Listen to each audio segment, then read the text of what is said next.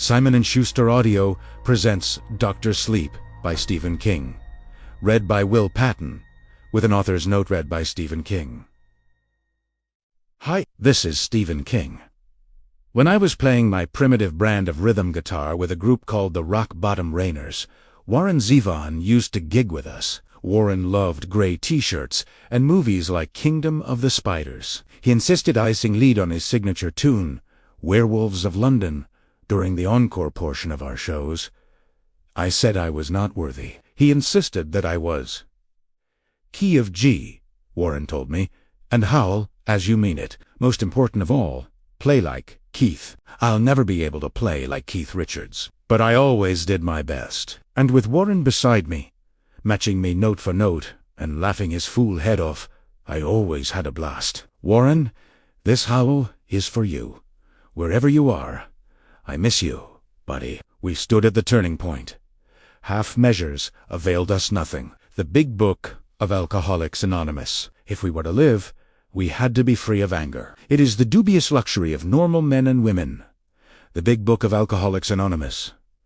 Prefatory matters. Fear stands for everything and running. Old AA saying, Lockbox 1. On the second day of December, in a year when a Georgia peanut farmer was doing business in the White House, one of Colorado's great resort hotels burned to the ground. The Overlook was declared a total loss. After an investigation, the fire marshal of Gigarilla County ruled the cause had been a defective boiler. The hotel was closed for the winter when the accident occurred, and only 4 people were present. 3 survived. The hotel's off-site caretaker, Dan Torrance, was killed during an unsuccessful and heroic effort to dump the boiler's steam pressure, which had mounted to disastrously high levels due to an inoperative relief valve. 2 of the survivors were the caretaker's wife and young son. The third was the Overlook chef, Richard Howren, who had left his seasonal job in Florida and come to check on the Torrances because of what he called a powerful hunch that the family was in trouble. Both surviving adults were quite badly injured in the explosion. Only the child was unheard of, physically. At least 2. Wendy Torrance and her son received a settlement from the corporation that owned the Overlook. It wasn't huge, but enough to get them by for the 3 years she was unable to work because of back injuries. A lawyer she consulted told her that if she were willing to hold out and play tough, she might get a great deal more, because the corporation was anxious to avoid a court case. But she, like the corporation, wanted only to put that disastrous winter in Colorado behind her. She would Conalelis, she said. And she did, although back injuries plagued her until the end of her life. Shattered vertebrae and broken ribs heal, but they never cease crying out. Wyford and Daniel Torrance lived in the Mid-South for a while, then drifted down to Tampa. Sometimes Dick Howren, he of the powerful hunches, came up from Key West to visit with them. To visit with young Danny, especially, they shared a bond. One early morning, in March of 1981, Wendy called Dick and asked if he could come. Danny, she said, had awakened her in the night and told her not to go to the bathroom. After that, he refused to talk at all. 3. He woke up needing to pee. Outside, a strong wind was blowing. It was warm in Florida. It almost always was.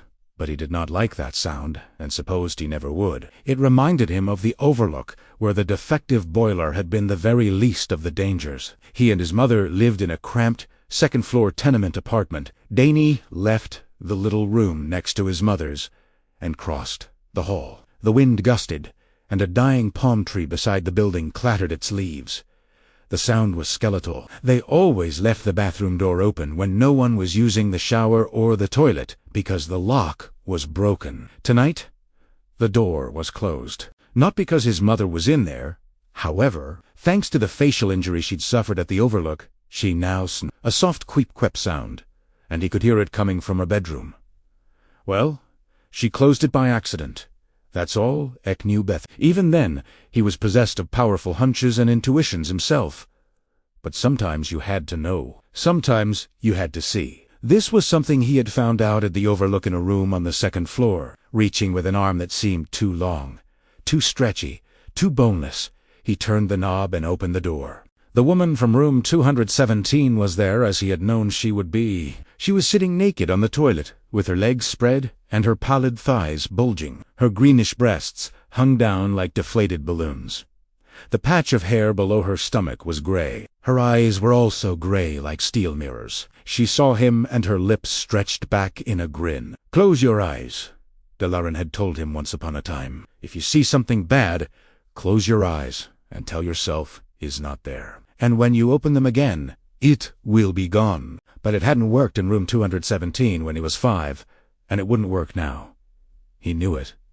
He could smell her. She was decaying. The woman. He knew her name. It was Mrs. Massey, lumbered to her purple feet, holding out her hands to him. The flesh on her arms hung down, almost dripping. She was smiling the way you do when you see an old friend, or perhaps something good to eat. With an expression that could have been mistaken for calmness, Danny closed the door softly and stepped back. He watched as the knob turned right, left, right again, and stilled. He was 8 now and capable of at least some rational thought, even in his horror, partly because, in a deep part of his mind, he had been expecting this, although he'd always thought it would be Horace Derwent who would eventually show up, or perhaps the bartender, the one his father had called Lloyd. He supposed he should have known it would be Mrs. Massey, though even before it finally happened, because of all the undead things in the Overlook, she had been the worst. The rational part of his mind told him she was just a fragment of an unremembered bad dream that had followed him out of sleep and across the hall to the bathroom. That part insisted that if he opened the door again, there would be nothing there. Surely there wouldn't be, now that he was awake. But another part of him, a part that knew better.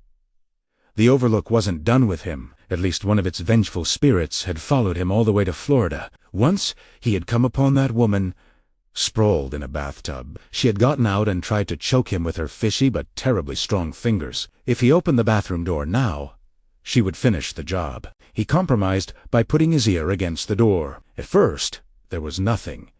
Then he heard a faint sound, dead fingernails scratching on wood. Dunny walked into the kitchen on not their legs, stood on a chair, and peed into the sink. Then he woke his mother and told her not to go into the bathroom, because there was something bad there. Once that was done, he went back to bed and sank deep beneath the covers. He wanted to stay there forever, only getting up to pee in the sink. Now that he had warned his mother, he had no interest in talking to her. His mother knew about the no-talking thing. It had happened after Danny had ventured into room 217 at the Overlook. "Will you talk to Dick?" Lying in his bed, looking up at her, he nodded. His mother called, even though it was 4 in the morning. Late the next day, Dick came. He brought something with him, a present. For, after Wendy called Dick, she made sure Danny heard her doing it. Danny went back to sleep. Although he was now 8 and in the 3rd grade, he was sucking his thumb. It hurt her to see him do that. She went to the bathroom door and stood looking at it. She was afraid. Danny had made her afraid. But she had to go. And she had no intention of using the sink, as he had. The image of how she would look teetering on the edge of the counter with her butt hanging over the porcelain, even if there was no one there to see, made her wrinkle her nose. In one hand, she had the hammer from her little box of widow's tools. As she turned the knob and pushed the bathroom door open, she raised Italiano. The bathroom was empty, of course, but the ring of the toilet seat was down. She never left it that way before going to bed, because she knew if Danny wandered in only 10% awake, he was apt to forget to put it up and piss all over it. Also, there was a smell, a bad one, as if a rat had died in the walls. She took a step in. Then, too, she saw movement and whirled hammer upraised to hit whatever was hiding behind the door. But it was only her shadow. Scared of her own shadow, people sometimes sneered, but who had a better right than Wendy Torrance? After the things she had seen and been through, she knew that shadows could be dangerous. They could have teeth. No one was in the bathroom. But there was a discolored smear on the toilet seat and another one on the shower curtain. Excrement was her first thought, but underscore wasn't yellowish purple. She looked more closely and saw bits of flesh and decayed skin. There was more on the bath mat, in the shape of footprints. She thought them too small, too dainty to be a man's. "Oh, God," she whispered. She ended up using the sink after all. 5. Wendy nagged her son out of bed at noon. She managed to get a little soup and half a peanut butter sandwich into him, but then he went back to bed. He still wouldn't speak. Howrin arrived shortly after 5 in the afternoon, behind the wheel of his now ancient but perfectly maintained and blindingly polished red Cadillac. Wendy had been standing at the window waiting and watching as she had once waited and watched for her husband, hoping Jack would come home in a good mood and sober. She rushed down the stairs and opened the door just as Dick was about to ring the bell marked Torrance to her. He held out his arms, and she rushed into them at once, wishing she could be enfolded there for at least an hour, maybe 2. He let go and held her at arm's length by her shoulders. "You're looking fine, Wendy. How's the little man? Is he talking again?" "No, but I'll talk to you, even if he woe, and do it out loud to start with you." Instead of finishing, she made a finger gun and pointed it at his forehead. "Not necessarily," Dick said. His smile revealed a bright, new pair of false teeth. The Overlook had taken most of the last set on the night the boiler blew. Jack Torrance swung the mallet that took Dick's dentures and Wendy's ability to walk without a hitch in her stride, but they both understood it had really been the Overlook. "He's very powerful, Wendy. If he wants to block me out, he will. I know from my own experience. Besides, it'd be better if we talked with our mouths." Better for him. "Now, tell me everything that happened." After she did that, Wendy took him into the bathroom. She had left the stains for him to see like a beat cop, preserving the scene of a crime for the forensic team. And there had been a crime, one against a boy. Dick looked for a long time, not touching, then nodded. "Let's see if Danny's up and in the doings." He wasn't, but Wendy's heart was lightened by the look of gladness that came into her son's face when he saw who was sitting beside him on the bed and shaking his shoulder. "Hey, Danny, I brought you a present. It's not my birthday." Wendy watched them, knowing they were speaking but not knowing what it was about. Dick said, "Get on up, honey. We're going to take a walk on the beach." "Dick, she came back." Mrs. Massey from room 217 came back. Dick gave his shoulder another shake. "Talk out loud, Dan. You're scaring your M," Danny said. "What's my present?" Dick smiled. "That's better. I like to hear from you, and Wendy does, too." Yes, it was all she dared say. Otherwise, they'd hear the tremble in her voice and be concerned. She didn't want that. "While we're gone, you might want to give the bathroom a cleaning," Dick said to her.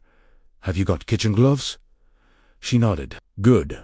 Wear them." 6. The beach was 2 miles away. The parking lot was surrounded by trolley beachfront attractions, funnel cake concessions, hot dog stands, and souvenir shops. But this was the tag end of the season, and none were doing much business. They had the beach itself almost entirely to themselves. On the ride from the apartment, Danny had held his present, an oblong package quite heavy, wrapped in silver paper, on his lap. "You can open it after we talk a bit," Dick said. They walked just above the waves, where the sand was hard and gleaming. Danny walked slowly, because Dick was pretty old. Someday he'd die, maybe even soon. "I'm good to go another few years," Dick said. "Don't you worry about that. Now, tell me about last night. Don't leave anything out." It didn't take long. The hard part would have been finding words to explain the terror he now felt and how it was mingled with a suffocating sense of certainty. Now that she'd found him, she'd never leave. But because it was Dick, he didn't need words. Although he found some. "She'll come back. I know she will. She'll come back and come back until she gets me. Do you remember when we met?" Although surprised at the change of direction, Danny nodded. It had been Howrin who gave him and his parents the guided tours on their first day at the Overlook. Very long ago, that seemed. "And do you remember the first time I spoke up inside your head?" "I sure do." "What did I say?" "You asked me if I wanted to go to Florida with you." "That's right. And how did it make you feel to know you weren't alone anymore?" "That you weren't the only one?" "It was great," Danny said. "It was so great." "Yeah," Liren said. "Yeah, of course it was." They walked in silence for a bit. Little birds, peeps, Danny's mother called them, ran in and out of the waves. "Did it ever strike you funny how I showed up when you needed me?" He looked down at Danny and smiled. "No, it didn't." Why would it? You were just a child, but you're a little older now. A lot older in some ways. Listen to me, Danny. The world has a way of keeping things in balance. I believe that. There's a saying, when the pupil is ready, the teacher will appear. I was your teacher. You were a lot more than that, Danny said. He took Dick's hand. You were my friend. You saved us. Dick ignored this, or seemed to. My grandma also had the shining. Do you remember me telling you that? Yeah, you said you. And she could have long conversations without even opening your mouths. That's right. She taught me, and it was her great-grandma that taught her way back in the slave days. Someday, Danny, it will be your turn to be the teacher, the pupil who will come.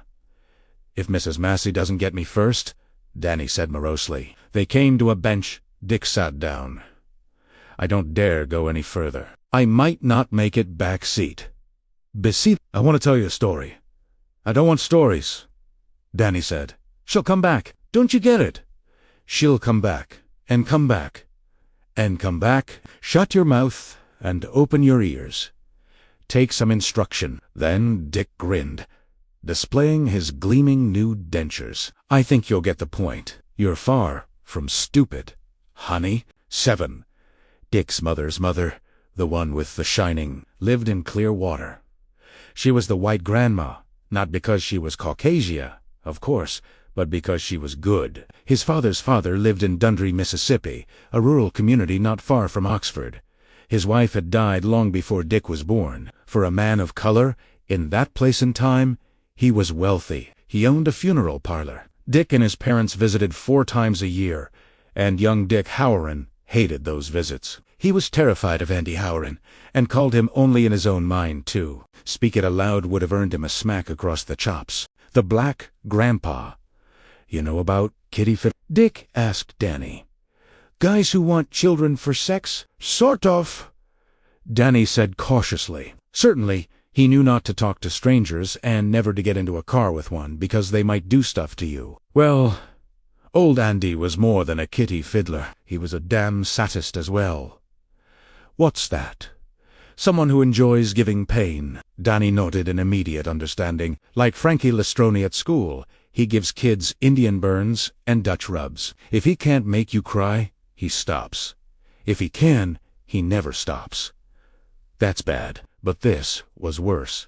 Dick lapsed into what would have looked like silence to a passerby. But the story went forward in a series of pictures and connecting phrases. Danny saw the Black Grandpa, a tall man in a suit, as black as he was, who wore a special kind of fedora hat on his head. He saw how there were always little buds of spittle at the corners of his mouth, and how his eyes were red-rimmed like he was tired or had just gotten over crying. He saw how he would take Dick, younger than Danny was now, probably the same age he'd been that winter, at the Overlook, on his lap. If they weren't alone, he might only tickle. If they were he'd put his hand between Dick's legs and squeeze his balls until Dick thought he'd faint with the pain. Do you like that?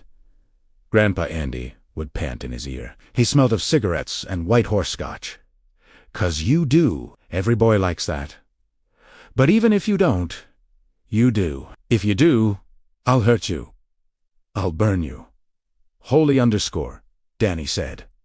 That's gross. There were other things, too, Dick said. But I'll just tell you one. Grandpa hired a woman to help out around the house after his wife died. She cleaned and cooked. At dinner time, she'd set out everything on the table at once, from salad to dessert, because that's the way old Black Grandpa liked it. Dessert was always cake or pudding. It was put down on a little plate or a little dish next to your dinner plate, so you could look at it and want it while you plowed through the other muck. Grandpa's hard and fast rule was that you could look at dessert, but you couldn't eat dessert unless you finished every bite of fried meat, boiled greens, and mashed potatoes. You even had to clean up the gravy, which was lumpy and didn't have much taste. If it wasn't all gone, Black Grandpa handed me a hunk of bread and said, "Sop up with that, Dickie Bird. Make that plate shine," as the dog licked it.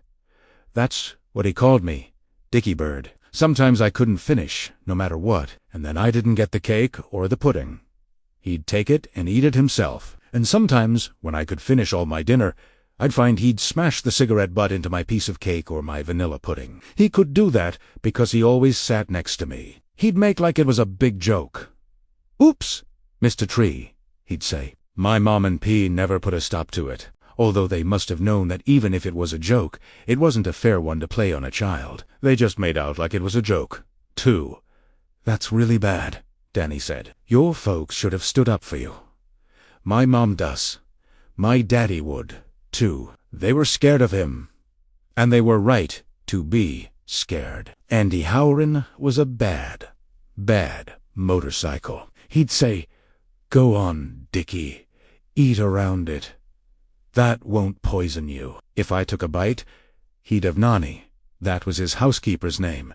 Bring me a fresh dessert. If I didn't, it just sat there. It got so that I could never finish my meal because my stomach would get all upset. 'You should have moved your cake or pudding to the other side of your plate,' Danny said. I tried that. Sure, I wasn't born foolish. He'd just move it back, saying dessert went on to right. Dick paused, looking out at the water where a long white boat was trundling slowly across the dividing line between the sky and the Gulf of Mexico. Sometimes, when he got me alone, he bit me. And once, when I said I'd tell my papa if he didn't leave me alone, he put a cigarette out on my bare foot. He said, "Tell him that too, and see what good it does. Your daddy knows my ways already, and he'll never say a word because he yells, and because he wants the money I got in the bank when I die, which I ain't fixin' to do soon." Danny listened in wide-eyed fascination. He had always thought the story of Bluebeard was the scariest of all time, the scariest there ever could be. But this one was worse, because it was true. Sometimes he said that he knew a bad man named Charlie Mans, and if I didn't do what he wanted, he'd call Charlie Mans on the long distance, and he'd come in his fancy car and take me away to a place for bad children. Then Grandpa would put his hand between my legs and commence squeezing. "So you ain't going to say a thing, Dickie Bird.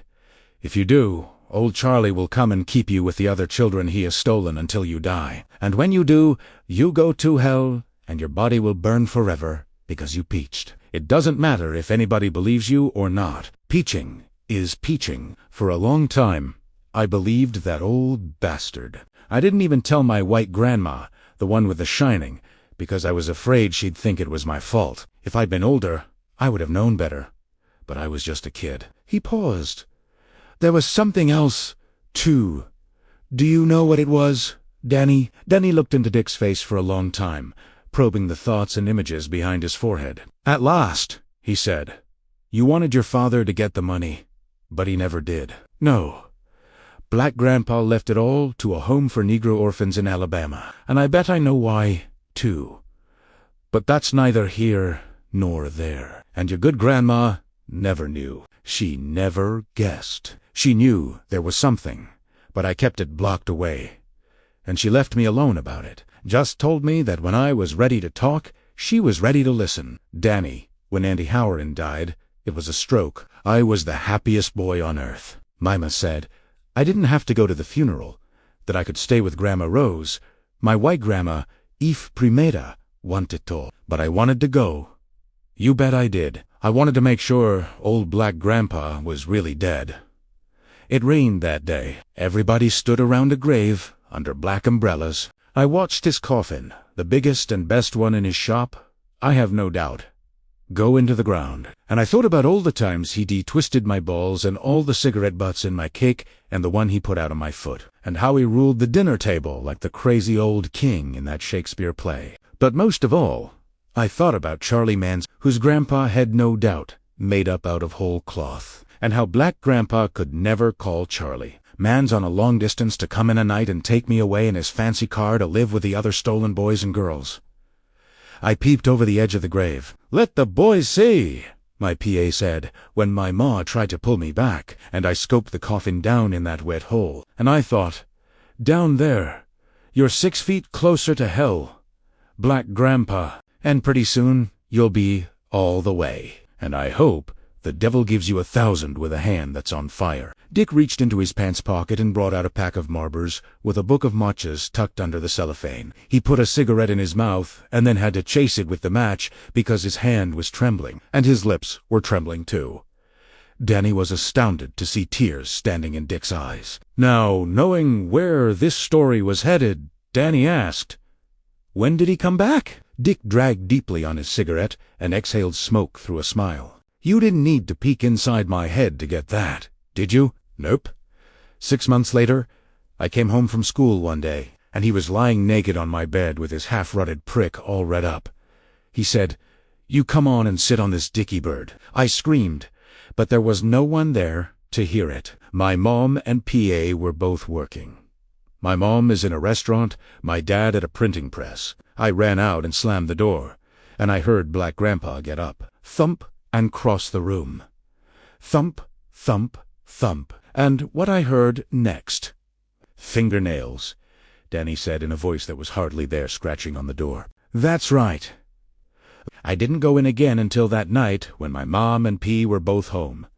He was gone, but there were lings. Sure, like in our bathroom, because he was going bad. That's right. I changed the bed myself, which I could do because my mom showed me how 2 years before. She said I was too old to need a housekeeper anymore, that housekeepers were for little white boys and girls, like the one she took care of before she got her hostessing job at Birkin's Steakhouse.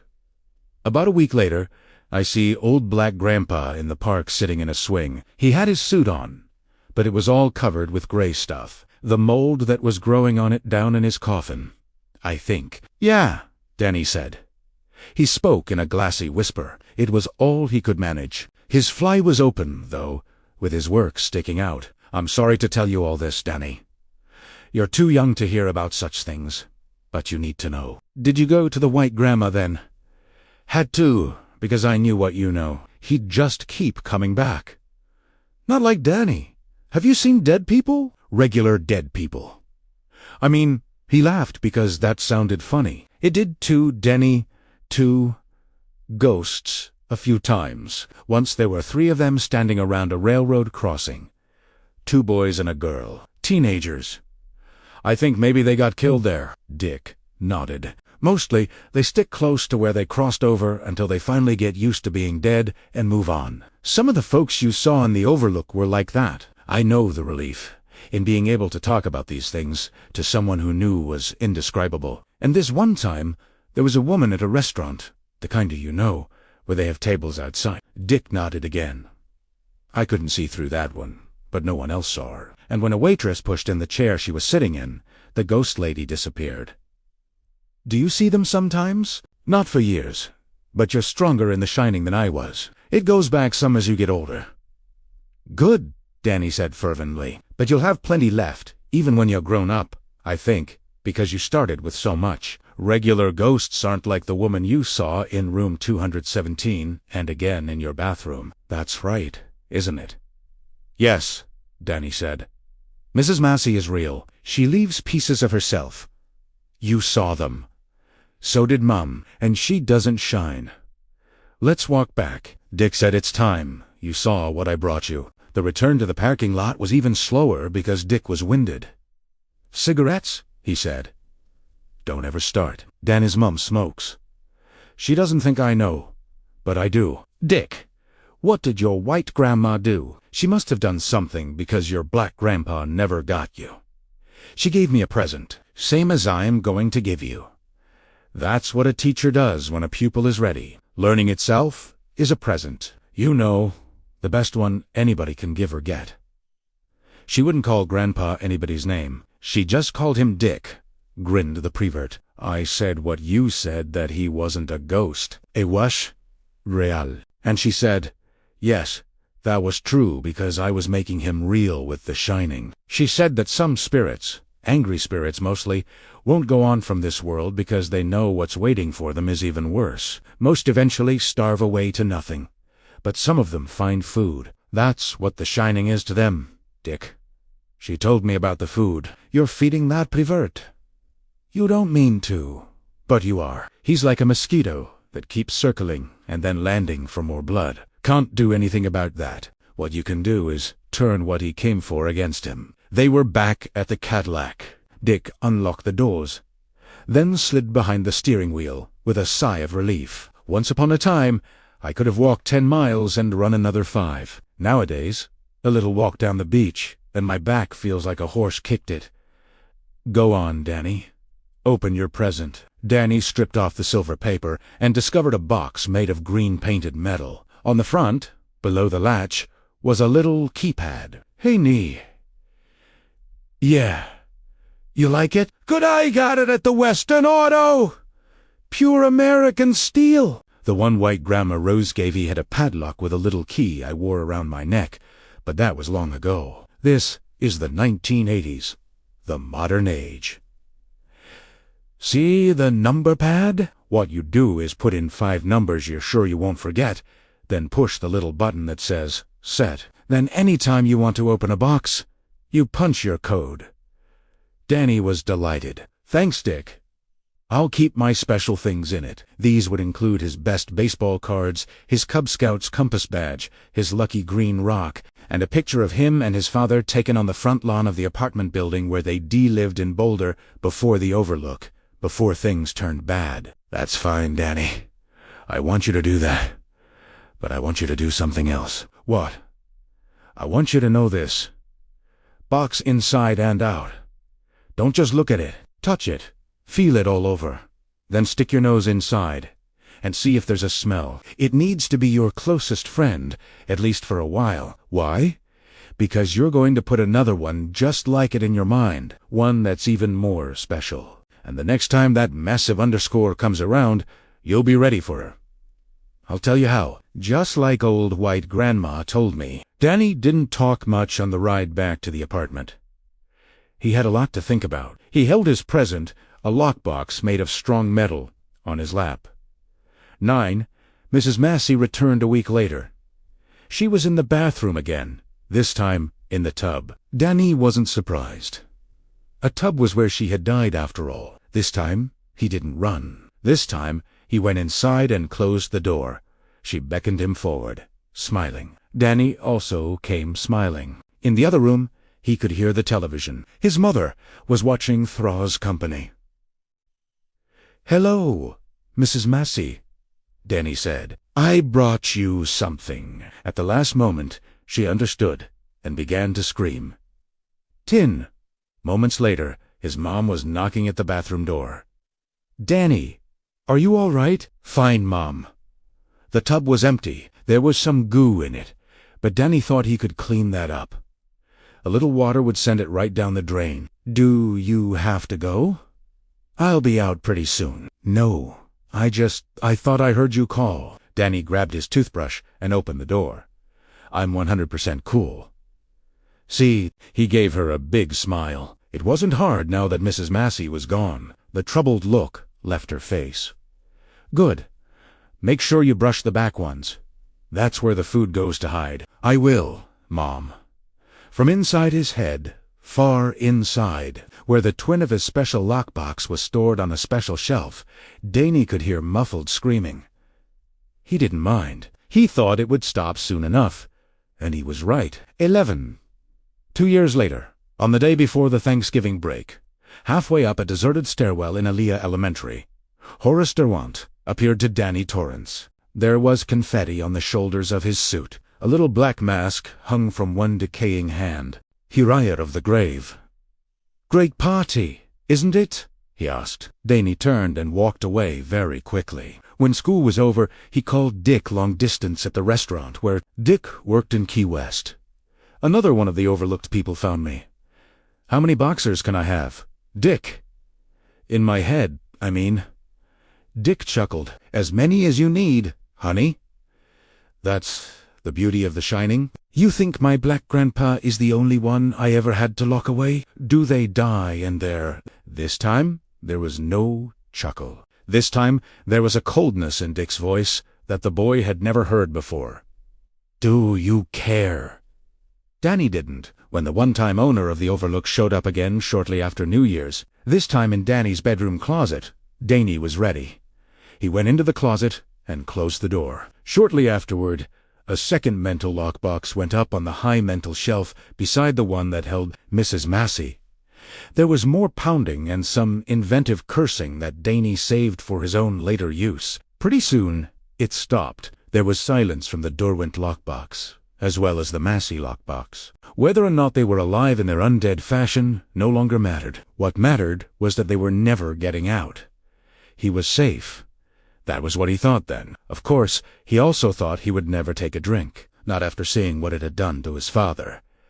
Sometimes we just get it wrong. Rattlesnake won. Her name was Andrea Steiner, and she liked movies, but she didn't like men. This wasn't surprising, since her father had raped her for the first time when she was 8. He had been raping her for that same number of years. Then she had put a stop to it. First popping his balls, one after the other, with one of her mother's knitting needles, and then he puts that same needle red and dripping in her rapist sire's left eye socket. The balls had been easy because he was sleeping, but the pain had been enough to wake him, despite her special talent. She was a big girl, though, and he was drunk. She had been able to hold him down with her body just long enough to administer the cadig. Now she had years 8-4.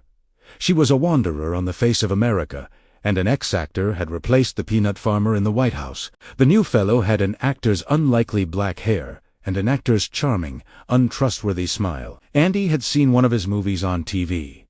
In it, the man who would be president played a guy who lost his legs when a train ran over them. She liked the idea of a man without legs. A man without legs couldn't chase you down and rape you. Movies, they were the thing. Movies took you away. You could count on popcorn and happy endings. You've got a man to go with you that way. It was a date, and he paid. This movie was a good one, with fighting, kissing, and loud music. He was called Raiders of the Lost Ark. Her current date had his hand under her skirt, high up on her bare thigh. But that was all right. A hand wasn't a prick. She had met him in a bar. She met most of the men she went on dates with in bars. He bought her a drink, but a free drink wasn't a date. It was just a pickup. "What's this about?" he'd asked her, running the tip of his finger over her upper left arm. She was wearing a sleeveless blouse, so the tattoo showed. She liked the tattoo to show when she was out looking for a date. She wanted men to see it. They thought it was kinky. She had gotten it in San Diego the year after she killed her father. "It's a snake," she said. "A rattler. Don't you see the fangs?" Of course he did. They were big fangs out of all proportion to the head. A drop of poison hung from one. He was a businessman type, in an expensive suit with lots of combed-back presidential hair, and the afternoon off from whatever paper-pushing crap he did for work. His hair was mostly white instead of black, and he looked about 60, close to twice her age. But that didn't matter to men. He wouldn't have cared if she was 16 instead of 32 or 8. She remembered something her father had said once. "If they're old enough to pee, they're old enough for me." "Of course, I see them," the man who was now sitting beside her had said. "But what does it mean?"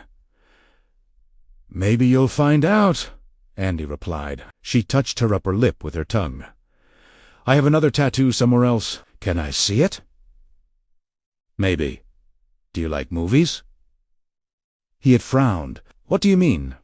You want to date me, don't you?" He knew what that meant, or what it was supposed to mean. There were other girls in this place, and when they spoke of dates, they meant one thing, but it was not what Andy meant. "Sure, you're cute. Then take me on a date. A real date. Raiders of the Lost Ark is playing at the I was thinking more of that little hotel 2 blocks down, darling. A room with a wet bar and a balcony.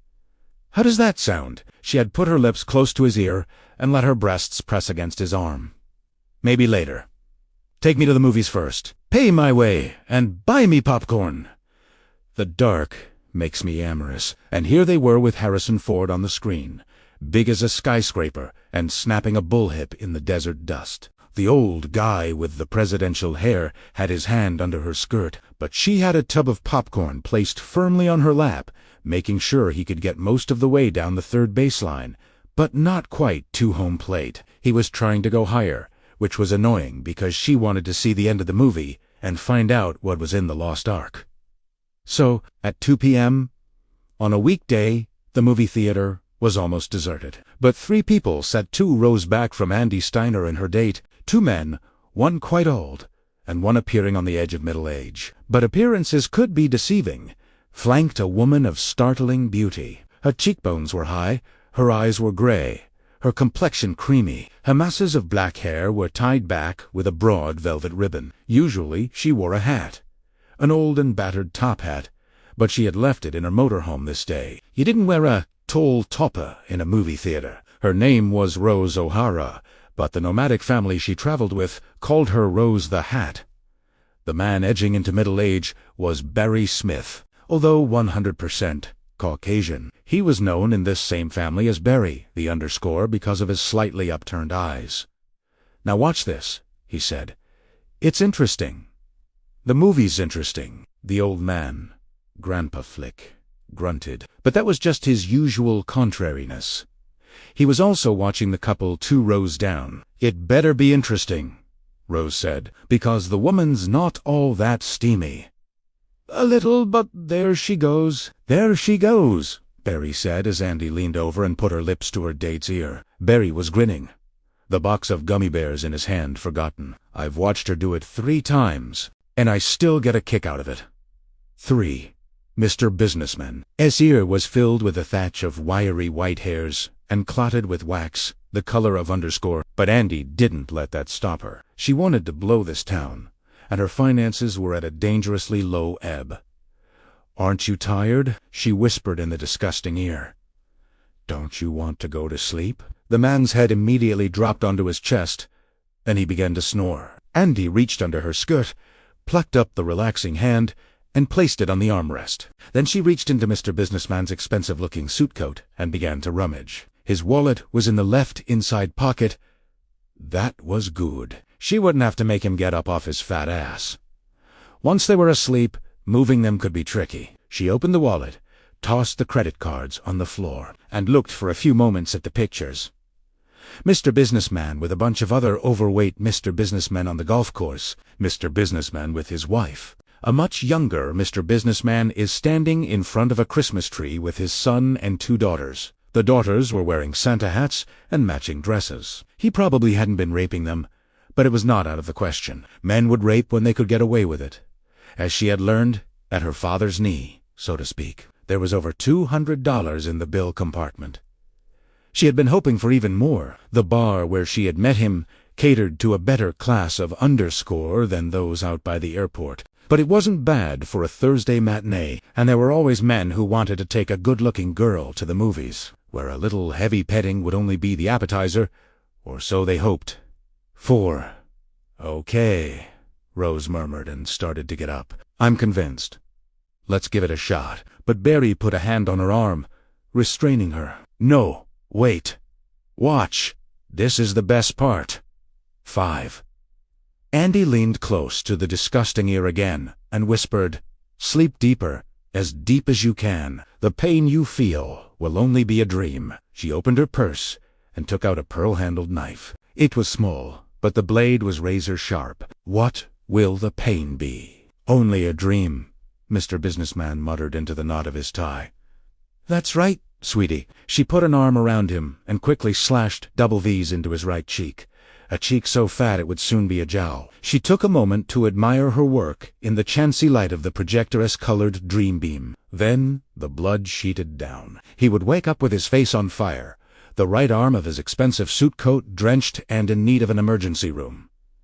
"And how will you explain it to your wife?" "You'll think of something, I'm sure, but unless you have plastic surgery, you'll see my marks every time you look in the mirror. And every time you go looking for a little strange in one of the bars, you'll remember how you got bitten by a rattlesnake." One in a blue skirt and a white, sleeveless blouse. She tucked the 250s and 520s into her purse, clicked it shut, and was about to get up when a hand fell on her shoulder, and a woman murmured in her ear, "Hello, dear. You can see the rest of the movie another time.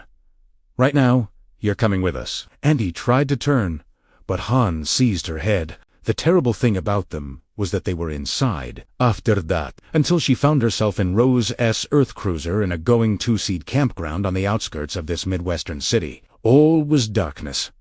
6. When she woke up, Rose gave her a cup of tea and talked to her for a long time. Andy heard everything, but most of her attention was taken up by the woman who had abducted her. She was a presence, and that was putting it mildly. Rose the Hat was 6 feet tall, with long legs and tapered white slacks and high breasts inside a t-shirt branded with a UNICEF logo and motto, "Whatever it takes to save a child." Her face was that of a calm queen, serene and her hair, now unbound, tumbled halfway down her back. The scuffed top hat cocked on her head was jarring, but otherwise she was the most beautiful woman Andy Steiner had ever seen. "Do you understand what I've been telling you? I'm giving you an opportunity here, Andy, and you should not take it lightly. It's been 20 years or more since we've offered anyone what I'm offering to you. And if I say no, what then? Do you kill me and take this?" What did she call it? The Steam Rose Smiler. Her lips were rich and coral pink. Andy, who considered herself asexual, nonetheless wondered what that lipstick would taste like. "You don't have enough steam to bother with, dear, and what you do have would be far from yummy. It would taste the way the meat from a tough old cow tastes to a rube." "To what?" "Never mind. Just listen. We won't kill you. What we'll do if you say no is to wipe out all memory of this little conversation. You will find yourself on the side of the road outside some nothing town, Topeka maybe, or Fargo, with no money, no identification, and no memory of how you got there. The last thing you'll remember is going into that movie theater with the man you robbed and mutilated. He deserved to be mutilated. Andy, spot out." Rose stood on her tiptoes and stretched her fingers, touching the roof of the RV. "That's your business, honey doll. I'm not your psychiatrist." She wasn't wearing a bra. Andy could see the shifting punctuation marks of her nipples against her shirt. "But here's something to consider. We'll take your talent as well as your money, and your no doubt bogus identification. The next time you suggest that a man go to sleep in a darkened movie theater, he'll turn to you and ask what the underscore you're talking about." Andy felt a cold trickle of fear. You can't do that, but she remembered the terribly strong hands that had reached inside her brain and felt quite sure this woman could. She might need a little help from her friends, the ones in the RVs and motorhomes, gathered around this one like piglets in a sty. But, oh yes, she could. Rose ignored this. "How old are you, dear?" 28. She had been shading her age since hitting the big 30. Rose looked at her, smiling, saying nothing. Andy met those beautiful gray eyes for 5 seconds, then had to drop her gaze. But what her eyes fell upon when she did were those smooth breasts, unharnessed but with no sign of a sag, and when she looked up again, her eyes only got as far as the woman's lips. Those coral pink lips. "You're 32, Rose said. "Oh, it only shows a little because you've led a hard life. A life on the run, but you're still pretty. Stay with us, live with us, and 10 years from now, you really will be 28. "That's impossible. Rose is my lid. 100 years from now, you'll look and feel 35 until you take steam. That is, then you'll be 28 again, only you'll feel 10 years younger. And you'll take steam often. Live long, stay young, and eat well. Those are the things I'm offering." "How do they sound?" "Too good to be true," Andy said, "like those ads about how you can get life insurance for $10. She wasn't entirely wrong. Rose hadn't told any lies, at least not yet. But there were things she wasn't saying, like how steam was sometimes in short supply, like how not everyone lived through the turning. Rose, judges this one might, and Walnut, the Truce's jackleg doctor, had cautiously concurred. But nothing was sure. "And you and your friends call yourself." "They're not my friends. They're my family. We're the true knot." Rose laced her fingers together and held them in front of Andy's face. "And what's tied can never be untied. You need to understand that." Andy, who already knew that a girl who has been raped can never be unraped, understood perfectly. "Do I really have any other choice?" Rose shrugged it. "Only bad ones, dear. But it's better if you want it. It will make the turning easier." "Does it hurt this time?" Rose smiled and told the first outright lie. "Not at all." 7. A summer night on the outskirts of a Midwestern city. Somewhere, people were watching Harrison Ford snap his bullwhip. Somewhere, the actor-president was no doubt smiling his untrustworthy smile. Here in this campground, Andy Steiner was lying on a discount store lawn recliner, bathed in the headlights of Rose's Earth Cruiser and someone else's Winnebago. Rose had explained to her that while the True Nut owned several campgrounds, this wasn't one of them. But their advance man was able to find wall places like this. Businesses tottering on the edge of insolvency. America was suffering a recession. But, for the truth, money was not a problem. "Who is this advanced man?" Andy had asked. "Oh, he's a very winning fellow," Rose had said, smiling, able to charm the birdies down from the trees. There was a bruise on his right cheekbone. The case, cowboy, must have been a lefty with the bloody imprint of a ring sitting in the middle of it. Another bruise, a big one, was spreading in the cup of his left shoulder, that he seemed to remember had been from a pool cue. He looked in the medicine cabinet. Amid tubes of makeup and cluttered bottles of over-the-counter medicine, he found 3 prescription bottles. The first was Dilucan, commonly prescribed for yeast infections. It made him glad he was circumcised. The second was Darvin Comp 65. He opened it, saw half a dozen capsules, and put 3 in his pocket for later reference. The last script was for Ferret, and the bottle, thankfully, was almost full. He swallowed 3 with cold water. Bending over the basin made his headache worse than ever, but he thought he would soon get relief. Furey, intended for migraine and tension headaches, was a guaranteed hangover killer. Well, almost guaranteed. He started to close the cabinet, then took another look. He moved some of the crap around. No birth control ring. Maybe it was in her purse. He hoped so, because he hadn't been carrying a rubber. If he'd underscore her, and although he couldn't remember for sure, he probably had. He'd ridden in He put on his underwear and shuffled back to the bedroom, standing in the doorway for a moment, looking at the woman who had brought him home last night. Arms and legs splayed, everything showing. Last night, she had looked like the goddess of the Western world in her thigh-high leather skirt and cork sandals, her cropped top and hoop earrings. This morning, he saw the sagging white dough of a growing booze gut and the second chin starting to appear under the first. He saw something worse. She wasn't a woman after all. Probably not jailbait. Please God, not jailbait, but surely no more than 20, and maybe still in her late teens. On one wall, chillingly childish, was a poster of Kiss with Gene Simmons spewing fire. On another was a cute kitten with startled eyes, dangling from a tree branch. "Hang in there, baby," this poster advised.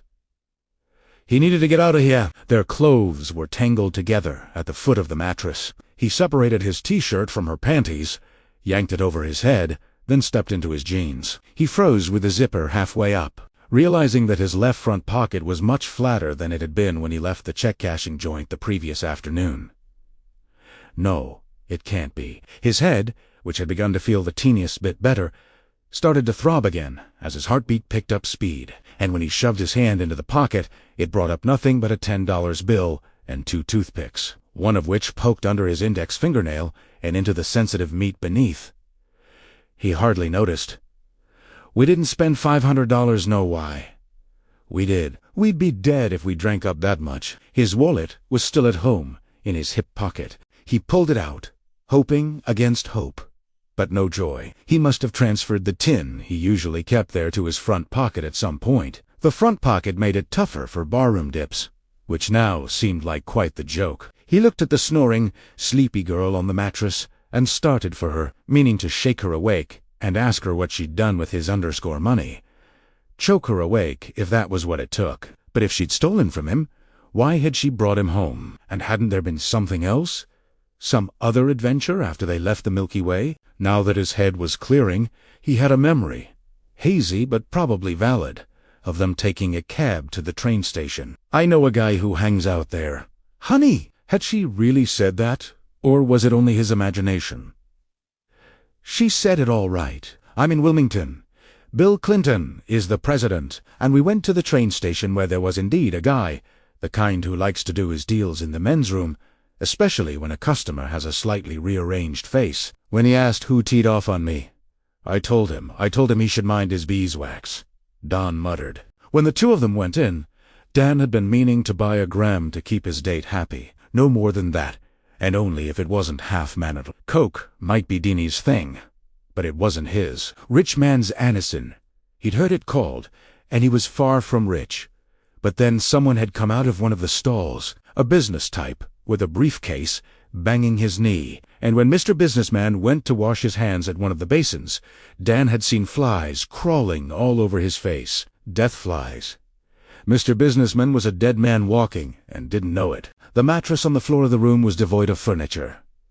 There wasn't even a thrift shop bureau. The closet stood open, and Dan could see the majority of Deanie's meager wardrobe heaped in 2 plastic laundry baskets. The few items on hangers looked like bar-hopping clothes. He could see a red T-shirt with a sexy girl printed in spangles on the front and a denim skirt with a fashionably frayed hem. There were 2 pairs of sneakers, 2 pairs of flats, and 1 pair of strappy high-heel_me shoes. No cork sandals, though, no sign of his own beat-up Reebok for that matter. Dan couldn't remember them kicking off their shoes when they came in, but if they had, they'd be in the living room, which he could remember vaguely. Her purse might be there, too.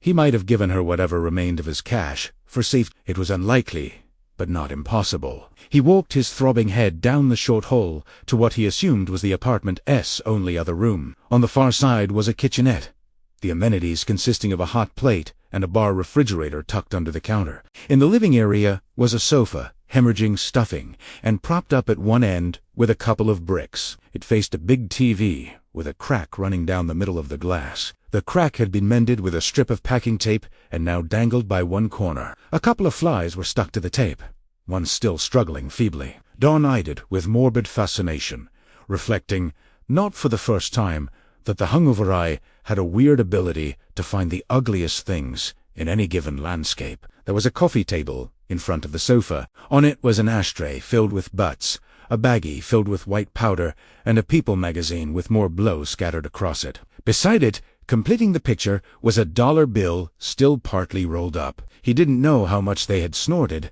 but judging by how much remained, he could kiss his $500 goodbye. _I don't even like Coke.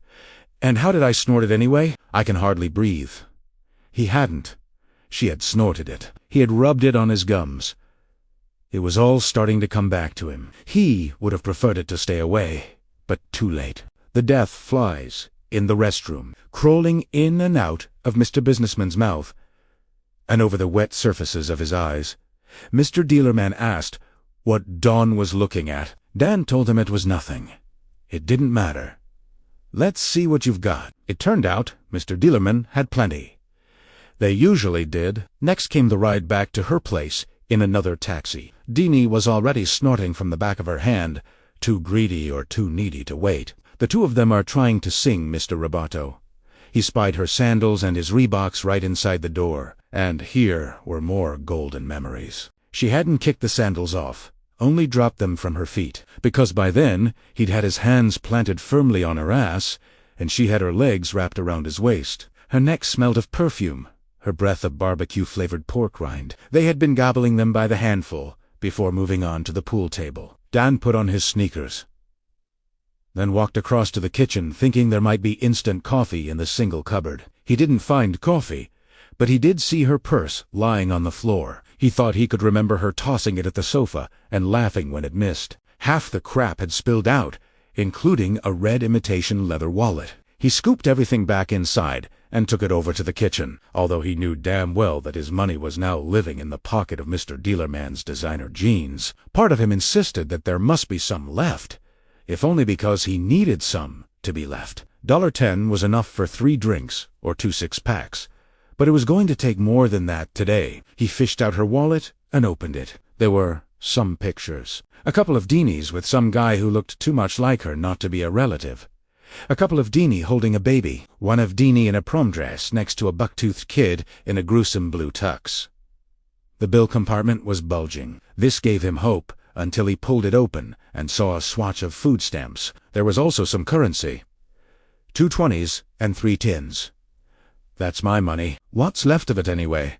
Ich no bitte. He never would have given some shitfest to pick up his week's pay for safekeeping. It was hers. Yes, but hadn't the Coke been her idea? Wasn't she the reason he was broke as well as hungover this morning? No.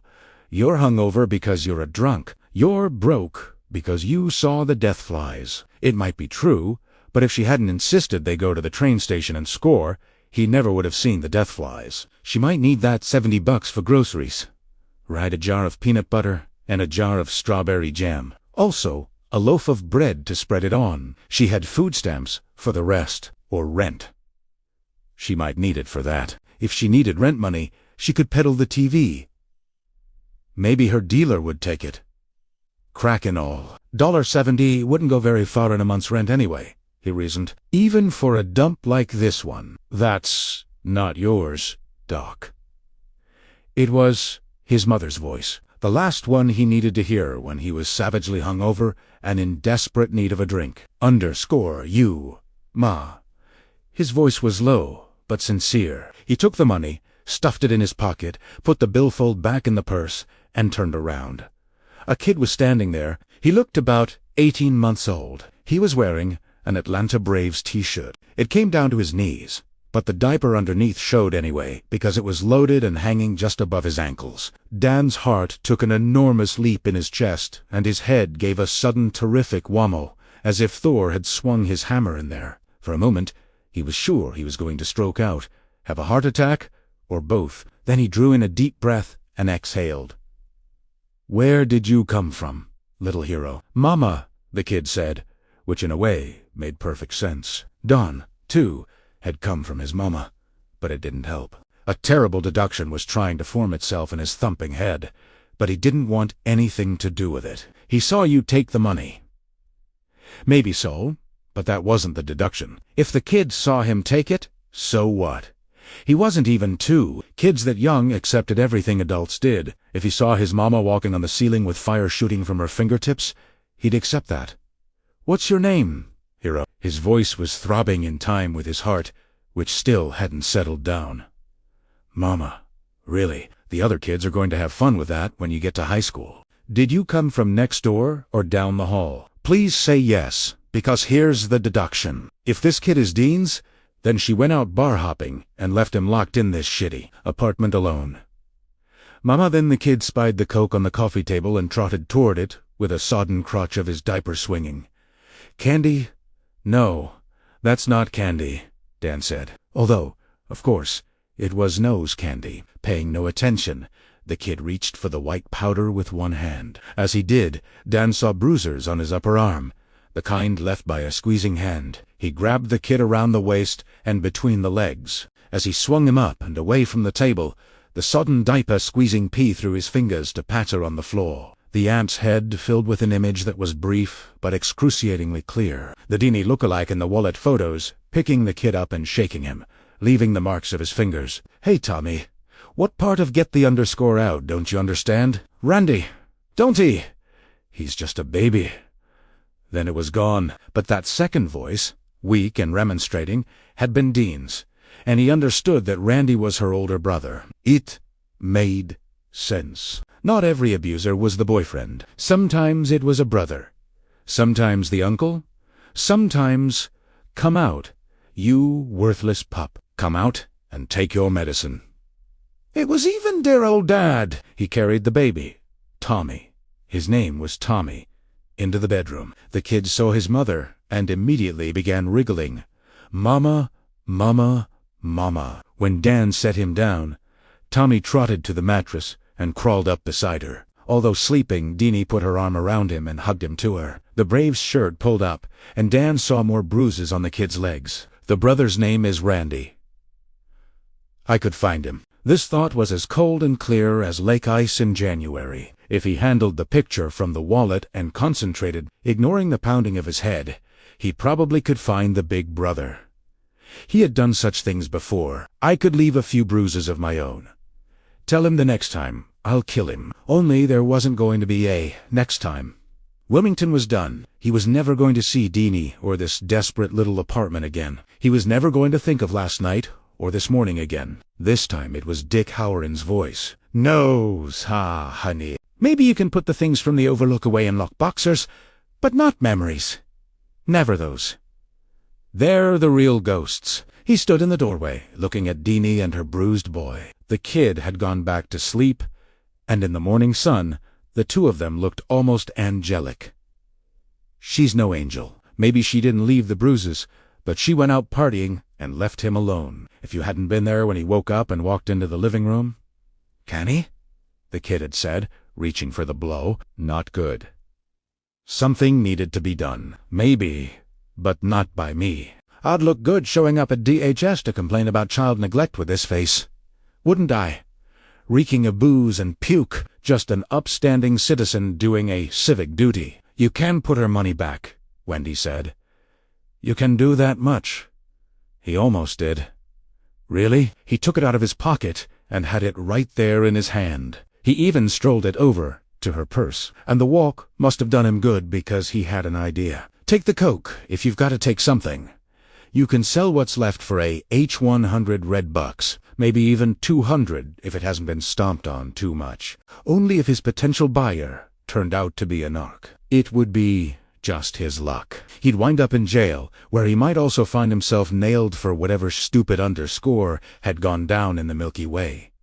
The cash was way safer. $70 in all. "I'll split it," he decided. 40 for her and 30 for me. Only 30 wouldn't do him much good. And there were the food stamps, a wad big enough to choke a horse. She could feed the kid with those. He picked up the Coke and the Dusty People magazine and put them on the kitchen counter, safely out of the kid's reach. There was a scrubby in the sink, and he used it on the coffee table, cleaning up the leftover shake, telling himself that if she came stumbling out while he was doing it, he would give her back the goddamn money, telling himself that if she went on snoozing, she deserved whatever she got. Deanie didn't come out. She went on snoozing. Dawn finished cleaning up, tossed the scrubby back in the sink, and thought briefly about leaving a note. But what would it say? "Take better care of your kid. And by the way, I took your cash." Okay. No note. He left with the money in his left front pocket, being careful not to slam the door on his way out. He told himself he was being considerate. 3. Around noon, his hangover headache, a thing of the past, thanks to Dee's Fiora set and a Darwin chaser, he approached an establishment called Golden's Discount Liquors and Import Beers. This was in the old part of town where the establishments were brick. The sidewalks were largely empty, and the pawn shops, each displaying an admirable selection of straight razors, were many. He intended to buy a very large bottle of very cheap whiskey, but what he saw out front changed his mind. It was a shopping cart loaded with a bum's crazy assortment of possessions. The bum in question was inside, her engine the clerk. There was a blanket rolled up and tied with twine on top of the cart. Dawn could see a couple of stains, but on the whole, it didn't look bad. He took it and walked briskly away with it under his arm. After stealing $70 from a single mother with a substance abuse problem, taking the bum's magic carpet seemed like a small thing indeed, which might have been why he felt smaller than ever. "I am the incredible shrinking man," he thought, hurrying around the corner with his new prize. "Steal a few more things, and I will vanish entirely from sight." He was listening for the outraged cause of the bum. The crazier they were, the louder they caught, but there was nothing. One more corner and he could congratulate himself on a clean getaway. Dan turned it. 4. That evening found himself sitting at the mouth of a large storm drain on the slope beneath the Cape Far Memorial Bridge. Da Rumba, there was the small matter of stacked-up back rent, which he had absolutely promised to pay as of 5:00 p.m. yesterday. Nor was that all. If he returned to his room, he might be invited to visit a certain fortress-like municipal building on Best Street to answer questions about a certain bar altercation. On the whole, it seemed safer to stay away. There was a downtown shelter called Hope House, which the Winos of course called Hopeless House, but Don had no intention of going there. You could sleep free, but if you had a bottle, they'd take it away. Wilmington was full of bithonite flops and cheap motels where nobody gave a what you drank, snorted, or injected. But why would you waste good drinking money on a bed and a roof when the weather was warm and dry? He could worry about beds and roofs when he headed north, not to mention getting his few possessions out of the room on Burney Street without his landlady's notice. The moon was rising over the river. The blanket was spread out behind him. Soon he would lie down on it, pull it around him in a cocoon, and sleep. He was just high enough to be happy. The takeoff and the climb out had been rough, but now all that low-altitude turbulence was behind him. He supposed he wasn't leading what straight America would call an exemplary life, but for the time being, all was fine. He had a bottle of Old Sun purchased at a liquor store a prudent distance from Golden S Discount, and half a hero sandwich for breakfast tomorrow. The future was cloudy, but tonight the moon was bright. All was as it should be. Can he? Suddenly, the kid was with him. Tommy is right here with him, reaching for the blow. Bruises on his arm, blue eyes. Can he? He saw this with an excruciating clarity that had nothing to do with The Shining, and more, Deanie lying on her back, snoring. The red imitation leather wallet, the wad of food stamps with U.S. Department of Agriculture printed on them, the money, the $70, which he had taken. Think about the moon. Think about how serene it looks rising over the water. For a while, he did. But then he saw Deanie on her back, the red imitation leather wallet, the wad of food stamps, the pitiful crumple of cash, much of it now gone. Most clearly of all, he saw the kid reaching for the blow with a hand that looked like a starfish, blue eyes, bruised arm. "Caney," he said. "Mama," he said. Dan had learned the trick of measuring out his drinks. That way, the booze lasted longer. The high was mellower, and the next day's headache lighter and more manageable. Sometimes, though, the measuring thing went wrong. Underscore happened, like the Milky Way, that had been more or less an accident. But tonight, finishing the bottle in 4 long swallows was on purpose. Your mind was a blackboard. Booze was the eraser. He lay down and pulled the stolen blanket around him. He waited for unconsciousness, and it came. But Tommy came first. Atlanta Braves shirt, sagging diaper, blue eyes, bruised arm, starfish hand, canny. "Mama, I will never speak of this," he told himself. Nato Anjan. As the moon rose over Wilmington, North Carolina, Dan Torrance lapsed into unconsciousness. There were dreams of the Overlook, but he would not remember them upon waking. What he remembered upon waking was the blue eyes, the bruised arm, the reaching hand. He managed to get his possessions and went north. First upstate New York, then to Massachusetts. 2 years passed. Sometimes he helped people, mostly old people. He had a way of doing that. On too many drunk nights, the kid would be the last thing he thought of, and the first thing that came to mind on the hungover mornings. It was the kid he always thought of when he told himself he was going to quit drinking. Maybe next week, next month, for sure. The kid, the eyes, the arm, the reaching starfish hand. Kenny, Mama, I woke up. The ground was wet. Put on my boots. It's the best I've also streamed. Take me where I go. The woods' rainy boots, my every move behind all the memories I find they look, but they, my pride, they never hide. Part 1. Abra Chapter 1. Welcome to Teeny Town. 1. After Wilmington, the daily drinking stopped. He'd go a week, sometimes 2, without anything stronger than dia-soda.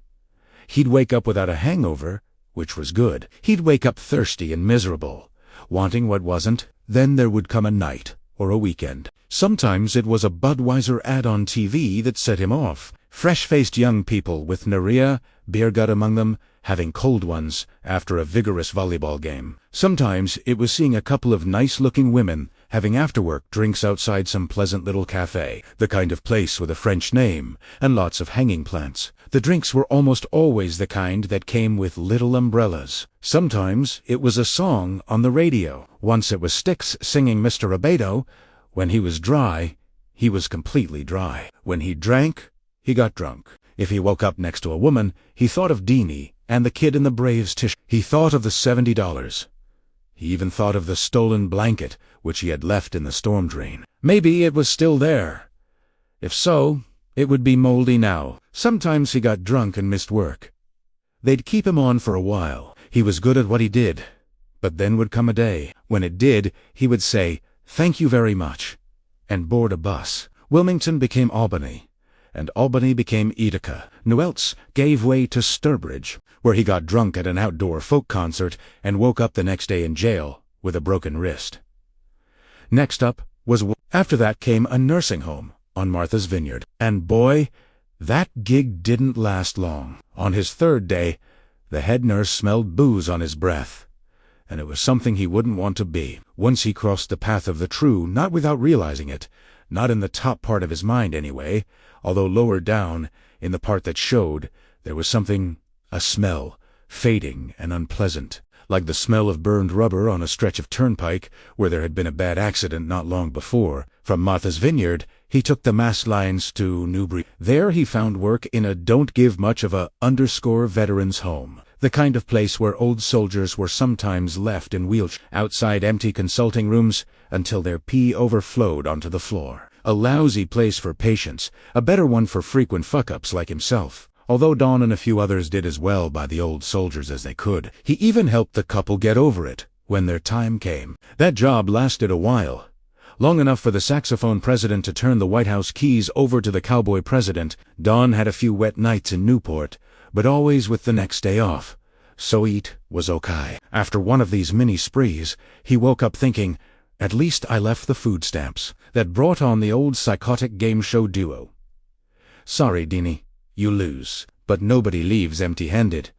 What have we got for her, Johnny? Well, Bob Deanie didn't win any money, but she's leaving with our new home game, several grams of cocaine, and a great big wad of food stamps. What Don got was a whole month without booze. He did it, he guessed, is a weird kind of penance. It occurred to him more than once that if he'd had Deanie's address, he would have sent her that crappy $70 long ago. He would have sent her twice that much if it could have ended the memories of the kid in the Braves t-shirt in the reaching starfish hand. But he didn't have the address, so he stayed sober instead, scourging himself with whips, dry ones. Then one night, he passed a drinking establishment called the Fisherman's Rest, and, through the window, spied a good-looking blonde sitting alone at the bar. She was wearing a tartan skirt that ended at mid-thigh, and she looked lonely. Anda went in, and it turned out she was newly divorced. And wow, that was a shame. Maybe she'd like some company. And 3 days later, he woke up with that same old black hole in his memory. He went to the Veterans Center, where he had been mopping floors and changing light bulbs, hoping for a break, but no dice. Don't give much of a wasn't quite the same as don't give any. Close, but no cigar. Leaving with a few items that had been in his locker, he recalled an old Bobcat Gold Through-8 line. My job was still there, but somebody else was doing it. So, he boarded another bus. This one is headed for New Hampshire, and before he got on, he bought a glass container of intoxicating liquid. He sat all the way in back, in the drunk seat, the one by the toilet. Experience had taught him that if he intended to spend a bus trip getting smashed, that was the seat to take. He reached into the brown paper sack, loosened the cap on the glass container of intoxicating liquid, and smelled the brown smell. That smell could talk, although it only had one thing to say. Hello, old friend, he thought. Can he? He thought, Mama? He thought of Tommy going to school by now, always assuming good old Uncle Randy hadn't killed him. He thought, the only one who can put on the brakes is you. This thought had come to him many times before, but now it was followed by a new one. You don't have to live this way if you don't want to. You can, of course, but you don't have to. That voice was so strange, so unlike any of the usual mental dialogues that he thought at first he must be picking it up from someone else. He could do that, but he rarely got uninvited transmissions anymore. He'd learned to shut them off. Nevertheless, he looked up the aisle, almost positive he could see someone looking back at him. No one was. Everyone was sleeping, talking with their seatmates, or staring out at the gray New England day. You don't have to live this way if you don't want to. If only that were true. Nevertheless, he tightened the cap on the bottle and put it on the seat beside him. Twice, he picked it up. The first time, he put it down. The second time, he reached into the bag and unscrewed the cap again. But, acidid. The bus pulled into the New Hampshire welcome area, just across the state line. Dan filed into the Burger King with the rest of the passengers, pausing only long enough to toss the paper bag into one of the trash containers. Stenciled on the side of the tall green can were the words, "If you no longer need it, leave it here." Wouldn't that be nice? Dan thought, hearing the clink as it landed. Oh God, Wouldn't that be nice, too?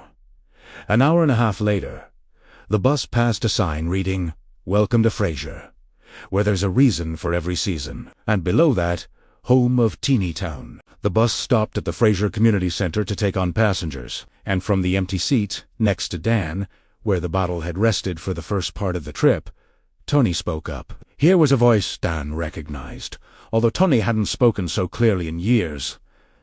"This is the place. As good as any," Dan thought. He grabbed his duffel from the overhead rack and got off. He stood on the sidewalk and watched the bus pull away. To the west, the White Mountains sawed at the horizon. In all his wanderings, he had avoided mountains, especially the jagged monsters that broke the country in two. Now, he thought, I've come back to the high country after all. I guess I always knew I would. But these mountains were gentler than the ones that still sometimes haunted his dreams, and he thought he could live with them at least for a little while if he could stop thinking about the kid in the Braves t-shirt. That is, if he could stop using the booze. There came a time when you realized that moving on was pointless, that you took yourself with you wherever you went. A snow flurry fine as wedding lace danced across the air. He could see that the shops, lining the wide main street, catered mostly to the skiers, who decome in December, and the summer people who decome in June. There would probably be leaf peepers in September and October, too, but this was what passed for spring in northern New England. An edgy 8 weeks, chrome-plated with cold and damp. Fraser apparently hadn't figured out a reason for this season yet because the main drag, Cronmore Avenue, was all but deserted. Don slung the duffel over his shoulder and strolled north. He stopped outside a wrought iron fence to look at a rambling Victorian home flanked on both sides by newer brick buildings. These were connected to the Victorian by covered walkways. There was a turret at the top of the mansion on the left side, but none on the right, giving the place a queerly unbalanced look that Dawn sort of liked. It was as if the big old girl were saying, "Yeah, part of me fell off. What the underscore someday it'll happen to you." He started to smile. Then the smile died. Tony was in the window of the turret room, looking down at him. He saw Dan looking up and waved, the same solemn wave Don remembered from his childhood when Tony had come often. Don closed his eyes, then opened them. Tony Wascon had never been there in the first place. How could he have been? The window was boarded up. The sign on the lawn, gold letters on a green background. The same shade as the house itself, read Helen Rivington House. They have a cat in there, he thought. A gray cat, named Audrey. This turned out to be partly right and partly wrong. There was a cat, and it was gray. But it was a neutered Tom, and its name wasn't Audrey. Don looked at the sign for a long time. Long enough for the clouds to part and send down a biblical beam, and then he walked on, although the sun was now bright enough to twinkle the chrome of the few slant-parked cars in front of Olympia Sports in the fresh day spa. The snow still swirled, making Dan think of something his mother had said during similar spring weather long ago when they had lived in Vermont. The devil's beating his wife. 3. A block or two up from the hospice, Don stopped again. Across the street from the town municipal building was the Fraser Town Common. There was an acre or two of lawn just beginning to show green, a bandstand, a softball field, a paved basketball half-court, picnic tables, and even a putting green. All very nice, but what interested him was a sign reading, "Visit Teeny Town, Fraser's Small Wonder, and ride the Teeny Town Railway." It didn't take a genius to see that Teeny Town was a teeny replica of Cronmore Avenue. There was the Methodist Church. He had passed its steeple, rising all of 7 feet into the air. There was the Music Box Theater, Spangelix ice cream, mountain books, shirts and stuff, the Fraser Gallery, fine prints, our specialty. There was also a perfect waist-high miniature of the single-turreted Helen Rivington House, although the 2 flanking brick buildings had been omitted. Perhaps, Don thought, because they were but ugly, especially compared to the centerpiece. Beyond Teeny Town was a miniature train with Teeny Town Railway, painted on the passenger cars that were surely too small to hold anyone larger than toddler size. Smoke was puffing from the stack of a bright red locomotive about the size of a Honda Goldwing motorcycle. He could hear the rumble of a diesel engine. Printed on the side of the loco in old-fashioned gold flake letters was the Helen Rivington. Town patrons. Don supposed somewhere in Frasier there was probably a street named after her, too. He stood where he was for a bit, although the sun had gone back in and the day had grown cold enough for him to see his breath. As a kid, he'd always wanted an electric train set, and had never had one. Yonder in Teeny Town was a jumbo version that kids of all ages could love. He shifted his duffel bag to his other shoulder and crossed the street. Hearing Tony again and seeing him was unsettling. But right now, he was glad he'd stopped here. Maybe this really was the place he'd been looking for. The one where he'd finally find a way to right his dangerously tipped life.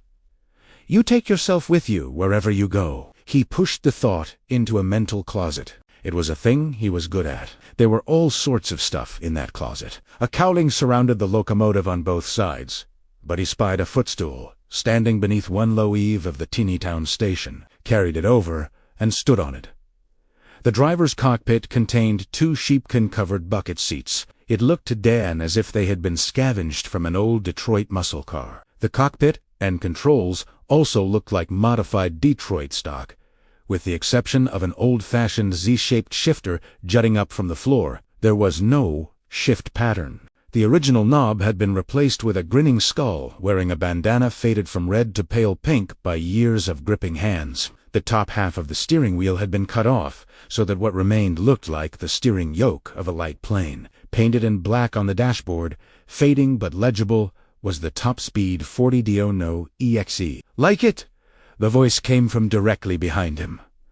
Dan wheeled around, almost falling off the stool. A big, weathered hand gripped his forearm, steadying him. It was a guy who looked to be in his late 50s or early 60s, wearing a padded denim jacket and a red-checked hunting cap with the ear flaps down. In his free hand was a toolkit with the property of the Frasier Municipal Department taped across the top. "Hey, sorry," Dan said, stepping off the stool. "I didn't mean to. It's all right."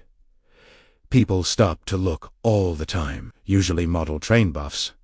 It's like a dream come true for them. We keep them away in the summer when the place is jumping and the river runs every hour or so. But this time of year there's no we. Just me, and I don't mind. He stuck out his hand. Billy Freeman, town maintenance crew. The Rivs, my baby. Dan Tookley offered hand. Dan Torrance. Billy Freeman eyed the duffel.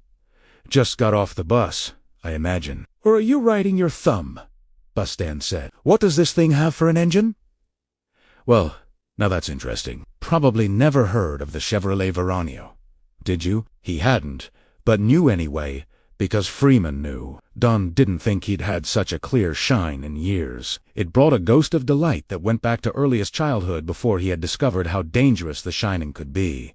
Brazilian Suburban, wasn't it? Turbo.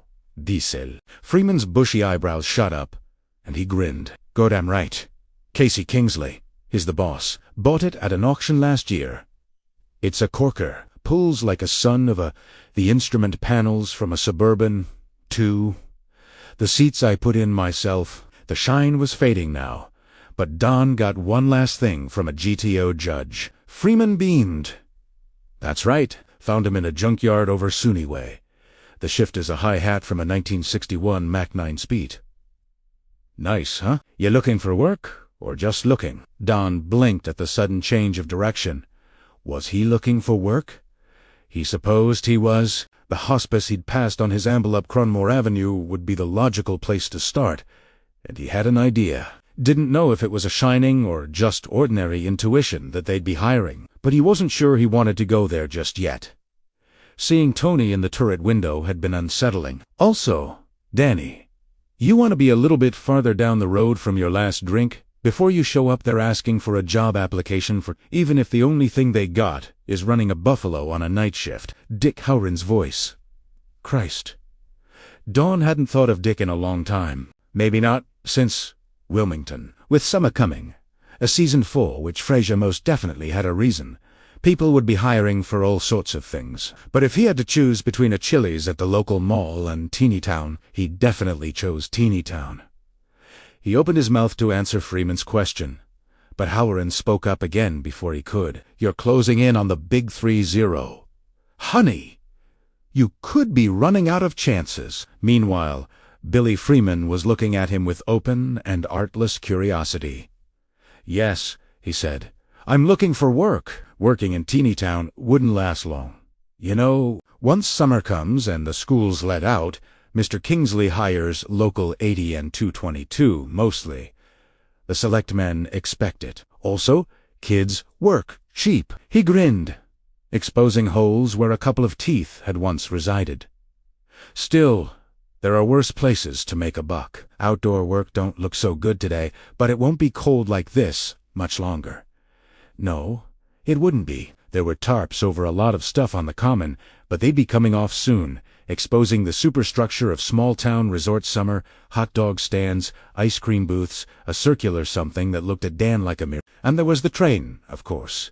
The one with the teeny passenger cars and the big turbo diesel engine. If he could stay off the sauce and prove trustworthy, Freeman, or the boss, Kingsley, might let him drive it a time or two. He'd like that. Farther down the line, when the municipal department hired the just-out-of-school local kids, there was always the hospice. If he decided to stay, that was... "You better stay somewhere," Halloran said. This was Dan's day for hearing voices and seeing visions. It seemed, "You better stay somewhere soon, or you won't be able to stay anywhere." He surprised himself by laughing. "It sounds good to me, Mr. Freeman. It sounds really good." 5. "Done any grounds maintenance?" Billy Freeman asked. They were walking slowly along the flank of the train. The tops of the cars only came up to Dan's chest, making him feel like a giant. "I can weed, plant, and paint. I know how to run a leaf blower and a chainsaw. I can fix small engines if the problem isn't too complicated, and I can manage riding more without running over any little kids." The train. Now, that I don't know about. You'd need to get cleared by Kingsley for that insurance. And listen, if you got references, Mr. Kingsley won't hire without them. A few, mostly janitorial and hospital orderly stuff. Mr. Freeman, just Billy, will do. Your train doesn't look like it could carry passengers. Billy? Where would they sit? Billy grinned. Wait here. See if you think this is as funny as I do. I never get tired of it. Freeman went back to the locomotive and leaned in. The engine, which had been idling lazily, began to rev and send up rhythmic jets of dark smoke. There was a hydraulic whine along the whole length of the Helen River. Suddenly, the roofs of the passenger wagons and the yellow caboose, 9 cars in all, Dan Torrance. To Dan, it looked like the tops of 9 identical convertibles, all going up at the same time. He bent down to look in the windows and saw hard plastic seats running down the center of each car. 6 in the passenger wagons and 2 in the caboose, 50 in all. When Billy came back, Don was grinning. Your train must look very weird when it's full of passengers. Yeah. People laugh their asses off and burn yay film, taking pictures. Watch this. There was a steel-plated step at the end of each passenger car. Billy used one, walked down the aisle, and sat it. A peculiar optical illusion took hold, making him look larger than life. He waved grandly to Dan. Who could imagine 50 brooding Nagayans, dwarfing the train upon which they rode, pulling grandly out of Teeny Town Station? As Billy Freeman rose and stepped back down, Don applauded. I'll bet you sell about 1 billion postcards between Memorial Day and Labor Day. Bet your ass. Billy rummaged in his coat pocket, brought out a battered pack of Juke cigarettes. A cut-rate brand Don knew well, sold in bus stations and convenience stores all over America, and held it out. Dan took one. Billy lit them up. I'd better enjoy it while I can, Billy said, looking at his cigarette. Smokin' will be banned here in a few more years. Frasier Women's Club is already talking about it. Much of old biddies, if you ask me. But you know what they say? The hand that rocks the cradle rules the world. He jetted smoke from his nostrils. Not that most of them have rocked a cradle since Nixon was president, or needed a Tampax for that matter. Might not be the worst thing, Dan said. Kids copy what they see in their elders. He thought of his father. The only thing Jack Torrance had liked better than a drink, his mother had once said, not long before she died, was a dozen drinks. Of course, what Wendy had liked was her cigarettes, and they had killed her. Once upon a time, Don had promised himself he'd never get going with that habit either. He had come to believe that life was a series of ironic ambushes. Billy Freeman looked at him. One eye squinted mostly, shut. "I got feelings about people sometimes, and I got one about you." He pronounced "got" as "gut" in the New England fashion. "Had it even before you turned around, and I saw your face. I think you might be the right guy for the spring cleaning I am looking at between now and the end of May. That's how it feels to me, and I trust my feelings. Probably crazy." Don didn't think it was crazy at all, and now he understood why he had heard Billy Freeman's thoughts so clearly and without even trying. He remembered something Dick Halloran had told him once. Dick, who had been his first adult friend, "Lots of people have got a little of what I call the shining, but mostly it's just a twinkle, the kind of thing that lets him know what the DJ's going to play next on the radio or that the phone is going to ring pretty soon." Billy Freeman had that little twinkle, that gleam. I guess this Carrie Kingsley would be the one to talk to. Casey, not Carrie. But yeah, he's the man. He's run municipal services in this town for 25 years. When would be a good time? Right about now, I should think.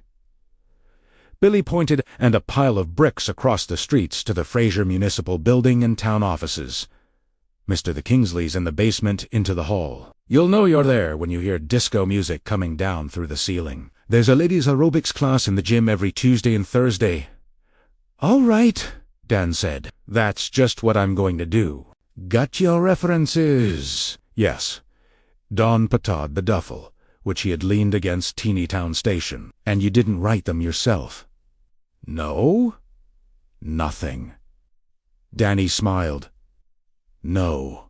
They're straight goods." "Then go get 'em, Tiger." "Okay. One other thing," Billy said, as Dan started away.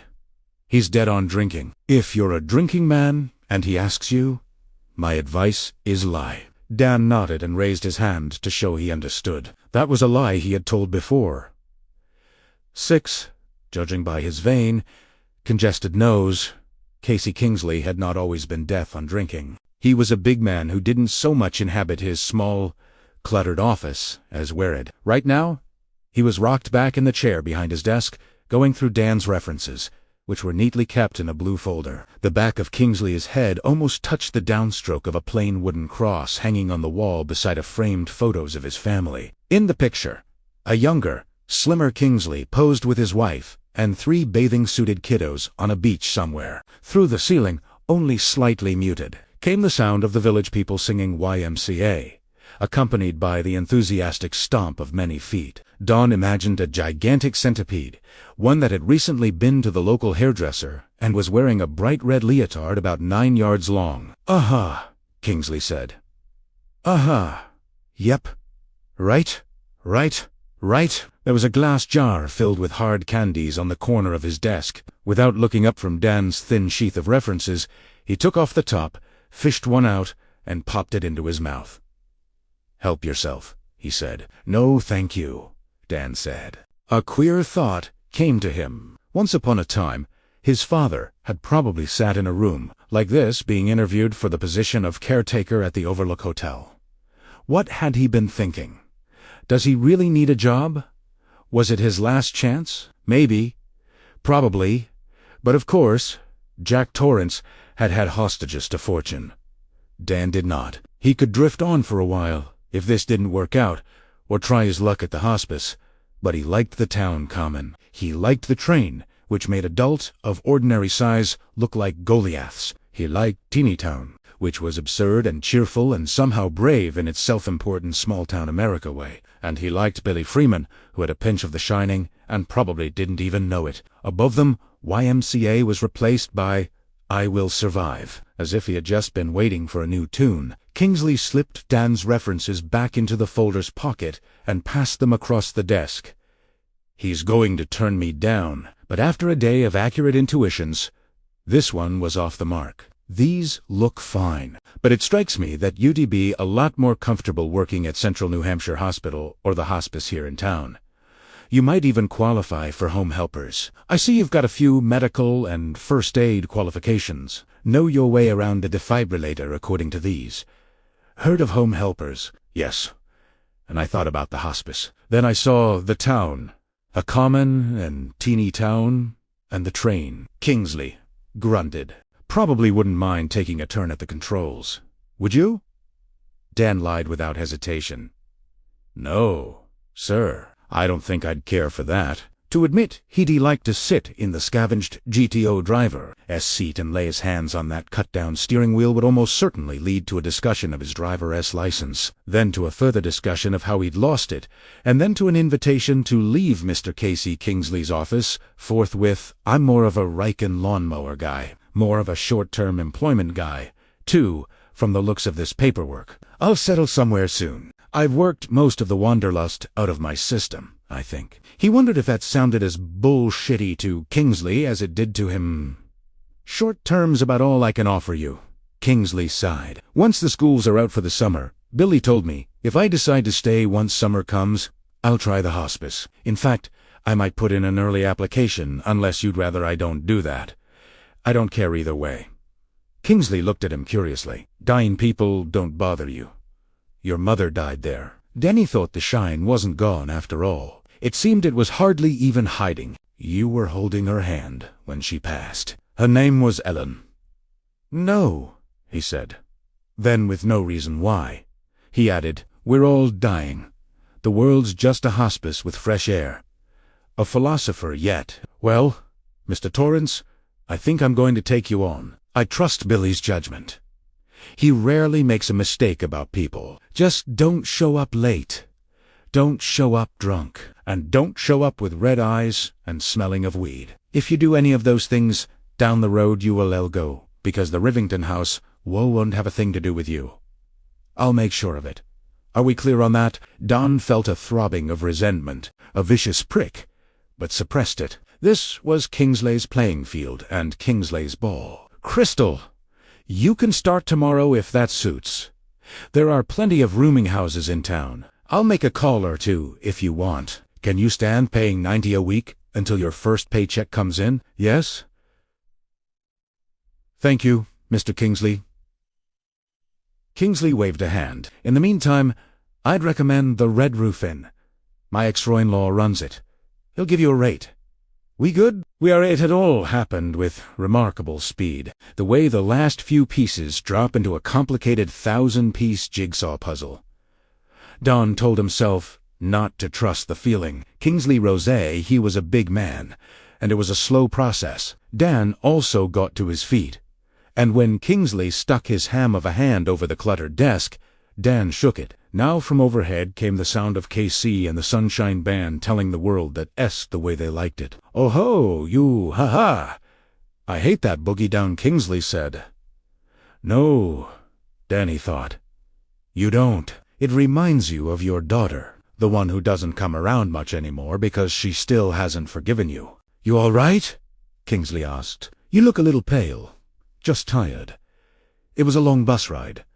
The shining was back and strong. The question was, why now? 3 days into the job, once Dan had spent painting the bandstand and blowing last fall's dead leaves off the common. Kingsley ambled across Cronmore Avenue and told him he had a room on Elias Street if he wanted it. Private bathroom part of the deal. Tub and shower, $85 a week. Ben wanted Italiano, go on over on your lunch break. Kingsley sighed. Ask for Mrs. Robertson. He pointed a finger that was showing the first gnarl of arthritis. And don't you worry, Sonny Jim, because she's an old pal of mine. Remember that I vouched for you on some pretty thin paper and Billy Freeman's intuition. Don said he wouldn't give up, but the extra sincerity he tried to inject into his voice sounded phony to his own ears. He was thinking of his father again, reduced to begging jobs from a wealthy old friend after losing his teaching position in Vermont. It was strange to feel sympathy for a man who had almost killed you, but the sympathy was there. Had people felt it necessary to tell his father not to? Probably. And Jack Torrance had to go away spectacularly. 5 stars. Drinking was undoubtedly a part of it. But when you were down, some guys just seemed to feel an urge to walk up your back and plant a foot on your neck instead of helping you to stand. It was lousy, but so much of human nature was. Of course, when you were running with the bottom dogs, what you mostly saw were paws, claws, and see if Billy can find some boots that'll fit you.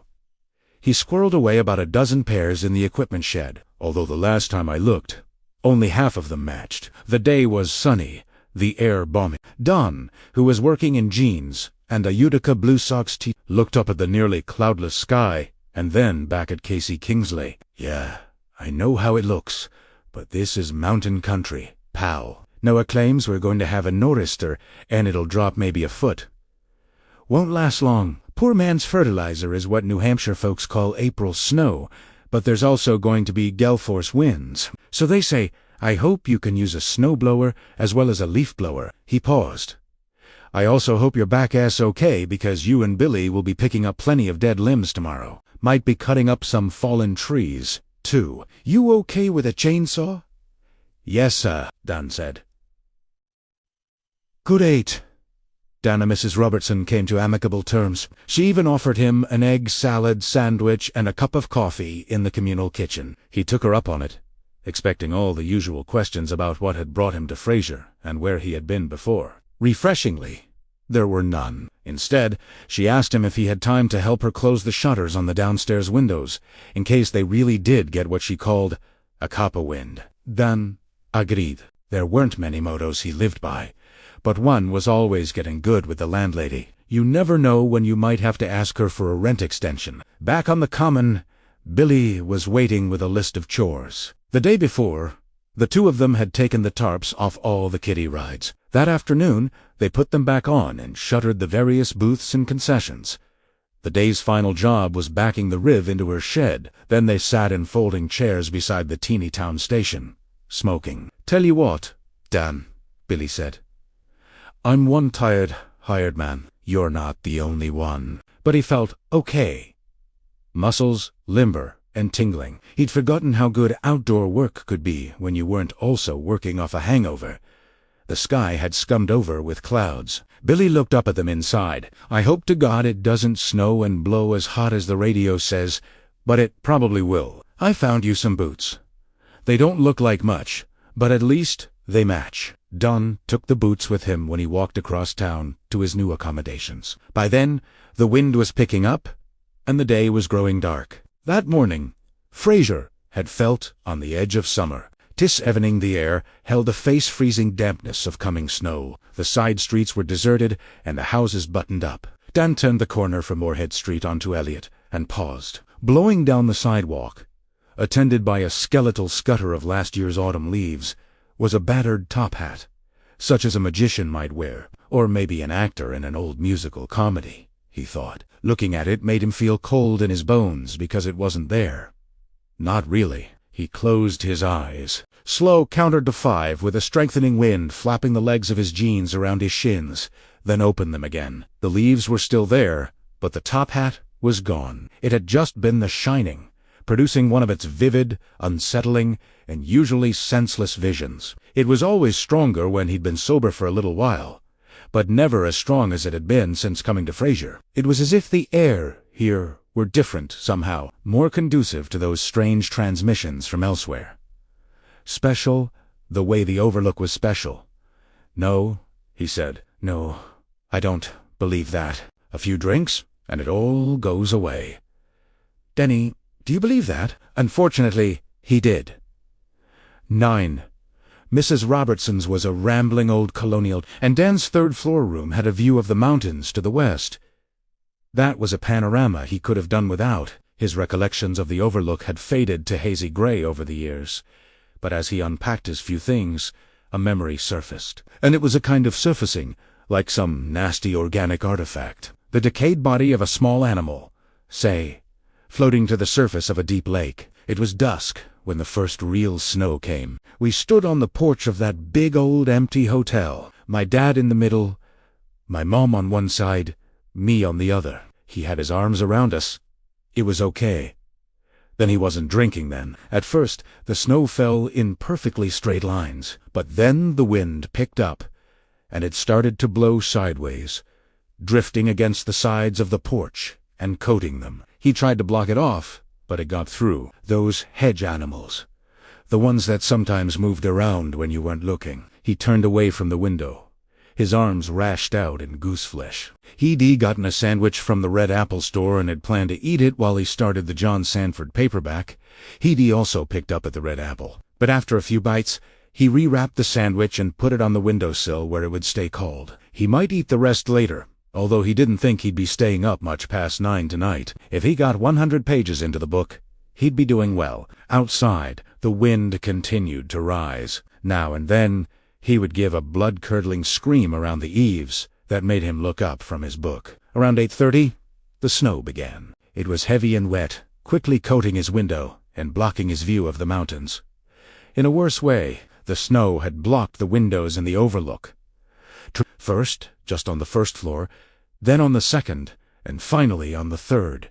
And then they had been in tune with the lively dead. My father thought they'd make him the manager. All he had to do was show his loyalty by giving them his son. His only begotten son, Don muttered, then looked around as if someone else had spoken. And indeed, he did not feel alone. Not quite alone.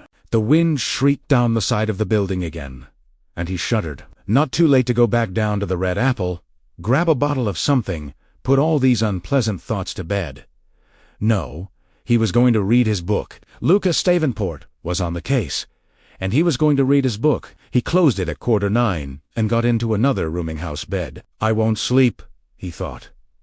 Not with the wind screaming like that. But he did. Tenny was sitting at the mouth of the storm drain, looking down a scrubgrass slope at the Capay Fear River and the bridge that spanned it. The night was clear, and the moon was full. There was no wind, no snow, and the overlook was gone. Even if it hadn't burned to the ground during the tenure of the peanut farmer president, it would have been over 1,000 miles from here. So why was he so frightened? Because he wasn't alone. That was why. There was someone behind him. Want some advice, Honey Bear? The voice was liquid, wavering. Don felt a chill go rushing down his back. His legs were colder still, prickled out in star points of goose flesh. He could see those white bumps because he was wearing shorts. Of course, he was wearing shorts. His brain might be that of a grown man, but it was currently sitting on top of a 5-year-old's body. Honey Bear? Who? But he knew. He had told Day his name, but she didn't use it. Just called him Honey Bear instead. You don't remember that. And besides, this is just a dream. Of course. It was. He was in Fraser, New Hampshire, sleeping while a spring snowstorm howled outside Mrs. Robertson's dreaming house. Still, it seemed wiser not to turn around, and safer that, too. No advice, he said, looking out at the river in the full moon. I've been advised by experts. The bars and barber shops are full of them. Stay away from the woman in the hat. Honey Bear. What hat? He could have asked. But really, why bother? He knew the hat she was talking about because he had seen it blowing down the sidewalk. Black as sin on the outside, lined with white silk on the inside. She's the queen of Castle Hell. If you mess with her, she'll eat you alive. He turned his head. He couldn't help it. Deanie was sitting behind him in the storm drain with the bum-est blanket wrapped around her naked shoulders. Her hair was plastered to her cheeks. Her face was bloated and dripping. Her eyes were cloudy. She was dead. Probably years in her grave. You're not real? Don tried to say, but no words came out. He was 5 again. Donnie was 5. The overlook was ashes and bones, but here was a dead woman whom he had stolen from. It's all right, she said, bubbling voice coming from a swollen throat. I sold the coke, stepped on it first, with a little sugar, and got 200. She grinned, and water spilled through her teeth. I liked you, Honey Bear. That's why I came to warn you. Stay away from the woman in the hat. False face, Dan said, but it was Denny's voice, the high, frail, chanting voice of a child. False face. Not there.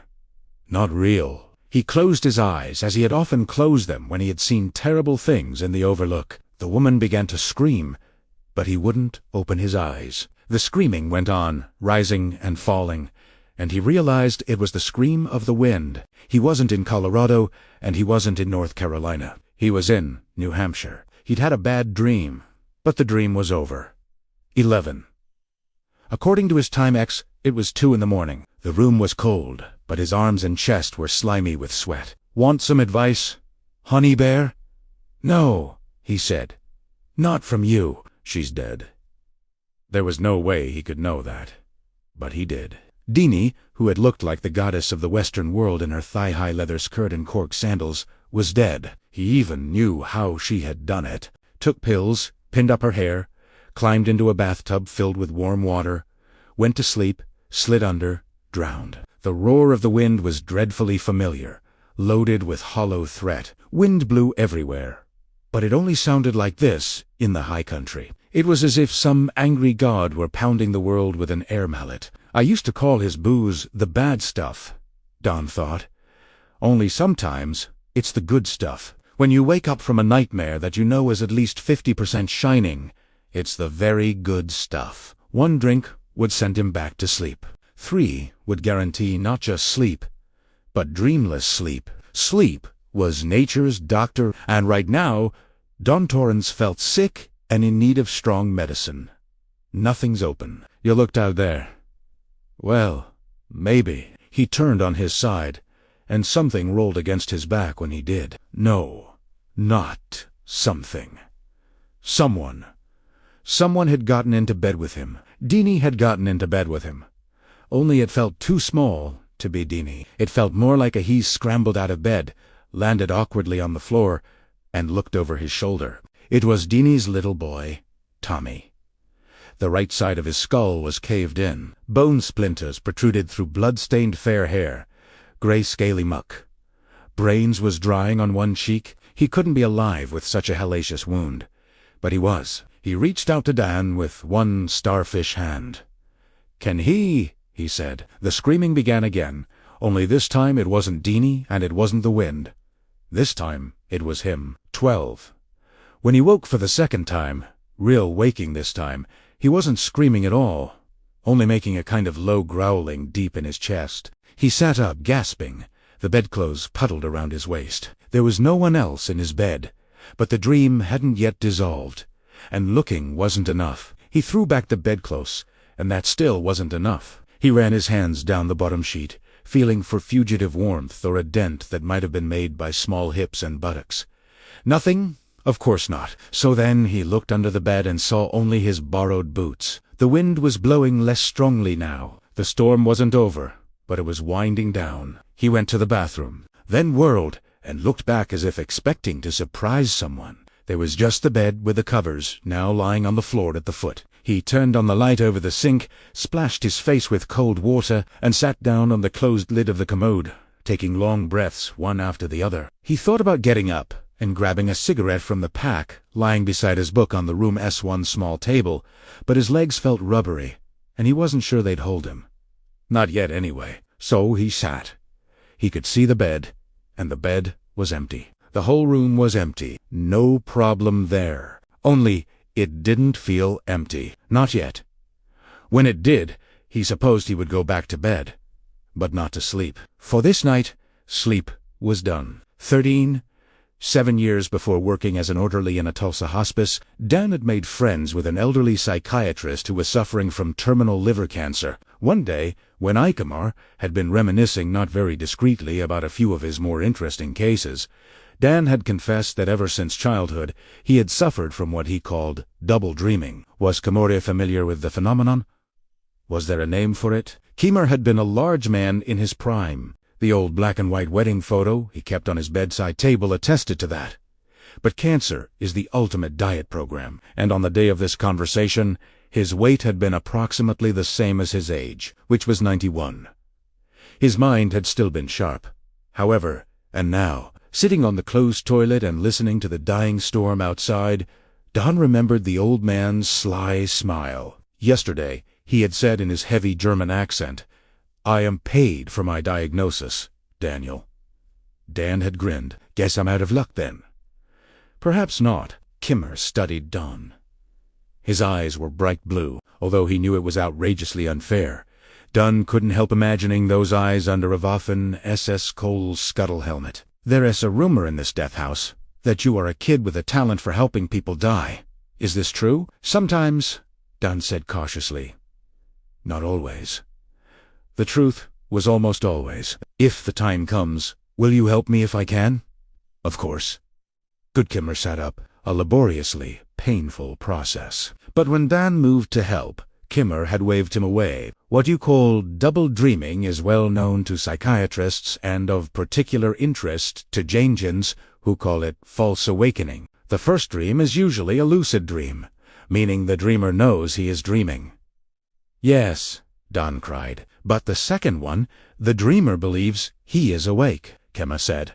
Jung made much of this, even ascribing precognitive powers to these dreams. "But of course, we know better, don't we, Dan?" Of course, Dan had agreed. The poet Edgar Allan Poe described the false awakening phenomenon long before Carl Jung was born. He wrote, "All that we see or seem is but a dream within a dream." If I answered your question, I think so. Thanks. You're welcome. Now, I believe I could drink a little juice. Apple, please. 14 precognitive powers. But of course, we know better. Even if he hadn't kept his shining almost entirely to himself over the years, Dan would not have presumed to contradict a dying man, especially one with such coldly inquisitive blue eyes. The truth, however, was that one or both of his double dreams were often predictive, usually in ways he only half understood or did not understand at all. But as he sat on the toilet seat in his underwear, now shivering, and not just because the room was cold, he understood much more than he wanted to. Tommy was dead. Murdered by his abusive uncle, most likely. The mother had committed suicide not long after. As for the rest of the dream, or the phantom hat he'd seen earlier spinning down the sidewalk, stay away from the woman in the hat. She's the queen of Castle Hell. "I don't care," Dan said. "If you mess with her, she'll eat you alive." He had no intention of meeting her, let alone messing with her. As for the NA, he wasn't responsible for either her short-tempered brother or her child neglect. He didn't even have to carry around the guilt about her lousy $70 anymore. She had sold the cocaine. He was sure that part of the dream was absolutely true, and they were square. More than square, actually. What he cared about was getting a drink. Getting drunk, not to put a finer point on it. Standing up, falling, pissy-ass drunk. Warm morning sunshine was good, and the pleasant feeling of muscles that had been worked hard, and waking up in the morning without a hangover. But the price, all these crazy dreams and visions, not to mention the random thoughts of passing strangers that sometimes found their way past his defenses, was too high to bear. He sat in the room's only chair, and read his John Sandford novel by the light of the room's only lamp until the 2 town churches with bells rang in 7 o'clock. Then he pulled on his new, to him anyway, boots and duffel coat. He headed out into a world that had changed and softened. There wasn't a sharp edge anywhere. The snow was still falling, but gently now. I should get out of here. Go back to Florida, New Hampshire, where it probably even snows on the 4th of July in odd-numbered years. Howerin's voice answered him. The tone was as kind as he remembered from his childhood when Dan had been dainty. But there was hard steel underneath. "You'd better stay somewhere, honey, or you won't be able to stay anywhere. You, old-timer," he muttered. He went back to the Red Apple because the stores that sold hard liquor would be open for at least another hour. He walked slowly back and forth between the wine cooler and the beer cooler, debating, and finally decided if he was going to get drunk, he might as well do it as nastily as possible. He grabbed 2 bottles of Thunderbird, 18% alcohol, a good enough number when whiskey was temporarily out of reach, started up the aisle to the register, then stopped. Give it one more day. Give yourself one more chance. He supposed he could do that, but why? So he could wake up in bed with Tommy again. Tommy with half his skull caved in. Or maybe next time it would be Deanie who had lain in that tub for 2 days before the super finally got tired of knocking. Used his passkey and found her. He couldn't know that. If Emo Kimmer had been here, he would have agreed most emphatically. But he did. He did know, so why bother? Maybe this hyper-awareness will pass. Maybe it's just a phase. The psychic equivalent of the DTS. Maybe if you just give it a little more time. But time changed. That was something only drunks and junkies understood. When you couldn't sleep, when you were afraid to look around because of what you might see, time elongated and grew sharp teeth. "Help you?" the clerk asked, and Don knew shining thing that he was making the clerk nervous. "Why not?" With his bedhead, dar-circled eyes, and jerky, unsure movements, he probably looked like a meth freak who was deciding whether or not to pull out his trusty Saturday night special and ask for everything in the register. "No," Don said. "I just realized I left my wallet at home." He put the green bottles back in the cooler. Assez close-sided, they spoke to him gently as one friend speaks to another. "See you soon." Denny 16. Billy Freeman was waiting for him, bundled up to the eyebrows. He held out an old-fashioned ski hat with Anniston Cyclones embroidered on the front. "What the hell are the Anniston Cyclones?" Dan asked. "Anniston's 20 meters north of here. When it comes to football, basketball, and baseball, there are arch rivals. Someone sees that on you, you'll probably get a snowball upside your head, but it's the only one I've got." Dan hauled it on. "Then go. Cyclones." "Right, you and the horse you rode in on." Billy looked him over. "You're right, Dan. Didn't get much sleep last night. I hear that damn wind really screamed, didn't it? Sounded like my ex when I suggested a little Monday night loving. Might do as good. Ready to go to work. Ready as I'll ever be." "Good. Let's dig in. Going to be a busy day." 17. It was indeed a busy day, but by noon the sun had come out and the temperature had climbed back into the mid-50s. Teeny Town was filled with the sound of 100 small waterfalls. As the snow melted, Dan's spirits rose with the temperature and even caught himself singing, "Young man, I was once in your shoes," as he followed his snowblower back and forth in the courtyard of the little shopping center adjacent to the common. Overhead, flapping in a mild breeze far removed from the shrieking wind of the night before, was a banner reading, "Huge spring bargains at Teeny Town prices." There were no visions. After they clocked out, he took Billy to the chuck wagon and ordered them steak dinners. Billy offered to buy the beer. Dan shook his head. "Staying away from alcohol. The reason being, once I start, it's sometimes hard to stop." You could talk to Kingsley about that. Billy said he got himself a booze divorce about 15 years ago. He's all right now, but his daughters still don't talk to him. They drank coffee with the meal. A lot of it. Dan went back to his third-floor Elliott Street lair, tired, full of hot food, and glad to be sober. There was no TV in his room, but he had the last part of the Sanford novel, and lost himself in it for a couple of hours. He kept an ear out for the wind, but it did not rise. He had an idea that last night's storm had been winter's final shot, which was fine with him. He turned in at 10 o'clock and fell asleep almost immediately. His early morning visit to the Red Apple now seemed hazy, as if he had gone there in a fever delirium, and the fever had now passed. 18. He woke in the small hours, not because the wind was blowing, but because he had too pissed like a racehorse. He got up, shuffled to the bathroom, and turned on the light inside the door. The top hat was in the tub and full of blood. "No," he said. "I'm dreaming. Maybe double dreaming or triple, quadruple, even." There was something he hadn't told Emo Kimmel. He was afraid that eventually he would get lost in a maze of phantom nightlife and never be able to find his way out again. All that we see or seem is but a dream within a dream. Only this was real. So was the hat. No one else would see it. But that changed nothing. The hat was real. It was somewhere in the world. He knew it. From the corner of his eye, he saw something written on the mirror over the sink. Something written in lipstick. I must not look at it. Too late. His head was turning. He could hear the tendons in his neck creaking like old door hinges. And what did it matter? He knew what it said. Mrs. Massey was gone. Horace Derwent was gone. They were securely locked away in the boxers he kept far back in his mind. But the Overlook was still not done with him. Written on the mirror, not in lipstick, but in blood, was a single word: Red Rum. Beneath it, lying in the sink, was a blood-stained Atlanta Braves t-shirt. It will never stop, Denny thought. The Overlook burned, and the most terrible of its revenants went into the locked boxers.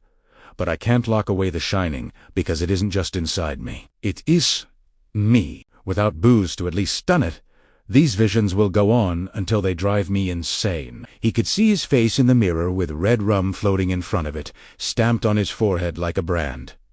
This was not a dream. There was a murdered child S-shirt in his wash basin and a hat full of blood in his tub. Insanity was coming. He could see its approach in his own bulging eyes.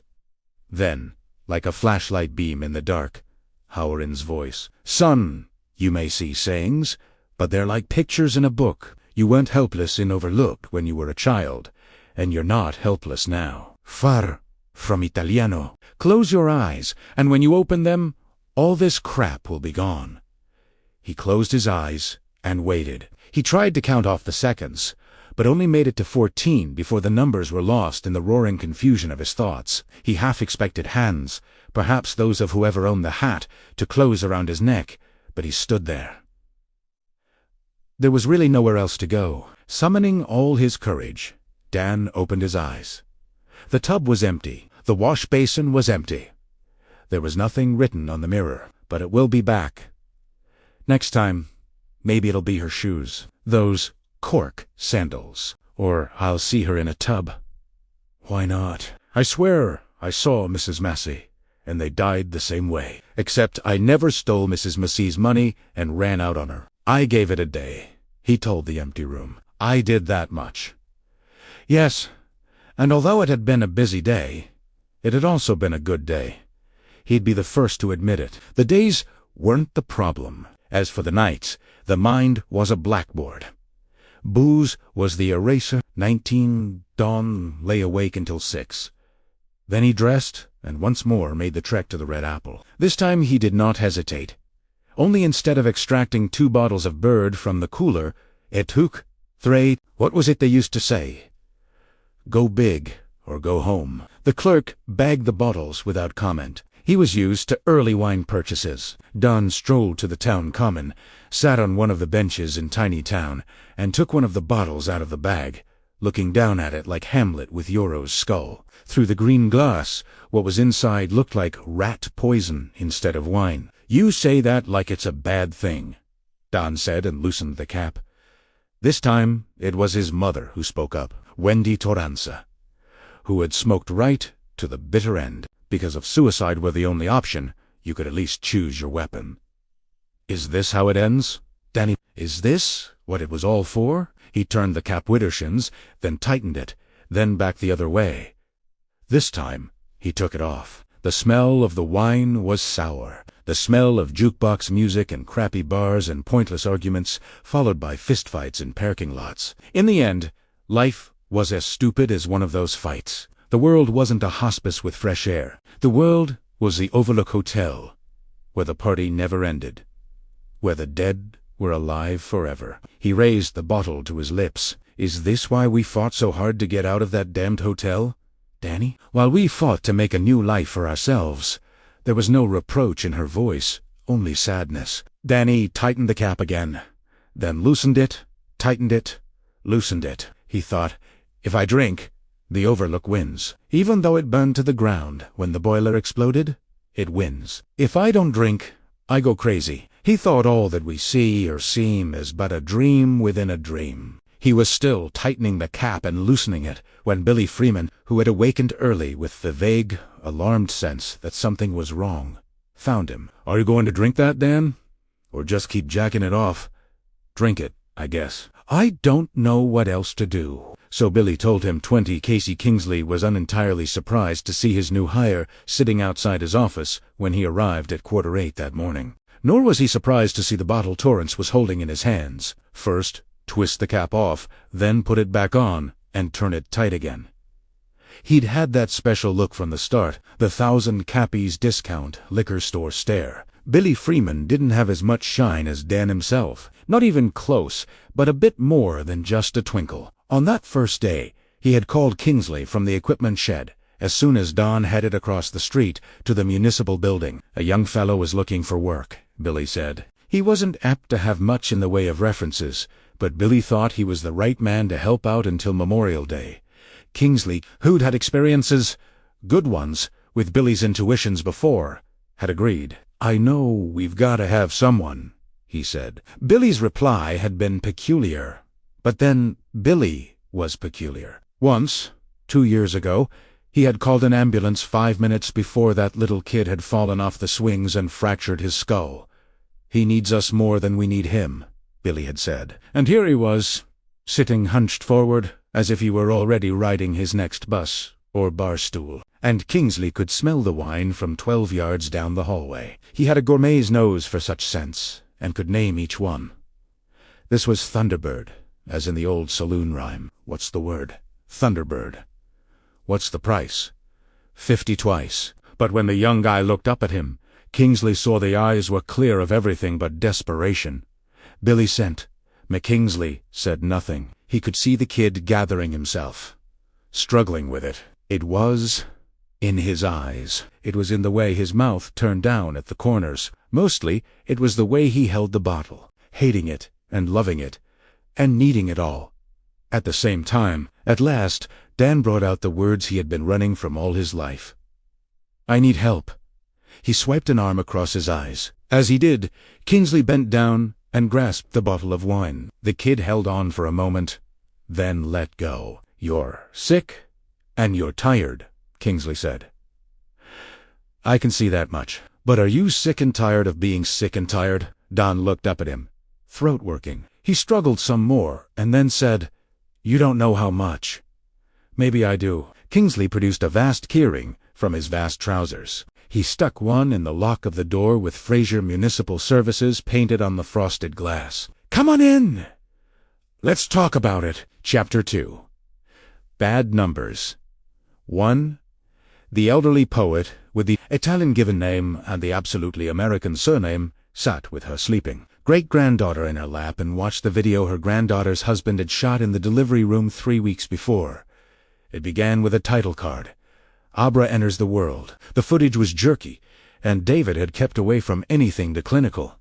Thank God. But Kata Reynolds saw the sweat-plastered hair on Lucia's brow, heard her cry out, "I am." When one of the nurses exhorted her to push, she saw the droplets of blood on the blue drape. Not many, just enough to make what Cheddar's own grandmother would have called a fair show. But not in English, of course. The picture jiggled when the baby finally came into view, and she felt gooseflesh chase up her back and arms when Lucy screamed, "She has no face." Sitting beside Lucy now, David chuckled, because, of course, Abba did have a face. A very sweet one. Cheddar looked down at it, as if to reassure herself of that. When she looked back up, the new baby was being placed in the new mother's arms. Train tower 40 jerky seconds later, another title card appeared. "Happy birthday, Abra Rafaela Stone." David pushed the stop on the remote. "You're one of the very few people who will ever get to see that," Lucy announced in a firm, take-no-prisoners voice. "It's embarrassing. It's wonderful," Dave said. "And there's one person who gets to see it for sure, and that's Abra herself." He glanced at his wife sitting next to him on the couch. "When she's old enough, and if she wants to, of course." He patted Lucy's thigh, then grinned at his granny, a woman for whom he had respect, but no great love. "Until then, it goes in the safe deposit box with the insurance papers, the house papers, and my millions in drug money." Kata smiled to show she got the joke, but thinly to show she didn't find it particularly funny. In her lap, Abra slept and slept. In a way, all babies were born with a call, she thought, their tiny faces drapes of mystery and possibility.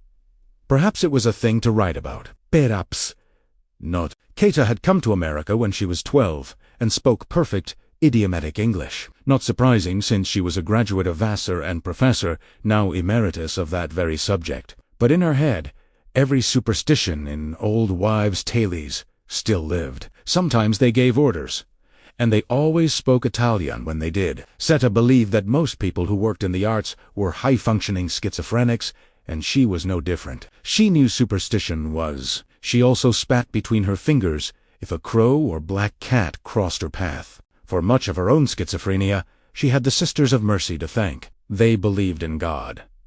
They believed in the divinity of Jesus. They believed mirrors were bewitching pools, and the child who looked into one too long would grow warts. These were the women who had been the greatest influence on her life between the ages of 7 and 12. They carried rulers in their belts for hitting, not measuring, and never saw a child's ear they did not desire to twist in passing. Lucy held out her arms for the baby. Chetta handed her over, not without reluctance. The kid was one sweet bundle. 20 meters southeast of where Abra slept in Keta Reynolds' arms, Dan Torrance was attending an AA meeting while some chick droned on about sex with her ex. Casey Kingsley had ordered him to attend 90 meetings in 90 days, and this one, a nouner in the basement of Fraser Methodist Church, was his 8th. He was sitting in the first row because Casey, known in the halls as Big Casey, had ordered him to do that. To sick people who want to get well, sit in front. Danny.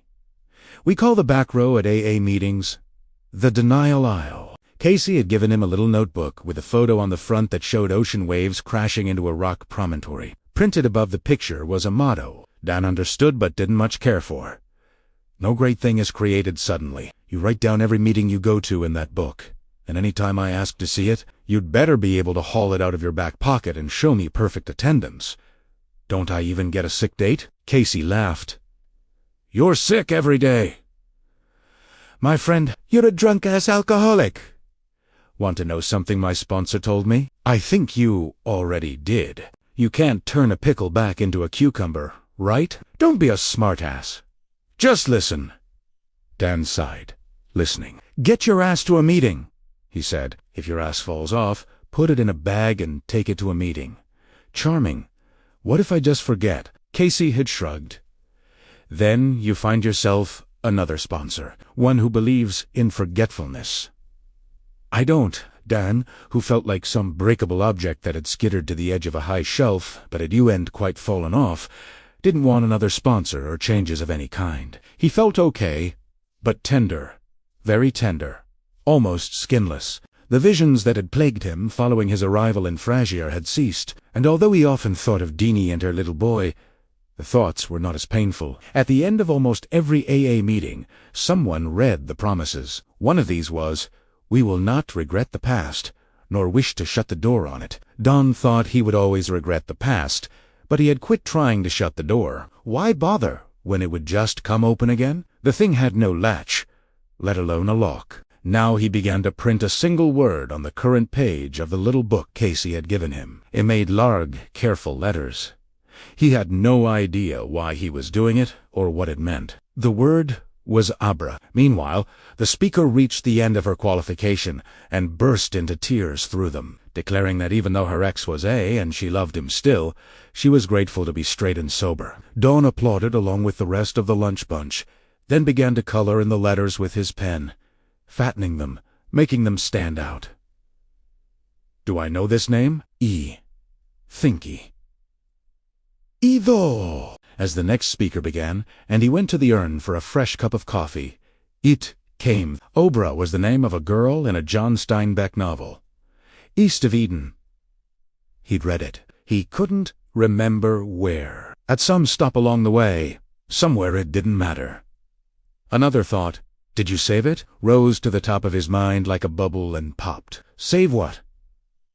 Frankie P., the lunch brunch old-timer who was chairing the meeting, asked if someone wanted to do the chip club. When no one raised a hand, Frankie pointed, "How about you lurking back there by the coffee?" Feeling self-conscious, Dan walked to the front of the room, hoping he could remember the order of the chips. The first, white for beginners, he had as he took the battered cookie tin with the chips and medallions scattered inside it. The thought came again. Did you save it? 3. That was the day the True Knot, which had been wintering at a KOA campground in Arizona, packed up and began meandering back east. They drove along Route 77 toward Zolo in the usual caravan. 14 campers, some towing cars, some with lawn chairs or bicycles clamped to the backs. There were South Winds and Winnebago, Monos and Bounders, Rose's Earth Cruiser, $700,000 worth of imported rolling steel. The best RV money could buy, led the parade, but slowly, just double-nickeling it. They were in no hurry. There was plenty of time. The feast was still months away. 4. Did you save it? Keta asked, as Lucy opened her blouse and offered Abra her breast. Abby blinked sleepily, rooted a little, then lost interest. Once your nipples get sore, You won't offer until she asks, Chetta thought. And at the top of her lungs, "Save what?" David asked. Luffy knew. "I passed out right after they put her in my arms," Dave says. "I almost dropped her. There was no time. Momo." "Oh, that goop over her face." David said it dismissively. "They stripped it off and threw it away. Damn good thing. If you ask me—" He was smiling, but his eyes challenged her. "You know better than to go on with this," they said. "You know better. So, just drop Italiano." She did know better, and didn't. Had she been this two-minded when she was younger? She couldn't remember. Although it seemed she could remember every lecture on the Blessed Mysteries, and the everlasting pain of hell, administered by the Sisters of Mercy. Those banditti in black. The story of the girl who had been struck blind for peeping at her brother while he was naked in the tub, and the one about the man who had been struck dead for blaspheming against the Pope. Give them to us when they're young. And it doesn't matter how many honors classes they've taught, or how many books of poetry they've written, or even that, one of those books won all the big prizes. Give them to us when they're young, and they're ours forever. You should have saved Ilamo. It's good luck. She spoke directly to her granddaughter, cutting David out entirely. He was a good man, a good husband to her Lucia, but his dismissive tone, and double his challenging eyes. "I would have, but I didn't have a chance." Momo and Dave didn't know. Buttoning her blouse again, Chetta leaned forward and touched the fine skin of Abra's cheek with the tip of her finger. Old flesh sliding across new. Those born with Elamno are supposed to have double sight. "You don't actually believe that, do you?" David asked. A caul is nothing but a scrap of fetal membrane. It was saying more, but Kita paid no attention. Abra had opened her eyes. In them was a universe of poetry. Lines too great to ever be written or even remembered. "Never mind," Kita said. She raised the baby and kissed the smooth skull where the fontanelle. The magic of the mind, so close.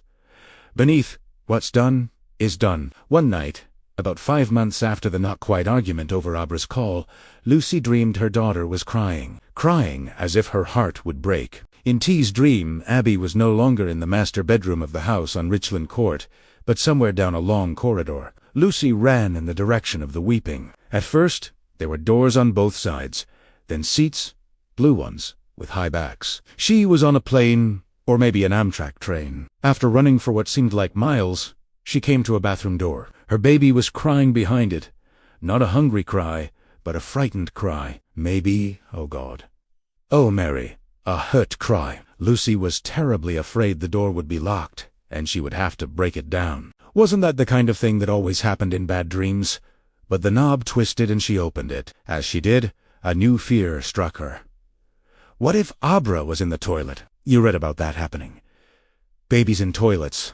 Babies in dumpsters. What if she were drowning in one of those ugly steel bowls they had on public? Conveyances up to her mouth and nose in disinfected blue water. But Abra lay on the floor. She was naked, her eyes swimming with tears. Stared at her mother. Written on her chest in what looked like blood was the number 11. 6. David Stone dreamed he was chasing his daughter Eskrise up an endless escalator that was running slowly but inexorably in the wrong direction. Worse, the escalator was in a mall, and the mall was on fire. He should have been choking and out of breath long before he reached the top, but there was no smoke from the fire, only a hell of flames. Nor was there any sound other than Abra's cries, although he saw people burning like kerosene-soaked torches. When he finally made it to the top, he saw Abby lying on the floor like someone's cast-off garbage. Men and women ran all around her. Unheeded, and despite the flames, no one tried to use the escalator, even though it was going down. They simply sprinted aimlessly in all directions like ants whose hill has been torn open by a farmer. One woman in stilettos almost stepped on his daughter, a thing that would almost surely have killed her. Abra was naked. Written on her chest was the number 175. 7. The Stones woke together, both initially convinced that the cries they heard were a remnant of the dreams they had been having. But no, the cries were in the room with them. Abby lay in her crib beneath her Shrek mobile, eyes wide, cheeks red, tiny fists pumping, howling her head off. A change of diapers did not quiet her. nor did the breast, nor did what felt like miles of laps up and down the hall, and at least 1,000 verses of the wheels on the bus. At last, very frightened now, Abby was her first, and Lucy was at her wit's end. She called Kata in Boston. Although it was 2 o'clock in the morning, Momo answered on the second ring. She was 85, and her sleep was as thin as her skin. She listened more closely to her wailing great-granddaughter than to Lucia's confused recital of all the ordinary remedies they had tried, then asked the pertinent questions. Is she running a fever? Pulling at one of her ears? Jerking her legs like she has to make Merida? No, Lucy said. None of that. She's a little warm from crying, but I don't think it's a fever. Momo! What should I do? Chada, now sitting at her desk, didn't hesitate. Give her another 15 minutes. If she doesn't quiet and begin feeding, take her to the hospital. What Bajoman women's confused and upset. It was all Lucy could think of. It was where she had given birth. That's 150 miles. No. Britain, across the border in Maine. That's a little closer than CNH. Are you sure? Am I looking at my computer right now?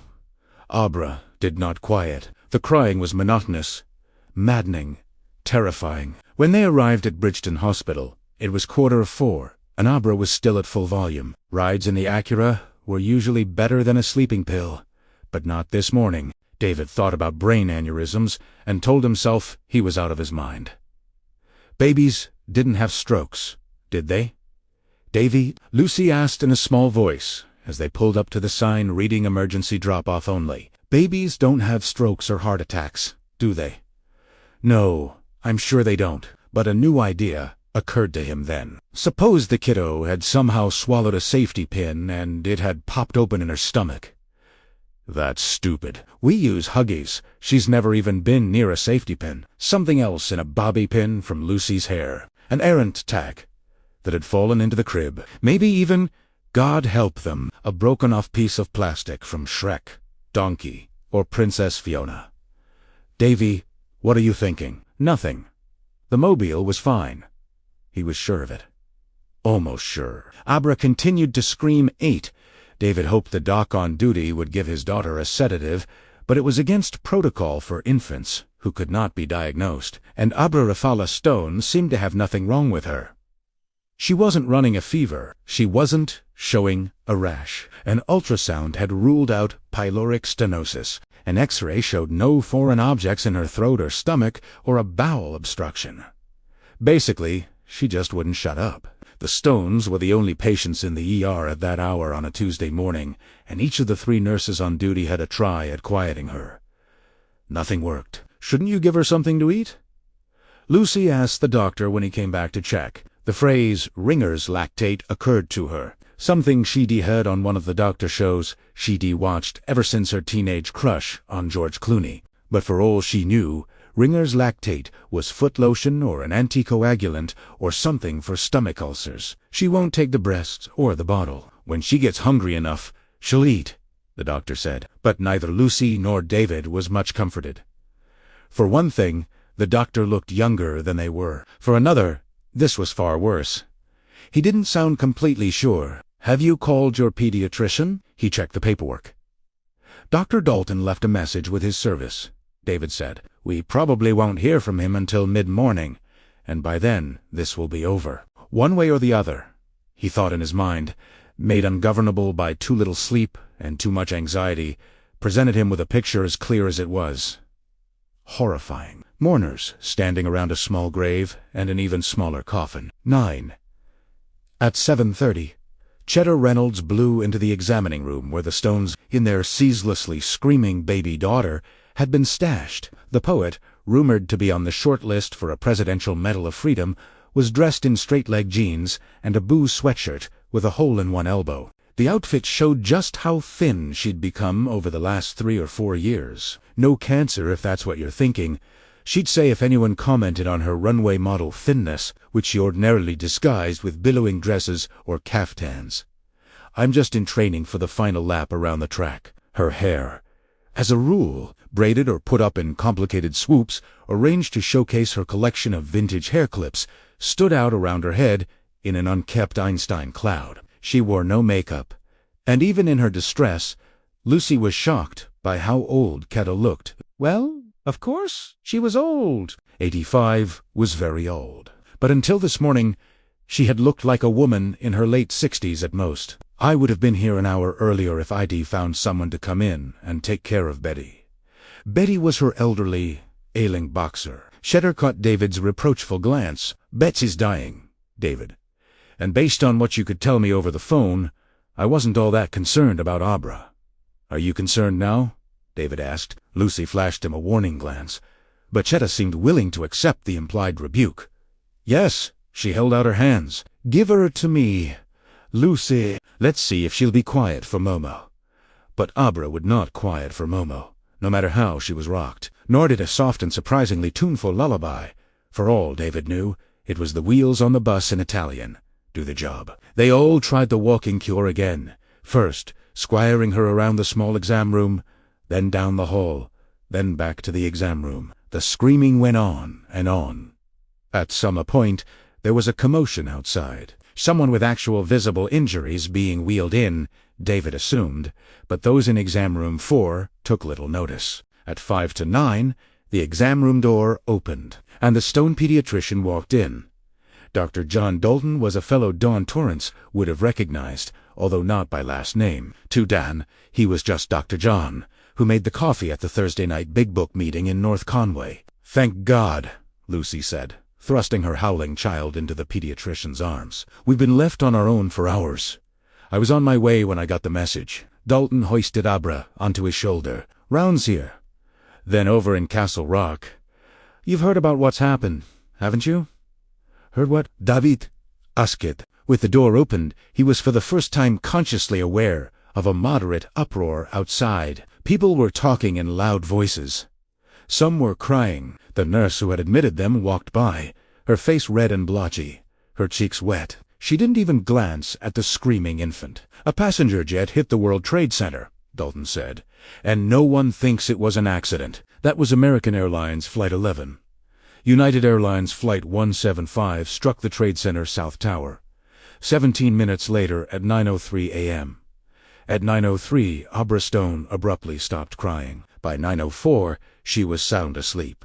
On their ride back to Anniston, David and Lucy listened to the radio while Abra slept peacefully in her car seat behind them. The news was unbearable, but turning it off was unthinkable, at least until a newscaster announced the names of the airlines and the flight numbers of the aircraft. 2 in New York, 1 near Washington, 1 cratered in rural Pennsylvania. Then David finally reached over and silenced the flood of disaster. Lucy, I have to tell you something. I dreamed I know. She spoke in the flat tone of one who has just suffered a shock. So? By the time they crossed back into New Hampshire, David had begun to believe there might be something to that call business after all. 10.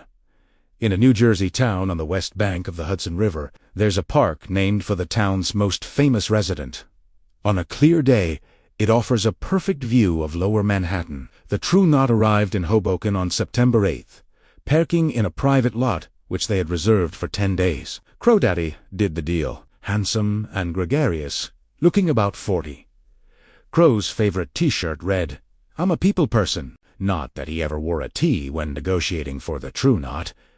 Then it was strictly suit and tie. It was what the Rubes expected. His real name was Henry Rothman. He was a Harvard-educated lawyer, class of '38, and he always carried cash. The Truth had over $1 billion in various accounts across the world, some in gold, some in diamonds, some in rare books, stamps, and paintings, but never paid by check or credit card. Everyone, even P and Pod, who looked like kids, carried a roll of 10s and 20s. As Jimmy Numbers had once said, "We're a cash-and-carry outfit. We pay cash, and the Rubes carry us." Jimmy was the TR's accountant. In his Rube days, he had once ridden with an outfit that became known long after their war was over as Quantrill S. Raiders. Back then, he had been a wild kid who wore a buffalo coat and carried his sharps. But in the years since, these days, he had a framed autographed picture of Ronald Reagan in his RV. On the morning of September 11th, the crew watched the attacks on the Twin Towers from the parking lot, passing around 4 pairs of binoculars. They would have had a better view from Sinatra Park, but Rose didn't need to tell them that gathering early might attract suspicion, and in the months and years ahead, America was going to be a very suspicious nation. If you see something, say something. Around 10 that morning, when crowds had gathered all along the riverbank and it was safe, they made their way to the park. The little twins, Pia and Pod, pushed Grandpa Flick in his wheelchair. Grandpa wore his cap, stating, "I am a vet." His long, baby-fine white hair floated around the cap's edges like milkweed. There had been a time when he told folks he was a veteran of the Spanish-American War. Then it was World War I nowadays. It was World War II. In another 20 years or so, he expected to switch his story to Vietnam. Vera's similarity had never been a problem. Grandpa was a military history buff. Sinatra Park was jammed. Most folks were silent. Bat Same wept. Apron Annie and Black-Eyed Sue helped in this respect. Both were able to cry on demand. The others put on suitable expressions of sorrow, sympathy, and amazement. Basically, the true not fit right in. It was how they rolled. Spectators came and went. But the true stayed for most of the day, which was cloudless and beautiful, except for the thick billows of Dre rising in lower Manhattan. That is, they stood at the iron rail, not talking among themselves, just watching and taking long, slow, deep breaths, like tourists from the Midwest, standing for the first time on Pemquid Point or Quatty Head in Maine, breathing deep of the fresh sea air. As a sign of respect, Rose took off her top hat and held it by her side. At 4 o'clock, they trooped back to their encampment in the parking lot, invigorated. They would return the next day, and the day after that, and the day after that. They would return until the good steam was exhausted, and then they would move on again. By then, Grandpa Flick's white hair would have become iron gray, and he would no longer need the wheelchair. Chapter 3. Spoons. 1. It was a 20-mile drive from Fraser to North Conway, but Dan Torrance made it every Thursday night, partly because he could. He was now working at Helen Rivington House, making a decent salary, and he had his driver's license back. The car he'd bought to go with it wasn't much, just a 3-year-old Caprice with black wall tires and an iffy radio. But the engine was good, and every time he started it up, he felt like the luckiest man in New Hampshire. He thought if he never had to ride another bus, he could die happy. It was January of 2004. Except for a few random thoughts and images, plus the extra work he sometimes did at the hospice. Of course, The Shining had been quiet. He would have done that volunteer work in any case, but after his time in AA, he also saw it as making amends, which recovering people considered almost as important as staying away from the first drink. If he could manage to keep the plug in the jug another 3 months, he would be able to celebrate 3 years sober. Driving again figured large in the daily gratitude meditations upon which Casey insisted because he said, and with all the Tao certainty of the program, long-timer a grateful alcoholic doesn't get drunk, but mostly Dan went on Thursday nights because the big book gathering was soothing, intimate really. Some of the open discussion meetings in the area were uncomfortably large, but that was never true on Thursday nights in North Conway. An old AA was saying that if you want to hide something from an alcoholic, stick it in the big book. And attendance at the North Conway Thursday night meeting suggested that there was some truth in it. Even during the weeks between the 4th of July and Labor Day, the height of the tourist season, it was rare to have more than a dozen people in the AmVets hall when the gavel fell. As a result, Don had heard things he suspected would never have been spoken aloud in the meetings that drew 50 or even 70 recovering addicts and druggies. Those speakers tended to take refuge in the platitudes, of which there were hundreds, and avoid the personal. You'd hear, "Serenity pays dividends, and you can take my inventory if you're willing to make my amends." But never, "I met my brother's wife one night when we were both drunk. On Thursday night, we study sobriety meetings." The little enclave read Bill Wilson's Big Blue How-To Manual from cover to cover. Each new meeting picks up where the last meeting left off. When they got to the end of the book, they went back to the doctor's statement and started all over again. Most meetings covered 10 pages or so. That took about half an hour. In the remaining half hour, the group was supposed to talk about the material just read.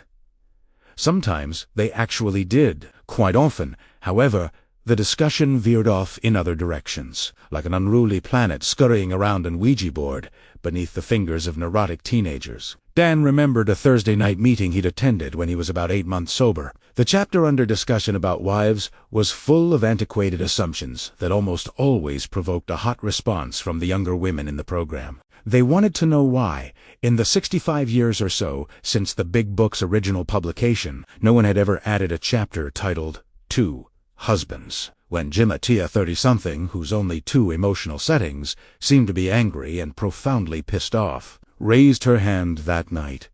Dan had expected a tirade. Instead, she said much more quietly than usual, "I need to share something. I've been holding on to it ever since I was 17, and unless I let go, I'll never be able to stay away from coke and wine." The group waited.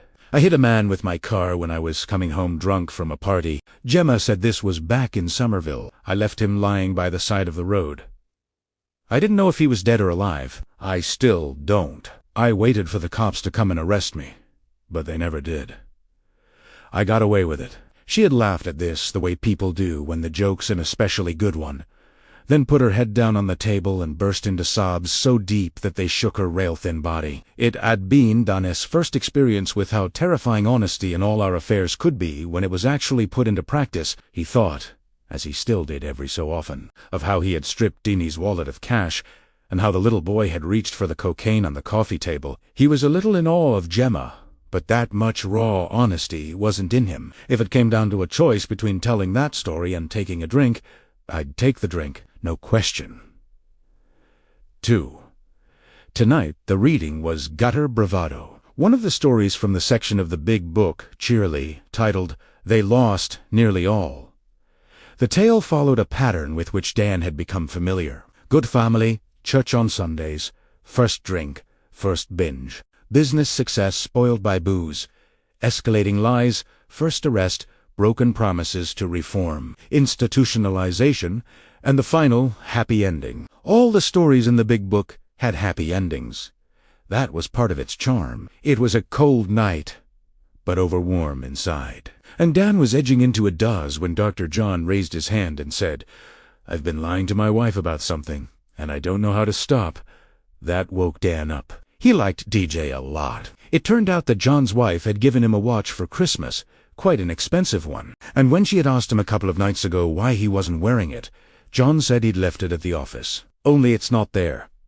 I looked everywhere, and it's just not. I do a lot of hospital rounds, and if I have to change into scrubs, I use one of the lockers in the doctor's lounge. There are combo locks, but I hardly ever use them because I do UNT carry much cash, and I do UNT have anything else worth stealing. Except for the watch, I guess. I can't remember taking it off and leaving it in a locker. Not at CH or over in Bridgeton, but I think I must have. It's not the expense. It just brings back a lot of the old stuff from the days when I was drinking myself stupid every night and chugging speed the next morning to get going." They were nodding heads at this, followed by similar stories of guilt-driven deceit. No one gave advice. That was called crosstalk and frowned on. They simply told their tales. John listened with his head down and his hands clasped between his knees. After the basket was passed, "We are self-supporting through our own contributions." He thanked everyone for their input. From the look of him, Don didn't think said input had helped a whole hell of a lot. After the Lord's Prayer, Dan put away the leftover cookies and stacked the Group S tattered Big Books in the cabinet marked for use. A few people were still hanging around the butt can outside the so-called meeting after the meeting, but he and John had the kitchen to themselves. Dan hadn't spoken during the discussion. He was too busy having an internal debate with himself. The Shining had been quiet, but that didn't mean it was absent. He knew from his volunteer work that it was actually stronger than it had been since childhood, though now he seemed to have a greater degree of control over it. That made it less frightening and more useful. His co-workers at Rivington House knew he had something, but most of them called it empathy and let it go at that. The last thing he wanted now that his life had begun to settle down was to get a reputation as some sort of parlor psychic. Best to keep the freaky to himself. Dr. John was a good guy, though, and he was hurting. DJ placed the coffee can upside down in the dish strainer, used a length of towel hanging from the stove handle to dry his hands, then turned to Dan, offering a smile that looked as real as the coffee mate Dan had stored away next to the cookies in the sugar bowl. "Well, I'm off. See you next week, I guess." In the end, the decision made itself. Don simply could not let the guy go looking like that. He held his arms out. "Give it up." The fabled man hug. Dan had seen many, but never given a single one. John looked dubious for a moment, then stepped forward. Dan drew him in, thinking there'll probably be nothing. But there was. It came as quickly as it had when, as a child, he had sometimes helped his mother and father find lost things. "Listen to me, Doc," he said, letting John go. "You were worried about the kid with the good." John stepped back. "What are you talking about? I'm not saying it right." "I know that. Gooch, it's some sort of bone thing." John's mouth dropped open. "Are you talking about Norman Lloyd?" "You tell me." "Normie's Gotcha's disease. It's a lipid disorder, hereditary and very rare. Causes an enlarged spleen, neurological disorders, and usually an early, unpleasant death. Poor kid's basically got a glass skeleton, and he'll probably die before he's 10. But how do you know that? From his parents. The Lloyds live way the hell down in Nensawa. You were worried about talking to him. The terminal ones drive you crazy. That's why you stopped in the Tigard bathroom to wash your hands. Even though your hands didn't need washing, you took off your watch and put it up on the shelf where they keep that dark red disinfectant that comes in the plastic squeeze bottles. I don't know the name." John D. was staring at him as though he had gone mad. "Which hospital is this kid in?" Don asked. "Elliot. The time frame's about right, and I did stop in the bathroom near the Pays nursing station to wash my hands." He paused, frowning. "And yeah, I guess there are mill characters on the wall in that one. But if I'd taken off my watch, I'd remember." He trailed off. "You do remember," Dan said and smiled. "Now you do, don't you?" John said. "I checked the Elliot Lost and found Bridgeton, and CH2, for that matter. Nothing." "Okay, so maybe somebody came along, saw it, and stole it. If so, you're out of luck. But at least you can tell your wife what happened and why it happened. You were thinking about the kid, worrying about the kid, and you forgot to put your watch back on before you left the can. Simple as that. And hey, maybe it's still there. That's a high shelf, and hardly anybody uses what S in those plastic bottles, because there's S a soap dispenser right beside the sink. It's beta dying on that shelf," John said, "and up high so the kids can't reach it." "I never noticed. But, down. Have you ever been to Elliot?" This wasn't a question he wanted to answer. "Just check the shelf, Doc. Maybe you'll get lucky." 3. Don arrived early at the following Thursday's We Study Sobriety meeting. If Dr. John had decided to trash his marriage and possibly his career over a missing $700 watch, Alice routinely trashed marriages and careers over far less. Someone would have to make the coffee, but John was there. So was the watch. This time it was John who initiated the man hug. An extremely hearty one. Dan almost expected to receive a pair of Jick kissers on the cheeks before DJ let him go. It was right where you said it would be. 10 days, and still there. It's like a miracle. "Nah," Don said. "Most people rarely look above their own eyeline. It's a proven fact." "How did you know?" Don shook his head. "I can't explain it. Sometimes I just do." "How can I thank you?" This was the question Don had been waiting for and hoping for. "By working the 12th step, dumb." John D. raised his eyebrows, anonymity in words of one syllable. "Keep your _mouth shut." Understanding broke on John's face.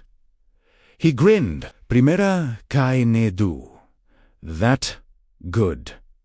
Now make the coffee. I'll put out the books." 4. In most New England AA groups, anniversaries are called birthdays and celebrated with a cake and an after-meeting party. Shortly before, Dan was due to celebrate his 3rd year of sobriety in this fashion. David Stone and Abra's great-grandmother came to see John Dalton, known in some circles as either Dr. John or DJ, and invited him to another 3rd birthday party. This was the one the Stones were throwing for Abra. "That's very kind," John said, "and I'll be more than happy to drop by if I can. Only, why do I feel there's a little more to it?" "Because there is," Cheddar said, "and Mr. Stubborn here has decided that it's finally time to talk about it. Is there a problem with Abra? If there is, fill me in. Based on her last checkup, she's fine. Fearsomely bright. Social skills terrific. Verbal skills through the roof. Reading dito. Last time she was here, she read me alligators all around. Probably wrote memory, but still remarkable for a child who's not yet 3. Does Lucy know you're here?" "Lucy and Cheddar are the ones who ganged up on me," David said. "Lucy is at home with Abra, making cupcakes for the party. When I left, the kitchen looked like hell in a high wind. So, what are we saying here? Do you want me at her party in an observational capacity?" "That's right," Kata said. "None of us can say for sure that something will happen, but it's more likely to happen when she's excited. And she's very excited about her party. All her little pals from daycare are coming, and there's going to be a fellow who does magic tricks." John opened a desk drawer and took out a yellow legal pad. "What kind of something are you expecting?" David hesitated. "That's hard to say." Cheddar turned to face him. "Go on, Kotel. Too late to back out now." Her tone was light, almost gay, but John Dalton thought she looked worried. He thought they both did. "Begin with the night she started crying and wouldn't stop." 5.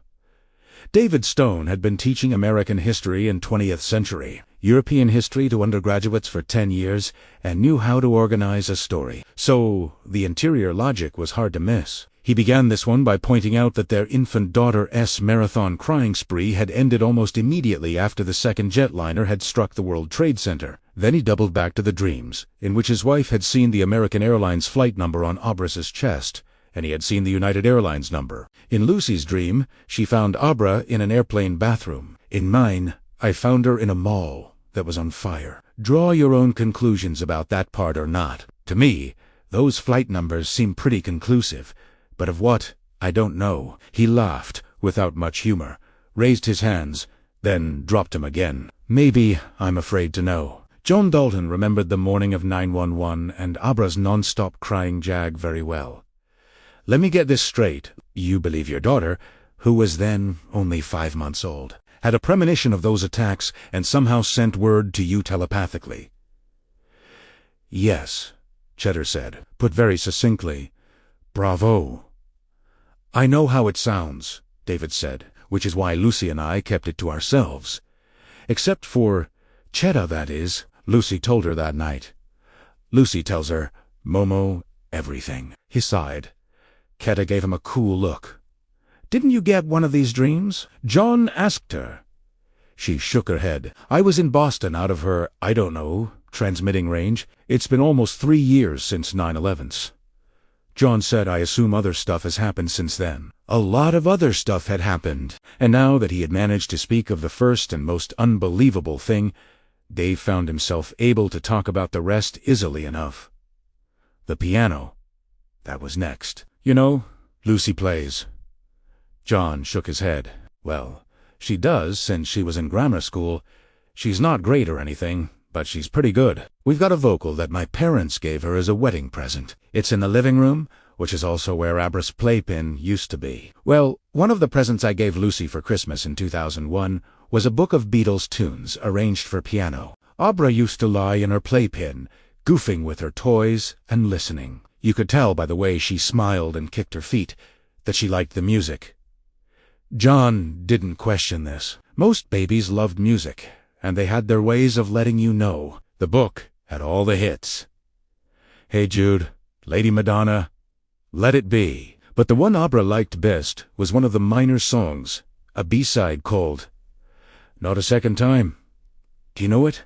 "Not offhand," John said. "I might.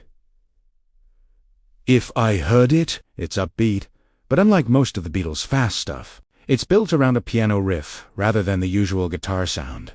It isn't a boogie-woogie, but close. Abra loved it. She wouldn't just kick her feet when Lucy played that one. She'd actually bicycled them. Dave smiled at the memory of Abra on her back in her bright purple onesie. Not yet able to walk, but crib dancing like a disco queen. The instrumental break is almost all piano, and it's as simple as pie. The left hand just picks out the notes. There are only 29. I counted. A kid could play it, and our kid did. John raised his eyebrows until they almost met his hairline. It started in the spring of 2002. Lucy and I were in bed reading. The weather report was on TV, and that came about halfway through the 11 p.m. newscast. Abra was in her room, fast asleep, as far as we knew. Lucy asked me to turn off the TV because she wanted to go to sleep. I clicked the remote, and that's when we heard it. The piano breaks for not a second time. Those 29 notes. Perfect. Not a single miss, and coming from downstairs. Duck. We were scared shitless. We thought we had an intruder in the house. Only what kind of burglar stops to play a little Beatles before grabbing the silverware? I don't have a gun, and my golf clubs were in the garage. So I just picked up the biggest book I could find and went down to confront whoever was there.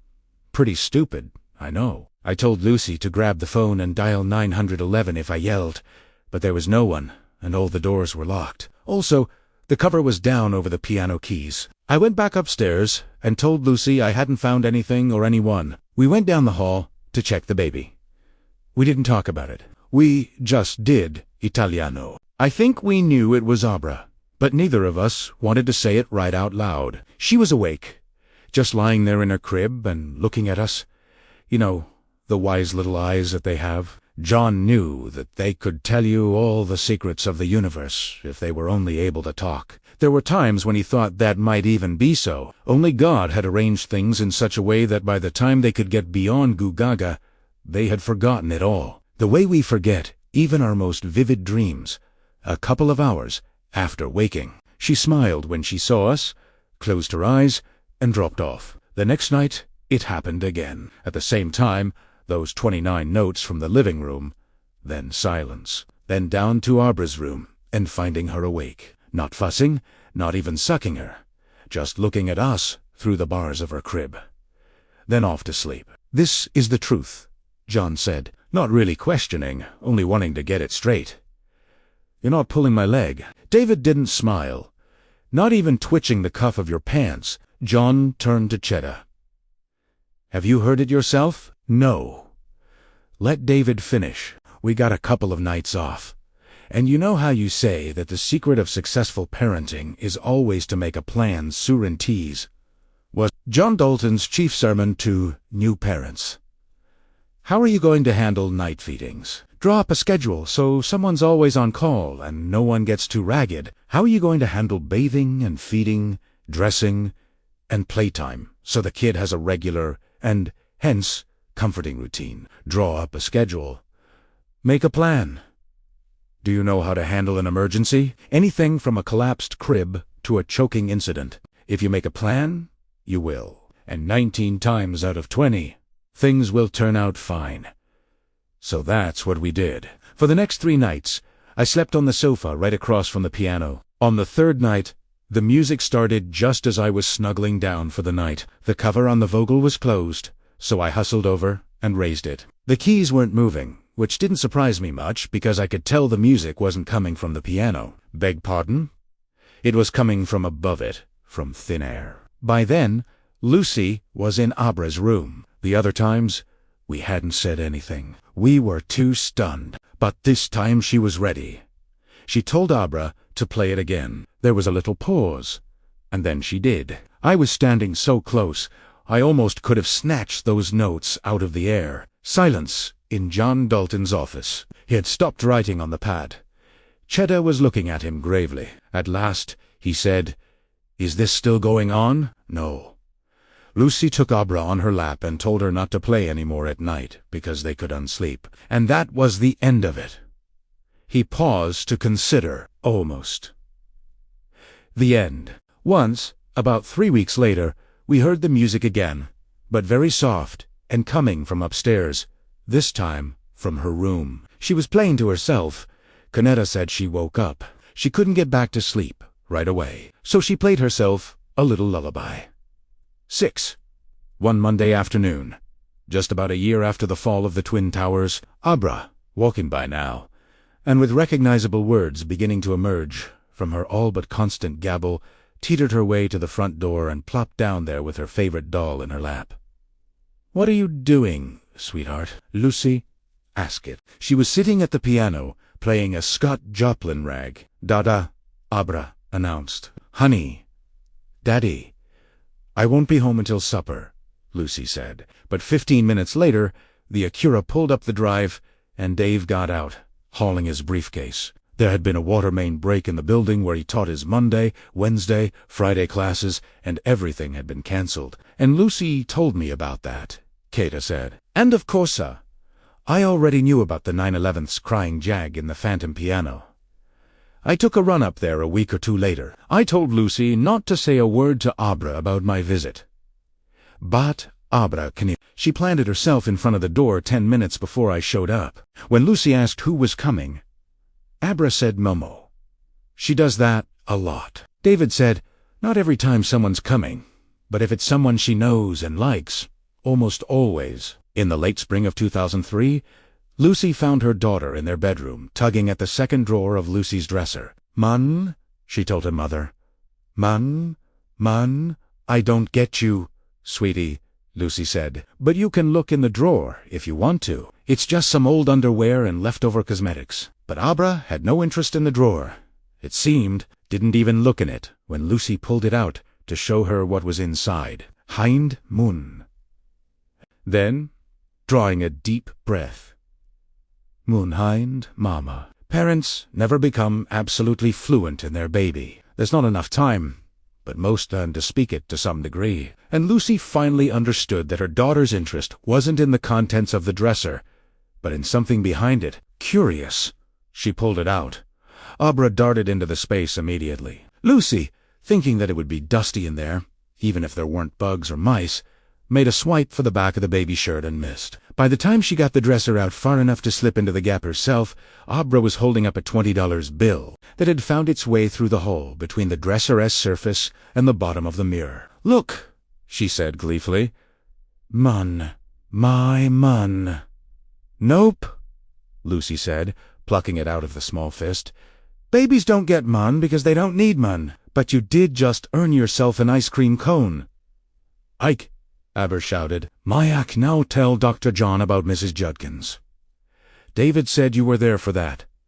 "Indeed, I was." Kita said that was some 4th of July weekend. By the summer of 2003, Abra had begun speaking in more or less full sentences. Keta had come to spend the holiday weekend with the Stones. On Sunday, which happened to be July 6th, Dave had gone to the 7-Eleven to buy a fresh canister of Blue Rhino for the backyard barbecue. Abra was playing with blocks in the living room. Lucy and Cheta were in the kitchen, one of them checking periodically on Abra to make sure she had decided to pull out the plug on the TV and chew it or go climbing Mount Sofa. But Abra showed no interest in those things. She was busy constructing what looked like a stone hinge made out of her plastic toddler blocks. Lucy and Cheddar were unloading the dishwasher when Abra began to scream. "She sounded like she was dying," Cheddar said. "You know how scary that is, right?"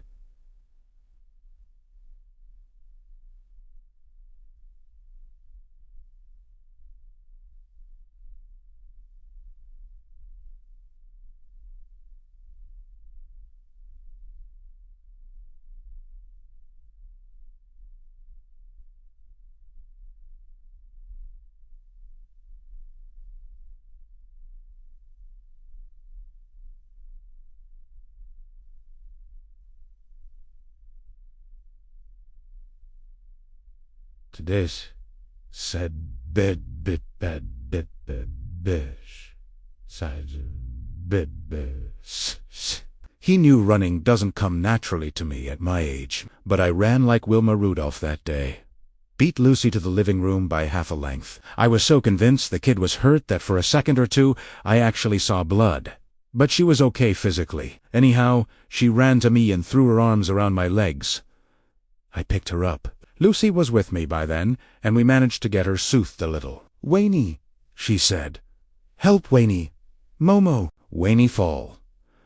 I didn't know who Wayne was, but Lucy did. "Wanda Judkins, the lady across the street. She's Abra's favorite neighbor," David said, "because she makes cookies and usually brings one over for Obra with her name written on it. sometimes in raisins, sometimes in frosting. She's a widow, lives alone. So we went across. Cheta resumed. I'm in the lead, and Lucy is holding Obra. I knocked. No one answered. Wayne in the dining room. Abra said, help Wayne, mama. Help Wayne, mama. She hurt herself, and blood is coming out. The door was unlocked. We went in. The first thing I smelled was burning cookies. Mrs. Judkins was lying on the dining room floor next to a step. The rag she'd been using to dust out the moldings was still in her hand, but there was blood.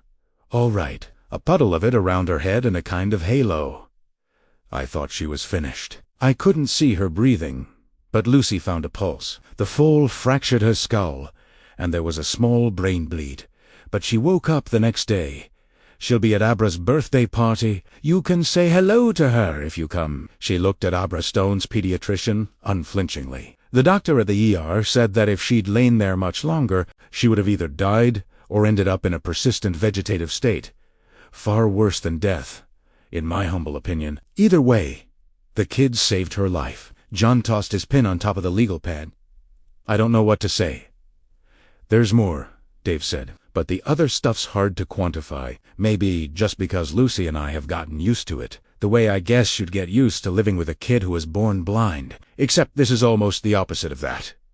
I think we knew even before the 9/11 thing. I think we knew there was something almost from the time we brought her home from the hospital. It's like he huffed out a breath and looked at the ceiling as if for inspiration. Kata squeezed his arm. Go on, at least he hasn't called for the men with the butterfly nuts yet. Okay. It's like there's always a wind blowing through the house.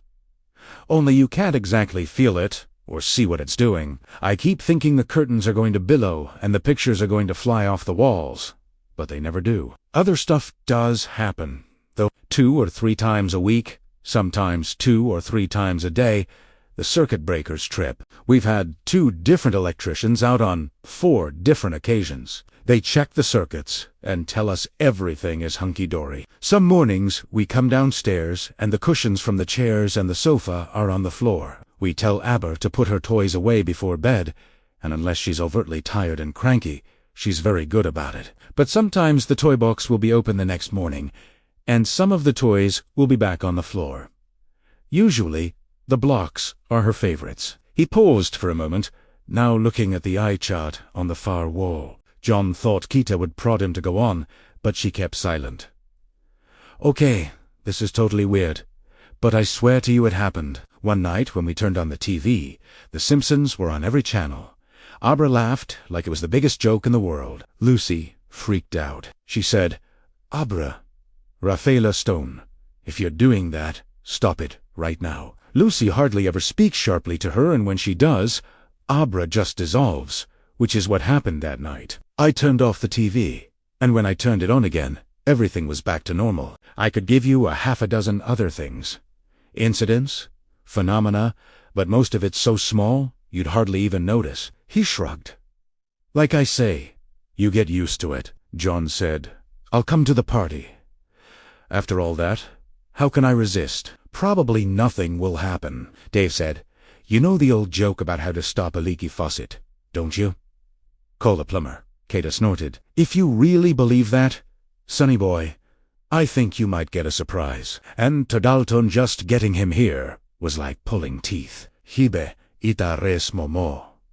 Calais had begun to rise in Dave's cheeks. John, Sigit. He had sensed the antagonism between these two before. He didn't know the cause of it. Some kind of competition for Lucy, perhaps, but he didn't want it breaking out into the open now. Their bizarre errand had turned them into temporary allies, and that was the way he wanted to keep it. Save the sniping. He spoke sharply enough, so they looked away from each other and back at him, surprised. I believe you. I've never heard of anything remotely like this before. Or had he? He trailed off, thinking of his lost watch. Doc, David said. Sorry. Brain cramp at this. They both smiled. Allies again.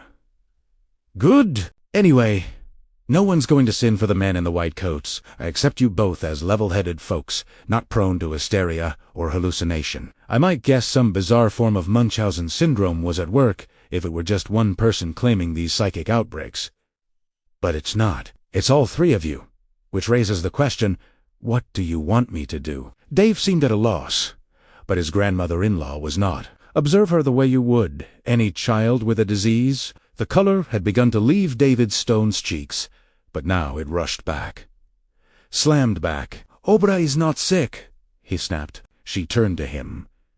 "I know that, Christo. Will you let me finish?" Dave put on a long-suffering expression and raised his hands. Sorry. Just don't jump down my throat, David." John said, "If you insist on bickering, children, I'll have to send you to the quiet room." Kata sighed. "This is very stressful for all of us."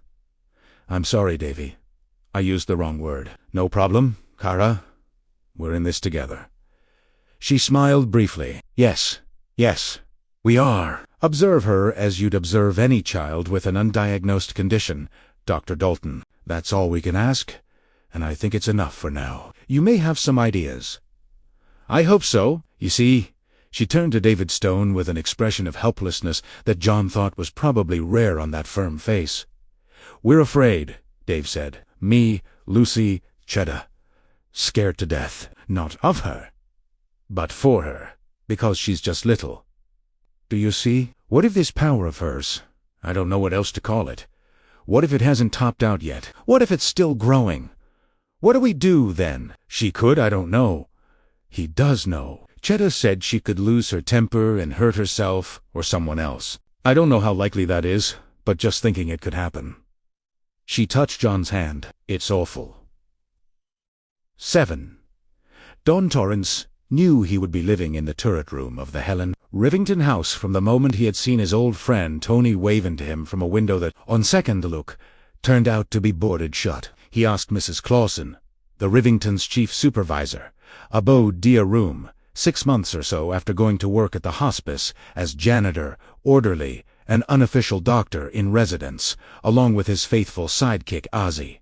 Of course, that room's junk from one end to the other. Mrs. Clausen had said she was a 60-something, with implausibly red hair. She was possessed of a sarcastic, often dirty mouth, but she was a smart and compassionate administrator. Even better, from the standpoint of HR's board of directors, she was a tremendously effective fundraiser. Dan wasn't sure he liked her, but he had come to respect her. "I'll clean it out on my own time. It would be better for me to be right here, don't you think? On call. Danny, tell me something. How come you're so good at what you do?"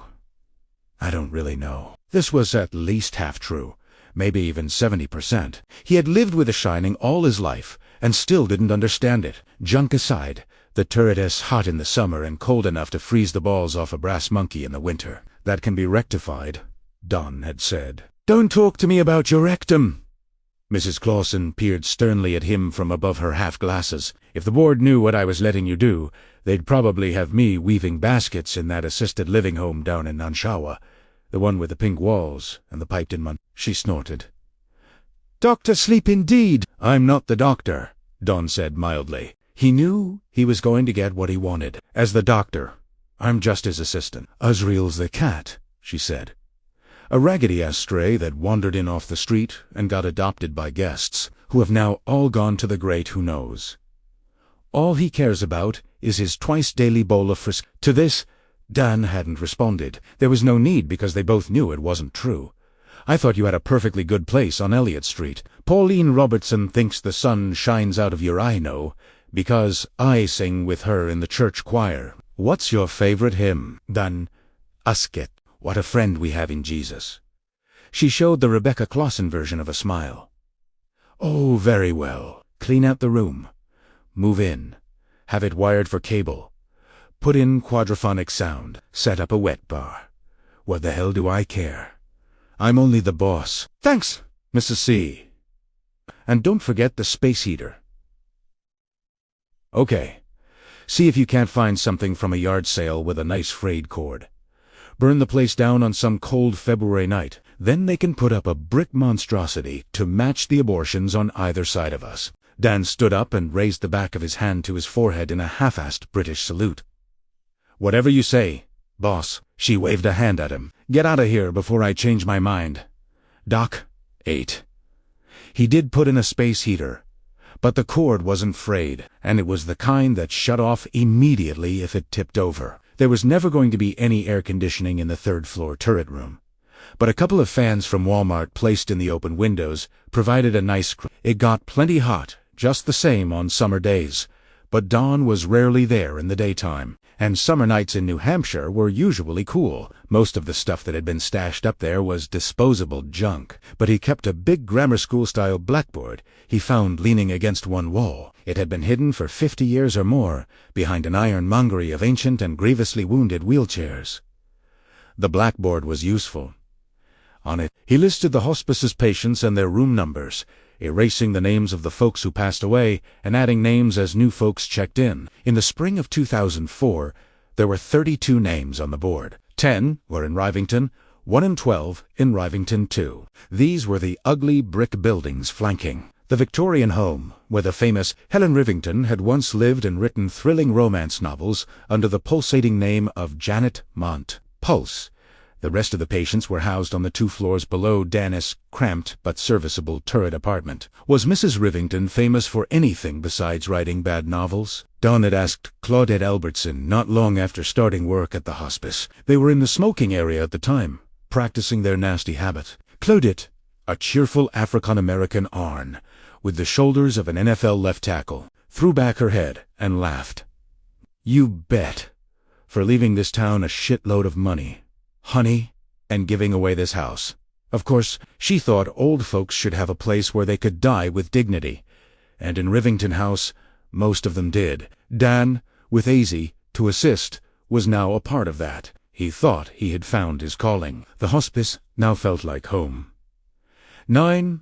On the morning of Abra's birthday party, Don got out of bed and saw that all the names on his blackboard had been erased. Written where they had been in large and straggling letters was a single word, Hello. There was a smiley face inside of the Dan sat on the edge of the bed in his underwear for a long time just looking. Then he got up and put one hand on the letters, smudging them a little, hoping for a shine, even a little twinkle. At last, he took his hand away, rubbing chalk dust on his bare thigh. "Hello yourself," he said. And then, "Would your name be Abra by any chance?" Nothing.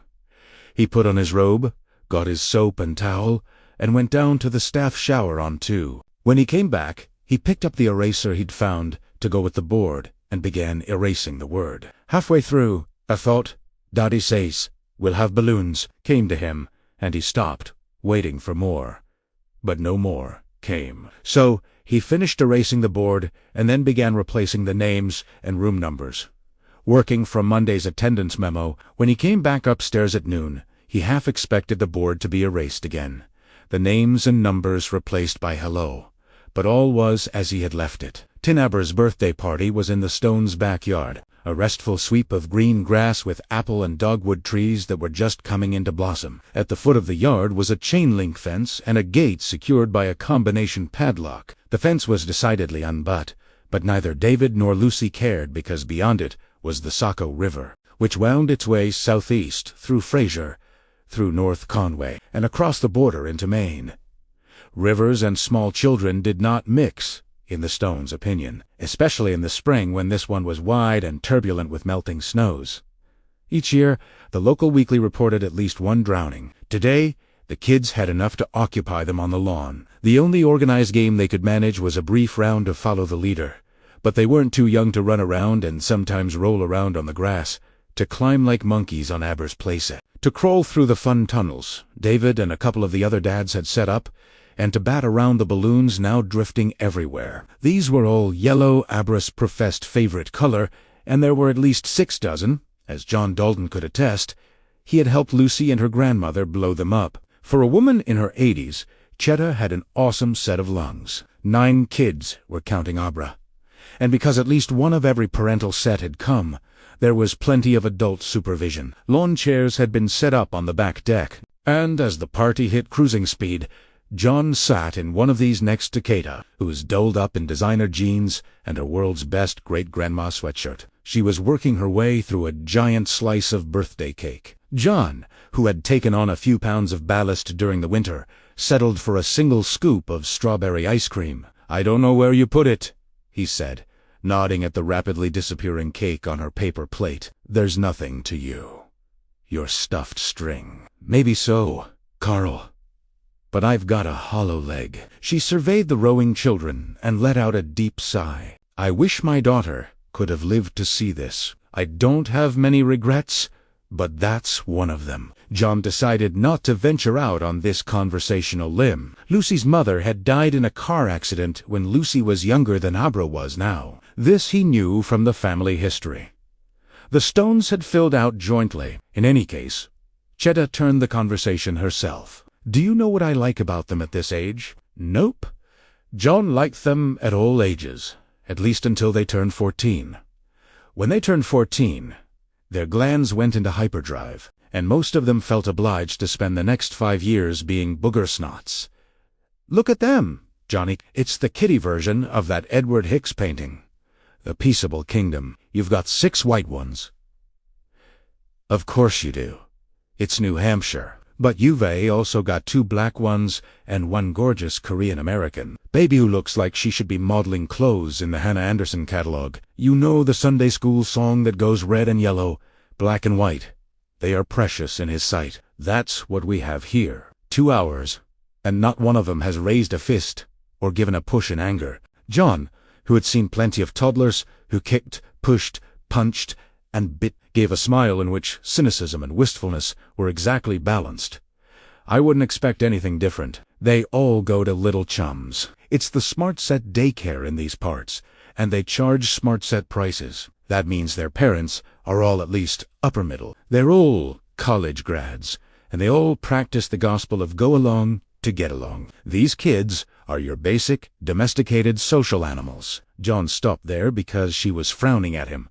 But he could have gone farther. He could have said that until the age of 7, or thereabouts, the so-called age of reason. Most children were emotional echo chambers. If they grew up around people who got along and didn't raise their voices, they did the same. If they were raised by biters and shouters, well, 20 years of treating little ones, not to mention raising 2 of his own, now away at good-along to get-along prep schools, hadn't destroyed all the romantic notions he'd held when first deciding to specialize in pediatric medicine, but those years had tempered them. Perhaps kids really did come into the world, trailing clouds of glory as Wordsworth had so confidently proclaimed, but they also had pants until they learned better. 11. A silvery run of bells, like those on an ice cream truck, sounded in the afternoon air. The kids turned to see what was up. Riding onto the lawn from the Stones' driveway was an amiable apparition, a young man on a wildly oversized red tricycle. He was wearing white gloves and a zoot suit with comically wide shoulders. In one lapel was a binaire, the size of a hothouse orchid. His pants, also oversized, were currently hiked up to his knees as he worked the pedals. The handlebars were hung with bells, which he rang with one finger. The trike rocked from side to side, but never quite fell over. On the newcomer's head, beneath a huge brown derby, was a crazy blue wig. David Stone was walking behind him, carrying a large suitcase in one hand and a fold-up table in the other. He looked abused. "Hey, kids! Hey, kids!" the man on the trike shouted. Gather around, because the show is about to start." He didn't need to ask them twice. They were already flocking toward the trike, laughing and shouting. Lucy came over to John, and Chetta sat down and blew hair out of her eyes with a comical foof of her lower lip. She had a smudge of chocolate frosting on her chin. Behold the magician. He's a street performer in Frazier and North Conway during the summer season. Dave saw an ad in one of those freebie newspapers, auditioned the guy, and hired him. His name is Reggie Pelaire, but he styles himself the Great Miss. Let us see how long he can hold their attention once they all had a good close look at the fancy trike. I'm thinking 3 minutes tops. John thought she might be wrong about that. The guy's entrance had been perfectly calculated to capture the imaginations of little ones, and his wig was funny rather than scary. His cheerful face was unmarked by grease paint, and that was also good. Clowns, in John's opinion, were highly overrated. They scared the other kids under 6. Kids over that age merely found them boring. "My, you're in a bilious mood today." Maybe because he'd come ready to observe some sort of freaky-deaky, and nothing had transpired. To him, Abra seemed like a perfectly ordinary little kid, cheerier than most, maybe. But good cheers seemed to run in the family, except when Cheddar and Dave were sniping at each other. That was don't underestimate the attention spans of the wee folk. He leaned past Cheddar and used his napkin to wipe the smudge of frosting from Lucy's chin. If he has an act, he'll hold them for 15 minutes at least, maybe 20. If he does, Lucy said skeptically. It turned out that Reggie Palier, a.k.a. the Great Mysterio, did have an act, and a good one, while his faithful assistant to NASA, Grey Dave, set up his table and opened the suitcase. Mysterio asked the birthday girl and her guests to admire his flower. When they drew close, it shot water into their faces. First red, then green, then blue. They screamed with sugar-fueled laughter. Now, boys and girls. Yike, that tickles. He took off his derby and pulled out a white rabbit. The kids gasped. Mysterio passed the bunny to Abra, who stroked it and then passed it on without having to be told. The rabbit didn't seem to mind the attention. Maybe John thought it had snuck up a few Valium-laced pellets before the show. The last kid handed it back to Miss, who popped it into his hat, passed a hand over it, and then showed them the inside of the derby. Except for the American flag lining, it was empty. "Where did the bunny go?" Little Susie Song Bartlett asked. "Into your dreams, darling. Mysterio said it'll hop there tonight." Now, who wants a magic scarf? There were cries of I do from boys and girls alike. Mysterio produced them from his fists and passed them out. This was followed by more tricks in rapid-fire succession. By Dalton's watch, the kids stood around Mysterio in a bug-eyed semicircle for at least 25 minutes, and just as the first signs of restiveness began to appear in the audience, Mysterio wrapped things up. He produced 5 plates from his suitcase, which, when he showed them, appeared to be as empty as his hat, and juggled them, singing "Happy Birthday to You." As he did it, all the kids joined in, and Aber seemed almost to levitate with joy. The plates went back into the suitcase. He showed it to them again, so they could see it was empty, then produced half a dozen spoons from it. These he proceeded to hang on his face, finishing with one on the tip of his nose. The birthday girl liked that one. She sat down on the grass, laughing and hugging herself with glee. "Abba can do that," she said. She was currently fond of referring to herself in the third person. It was what David called her Ricky Henderson phase. "Abia can do spoos. Good for you, honey." Mysterio said he wasn't really paying attention, and John couldn't blame him for that. He had just put on one hell of a kitty. His face was red and damp with sweat, despite the cool breeze blowing up from the river, and he still had his big exit to make.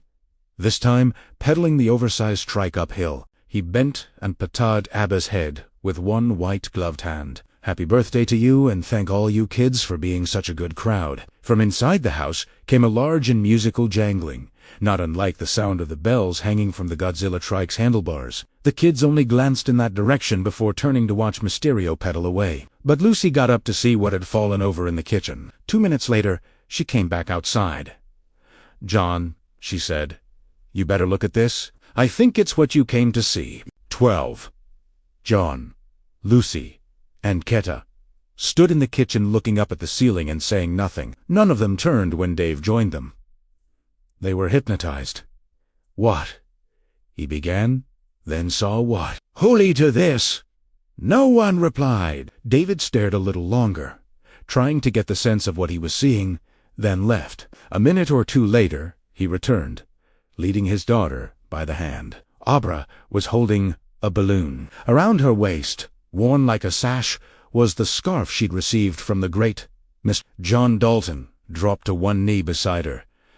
"Did you do that, honey?" It was a question to which he felt sure he knew the answer, but he wanted to hear what she had to say. He wanted to know how much she was aware of. Abra first looked at the floor where the silverware drawer lay. Some of the knives and forks had bounced free when the drawer shot from its socket, but they were all there. Not the spoons, however. The spoons were hanging from the ceiling as if drawn upward and held by some exotic magnetic attraction. A couple swung lazily from the overhead light fixtures. The biggest serving spoon dangled from the exhaust hood of the stove. All kids had their own self-coming mechanisms. John knew from long experience that for most, it was a thumb stuck securely in the mouth. Abra was a little different. She cupped her right hand over the lower half of her face and rubbed her lips with her palm. As a result, her words were muffled. John took the hand away gently. "What, honey?" In a small voice, she said, "Am I in trouble?" Her small chest began to hitch. She tried to put her comfort hand back, but John held it. "I wanted to be like Mauricio." She began to weep. John let her hand go, and it went to her mouth, rubbing furiously. David picked her up and kissed her cheek. Lucy put her arms around them both and kissed the top of her daughter's head. "No, honey. No trouble. You're fine." Abra buried her face against her mother's neck. As said diddied, the spoons fell. The clatter made them all jump. 30. 2 months later, with summer just beginning in the White Mountains of New Hampshire, David and Lucy Stone sat in John Dalton's office, where the walls were papered with smiling photographs of the children he had treated over the years, many now old enough to have kids of their own. John said, "I hired a computer-savvy nephew of mine at my own expense, and don't worry about it. Works cheap to see if there were any other documented cases like your daughter's, and to research them if there were." He restricted his search to the last 30 years, and found over 900. David whistled. "That many?" John shook his head. "Not that many. If it were a disease, and we don't need to revisit that discussion because it's not, it would be as rare as elephantiasis or Blasco lines, which basically turns those who have it into human zebras. Blasco affects about 1 in every 7 million. This thing of AB's would be on that order." "What exactly is Abra's thing?" Lucy had taken her husband's hand and was holding it tightly. "Telepathy, telekinesis, some other those things clearly play a part." "Is she telepathic? Since she knows when people are coming to visit and knows Mrs. Judkins had been hurt, the answer seems to be yes."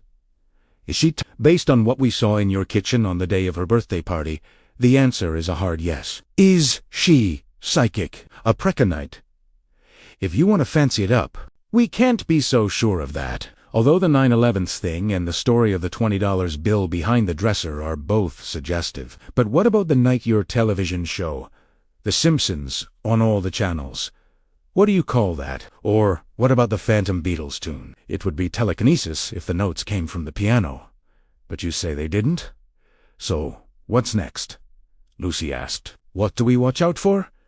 "I don't know. There's no predictive path to follow. The trouble with the field of psychic phenomena is that it isn't a field at all. There's too much charlatanry and too many people who are just off their damn rockers." "So, you can't tell us what to do," Lucy said. "That's the long and short of it." John smiled. "I can tell you exactly what to do. Keep on loving her. If my nephew is right, and you have to remember that A, he's only 17, and B, he's basing his conclusions on unstable data, you're apt to keep seeing weird stuff until she's a teenager. Some of it may be gaudy, weird stuff. Around 13 or 14 it'll plateau and then start to subside. By the time she's in her 20s, the various phenomena she's generating will probably be negligible." He smiled. "But she'll be a terrific poker player all her life." "What if she starts seeing dead people like the little boy in that movie?" Lucy asked. "What do we do then?" "Then I guess you'd have proof of life after death. In the meantime, don't buy trouble and keep your mouth shut. Right?" "Oh, you bet," Lucy said. She managed to smile, but given the fact that she'd nibbled most of her lipstick off, it didn't look very confident. "The last thing we want is our daughter on the cover of Inside View." "Thank God none of the other parents saw that thing with the spoons," David said. "Here's a question," John said. "Do you think she knows how special she is?" The Stones exchanged a look. "I don't think so," Lucy said at last. "Although after the spoons, we made sort of a big deal about it." "A big deal in your mind," John said. "Probably not hers." She cried a little, then went back out, with a smile on her face. There was no shouting, scolding, spanking, or shaming. "My advice is to let it ride for the time being. When she gets a little older, you can caution her about not doing any of her special tricks at school. Treat her as normal, because mostly she is. Right, David said. And it's not like she's got spots or swellings or a third eye. Oh, yes, she does. Lucy said she was thinking of the call. She does so have a third eye. You can't see it, but it's there. John stood up. I'll get all my nephew's printouts and send them to you if you'd like that. I would, David said very much. I think dear old Momo would too. He wrinkled his nose a bit at this. Lucy saw it and frowned. In the meantime, enjoy your daughter, Joan Toll Eam. From everything I've seen, she's a very enjoyable child. You're going to get through this. For a while, it seemed he was right. Chapter 4. Paging Dr. Sleep. 1. It was January of 2007. In the turret room of Rivington House, Dan's space heater was running full blast, but the room was still cold. A nor'easter driven by a 50 miles per hour gale had blown down from the mountains, piling 5 in of snow an hour on the sleeping town of Fraser. When the storm finally eased the following afternoon, some of the drifts against the north and east sides of the buildings on Cronmore Avenue would be 12 feet deep. Don wasn't bothered by the cold, nestled beneath 2 down comforters. He was warm as tea and toast, yet the wind had found its way inside his head, just as it found its way under the sashes and doors of the old Victorian he now called home. In his dream, he could hear it moaning around the hotel where he had spent one winter as a little boy. In his dream, he was that little boy. He's on the 2nd floor of the Overlook. Mommy is sleeping, and Daddy's in the basement looking at old papers. He's doing research. The research is for the book he's going to write. Danny isn't supposed to be up here, and he's not supposed to have the passkey that's clutched in one hand, but he hasn't been able to stay away. Right now, he's staring at a fire hose that's bolted to the wall. It's folded over and over on itself, and it looks like a snake with a brass head. A sleeping snake. Of course, it's not a snake. That's canvas he's looking at, not scales. But it sure does look like a snake. Sometimes it is a snake. Go on, he whispers to it in the stream. He's trembling with terror, but something drives him on. And why? Because he's doing his own research. That's why. Go on, bite me. You can't, can you? Because you're just a stupid hose. The nozzle of the stupid hose stirs, and all at once, instead of looking at it sideways, Danny is looking into its bore, or maybe into its mouth. A single clear drop appears below the black hole, elongating in it.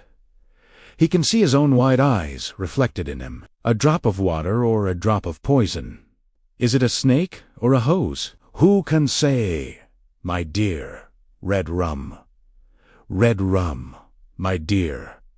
Who can say? It buzzes at him, and terror jumps up his throat from his rapidly beating heart.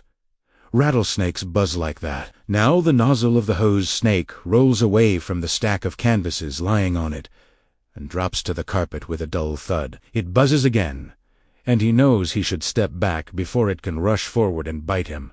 But he's frozen. He can't move, and it's buzzing. Wake up! Danny. Tony calls from somewhere. Wake up! Wake up! But he can wake up no more than he can move. This is the Overlook. They are snowed in, and things are different now.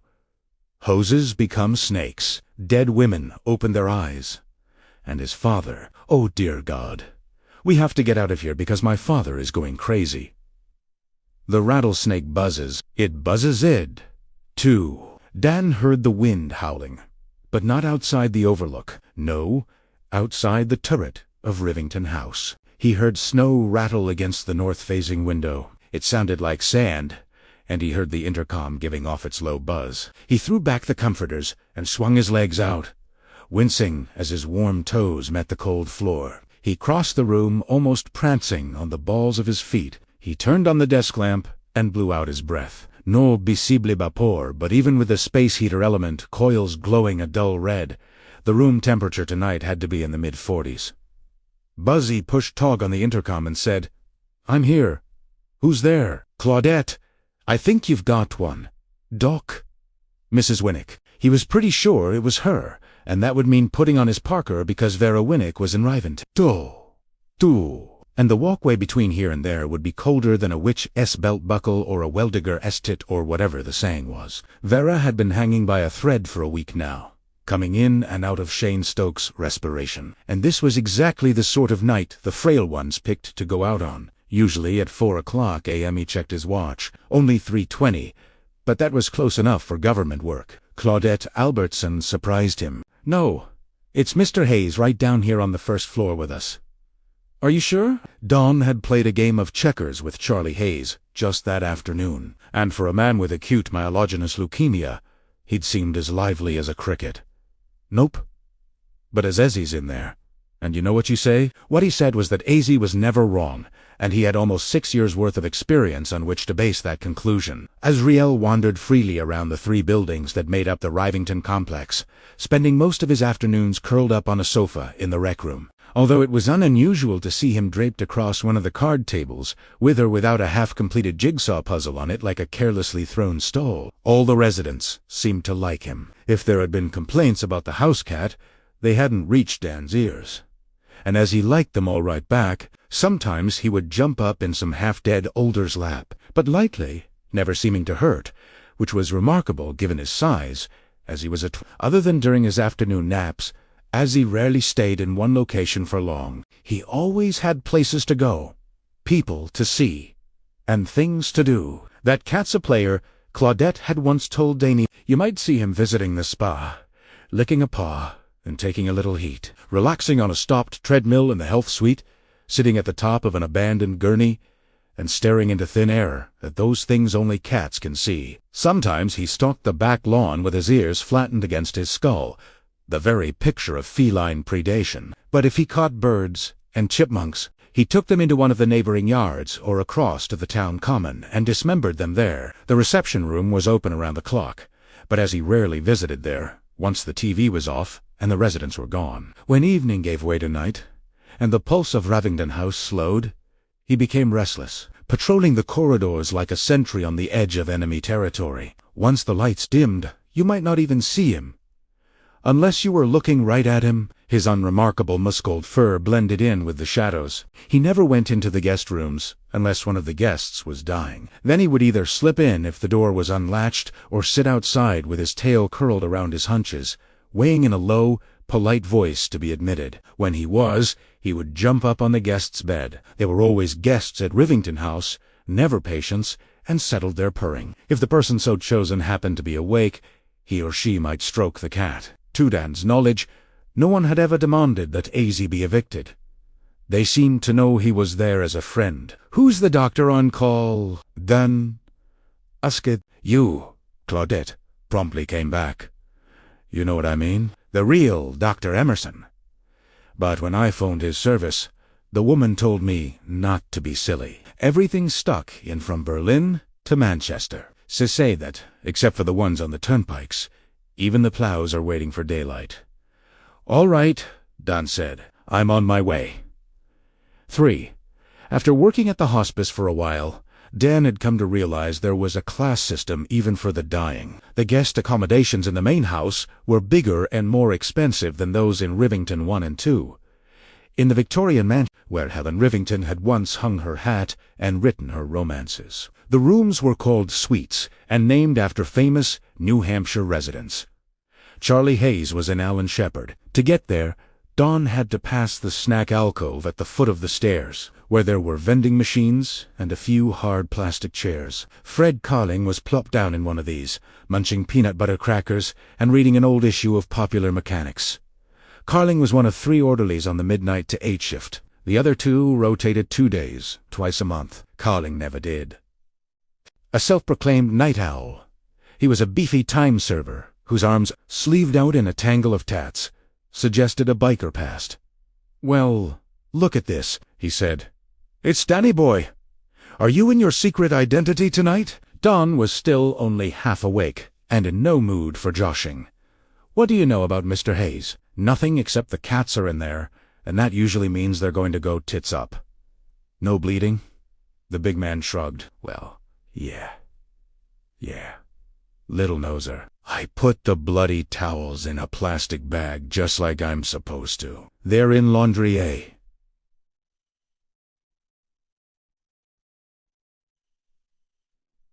If you want to check, Dan thought of asking how a nosebleed that took more than one towel to clean up could be characterized as little, and decided to let it go. Carling was an unfailing dot, and how he'd gotten a job here even on the night shift when most of the guests were either asleep or trying to be quiet, so they wouldn't disturb anyone else, was beyond Dan. He suspected somebody might have pulled a wire or two. It was how the world worked. Had you and his own father pulled a wire to get his final job as caretaker at the Overlook Hotel? Maybe that wasn't proof positive that who you knew was a lousy way to get a job, but it certainly seemed suggestive. Enjoy your evening. Dr. Sleep. Carling called after him, making no effort to keep his voice down. At the nurse's station, Claudette was charting meds, while Janice Barker watched a small TV with the sound turned down low. The current program was one of those endless ads for colon cleansers, but Jan was watching with her eyes wide and her mouth hung ajar. She started when Don tapped his fingernails on the counter, and he realized she hadn't been fascinated, but half asleep. Can either of you tell me anything substantive about Charlie? Carling knows nothing. Claudette glanced down the hall to make sure Fred Carling wasn't in view, then lowered her voice anyway. That man's as useless as boobs on a bull. I keep hoping he'll get fired. Dan kept his similar opinion to himself. Constant sobriety, he had discovered, did wonders for one's powers of discretion. I checked him 15 minutes ago, Jan said. We check them a lot when Mr. Pussycat comes to visit. How long's Azy been in there? He was meowing outside the door when we came on duty at midnight, Claudette said. So I opened it for him. He jumped right up on the bed. You know how he does. I almost called you then, but Charlie was awake and responsive. When Primera Said hi, he hired me right back and started petting Azy. So I decided to wait. About an hour later, he had a nosebleed. Fred cleaned him up. I had to tell him to put the towels in a plastic bag. Plague bags were what the staff called the dissolvable plastic sacks, in which clothing, linen, and towels contaminated with bodily fluids or tissue were stored. It was a state regulation that was supposed to minimize the spread of blood-borne pathogens. When I checked him 40 or 50 minutes ago, Jan said he was asleep. I gave him a shake. He opened his eyes, and they were all bloodshot. That's when I called eyes on, Claudette said. And after I got the big no way, Jose from the girl on service, I called you. Are you going down now? Yes. Good luck, Jan said. Ring, if you need something. I will. Why are you watching an infomercial for a colon cleanser, Janny? Or is that too personal? She yawned. A tease over. The only other thing on is an infomercial for the ABR. I already have one of those. 4. The door of the Alan Shepard suite was standing half open, but Don knocked anyway.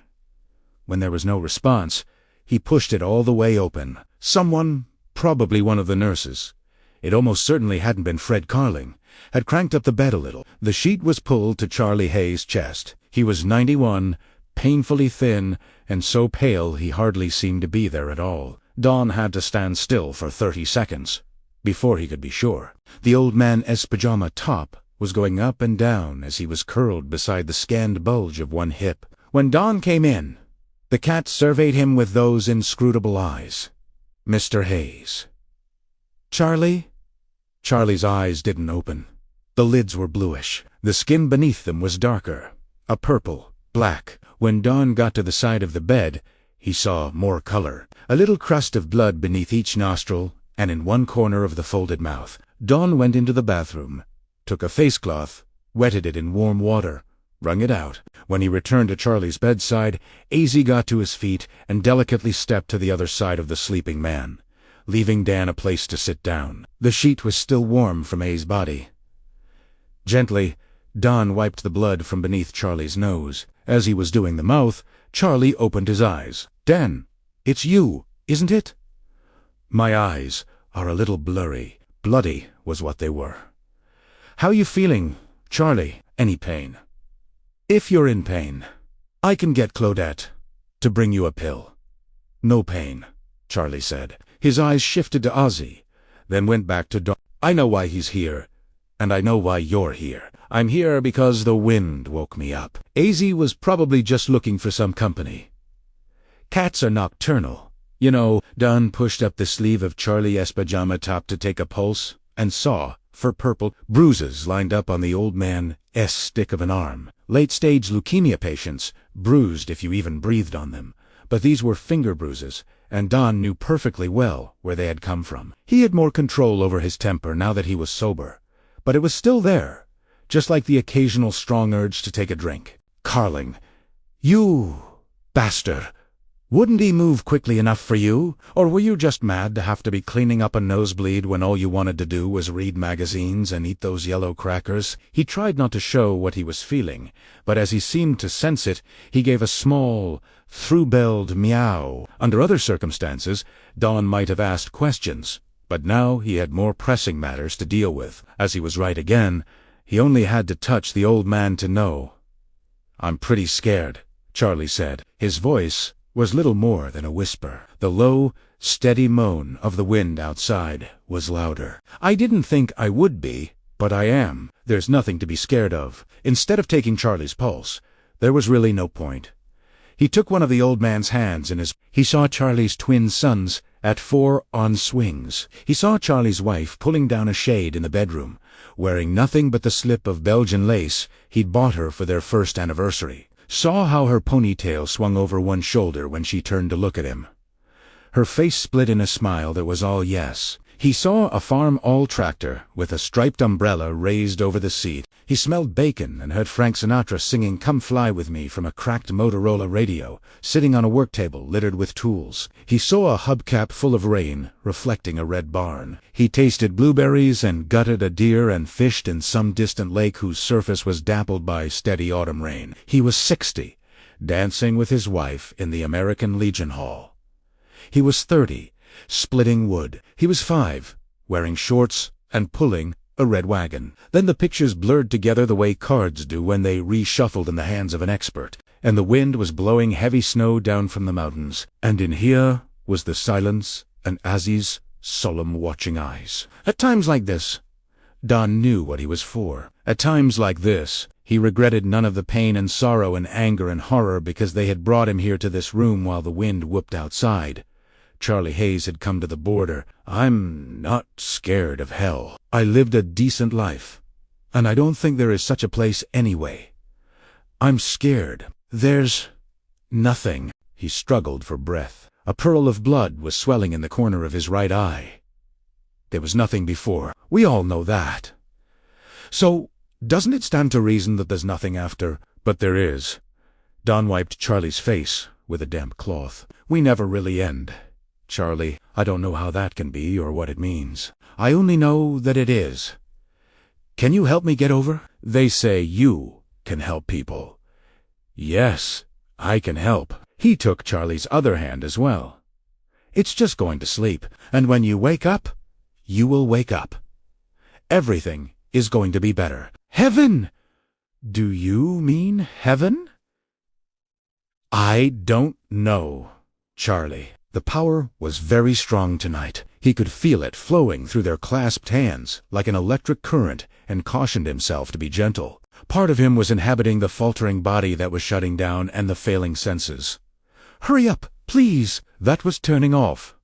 He was inhabiting a mind. "Hurry up, please. It's time." That was still as sharp as ever, and aware it was thinking its last thoughts, at least as Charlie Hayes. The bloodshot eyes closed, then opened again, very slowly. "Everything's all right," Don said. "You only need sleep. Sleep will make you better." "Is that what you call it?" "Yes. I call it sleep. And it's safe to sleep. Don't go." "I won't. I'm with you." So he was. It was his terrible privilege. Charlie's eyes closed again. Don closed his eyes and saw a slow blue pulse in the darkness. Once, twice, stop. Once, twice, stop. Outside the wind was blowing. "Sleep, Charlie. You're doing fine, but you're tired and you need to sleep." "You see my wife?" The faintest of whispers. "Do you?" she says. There was no more. Just a final blue pulse behind Dan's eyes, and a final exhalation from the man on the bed. Dan opened his eyes, listened to the wind, and waited for the last thing. It came a few seconds later. A dull red mist that rose from Charlie's nose, mouth, and eyes. This was what an old nurse in Tampa, one who had about the same twinkle as Billy Freeman, called the gasp. She said she had seen it many times. Dan saw it every time. It rose and hung above the old man's body. Tenet. Dawn slid up the right sleeve of Charlie's pajamas and felt for a pulse. It was just a formality. 5. He usually left before it was over, but not tonight. He was standing on the counterpane beside Charlie's hip, staring at the door. Dawn turned, expecting to see Claudette or Jan, but no one was there, except there was... "Hello." Nothing. "Are you the little girl who writes on my blackboard sometimes?" No response. But someone was there. "All right. Is your name Abra?" Faint, almost inaudible. Because of the wind, there came a ripple of piano notes. Don might have believed it was his imagination. He could not always tell the difference between that and The Shining. If not for Azzy, whose ears twitched and whose eyes never left the empty doorway, someone was there watching. "Are you Abra?" There was another ripple of notes. Then silence again. Except this time it was absence. Whatever her name was, she was gone. As he stretched, he leaped down from the bed and left without a look back. Dan sat where he was a little longer, listening to the wind. Then he lowered the bed, pulled the sheet up over Charlie's face, and went back to the nurse's station to tell him there had been a death on the floor. 6.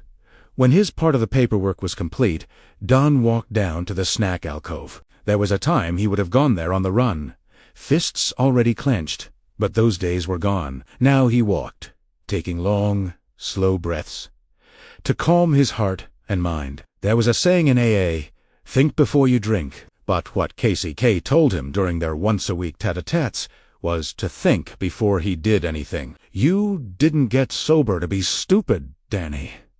Keep it in mind the next time you start listening to that itty-bitty shitty committee inside your head. But those go-damn finger marks. Carling was rocked back in his chair, now eating Junior Mints. He had swapped Popular Mechanics for a photo mag with the latest bad boy sitcom star on the cover. "Mr. Hayes has passed on," Don said mildly. "Sorry to hear it."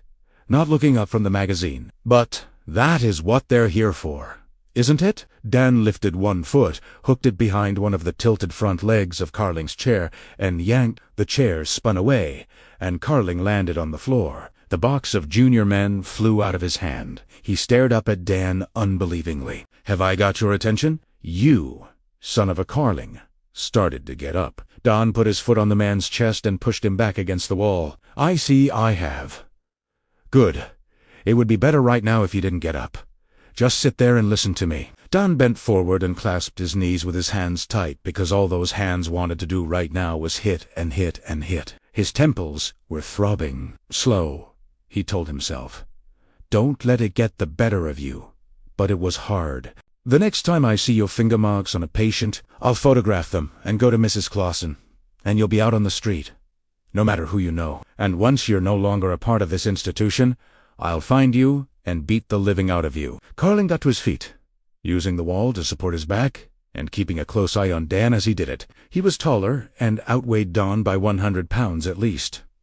He balled his fists. "I'd like to see you try." "How about now?" "Sure, but not here," Don said. "Too many people are trying to sleep, and we've got a dead man down the hall, one with your marks on him. I didn't do anything but go to take his pulse. You know how easy they bruise when they have leukemia." "I do," Dan agreed. "But you hurt him on purpose." "I don't know why, but I know you did." There was a flicker in Carling's muddy eyes. Not shame. Don didn't think the man was capable of feeling that. Just unease at being seen through, and fear of being caught. "Big man, Dr. Sleep. Think you don't stink. Come on, Fred. Let's go outside." More than happy to. And this was true. There was a second Dan inside. He wasn't as close to the surface anymore, but he was still there, and still the same ugly, irrational son of a wonder score he'd always been. Out of the corner of his eye, Dan could see Claudette and Jan standing halfway down the hall, their eyes wide and their arms around each other. Carling thought it over. Yes, he was bigger, and yes, he had more reach, but he was also out of shape. Too many overstuffed burritos, too many beers, much shorter wind than he'd had in his 20s, and there was something worrisome in the skinny guy's face. He'd seen it before back in his Road Saints days. Some guys had lousy circuit breakers in their heads. They tripped easily, and once they did, those guys would burn on until they burned out. He had taken Torrance for some mousy little geek who wouldn't say if he had a mouthful, but he saw that he'd been wrong about that. His secret identity wasn't Dr. Sleep. He was Dr. Crazy. After considering this carefully, Fred said, "I wouldn't waste my time." Dan nodded. "Good. Save us both from getting frostbite. Just remember what I said. If you don't want to go to the hospital, keep your hands to yourself from now on. Who died and left you in charge?" "I don't know," Dan said. "I really don't." 7 Don went back to his room and back to bed, but he couldn't sleep. He had made roughly 4 dozen deathbed visits during his time at Rivington House, and usually they left him calm. Not tonight.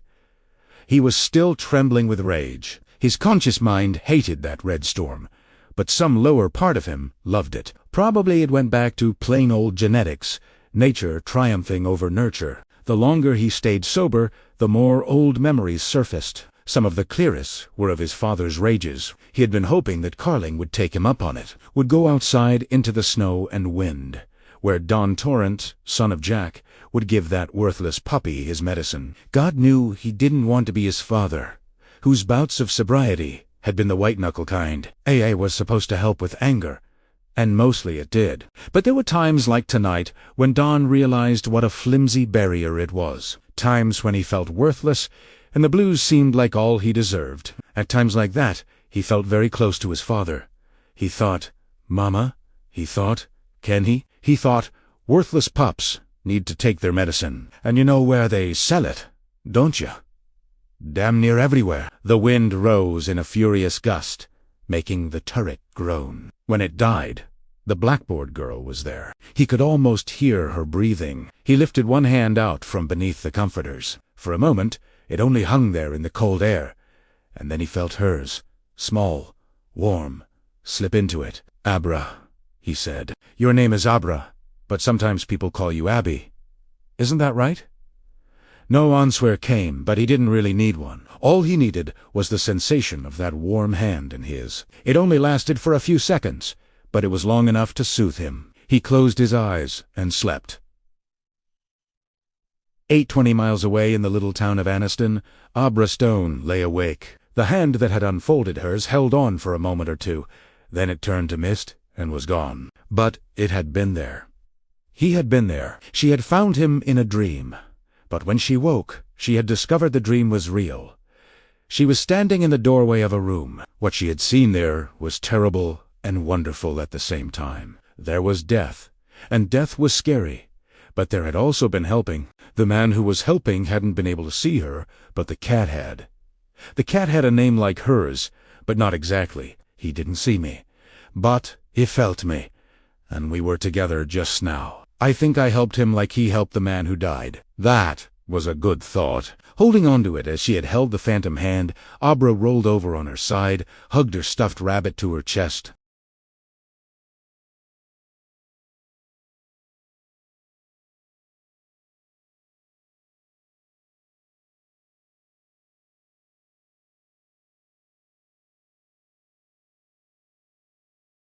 These were places where all the major businesses and large plots of land could be traced, back through a tangle of holding companies to them. The truce towns with colorful names like Dry Bend, Jerusalem's Lot, Ori, and Sidewinder were safe havens, but they never stayed in those places for long.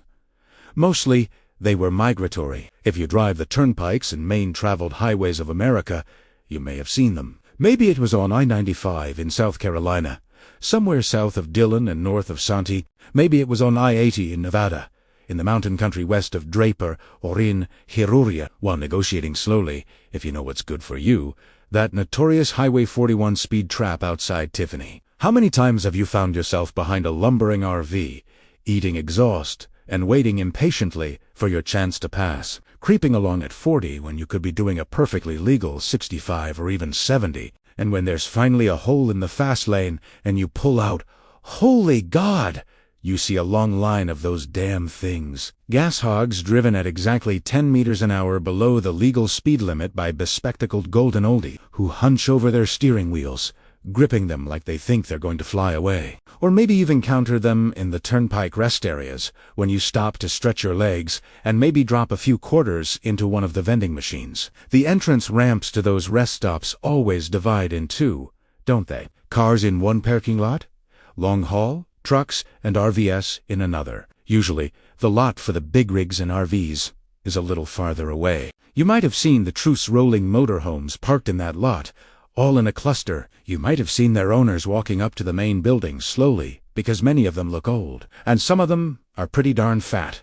Always in a group, always keeping to themselves. Sometimes they pull off at one of the exits, loaded with gas stations, motels, and fast food joints. And if you see those RVs parked at McDonald's or Burger King, you keep on going because you know they'll all be lined up at the counter. The men wearing floppy golf hats or long-billed fishing caps, the women in stretch pants, usually powder blue, and shirts that say things like, "Ask me about my grandchildren," or "Jesus is King," or "Happy Wanderer." You'd rather go half a mile farther down the road to the Waffle House or Shoney's, wouldn't you? Because you know they'll take forever to order, moaning over the menu, always wanting their quarter-pounders without the pickles or their Whoppers without the sauce, asking if there are any interesting tourist attractions in the area, even though anyone can see this is just another nothing Three-Stop-Lightburg where the kids leave as soon as they graduate from the nearest high school. You hardly see them, right?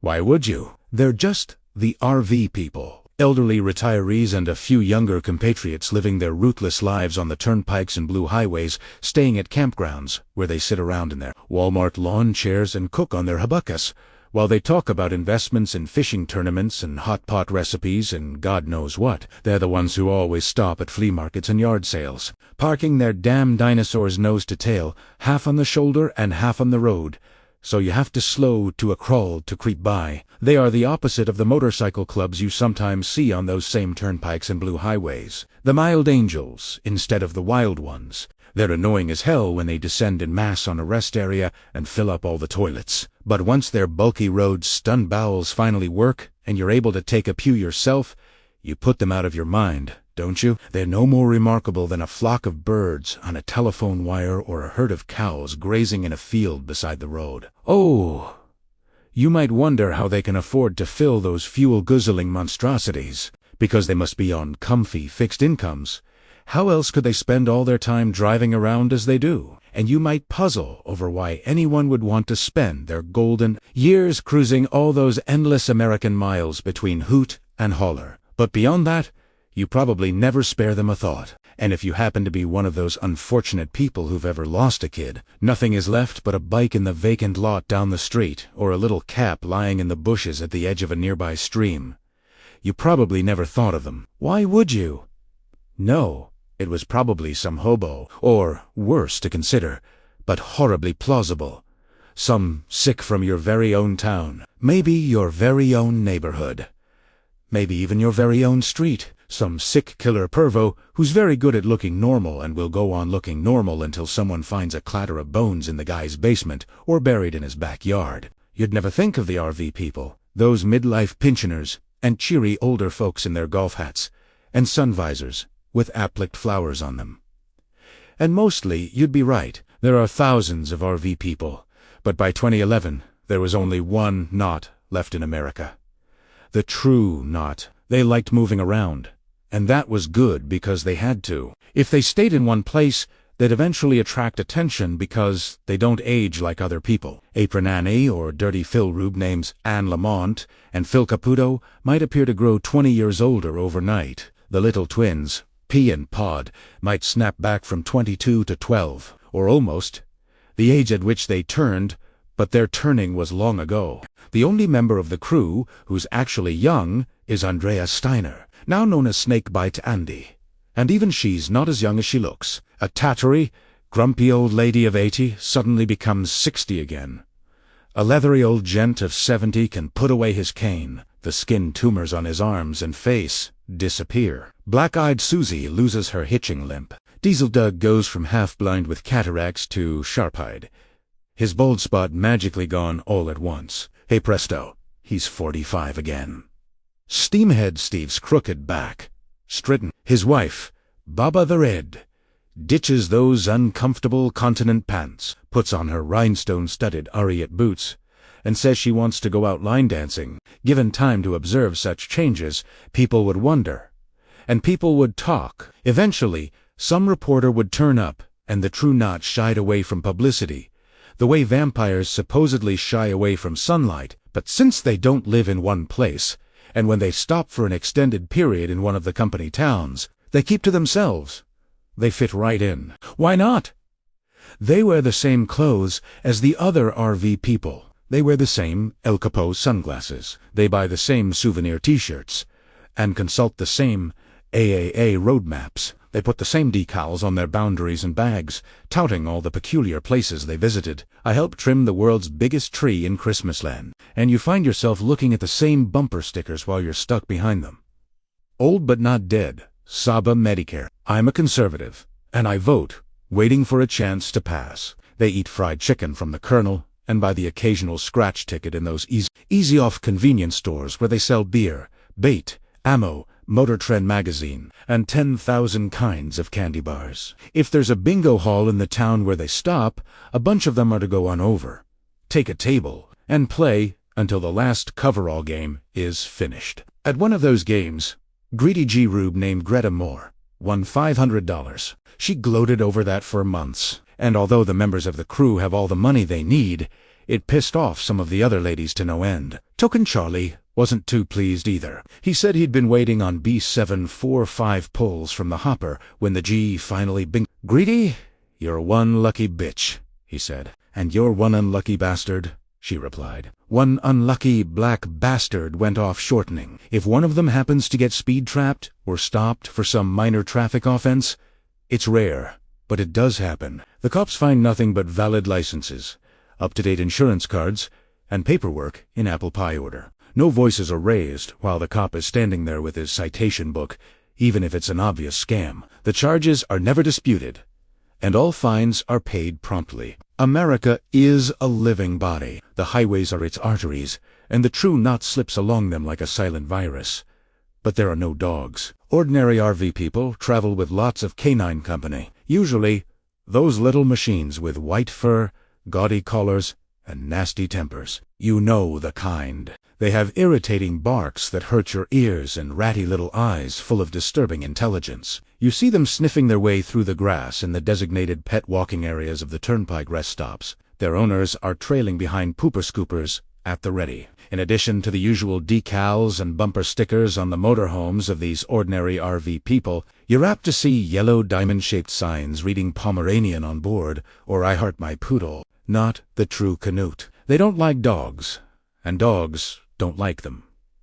You might say dogs see through them, to the sharp and watchful eyes behind the cut-rate sunglasses, to the strong and long-muscled hunter's legs beneath the polyester slacks from Walmart, to the sharp teeth beneath the dentures waiting to come out. They don't like dogs, but they like certain children. Oh yes, they like certain children very much. 2. In May of 2011, not long after Abra Stone celebrated her 10th birthday and Dan Torrance his 10th year of AA sobriety, Crow Daddy knocked on the door of Rosie the Hat's Earth Cruiser. The crew was currently staying at the cozy campground outside Lexington, Kentucky. They were on their way to Colorado, where they would spend most of the summer in one of their bespoke towns. This one is a place D. Stan sometimes revisited in his dreams. Usually, they were in no hurry to get anywhere, but there was some urgency this summer. All of them knew it, but none of them talked about it. Rose would take care of it. "Say always I'd come," she said, and Crow Daddy stepped in. When on a business errand, he always stepped out in good suits and expensive shoes polished to a mirror gloss. If he were feeling particularly old school, he might even carry a walking stick. 'Tis morning. He was wearing baggy pants held up by suspenders, a strappy t-shirt with a fish on it, "Kiss My Bass" printed beneath, and a flat workman's cap. which he swept off as he closed the door behind him. He was her sometime lover, as well as her second-in-command, but he never failed to show respect. It was one of the many things Rose liked about him. She did not doubt that the truth could carry on under his leadership if she died for a while at least. But for another 100 years, perhaps not. Probably not. He had a silver tongue, and cleaned up well when he had to deal with the rubes. But Crow had only rudimentary planning skills and no real vision. This morning, he looked troubled. Rose was sitting on the sofa in capri pants and a plain white bra, smoking a cigarette and watching the third hour of Today on her big wall-mounted TV. That was the soft hour, when they featured celebrity chefs and actors doing PR for their new movies. Her top hat was cocked back on her head. Crowd Daddy had known her for more years than the rubes lived, and he still didn't know what magic held it at that gravity-defying angle. She picked up the remote and muted the sound. Why, it's Henry Rothman, As I Live and Breathe, looking remarkably tasty, too, although I doubt you came to be tasted, not at 10:15 in the morning, and not with that look on your face. Who died? She meant it as a joke, but the wincing frown that tightened his forehead told her it wasn't one. She turned the TV off and made a business of butting her cigarette, not wanting him to see the dismay she felt. Once the truth had been over 200 strong. As of yesterday, they numbered 41.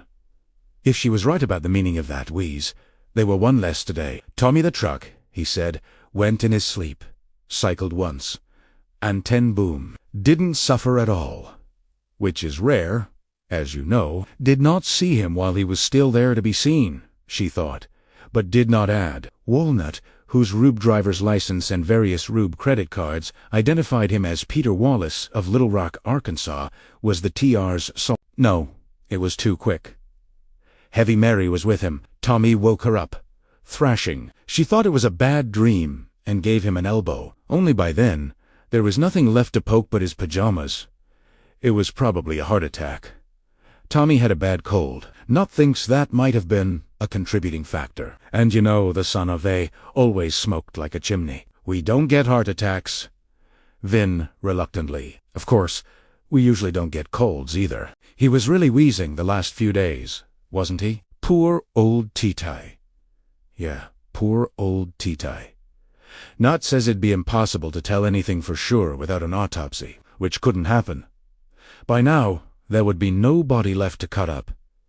How's Mary taking it? How do you think she's broken-hearted? They go back to when Tommy the truck was Tommy the wagon, almost 90 years. She was the one who took care of him after he turned, gave him his first steam when he woke up the next day. Now she says she wants to kill herself. Rose was rarely shocked, but this did the job. No one in the crew had ever killed themselves. Life was, to coin a phrase, their only reason for living. Probably just talk. Croat said only. Only what? You're right about us not usually getting colds, but there have been quite a few just lately, mostly just sniffles that come and go. Knott says it may be malnutrition. Of course, he's just guessing. Rose sat in thought, tapping her fingers against her bare midriff and staring at the blank rectangle of the TV. At last, she said, "Okay, I agree that nourishment's been a bit thin lately, but we took steam in Delaware just a month ago, and Tommy was fine then. Plumped right up."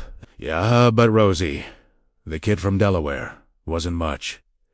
More hunchhead than steamhead. She'd never thought of it just that way, but it was true. Also, he'd been 19, according to his driver's license, well past whatever stunted prime he might have had around puberty. In another 10 years, he'd have been just another rube, maybe even 5. He hadn't been much of a meal point taken. But you couldn't always have steak. Sometimes you had to settle for bean sprouts and tofu. At least they kept body and soul together until you could butcher the next cow. Except psychic tofu and bean sprouts hadn't kept Tommy the Truck's body and soul together, had they? There used to be more steam, Crow said.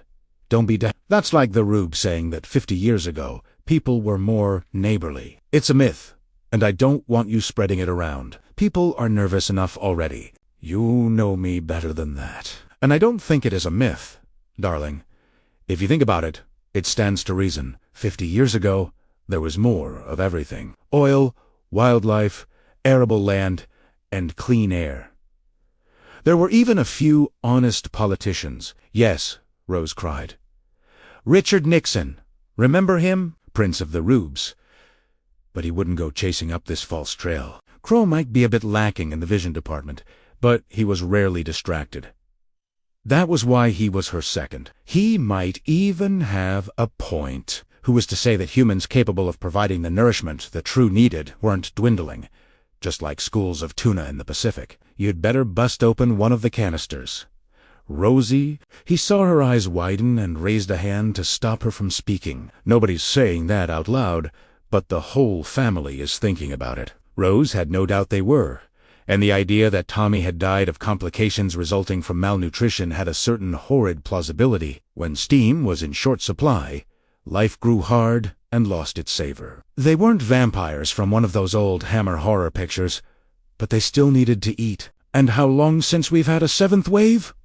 Crow asked. He knew the answer to that, and so did she. The True Knot had limited precognitive skills, but when a truly big rube disaster was approaching, a seventh wave, they all felt it. Although the details of the attack on the World Trade Center had only begun to clarify for them in the late summer of 2001, they had known something was going to happen in New York City for months in advance. She could still remember the joy and anticipation. She supposed hungry rubes felt the same way when they smelled a particularly savory meal cooking in the kitchen. There had been plenty for everybody that day and in the days following. There might only have been a couple of true steamheads among those who died when the towers fell, but when the disaster was big enough, agony and violent death had an enriching quality, which was why the True were drawn to such sights, like insects to a bright light. Locating single rube steamheads was far more difficult, and there were only 3 of them now, with that specialized sonar in their heads Grandpa Flick, Barry and Rose, herself. She got up, grabbed a neatly folded boat-neck top from the counter, and pulled it over her head. As always, she looked gorgeous in a way that was a bit unusual. Those high cheekbones and slightly tipped eyes, but extremely sexy. She put her hat back on and gave it a tap for good luck. How many full canisters do you think are left? Crow? He shrugged. 12, 15, in that neighborhood. She agreed better that none of them knew the truth. Not even her second. The last thing she needed was for the current unease to become outright panic. When people panicked, they ran in all directions. If that happened, the truth might disintegrate. Meanwhile, Crow was looking at her closely. Before he could see too much, she said, "Can you four-wall this place tonight?"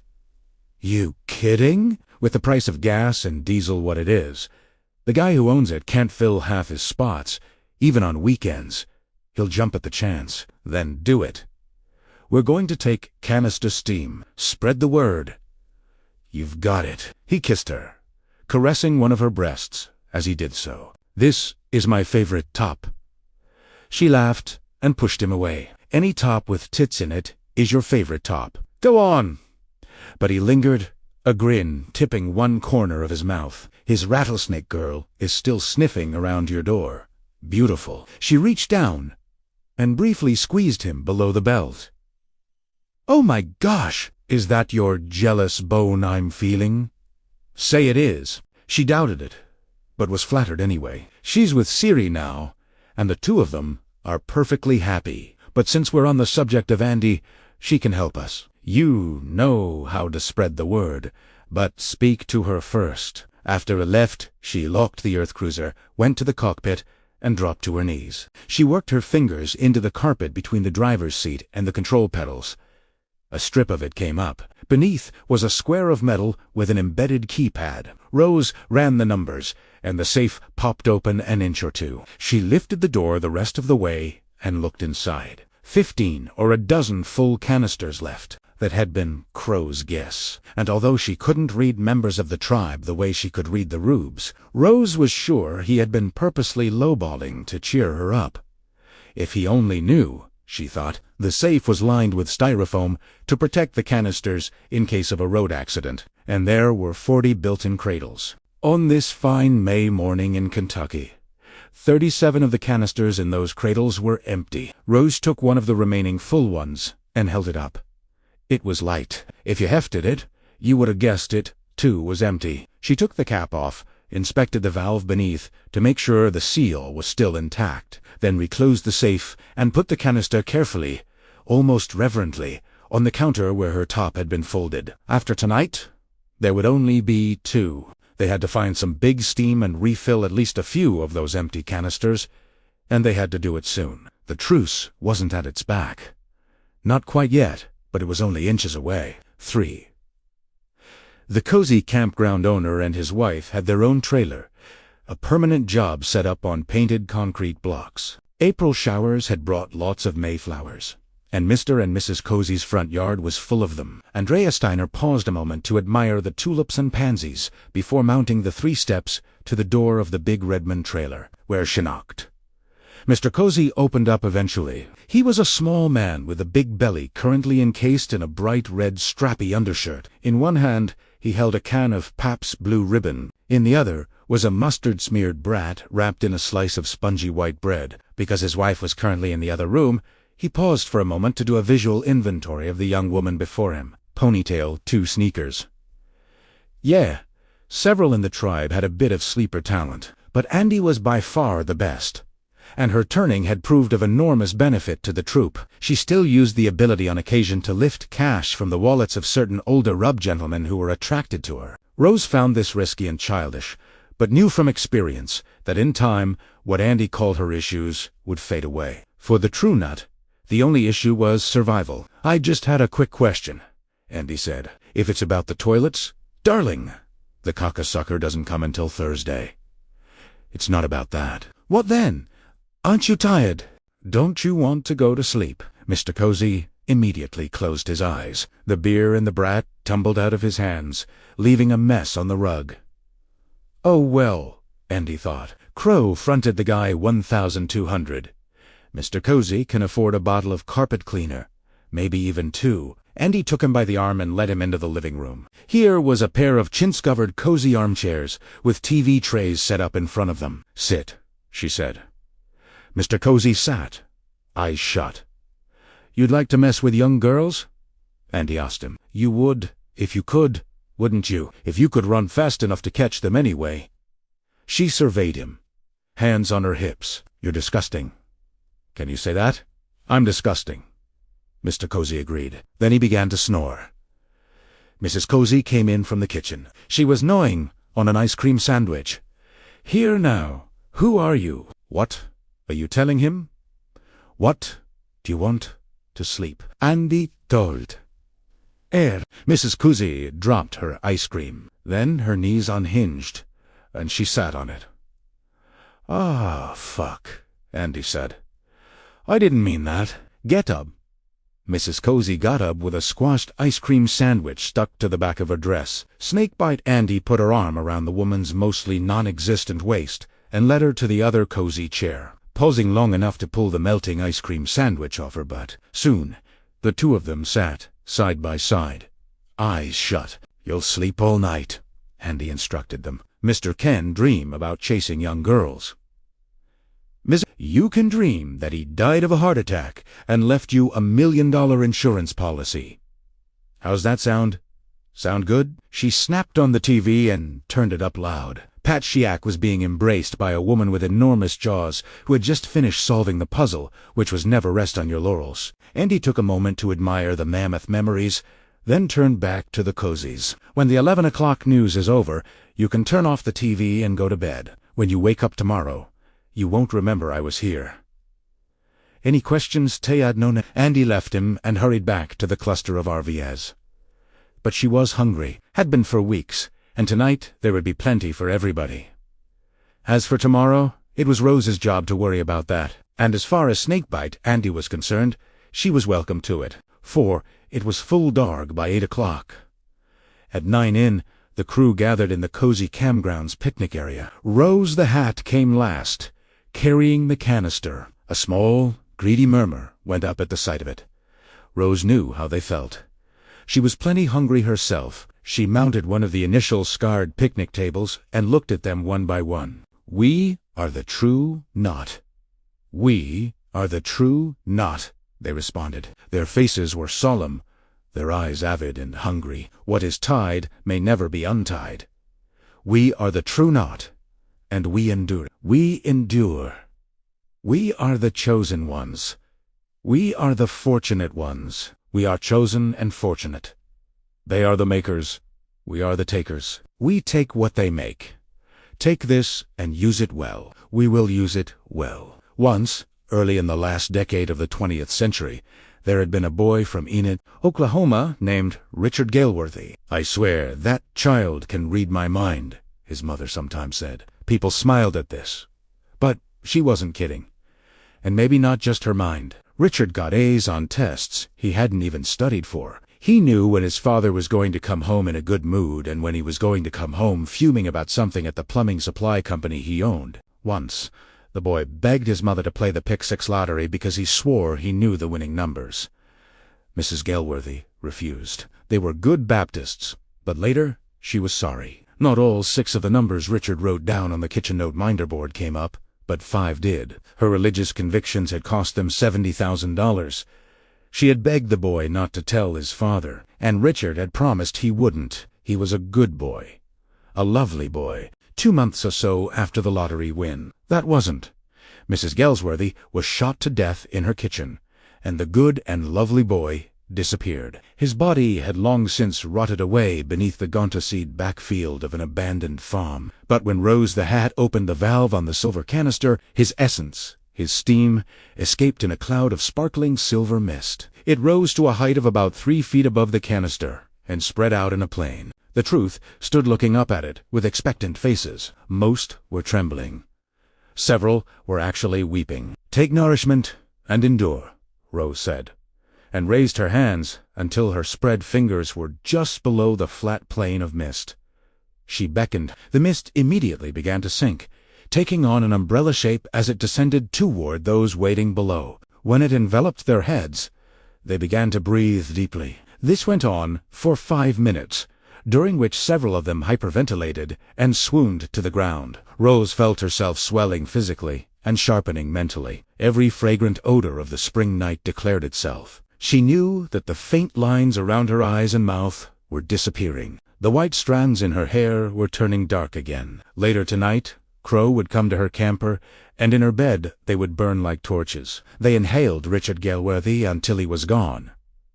Really and truly gone. The white mist thinned and then disappeared. Those who had fainted sat up and looked around, smiling. Grandpa Flick grabbed Petty, Barry's wife, and did a nimble little jig with her. "Let go of me, you old donkey," she snapped. But she was laughing. Snakebite Andy and Silent Siri were kissing deeply. Andy's hands plunged into Siri's mouse-coiled hair. Rose leaped down from the picnic table and turned to Crow. He made a circle with his thumb and forefinger, grinning back at her. "Everything's cool." That grin sighed, and so it was. For now, but despite her euphoria, Rose thought of the canisters in her safe. Now there were 38 empties instead of 37. Their backs were a step closer to the wall. 5. The crew rolled out the next morning, just after first light. They took Route 12 y 64, the 14 RVs, in a nose-to-tail caravan. When they reached the interstate, they would spread out so they weren't quite so obviously together, staying in touch by radio in case trouble arose or if opportunity knocked. Ernie and Maureen Solkowicz, fresh from a wonderful night's sleep, agreed those RV folks were just about the best they'd ever had. Not only did they pay cash and bus up their sights neat as a pin, someone left an apple bread pudding on the top step of their trailer with a sweet thank you note on top. With Analuk, the Soxes told each other as they ate their gift dessert for breakfast, they'd come back next year. "Do you know what Morin said? I dreamed that the lady on the insurance commercials, Flo, sold you a big insurance policy. Wasn't that a crazy dream?" Ernie grunted and splooshed more whipped cream onto his bread pudding. "Did you dream, honey?" "Nope." But his eyes slid away from hers as he said it. 6. The True Knot's luck turned for the better on a hot July day in Iowa. Rose was leading the caravan as she always did, and just west of Adair, the sonar in her head gave a ping. Not a head blaster by any means, but moderately loud. She hopped on the CB at once to Barry, who was about as Asian as Tom Cruise. "Barry, did you feel that? Come back here." Barry was not the genuine type whose Grandpa flicked riding with today. Before Barry could answer, there was a double break on the CB, and Apron Annie said, "He's with me in Longpaw, sweetie." "Is it a good one?" Anise sounded anxious, and Rose could understand that. Richard Galeworthy had been a very good one, but 6 weeks was a long time between meals, and he was beginning to wear off. "Is the old fella Compass Annie?" Before she could answer, a raspy voice came back. "I'm fine, woman." And for a guy who sometimes couldn't remember his own name, Grandpa Flick did sound pretty much okay. "Testy, sure, but Testy was a lot better than before." A second ping hit her. "This one is not as strong," as if to underline a point that needed no underlining. Grandpa said, "We're going the wrong way." Rose didn't bother answering, just clicked another double break on her mic. "Crow, come back. Honey Bunch, I'm here. Prompt as always. Just waiting to be called. Pull them in at the next rest area, except for me, Barry, and Flick. We'll take the next exit and double back. Will you need a crew? I won't know until we get closer, but I don't think so." "Okay." A pause. Then he added, "Shit." Rose racked the mic and looked out at the unending acres of corn on both sides of the 4-lane. Crow was disappointed. Of course, they all would be. Big steam heads presented problems because they were all but immune to suggestion. That meant taking them by force. Friends or family members often tried to interfere. They could sometimes be put to sleep, but not always. A kid with big steam could block even Snakebite Andy's best efforts in that regard. So sometimes people had to be killed. Not good, but the prize was always worth it. Life and strength are stored away in a steel canister, stored for a rainy day. In Manicassus there was even a residual benefit. Steam was hereditary, and often everyone in the target's family had at least a little. 7. While most of the crew not waited in a pleasantly shady rest area 40 miles east of Council Bluffs, the RVs containing the 3 finders turned around, left the turnpike at Adair and headed north. Once away from I-80 and out in the Tules, they spread apart and began working the grid of well-maintained farm roads that parceled this part of Iowa into big squares, moving in on the ping from different directions. Triangulating it got stronger. A little stronger still, then leveled off. Good steam, but not great steam. Well, beggars couldn't be choosers. 8. Bradley Trevor had been given the day off from his usual farm chores to practice with the local Little League All-Star team. If his paw had refused him this, the coach probably would have led the rest of the boys in a lynch party because Brad was the team's best hitter. He wouldn't think it to look at him. He was skinny as a rake candle and only 11, but he was able to tag even the district's best pitchers for singles and doubles. The meatballers he almost always took deep. Some of it was plain farm boy strength, but by no means all of it. Brad just seemed to know what pitch was coming next. It wasn't a case of stealing signs, a possibility upon which some of the other district coaches had speculated darkly. Hoost knew, the way he knew the best location for a new stockwell, or where the occasional lost cow had gotten off to, or where Ma's engagement ring was the time she'd lost it. "Look under the floor mat of the Suburban," he'd said.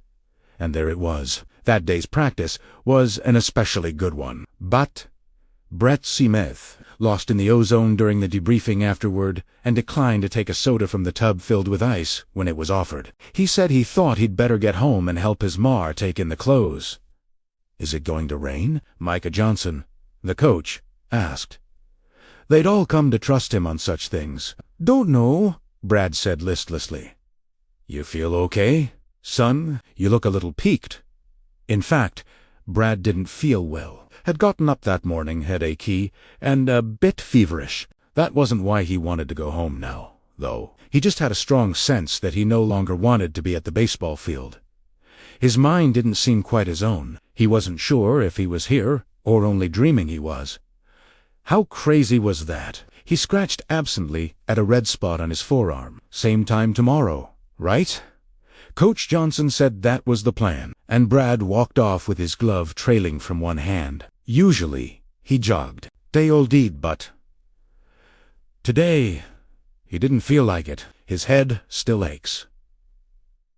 And now his legs did too. He disappeared into the corn behind the bleachers, meaning to take a shortcut back to the farm 2 miles away. When he emerged onto Town Road D, brushing silk from his hair with a slow and dreamy hand, a mid-sized wand king was idling on the gravel. Standing beside it, smiling, was Barry. "Well, there you are," Barry said. "Who are you?" "A friend. Hop in. I'll take you home." "Sure," Brad said, feeling the way he did. A ride would be fine. He scratched at the red spot on his arm. "You're Barry Smith. You're a friend. I'll hop in, and you'll take me home." He stepped into the RV. The door closed. The Wonder King drove away. By the next day, the whole county would be mobilized in a hunt for the Adair All-Star center fielder and best hitter. A state police spokesman asked residents to report any strange cars or vans. There were many such reports, but they all came to nothing. And although the 3 RVs carrying the finders were much bigger than Vans and Rose, the hats was truly huge. Nobody reported them. They were the RV people after all. And traveling together, Brad was just gone. Like thousands of other unfortunate children, he had been swallowed up seemingly in a single bite. 9. They took him north to an abandoned ethanol processing plant that was miles from the nearest farmhouse. Crow carried the boy out of Rose's earth cruiser and laid him gently on the ground. Brad was bound with duct tape and weeping. As the true knot gathered around him like mourners over an open grave, he said, "Please take me home. I'll never tell." Rose dropped to one knee beside him. Inside, "I would if I could, son, but I can't." His eyes found Barry. "You said you were one of the good guys." "I heard you. You said so." "Sorry, pal." Barry didn't look sorry. What he looked like was hungry. "It's not personal." Brad shifted his eyes back to Rose. "Are you going to hurt me? Please, don't hurt me." Of course, they were going to hurt him. It was regrettable. But pain purified steam, and the truth had to be eaten. Lobsters also felt pain when they were dropped into pots of boiling water, but that didn't stop the rubes from doing it. Food was food, and survival was survival. Rose put her hands behind her back. Into one of these, Greedy G placed a knife. It was short, but very sharp. Rose smiled down at the boy and said, "As little as possible." The boy lasted a long time. He screamed until his vocal cords ruptured, and his cries became husky barks. At one point, Rose paused and looked around. Her hands, long and strong, wore bloody red gloves. "Something?" Crow asked. "We'll talk later," Rose said, and went back to work. The light of a dozen flashlights had turned a piece of ground behind the ethanol plant into a makeshift operating theater. Brad Trevor whispered, "Please, kill me." Rose, the hat, gave him a comforting smile. Soon, but it wasn't. Those husky barks recommenced, and eventually they turned to steam. At dawn, they buried the boy's body. Then they moved on. Chapter 6.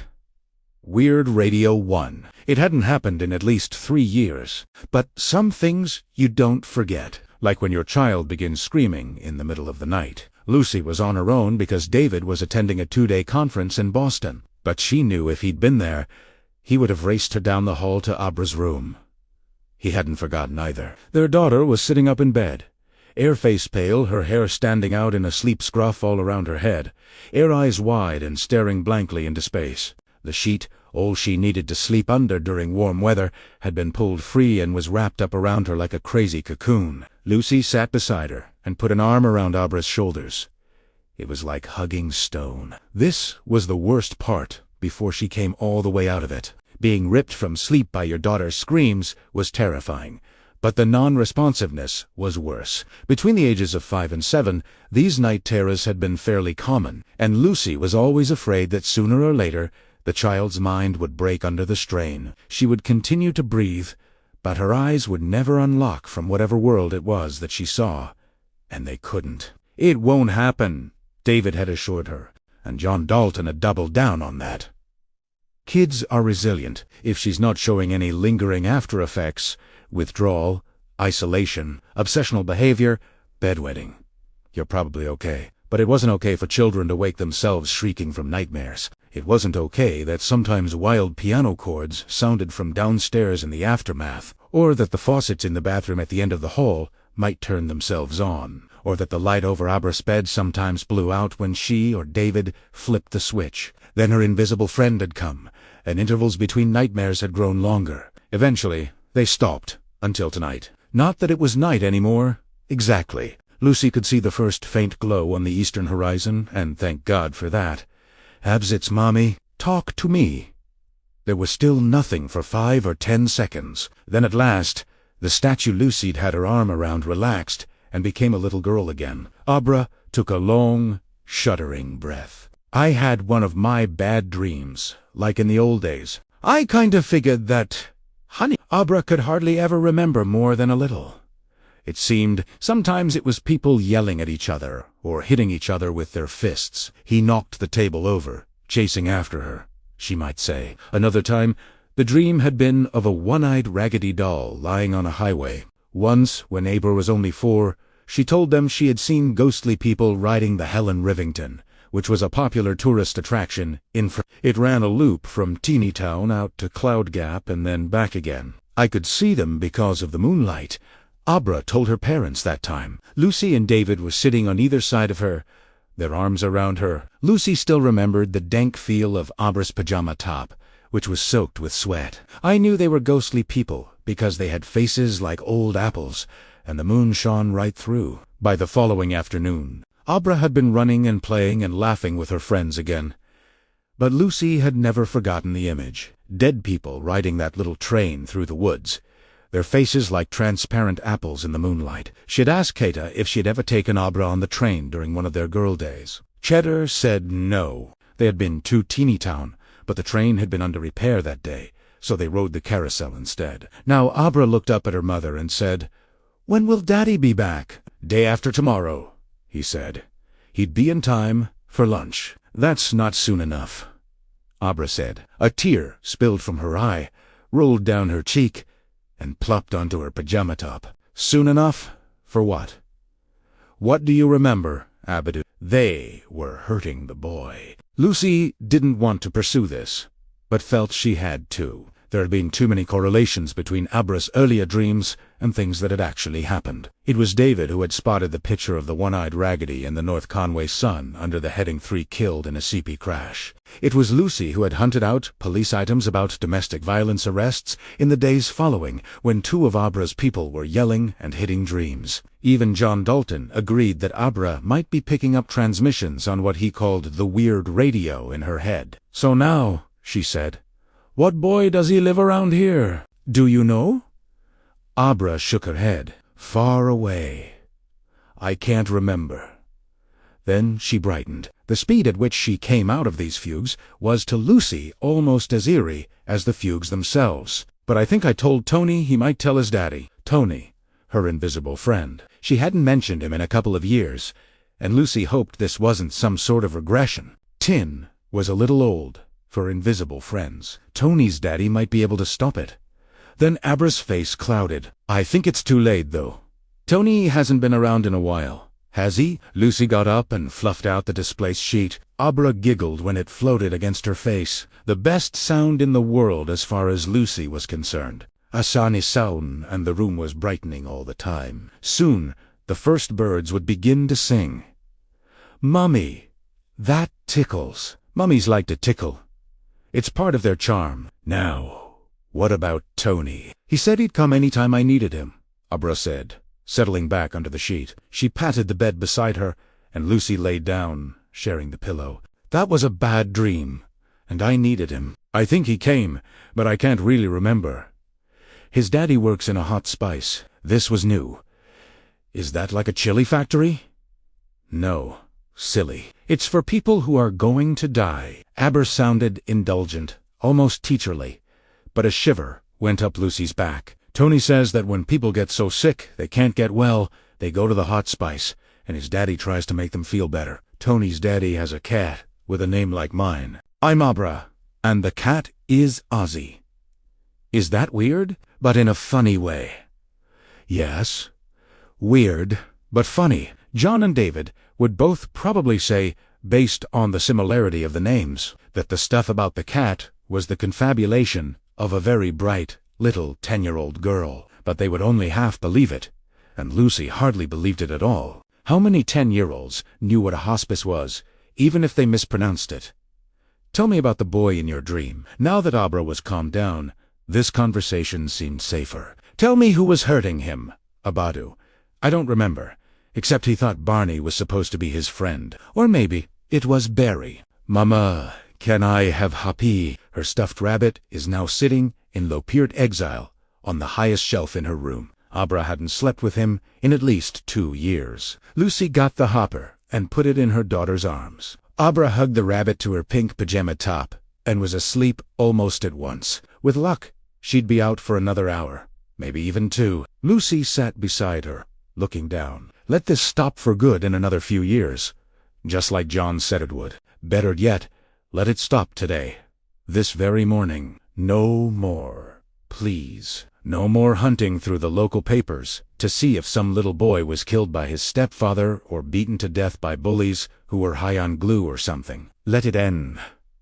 God, she said in a very low voice, if you're there, would you do something for me? Would you break the radio in my little girl's head? 2. When the True headed west again, along I-80, rolling toward the town in the Colorado high country where they would spend the summer, always assuming the opportunity to collect some nearby big steam did not come up. Crow Daddy was riding in the shotgun seat of Rose's Earth cruiser. Jimmy Numbers, the tribe's wisping accountant, was piloting Crow's Affinity Country Coach for the time being. Rose's satellite radio was tuned to outlaw country and was currently playing Hank Jr.'s Whiskey Bent and Hellbound. It was a good tune, and Crow let it run its course before pushing the off button. You said we'd talk later. This is later. What happened back there? We had a looker, Rose said. Really? Crow raised his eyebrows. He had taken as much of the Trevor Kit steam as any of them, but he looked no younger. He rarely did after eating. On the other hand, he rarely looked older between meals unless the gap was very long. Rose thought it was a good trade-off. Probably something in his genes. Assuming they still had genes. Not said they almost certainly did. A steamhead, you mean? She nodded. I had. Of Tim I-80, unrolled under a faded blue denim sky dotted with drifting cumulus clouds. Big steam. Oh, yeah. Huge. How far away? East Coast. I think you're saying someone looked in from what? Almost 1,500 miles away. Could have been even further. Could have been way the hell and gone up in Canada. Boy or girl? Probably a girl, but it was only a flash. 3 seconds at most. Does it matter? It didn't. How many canisters could you fill from a kid with that much steam in the boiler? Hard to say. 3. At least, this time it was Rose who was lowballing. She guessed the unknown looker might fill 10 canisters. Maybe even a dozen. The presence had been brief, but muscular. The looker had seen what they were doing. And her horror, if it was a her, had been strong enough to freeze Rose's hands and make her feel a momentary loathing. It wasn't her own feeling, of course. Gutting a rube was no more loathsome than gutting a deer, but a kind of psychic ricochet. Maybe we ought to turn around, Crow said. Get her while the getting's good. No, I think this one's still getting stronger. We'll let her ripen a bit. Is that something you know? Or just intuition? Rose waggled her hand in the air. An intuition strong enough to risk her getting killed by a hit-and-run driver or grabbed by some child-molesting pervert. Crow said this, without irony. Or what about leukemia or some other cancer? You know, they're susceptible to stuff like that. If you asked Jimmy Numbers, he'd say the actuarial tables are on our side. Rose smiled and gave his thigh an affectionate pat. You worried too much, Daddy. We'll go on to Sidewinder as planned, then head down to Florida in a couple of months. Both Barry and Grandpa Flick think this might be a big year for hurricanes. Crow made a face. That's like scavenging out of dumpsters. Maybe. But the scraps in some of those dumpsters are pretty tasty and nourishing. I'm still kicking myself that we missed that tornado in Joplin. But of course, we get less warning on sudden storms like that. This kid, she saw us. And what were we doing? Your point. Crow! Could she nail us? Honey, if she's more than 11, I'll eat my hat. Rose tapped it for emphasis. Her parents probably don't know what she is or what she can do. Even if they do, they're probably minimizing it like hell in their own mind so they don't have to think about it too much. Or they'll send her to a psychiatrist who will give her pills, Crow said, which will muffle her and make her harder to find. Rose Mealid. Rose's Mealid. If I got it right, and I'm pretty sure I did, giving Pell to this kid would be like throwing a piece of saran wrap over a searchlight. We'll find her when it's time. Don't worry. If you say so, you're the boss. That's right, Honey Bunch. This time, instead of patting his thigh, she squeezed his basket. Omaha. Tonight, it's a lentita in... I reserved the entire back end of the first floor. Good. I intend to ride you like a roller coaster. We'll see who rides who, Crow said. He was feeling frisky from the Trevor kid. So was Rose. So were they all. He turned the radio on again. Got cross-Canadian ragweeds singing about the boys from Oklahoma who rolled their joints all wrong. The true Old West. 3, there were easy AA sponsors and hard AA sponsors. And then there were ones like Casey Kingsley who took absolutely zero from their pigeons. At the beginning of their relationship, Casey ordered Dan to do 90 and 90 and instructed him to telephone every morning at 7 o'clock. When Dan completed his 90 consecutive meetings, he was allowed to drop the morning calls. Then they met 3 times a week for coffee at the Sunspot Cafe. Casey was sitting in a booth when Don came in on a July afternoon in 2011, and although Casey hadn't made it to retirement just yet, to Don, his longtime AA sponsor and first New Hampshire employer, looked very old. Most of his hair was gone, and he walked with a pronounced limp. He needed a hip replacement, but kept putting it off. Don said hi, sat down, folded his hands, and waited for what Casey called the catechism. You sober today, Dono? Yes. How did that miracle of restraint happen? Recited, thanks to the program of Alcoholics Anonymous and the God of my understanding, my sponsor may also have played a small part. Lovely compliment, but don't blow smoke up my dress, and I won't blow any up yours. Patty Noyes came over with a coffee pot and poured down a cup unasked. How are you, handsome? Dan grinned at her. I'm good. She ruffled his hair, then headed back to the counter with a little extra swing in her stride. The men followed the sweet tick-tock of her hips, as men do. Then Casey returned his gaze to Dan. Made any progress with that God of my understanding stuff? Not much, Dan said. I've got an idea. It may be a lifetime's work. But you ask for help to stay away from a drink in the morning? Yes. On your knees? Yes. Say thank you at night? Yes. And on my knees? Why? Because I need to remember the drink put me there. Dan said it was the absolute truth. Casey nodded. That's the first 3 steps. Give me the short form. I can't. God can. I think I'll let him. He added, the God of my understanding, which you don't understand. Right. Now tell me why you drank. Because I'm a drunk. Not because Mummy didn't give you any love. No. Wendy had had failings, but her love for him and his for her had never wavered. Because Daddy didn't give you any love. No. Although he once broke my arm, he almost killed me. Because it's hereditary. No. Don sipped his coffee. But it is. You know that, right? Sure. I also know it doesn't matter. We drink because we're drunks. We never get better. We get a daily reprieve based on our spiritual condition. And that's it. Yes. Boss, are we through with this part? Almost. Did you think about taking a drink today? No. Did you? No. Casey grinned. It filled his face with light and made him young again. It's a miracle. Would you say it's a miracle, Danny? Yes, I would. Patty came back with a big dish of vanilla pudding. Not just 1 cherry on top, but 2, and I stuck it in front of Dan. Eat that on the house. You're too thin. What about me, sweetheart? Casey asked. Patty sniffed. You're a horse. I'll bring you a pine tree float, if you want. That's a glass of water with a toothpick in it. Having got the last word, she sat off. You still hitting that? Casey asked, as Don began to eat his pudding. Charming, Don said, very sensitive and new age. Thanks. Are you still hitting it? We had a thing that lasted maybe for months, and that was 3 years ago. Case Patty is engaged to a very nice boy from Grafton. Grafton, Casey said dismissively. Pretty views. Down she doesn't act so engaged when you're in the house. Casey? No, don't get me wrong. I'd never advise a pigeon of mine to stick his nose or his dick into an ongoing relationship. That's a terrific setup for a drink. But are you seeing anybody? Is it your business? Appensite? Is not currently. There was a nurse from Rivington House. I told you about her. Sarah something. Olson.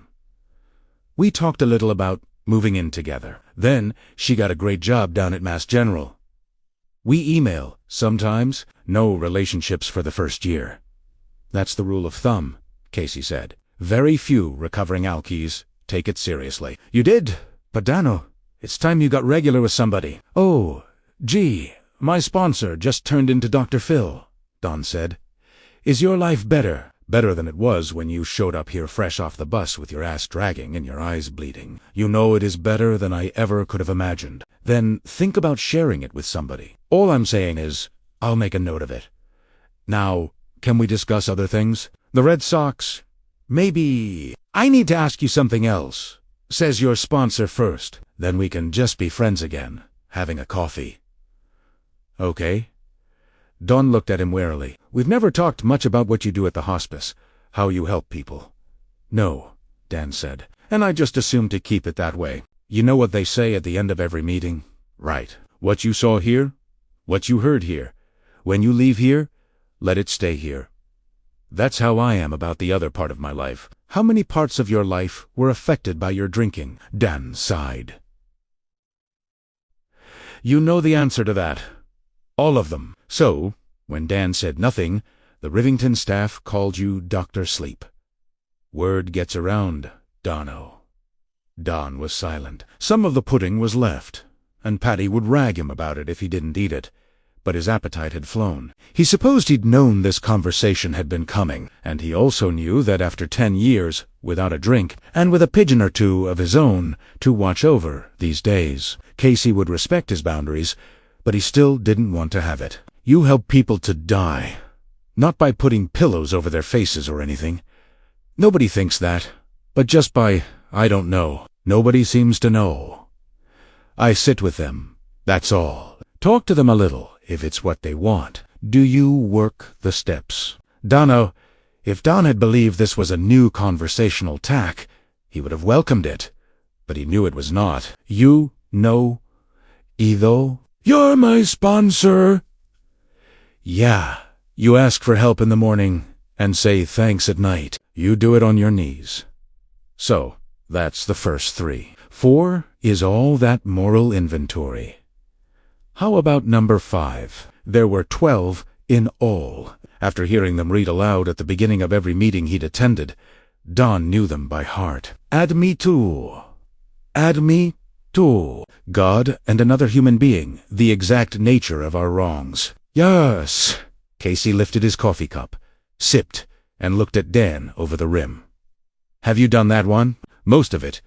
Don found himself wishing he were somewhere else, almost anywhere else. Also, for the first time in quite a while, he found himself wishing for a drink. Let me guess, you've told yourself all of your wrongs. And you've told the God of your not understanding all of your wrongs. And you've told one other person, that would be me, most of your wrongs. Would that be a bingo? Don said nothing. Here's what I think, Casey said, and you're welcome to correct me if I'm wrong. Steps 8 and 9 are about cleaning up the wreckage we left behind when we were drunk on our asses pretty much 24/7. I think at least part of your work at the hospice, the important part, is about making those amends. And I think there's one wrong you can't quite get past because you're too ashamed to talk about it. If that's the case, you wouldn't be the first. Believe me, Dan thought. Mama, Dong thought. Can he? He saw the red wallet and the pathetic wad of food stamps. He also saw a little money, $70, enough for a 4-day drunk, 5 if it was parceled out carefully, and food was kept to a bare nutritional minimum. He saw the money first in his hand and then went into his pocket. He saw the kid in the brave shirt and the sagging diaper. He thought the kid's name was Tommy. He thought, not for the first time or the last, I will never speak of this. Dano, is there anything you want to tell me? I think there is. I don't know how long you've been dragging it around, but you can leave it with me and walk out of here 100 pounds lighter. That's how it works. He thought of how the kid had trotted to his mother, Deanie. Her name was Deanie, and even deep in her drunken slumber, she had put an arm around him and hugged him close. They had been face to face in the morning sun shafting through the bedroom's dirty window. There's nothing, he said. Let it go, Dan.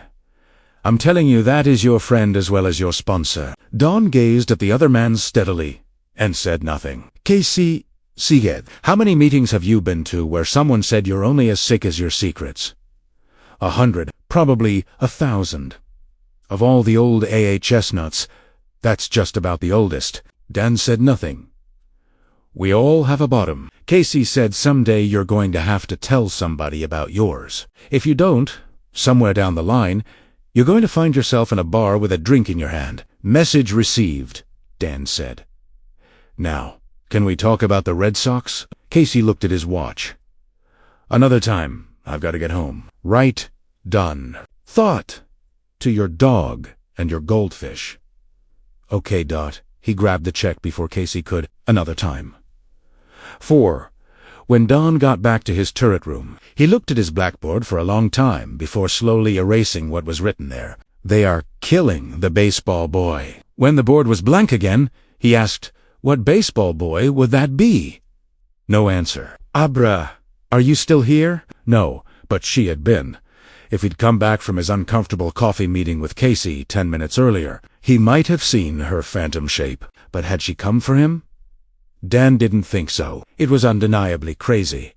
But he thought she might have come for Tony, who had been his invisible friend once upon a time, the one who sometimes brought visions, the one who sometimes warned, the one who had turned out to be a deeper and wiser version of himself. For the scared little boy trying to survive in the Overlook Hotel, Tony had been a protective older brother. The irony was that now, with the booze behind him, Dan Torrance had become an authentic adult, and Tony was still a kid, maybe even the fabled inner child the New Age gurus were always going on about. Dan felt sure that inner child stuff was brought into service to excuse a lot of selfish and destructive behavior, what Casey liked to call the got-to-have-it-now syndrome. But he also did not doubt that grown men and women held every stage of their development somewhere in their brains, not just the inner child, but the inner infant, the inner teenager, and the inner young adult. And if the mysterious Abra came to him, wasn't it natural that she'd hunt past his adult mind, looking for someone her own age, a playmate, a protector? Even if so, it was a job Tony had done before. But did she need protection? Certainly, there had been anguish. They are killing the baseball boy in her message. But anguish went naturally with the shining, as Dawn had found out long ago. Mere children were not meant to know and see so much. He could seek her out, maybe try to discover more. But what would he say to the parents? Hi. You don't know me, but I know your daughter. She visits my room sometimes, and we've gotten to be pretty good pals. Dan didn't think they'd sick the county sheriff on him, but he wouldn't blame them if they did. And given his check had passed, he had no urge to find out better, to let Tony be her long-distance friend. If that was what was really going on, Tony might be invisible, but at least he was more or less ag-appropriate. Later, he could replace the names and room numbers that belonged on his blackboard. For now, he picked the stub of chalk out of the ledge and wrote, Tony and I wish you a happy summer day. Abra, your other friend, Don. He studied this for a moment, nodded, and went to the window. A beautiful late summer afternoon, and still his day off. He decided to go for a walk and try to get the troubling conversation with Casey out of his mind. Yes, he supposed Dean's apartment in Wilmington had been his bottom. But if keeping to himself what had happened there hadn't stopped him from piling up 10 years of sobriety, he didn't see why keeping it to himself should stop him from getting another 10 or Bainton. And why think about years anyway, when the AA motto was one day at a time? Wilmington was a long time ago. That part of his life was done. He locked his room when he left, as he always did. But a lock wouldn't keep the mysterious Abra out if she wanted to visit. When he came back, there might be another message from her on the blackboard. Maybe we can become pen pals. Sure, and maybe a cabal of Victoria's Secret lingerie models would crack the secret of hydrogen fusion. Grinning, Dan went out. 5. The Anniston Public Library was having its annual summer book sale, and when Abra asked to go, Lucy was delighted to put aside her afternoon chores and walk down to Main Street with her daughter. Card tables, loaded with various donated volumes, had been set up on the lawn, and while Lucy browsed the paperback table, $1 each, 6 for $5. You peeked Tim looking for Jodi Picoult she hadn't read. Abra checked out the selections on the tables marked young adults. She was still a long way from adulthood, of even the youngest sort, but she was a voracious and precocious reader with a particular love of fantasy and science fiction. Her favorite T-shirt had a huge, complicated machine on the front above the Declaration's steampunk rules. Just as Lucy was deciding she'd have to settle for an old Dean Cowan and a slightly newer Lisa Gardner, Abra came running over to her. She was smiling. "Mum? Mummy? His name is Dan." "Whose name is Dan?" "Sweetheart, Tony's father, told me to have a happy summer day." Lucy looked around, almost expecting to see a strange man with a boy Abra's age in tow. There were plenty of strangers. It was summer after all. But no pair like that. Abra saw what she was doing and giggled. "Oh, he's not here." "Then where is he?" "I don't know exactly, but close." "Well, I guess that's good, hun." Lucy had just enough time to tousle her daughter's hair before Abra ran back to renew her hunt for rocketeers, time travelers, and sorcerers. Lucy stood watching her, her own choices hanging forgotten in her hand. Tell David about this when he calls from Boston or not? She thought not. Weird radio, that was all. Better to let it pass. 6. Dawn decided to pop into Java Express, buy a couple of coffees, and take one to Billy Freeman over in Teeny Town. Although Dan's employment by the Fraser Municipal Department had been extremely short, the two men had remained friendly over the last 10 years. Part of that was having Casey in common, Billy's boss, Dan's sponsor. But mostly, it was simple liking. Dan enjoyed Billy's no attitude. He also enjoyed driving the Helen probably that inner child thing again. He was sure a psychiatrist would say so. Billy was usually willing to turn over the controls, and during the summer season he often did so with relief. Between the 4th of July and Labor Day, the Riv May, the 10 loop out to Cloud Gap and back 10 times a day. And Billy wasn't getting any younger. As he crossed the lawn to Cronmore Avenue, Dan spied Fred Carling sitting on a shady bench in the walkway between Rivington House proper and Rivington 2. The orderly who had once left a set of finger marks on poor old Charlie Hayes still worked the night shift and was as lazy and ill-tempered as ever, but he had at least learned to stay clear of Dr. Sleep. That was fine with Dan. Carling, soon to go on shift, had a grease-spotted McDonald's bag on his lap and was munching a Big Mac. The two men locked eyes for a moment. Neither said hello. Don thought Fred Carling was a lazy bastard with a sadistic streak, and Carling thought Don was a holier-than-thou meddler, so that balanced as long as they stayed out of each other's way, all would be well, and all would be well, and all manner of things would be well. Don got the coffees, Billy's with 4 sugars, then crossed to the Common, which was busy in the golden early evening light. Frisbees soared. Mothers and dads pushed toddlers on swings or caught them as they flew off the slides. A game was in progress on the softball field. Kids from the Fraser YMCA against a team with Anniston Rec Department on their orange shirts. He spied Billy in the train station, standing on a stool and polishing the rivet's chrome. It all looked good. It looked like home. If it isn't, Dan thought, it's as close as I'm ever going to get. All I need now is a wife named Sally, a kid named Pete, and a dog named Rover. He strolled up the teeny-town version of Cronmore Avenue and into the shade of Teeny-town Station. "Hey, Billy, I brought you some of that coffee-flavored sugar you like." At the sound of his voice, the first person to offer Don a friendly word in the town of Fraser turned around. "Why ain't you the neighborly one? I was just thinking I could use—" "Oh, shit key." That goes. The cardboard tray had dropped from Danny's hands. He felt warmth as hot coffee splattered his tennis shoes, but it seemed far away, unimportant. Flies were crawling on Billy Freeman's face. 7.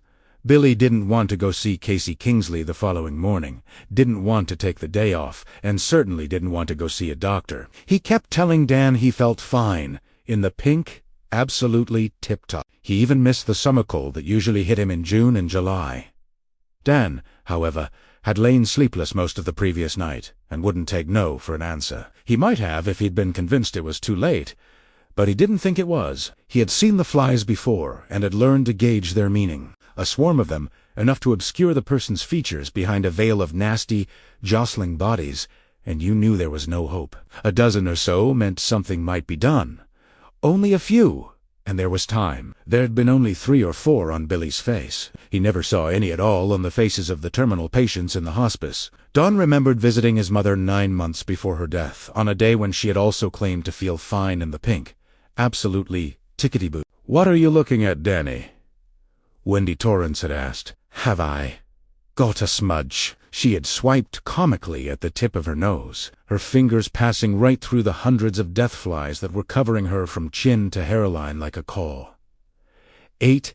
Casey was used to mediating. Fond of irony, he liked to tell people it was why he made that enormous 6-figure annual salary. First, he listened to Dunn. Then, he listened to Billy's protests about how there was no way he could leave, not at the height of the season, with people already lining up to ride the Riv on its 8 a.m. run. Besides, no doctor would see him on such short notice. It was the height of the season for them. "When's the last time you had a checkup?" Casey asked, once Billy finally ran down. Don and Billy were standing in front of his desk. Casey was rocked back in his office chair, head resting in its accustomed place, just below the cross on the wall, fingers laced together across his belly. Billy looked defensive. "I guess back in '06, but I was fine then." Doc said my blood pressure was 10 points lower than his. Casey's eyes shifted to Dan. They held speculation and curiosity, but no disbelief. AA members mostly kept their lips zipped during their various interactions with the wider world. But inside the groups, people talked, and sometimes gossiped, quite freely. Casey, therefore, knew that Dan Torrance's talent for helping terminal patients die easily was not his only talent. According to the grapevine, Dante had certain helpful insights from time to time, the kind that can't exactly be explained. "You're tight with Johnny Dalton, aren't you?" he asked Dan now. "The pediatrician?" "Yes, I see him most Thursday nights in North Conway." "Got his number?" "A matter of fact, I do." Don had a whole list of AA contact numbers in the back of the little notebook case he had been given, which he still carried. "Call him. Tell him.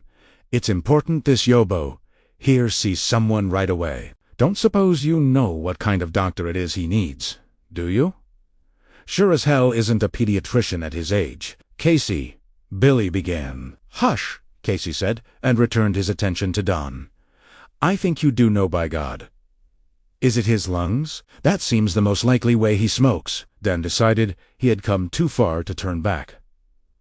He sighed and said, "No. I think it's something in his guts, except for a little indigestion." "My guts are hush," I said. Then, turning back to Dan, "A gut doctor. Then tell Johnny D it's important." He paused. Will he believe you? This was a question Don was glad to hear. He had helped several AAs during his time in New Hampshire, and although he asked them all not to talk, he knew perfectly well that some had and still did. He was happy to know John Dalton hadn't been one of them. I think so. Okay, Casey pointed at Billy. You got the day off, and with pay, medical leave. There are a dozen people in this town who can drive the Riv. I'll make some calls, then take the first 2 runs myself. Your bed hip, balls to my bed hip. Do me good to get out of this office. But Casey, I don't care if you feel good enough to run a foot race all the way to Lake Winnipesaukee. You're going to see the doctor, and that's the end of it. Billy looked resentfully at Dan. See the trouble you got me in? I didn't even get my morning coffee. The flies were gone this morning, except they were still there. Dan knew that if he concentrated, he could see them again if he wanted to.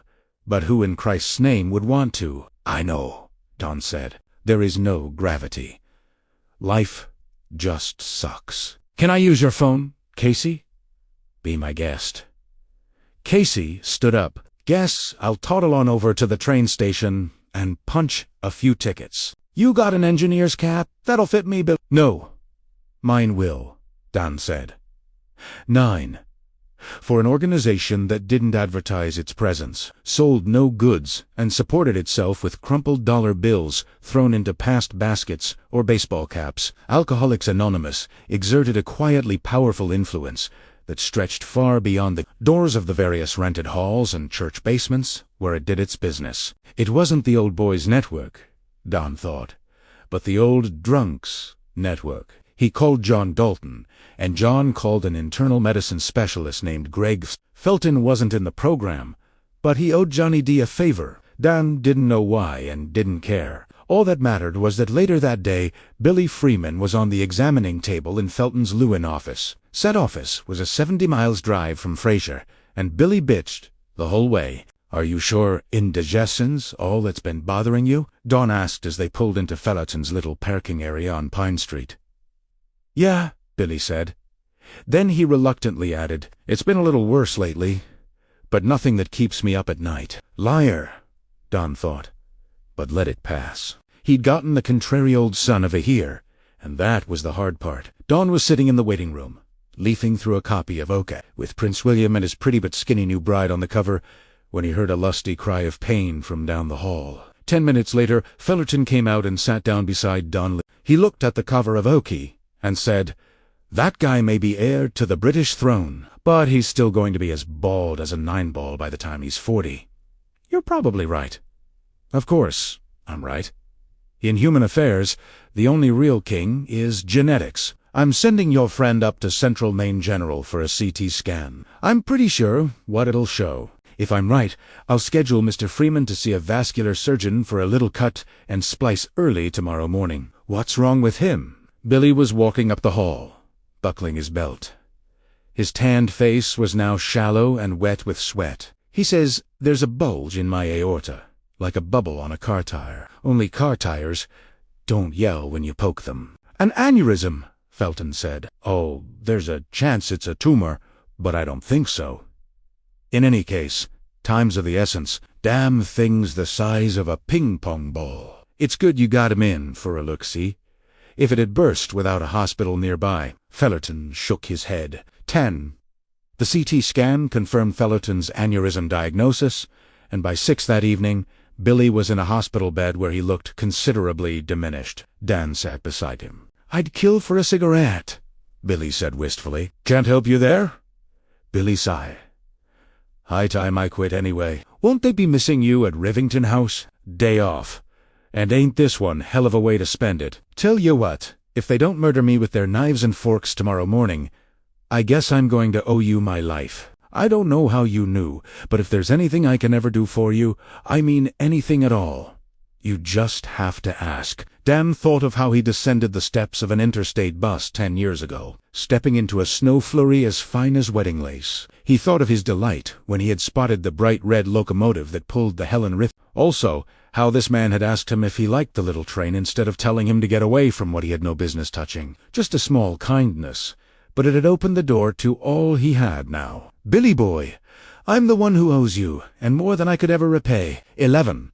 He had noticed an odd fact during his years of sobriety, when things in his life weren't going so well. Day morning in 2008, when he had discovered someone had smashed in the rear window of his car with a rock, came to mind, and he rarely thought of a drink. When they were going well, however, the old dry thirst had a way of coming back on him. That night, after saying goodbye to Billy on the way home from Lewin with everything okie dokie, he spied a roadhouse bar called the Cowboy Boot and felt a nearly insurmountable urge to go in, to buy a pitcher of beer and get enough quarters to fill the jukebox for at least an hour, to sit there listening to Jennings and Jackson and Haggard, not talking to anyone, not causing any trouble, just getting high, feeling the weight of sobriety. Sometimes it was like wearing lead shoes, falling away. When he got down to his last 5 quarters, he'd play Whiskey Bent and Hellbound 6 times straight. He passed the roadhouse, turned in at the gigantic Walmart parking lot just beyond, and opened his phone. He let his finger hover over Casey's number,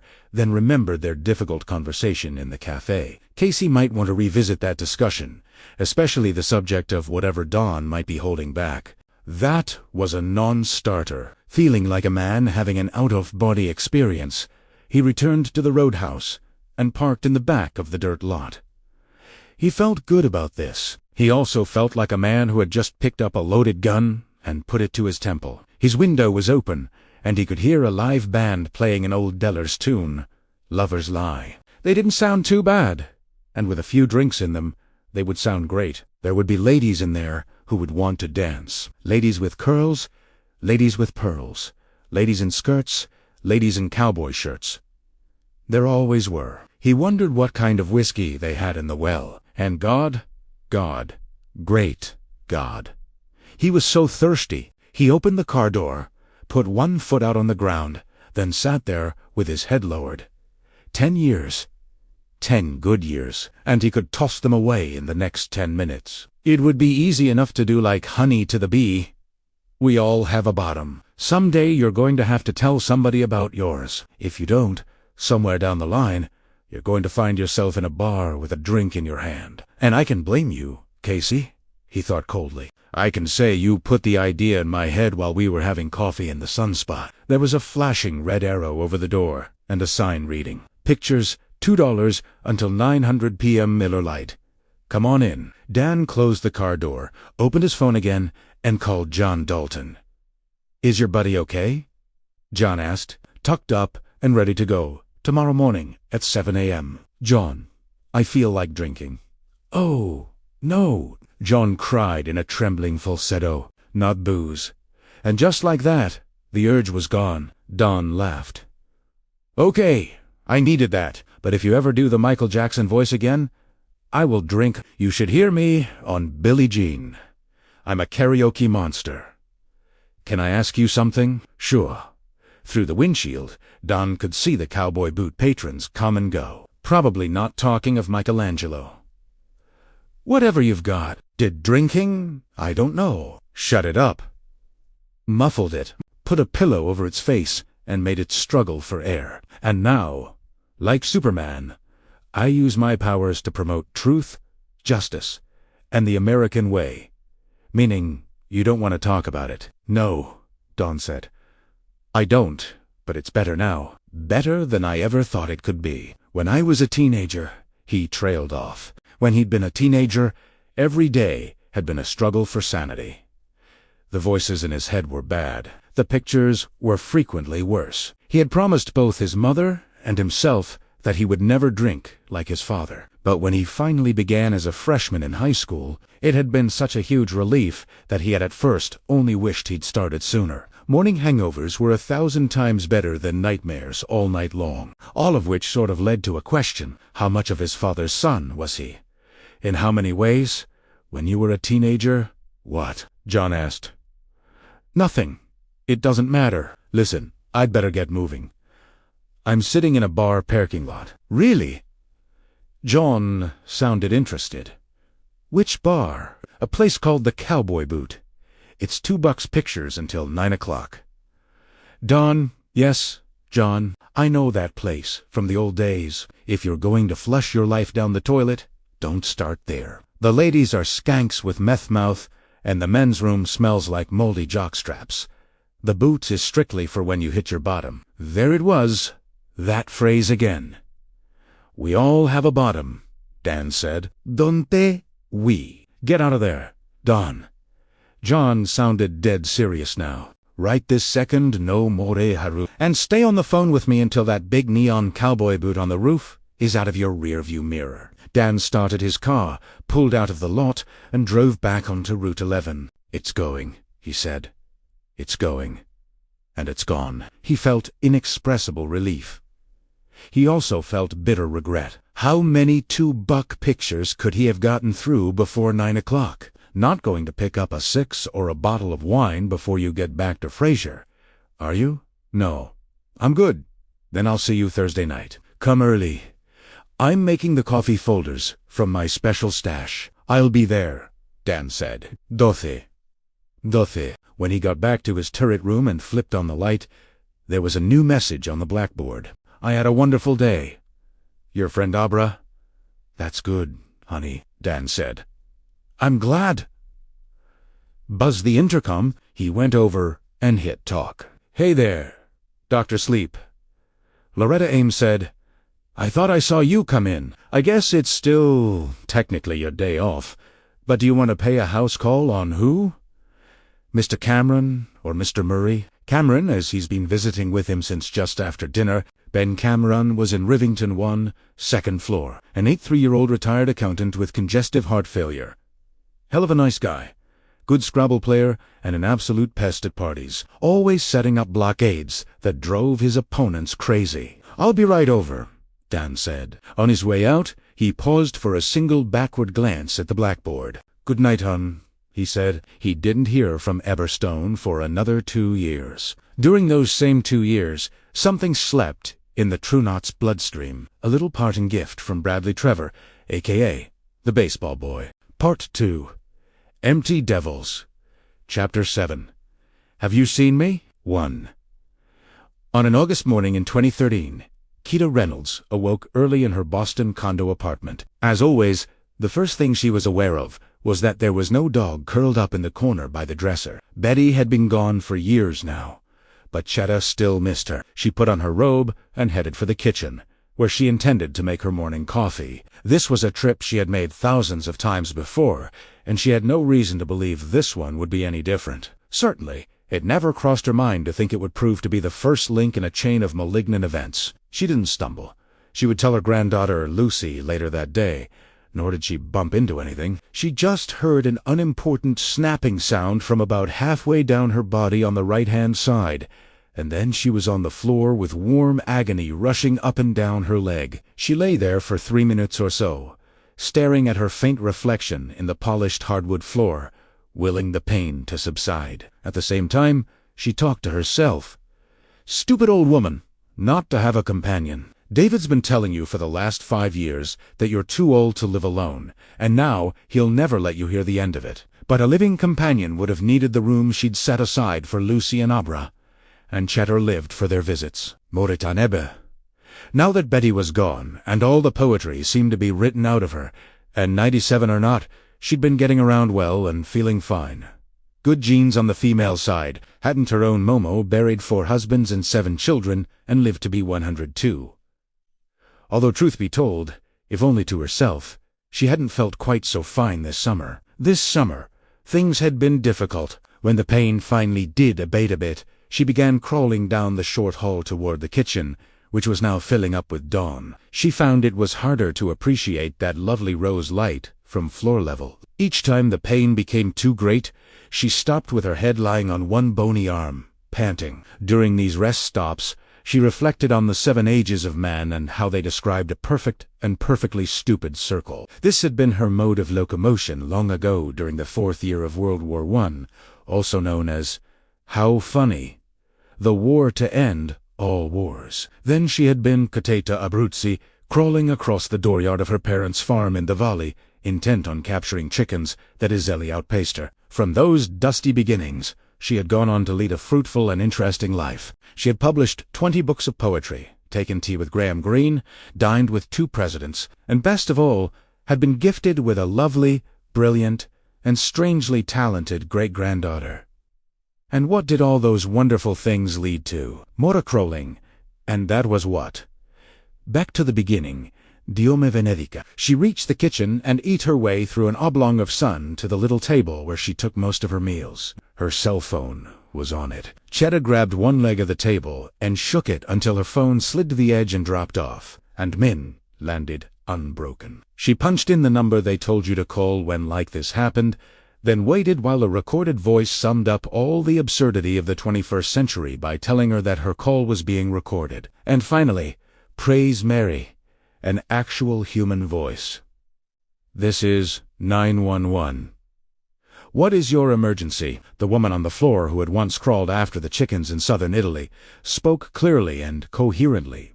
Despite the pain, my name is Canetta Reynolds, and I live on the 3rd floor of a condominium at 219 Marlborough Street. I seem to have broken my hip. Can you send an ambulance? Is there anyone with you, Mrs. Reynolds? For my sins? No. You're speaking to a stupid old lady who insists she was fine to live alone. And by the way, these days I prefer Ms. Lucy got the call from her grandmother shortly before Kata was wheeled into surgery. I've broken my hip, but they can fix it, said old Lucy. I believe they put in pins and such. Momo, did you fall? Lucy's first thought was for Abra, who was away at summer camp for another week. Oh, yes, but the break that caused the fall was completely spontaneous. Apparently, this is quite common in people my age, and since there are ever so many more people my age than there used to be, the doctors see a lot of it. There's no need for you to come immediately, but I think you'll want to come quite soon. It seems that we'll need to have a talk about various arrangements. Lucy felt a coldness in the pit of her stomach.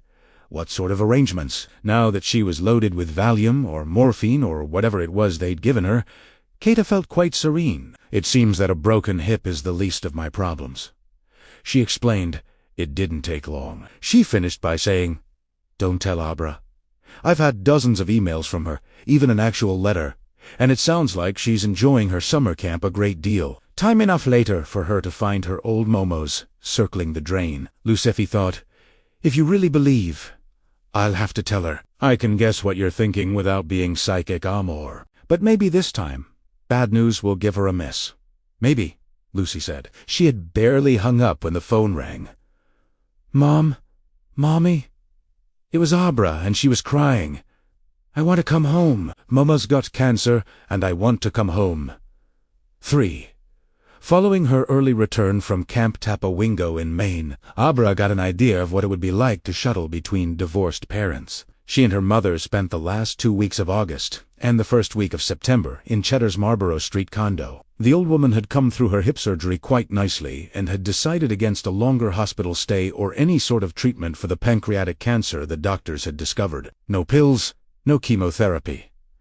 97 years are enough. As for you, Lucia, I refuse to allow you to spend the next 6 months bringing me meals and pills and the bedpan. You have a family, and I can afford round-the-clock care. You're not going to live the end of your life among strangers, Lucy said, speaking in her she-who-must-be-obeyed voice. It was the one both Abra and her father knew not to argue with. Not even Kata could do that. There was no discussion about Abra staying. On September 9th, she was scheduled to start the 8th grade at Anniston Middle School. It was David Stone's sabbatical year, which he was using to write a book comparing the Roaring Twenties to the Go-Go 60 Segundos. And so, like a good many of the girls with whom she'd gone to Camp Tap, Abra shuttled from one parent to the other. During the week, she was with her father. On the weekends, she shipped down to Boston to be with her mom and Momo. She thought that things could not get worse, but they always can, and often do. 4. Although he was working at home now, David Stone never bothered to walk down the driveway and get the mail. He claimed the U.S. Postal Service was a self-perpetuating bureaucracy that had ceased to have any relevance around the turn of the century. Now and then, a package turned up. Sometimes, books he'd ordered to help with his work. More often, something Lucy had ordered from a catalog. But otherwise, he claimed it was all When Lucy was home, she retrieved the post from the mailbox by the gate and looked the stuff over while she had her mid-morning coffee. It was mostly crap, and it went directly into what Dave called the circular file. But she wasn't home that early September, so it was Abra, now the nominal woman of the house, who checked the box when she got off the school bus. She also washed the dishes, did a load of laundry for herself and her dad twice a week, and set the Roomba RoboVac going. If she remembered. She did these chores without complaint because she knew that her mother was helping Momo and that her father's book was very important. He said this one was popular instead of academic. If it were successful, he might be able to stop teaching and write full-time, at least for a while. On this day, the 17th of September, the mailbox contained a Walmart circular, a postcard announcing the opening of a new dental office in town. We guarantee miles of smiles, and 2 glossy comments from local realtors selling timeshares at the Mount Thunder Ski Resort. There was also a local bulk mail rag called the Anniston Shopper. This had a few wire service stories on the front 2 pages, and a few local stories heavy on regional sports in the middle. The rest was ads and coupons. If she had been home, Lucy would have saved a few of these ladders, and then tossed the rest of the shopper into the recycling bin. Her daughter would never have seen it. On this day, with Lucy away in Boston, Abra did. She thumbed through it as she idled her way up the driveway, then turned it over. On the back page, there were 40 or 50 photographs, not much bigger than postage stamps, most in color, a few in black and white. Above them was this heading: "Have you seen me? A weekly service of your Anniston Shopper." For a moment, Abra thought it was some sort of contest, like a scavenger hunt. Then she realized these were missing children, and it was as if a hand had grasped the soft lining of her stomach and squeezed it like a washcloth. She had bought a 3-pack of Oreos in the cafeteria at lunch and had saved them for the bus ride home. Now she seemed to feel them being wadded up toward her throat by that clutching hand. "Don't look at it if it bothers you," she told herself. It was the stern and lecturely voice she often employed when she was upset or confused. A Momo voice, although she had never consciously realized this. Just toss it in the garage trash can with the rest of this cluck. Only she seemed unable not to look at it. Here was Cynthia Abelard, D.O., June 9th, 2005. After a moment's thought, Abra realized DO stood for date of birth, so Cynthia would be 8 now, if she was still alive. That is, she had been missing since 2009. How does somebody lose track of a 4-year-old? Abra wondered she must have really crappy parents. But of course, the parents probably hadn't lost her. Probably some weirdo had been cruising around the neighborhood, seen his chance, and stolen her. Here was Maranasco D.O., September 4th, 1998. He had disappeared in 2010. Here, halfway down the page, was a beautiful little Hispanic girl named Angel Barbara who had disappeared from her Kansas City home at the age of 7 and had already been gone for 9 years. Abra wondered if her parents really thought this tiny picture would help them get her back. And if they did, would they still even know her? For that matter, would she know them? "Get rid of that thing," the Momo voice said. "You've got enough to worry about without looking at a lot of missing kit." Her eyes found a picture in the very bottom row, and a little sound escaped her. Probably it was a moan. At first, she didn't even know why, although she almost did. It was like how you sometimes knew the word you wanted to use in an English composition, but you still couldn't quite get it. The damn thing just sat there on the tip of your tongue. This photo was of a white kid with short hair and a great big goofy-ass grin. It looked like he had freckles on his cheeks. The picture was too small to tell for sure. But they're freckles. You know they are.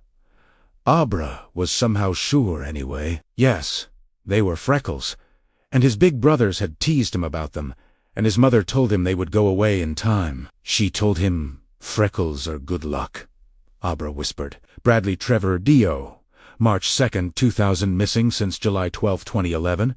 Race Caucasian, location Bankerton, Iowa. Current age 13. And below this, below all these pictures of mostly smiling children. If you think you have seen Bradley Trevor, contact the National Center for Missing and Exploited Children. No one was going to contact them about Bradley because no one was going to see him. His current age wasn't 30 neither. Bradley Trevor had stopped at 11. He had stopped like a busted wristwatch that shows the same time 24 hours a day. Abra found herself wondering if freckles faded underground. "The baseball boy," she whispered. Flowers were lining the driveway. Abra leaned over, hands on her knees, pack all at once. Far too heavy on her back, and threw up her Oreos and the undigested portion of her school lunch into her mother's ears. When she was sure she wasn't going to puke a second time, she went into the garage and tossed the mail into the trash. All the mail. Her father was right. It was Junka 5. The door of the little room her dad used as his study was open, and when Abra stopped at the kitchen sink for a glass of water to rinse the sour chocolate taste of used Oreos out of her mouth, she heard the keyboard of his computer clicking steadily away. That was good. When it slowed down or stopped completely, he had a tendency to be grumpy. Also, he was more apt to notice her. Today, she didn't want to be noticed. "Abu, is that you?"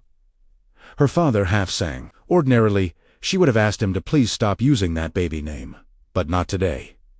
"Yep, it's me. School goes okay." The steady click, click, click stopped. "Please don't come out here, Abra. Don't come out and look at me and ask me why I'm so pale or something."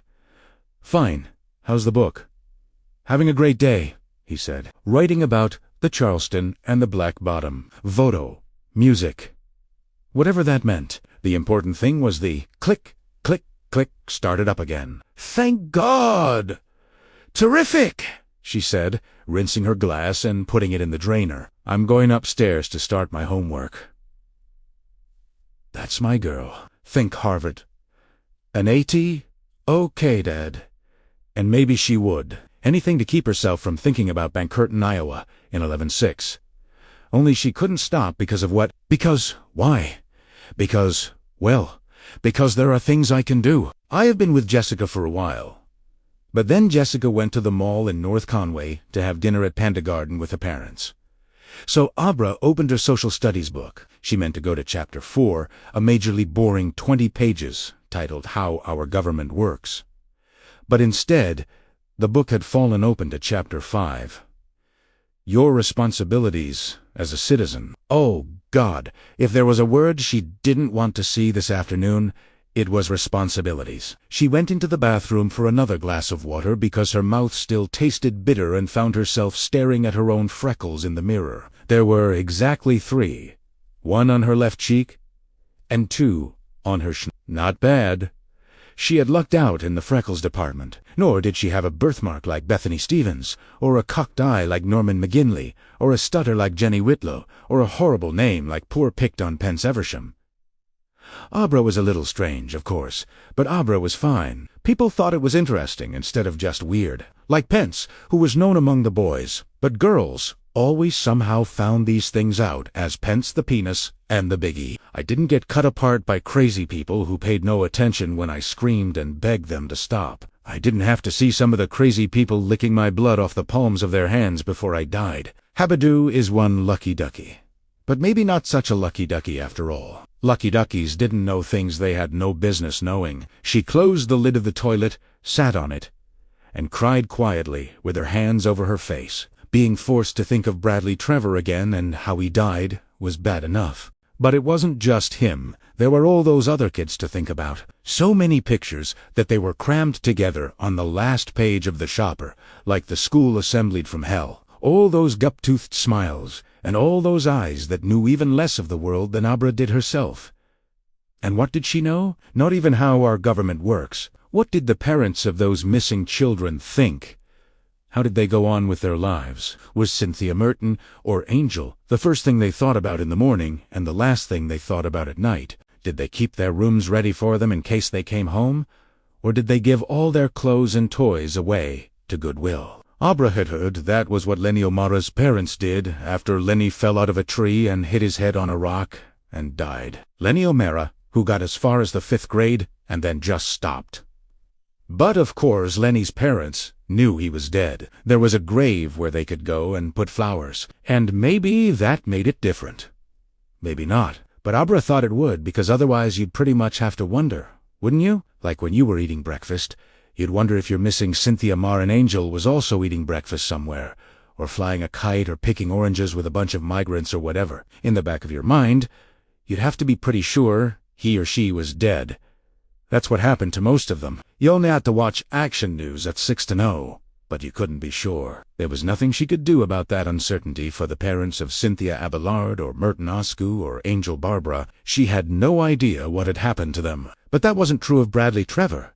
She had almost forgotten him. Then that stupid newspaper, those stupid pictures and the stuff that had come back to her, stuff she didn't even know she knew, as if the pictures had been startled out of her subconscious, and those things she could do, things she had never told her parents about because it would worry them the way she guessed it would worry them if they knew she had made out with Bobby Flanagan, who's a little nose-sucking face, or anything gross like that, one day after school. That was something they wouldn't want to know.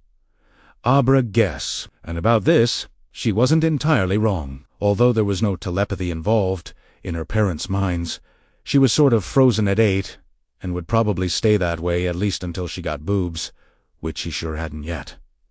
Not that you'd notice anyway. So far, they hadn't even talked with her. Julie Vandiver said it was almost always your mom who gave you the lowdown.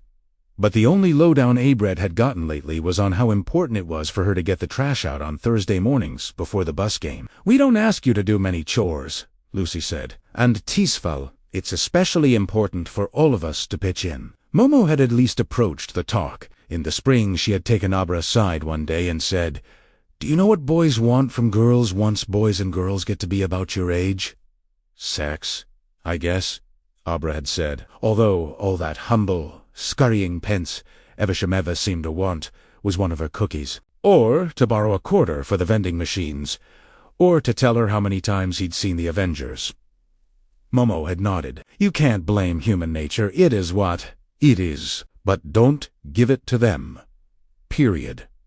End of discussion. You can rethink things when you're 19 if you want." That had been a little embarrassing. But at least it was straight and clear. There was nothing clear about the thing in her head. That was her birthmark. Invisible, but real. Her parents no longer talked about the craziness that had happened when she was little. Maybe they thought the thing that had caused that stuff was almost gone. Sure, she'd known Momo was sick. But that wasn't the same as the crazy piano music or turning on the water in the bathroom. Or the birthday party, which she barely remembered when she had hung spoons all over the kitchen ceiling. She had just learned to control it, not completely, but mostly. And it had changed. Now, she rarely saw things before they happened or took moving stuff around. When she was 6 or 7, she could have concentrated on her pile of school books and lifted them all the way to the ceiling. Nothing Italiano. Easy as knitting kitten bridges, as Momo liked to say. Now, even if it was only a single book, she could concentrate until it felt like her brain was going to come splooshing out of her ears, and she might only be able to shove it a few inches across her desk. That was on a good day. On many, she couldn't even flutter the pages, but there were other things she could do, and in many cases, far better than she'd been able to as a little kid. Looking into people's heads. For instance, she couldn't do it with everyone. Some people were entirely enclosed. Others only gave off intermittent flashes. But many people were like windows, with the curtains pulled back. She could look in any time she felt like it. Mostly, she didn't want to, because the things she discovered were sometimes sad and often shocking. Finding out that Mrs. Moran, her beloved 6th-grade teacher, was having an affair, had been the biggest mind-blower so far, and not in a good way. These days, she mostly keeps the seeing part of her mind shut down. Learning to do that had been difficult at first, like learning to skate backwards or print with her left hand. But she had learned. Practice didn't make perfect. Not yet, at least. But it sure helped. She still sometimes looked, but always tentatively ready to pull back at the first sign of something weird or disgusting. And she never peeked into her parents' minds or into Momo. It would have been wrong. Probably it was wrong with everyone. But it was like Momo herself had said, you can't blame human nature. And there was nothing more human than curiosity. Sometimes she could make people do things. Not everyone, not even half of everyone, but a lot of people were very open to suggestions. Probably they were the same ones who thought the stuff they sold on TV really would take away their wrinkles or make their hair grow back. Abra knew this was a talent that could grow if she exercised it like a muscle, but she didn't. It discarded. Here, there were other things, too, some for which she had no name. But the one she was thinking about now did have one. She called it far-seeing. Like the other aspects of her special talent, it came and went. But if she really wanted it, and if she had an object to fix upon, she could usually summon it. I could do that now, "Shut up, Abadoo," she said in a low, strained voice. "Shut up, Abu." She opened early algebra to tonight's homework page, which she had bookmarked with a sheet on which she had written the names Boyd, Steve, Cam, and Pete at least 20 times each. Collectively, they were around here. Her favorite boy band, so hot, especially Cam. Her best friend, Ian, thought so, too. Those blue eyes, that careless tumble of blonde hair. Maybe I could help. His parents would be sad, but at least they'd know. "Shut up, Abatu! Shut up, Abatutu! 4 brains!" If 5x minus 4 equals 26, what does x equal? 60 zillion, she said. Who cares? Her eyes fell on the names of the cute boys. And round here, written in the pudgy cursive she and Emma affected. Writing looks more romantic that way, Emma had decreed. And all at once they looked stupid and babyish and all wrong.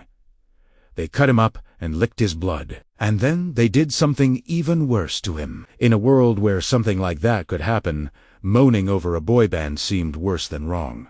Amber slammed her book shut and went downstairs. The click, click, click from her dad's study continued unabated. And out to the garage. She retrieved the shopper from the trash, brought it up to her room, and smoothed it flat on her desk. All those faces! But right now, she cared about only one. 7.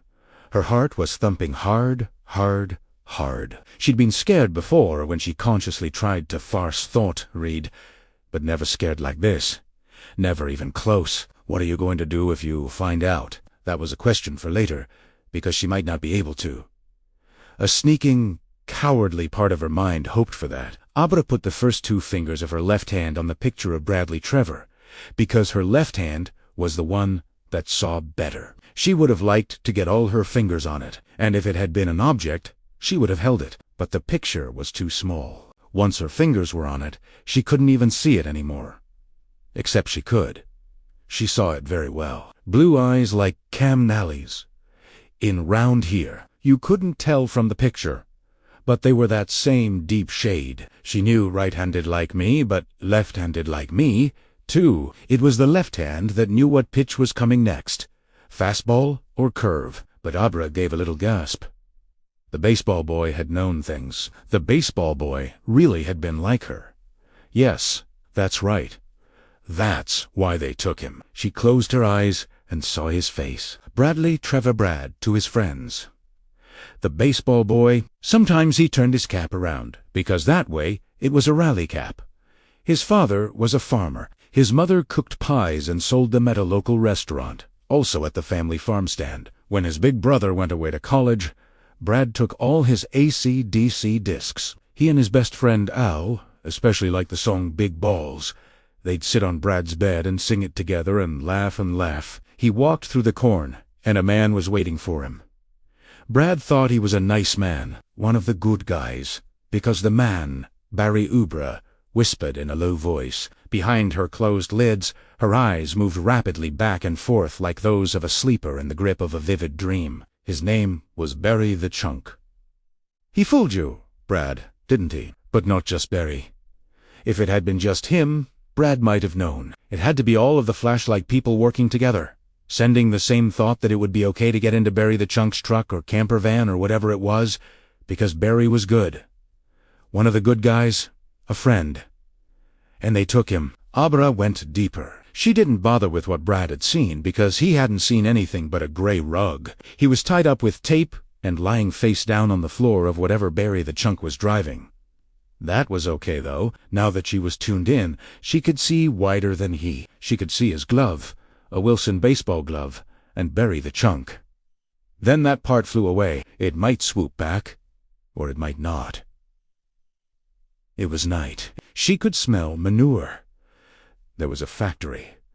Some kind of busted factory. There was a whole line of vehicles going there. Some small, most big, a couple of them enormous. The headlights were off in case someone was looking, but there was a 3/4 moon in the sky. Enough light to see by. They went down a pothole and a bumpy tar road. They went past a water tower. They went past a shed with a broken roof. They went through a rusty gate that was standing open.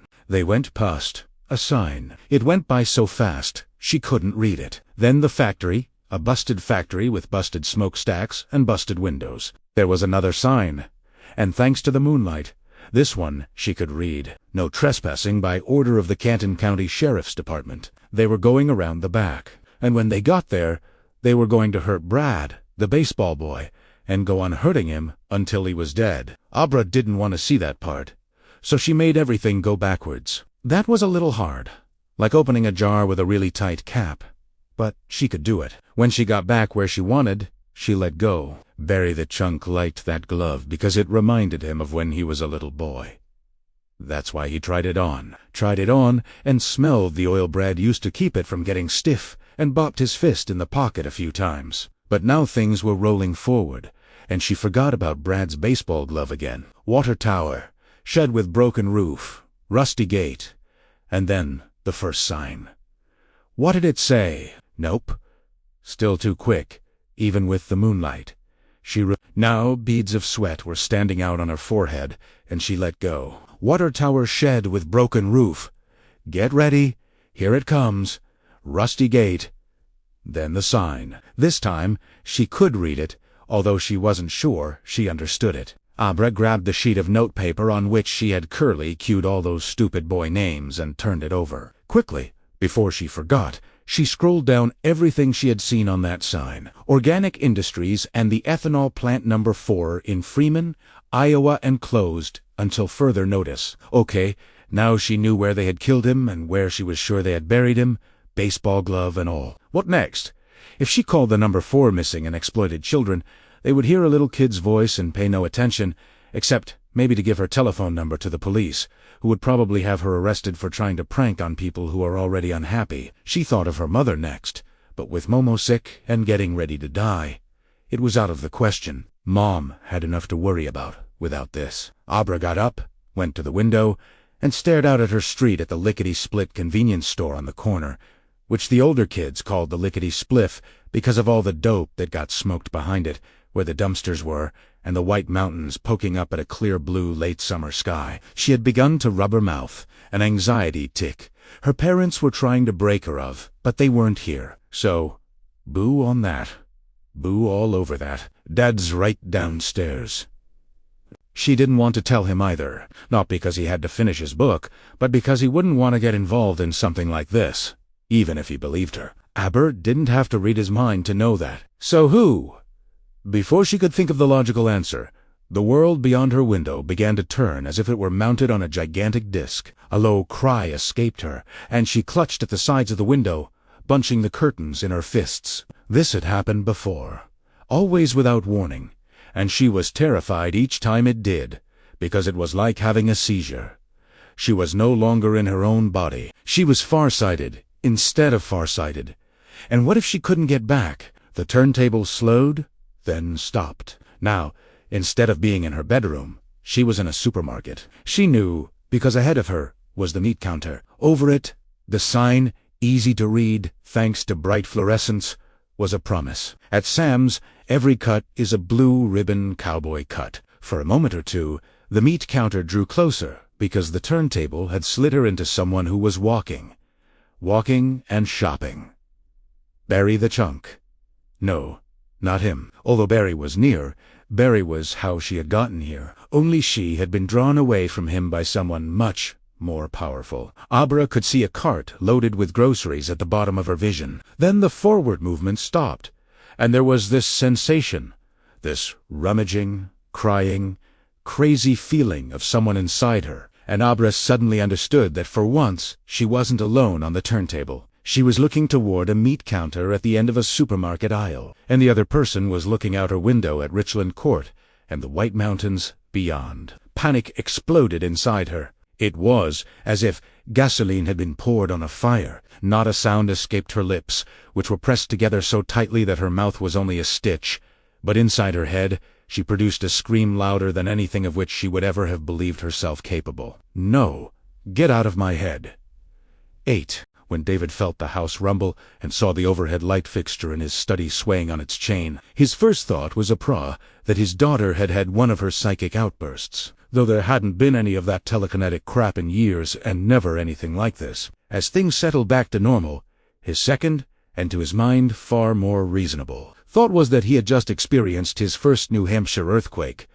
He knew they happened from time to time, but wow. He got up from his desk, not neglecting to hit save before he did, and ran into the hall. From the foot of the stairs, he called, "Abra, did you feel that?" She came out of her room looking pale and a little scared. "Yeah, short off." "I think it was an earthquake," David told her, beaming. "Your first earthquake. Isn't that neat?" "Yes," Abra said, not sounding very thrilled. "Neat." He looked out the living room window and saw people standing on their stoops and lawns. His good friend Matt Renfrewit was among them. "I'm going to go across the street and talk to Matt Hoon. You want to come with?" "I guess I'd better finish my math." David started toward the front door, then turned to look up at her. "You're not scared, are you?" "You don't have to be. It's over." Abra only wished it were.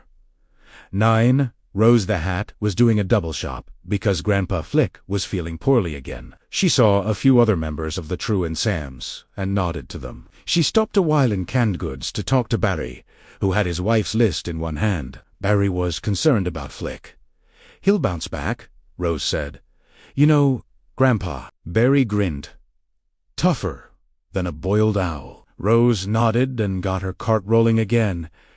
"You wee bit ease." Just an ordinary weekday afternoon at the supermarket. And as she took her leave of Barry, she at first mistook what was happening to her for something mundane. Maybe low sugar? She was prone to sugar crashes, and usually kept a candy bar in her purse. Then she realized someone was inside her head. Someone was looking. Rose had not risen to her position as head of the True, not by being indecisive. She halted with her card pointed toward the meat counter, her plan to next stop, and immediately leaped into the conduit some nosy and potentially dangerous person had established. Not a member of the True, she would have known any one of them immediately, but not an ordinary rube either. No, this was far from ordinary. The market swung away, and suddenly she was looking out at a mountain range. Not the Rockies. She would have recognized those. These were smaller. The Catkills. It could have been either or some other. As for the looker, Rose thought it was a child, almost certainly a girl, and one she had encountered before. "I have to see what she looks like. Then I can find her any time I want to. I have to get her to look in a mirror." But then a thought as loud as a shotgun blast in a closed room. Get out of my head. Wiped her mind clean and sent her staggering against shelves of canned soups and vegetables. They went cascading to the floor, rolling everywhere. For a moment or two, Rose thought she was going to follow them, swooning like the dewy heroine of a romance novel. Then she was back. The girl had broken the connection in a rather spectacular fashion. Was her nose bleeding? She wiped it with her fingers and checked. No good. One of the stock boys came rushing up. "Are you okay, ma'am? Fine?" Just felt a little faint for a second or two. Probably from the tooth extraction I had yesterday. "It's passed off now. I've made a mess, haven't I? Sorry. Good thing it was cans instead of bottles." "No problem. No problem at all. Would you like to come up front and sit on the taxi bench?" "That won't be necessary," Rose said. And it wasn't. But she was done shopping for the day. She rolled her cart 2 aisles over and left it there. 10. She had brought her Tacoma, old but reliable, down from the high country campground west to south, and once she was in the cab, she pulled her phone out of her purse and hid speed dial. It rang at the other end just a single time. "What's up, Rosie girl?" crooned Daddy. "We've got a problem." Of course, it was also an opportunity. A kid with enough in her boiler to set off a blast like that to not only detect Rose, but send her reeling. Wasn't just a steamhead, but the find of the century. She felt like Captain Ahab for the first time sighting his great white whale. "Talk to me. All business now." A little over 2 years ago, the kid in Iowa. Remember him? Sure. You also remember me telling you we had a looker. Yeah, East Coast. You thought it was probably a girl. It was a girl.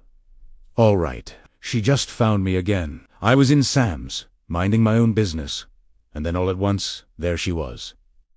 Why, after all this time, I don't know, and I don't care. But we have to have her, Crow. We have to have her. Does she know who you are? Where are we? Rose had thought about this while walking to the truck. The intruder hadn't seen her. Of that much she was sure. The kid had been on the inside looking out. As to what she had seen. A supermarket How many of those were there in America? Probably 1 million. I don't think so. But that's not the important part. Then what is? Remember me telling you she was big steam. Huge steam. Well, she's even bigger than that. When I tried to turn it around on her, she blew me out of her head like I was a piece of milkweed fluff. Nothing like that has ever happened to me before. I would have said it was impossible. Is she a potential true or a potential food? I don't know. But she did. They needed steam. Stored steam a lot more than they needed. Fresh recruits. Besides, Rose wanted no one in the truth with that much power. Okay, how do we find her? Any ideas? Rose thought of what she'd seen through the girl's eyes before she had been so unceremoniously booted back to Sam's supermarket in Sidewinder. Not much, but there had been a store. She said the kids call it the lickety-spliff. Huh, nothing. Never mind. I need to think about it. But we're going to have her. Crow. We've got to have her. There was a pause. When he spoke again, Crow sounded cautious. The way you're talking, there might be enough to fill 12 canisters. If that is, you really don't want to try turning her. Rose gave a distracted, yapping laugh. If I'm right, we don't have enough canisters to store the steam from this one. If she were a mountain, she'd be He made no reply. Rose didn't need to see him or poke into his mind to know he was flabbergasted. We don't need to do either one. I don't follow. Of course, he didn't. Long thinking had never been Crow's specialty. Maybe we don't have to turn her or kill her. Think cows. Cows, you can butcher one and get a couple of months' worth of steaks and hamburgers, but if you keep it alive and take care of it, it will give milk for 6 years. Maybe even 8. Silence.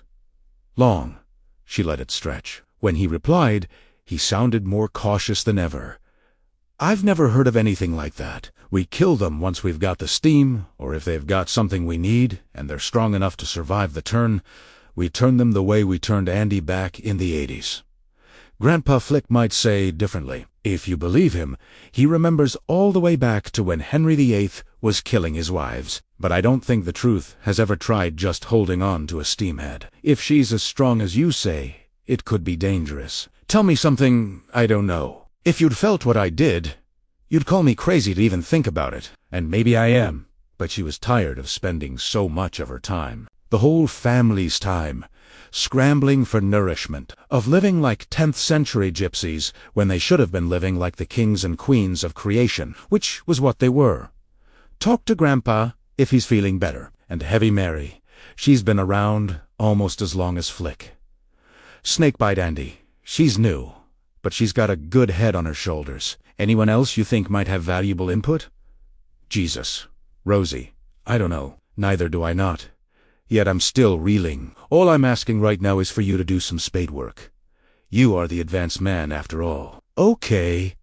Oh, and make sure you talk to Walnut. Ask him what drugs might keep a rube child nice and docile for a long period of time. This girl doesn't sound like much of a rube to me. All she is a big old fat rube milk cow.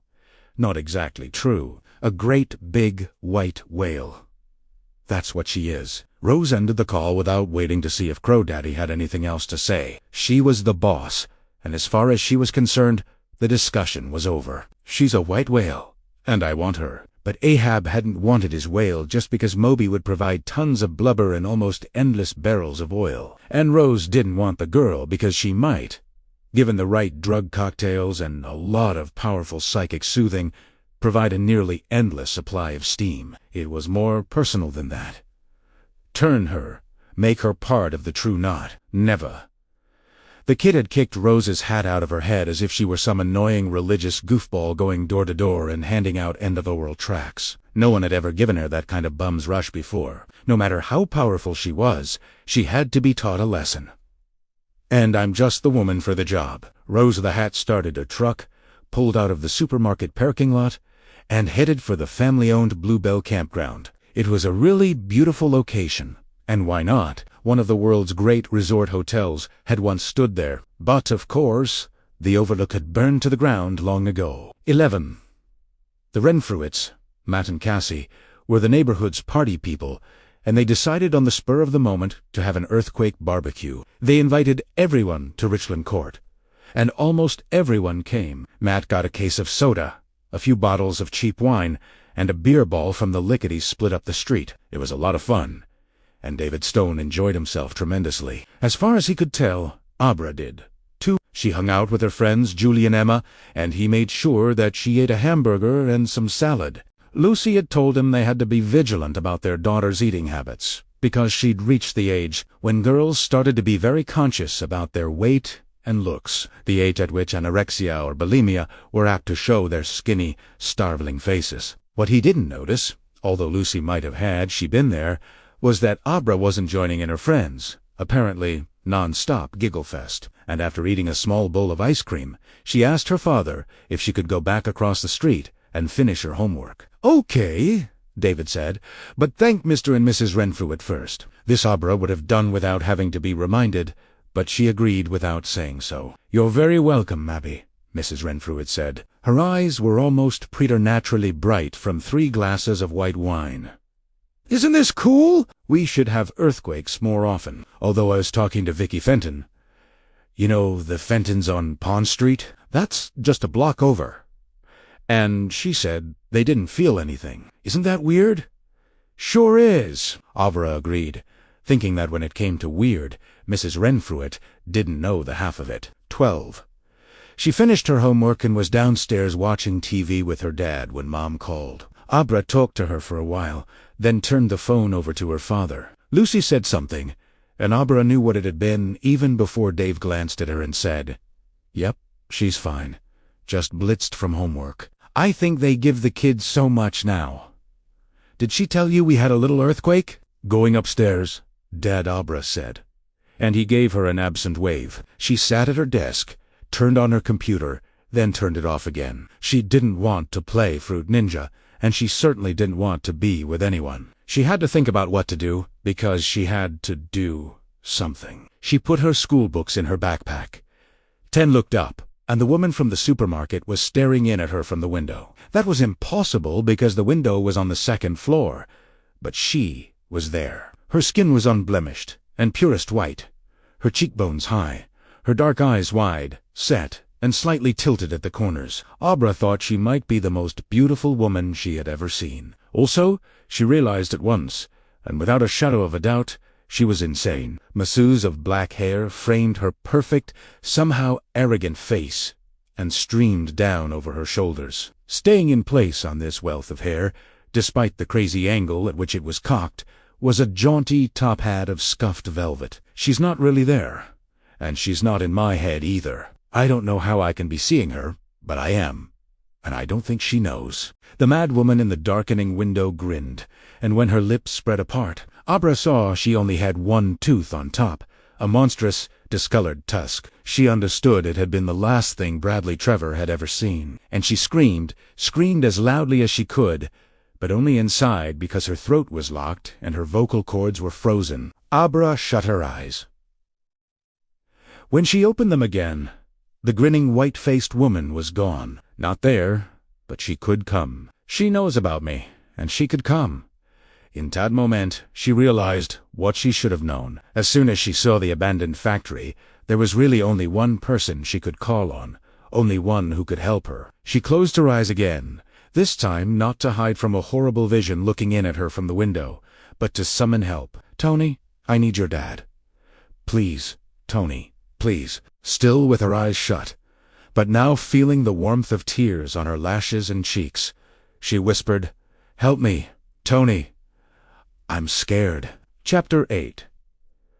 Abra's Theory of Relativity. 1. The last run of the day on the Helen Rivington was called the Sunset Cruise. In many evenings, when Don wasn't on shift at the hospice, he took the controls. Billy Freeman, who had made the run roughly 25,000 times during his years as a town employee, was delighted to turn them over. "You never get tired of it, do you?" he asked Dan once. Put it down to a deprived childhood. It hadn't been. Not really. But he and his mother had moved around a lot after the settlement money ran out, and she had worked a lot of jobs. With no college degree, most of them had been low. She'd kept a roof over their heads and food on the table, but there had never been much extra. Once he'd been in high school, the two of them living in Bradenton, not far from Tampa, he'd asked her why she never dated. By then, he was old enough to know she was still a very good-looking woman. Wendy Torrance had given him a crooked smile and said, "One man was enough for me, Danny. Besides, now I've got you." How much did she know about you drinking? Question had asked him during one of their meetings at the Sunspot. You started pretty young, right? Don had needed to give that one some thought. Probably more than I knew at the time, but we never talked about it. I think she was afraid to bring it up. Besides, I never got in trouble with the law. Not then, anyway, and I graduated from high school with honors. He had smiled grimly at Casey over his coffee cup. And of course, I never beat her up. I suppose that made a difference. Never got that train set either. But the basic tenet AAs live by was, don't drink, and things will get better. They did too. Now he had the biggest little choo-choo a boy could wish for. And Billy was right. It never got old. He supposed it might be in another 10 or 20 years, but even then, Don thought he'd probably still offer to drive the last circuit of the day just to pilot the river at sunset out to the turnaround at Cloud Gap.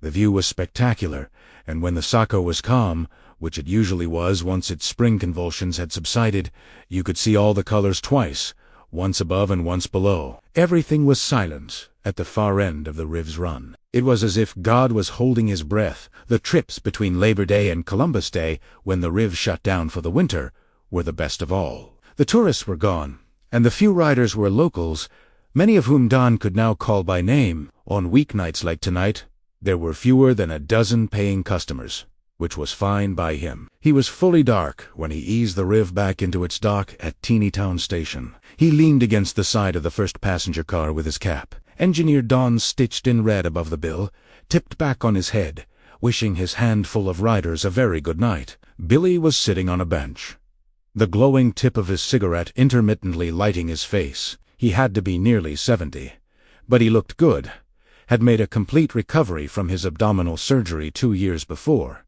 and said he had no plans to retire. What would I do? He'd asked on the single occasion Dan had brought the subject up. Retire to that death farm where you work. Wait for your pet cat to visit me. Thanks, but no thanks. When the last 2 or 3 riders had ambled on their way, probably in search of dinner, Billy buted his cigarette and joined him. I'll put her in the barn, unless you want to do that, too. No, go right ahead.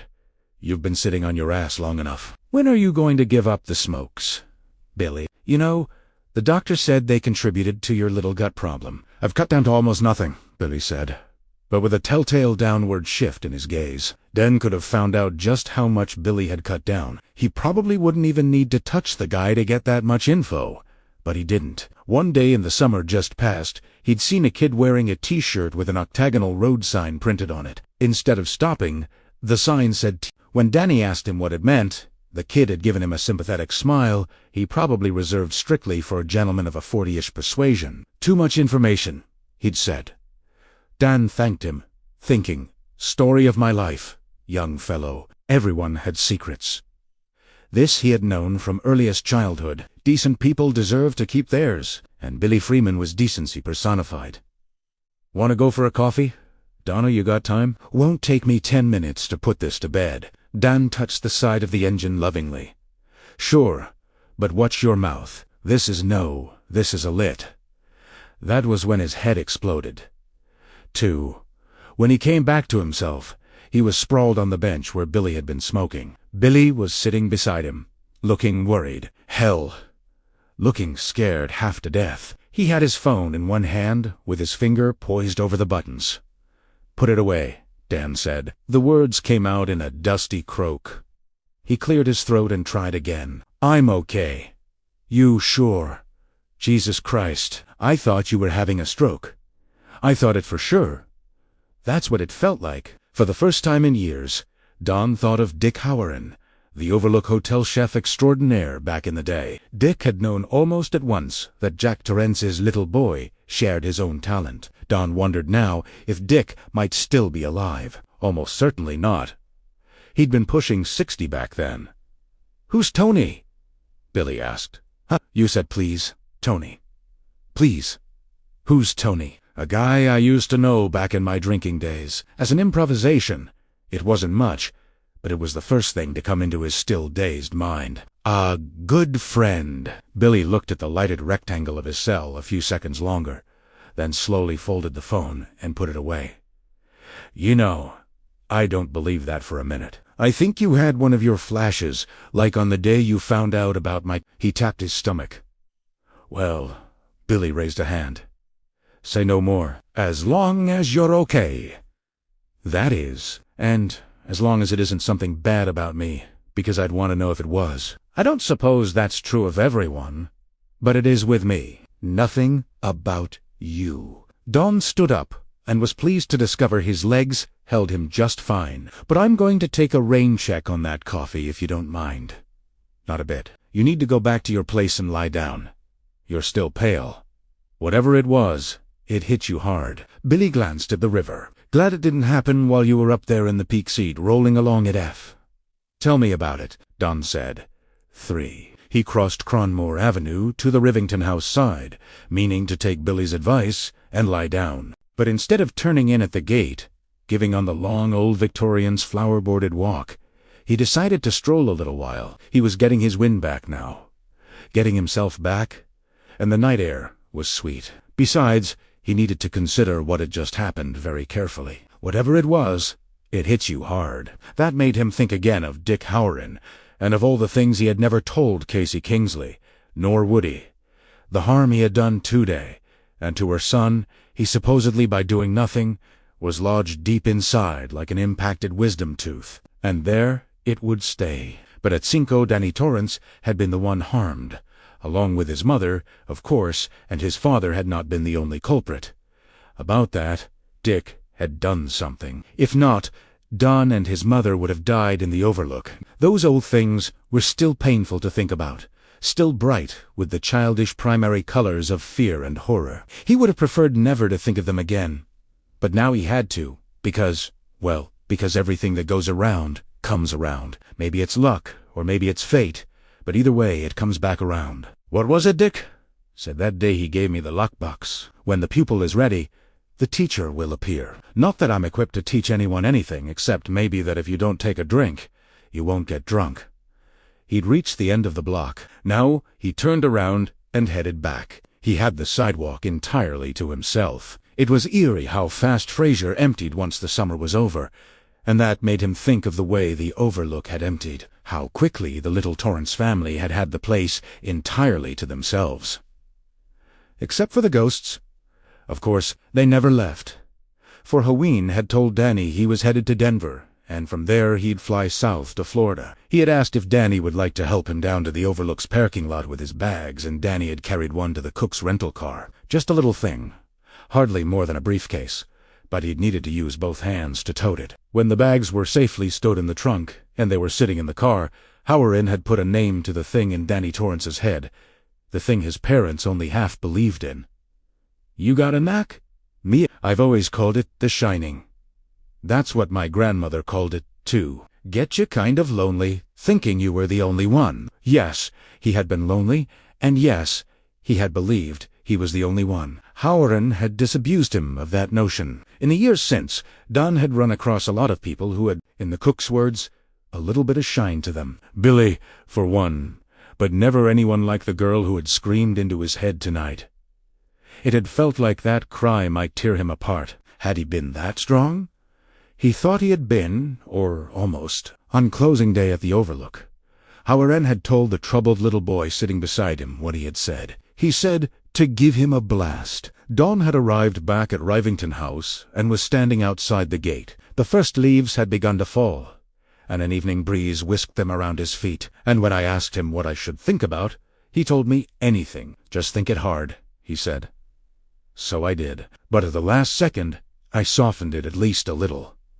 If I hadn't, I think I might have killed him. He jerked back. No.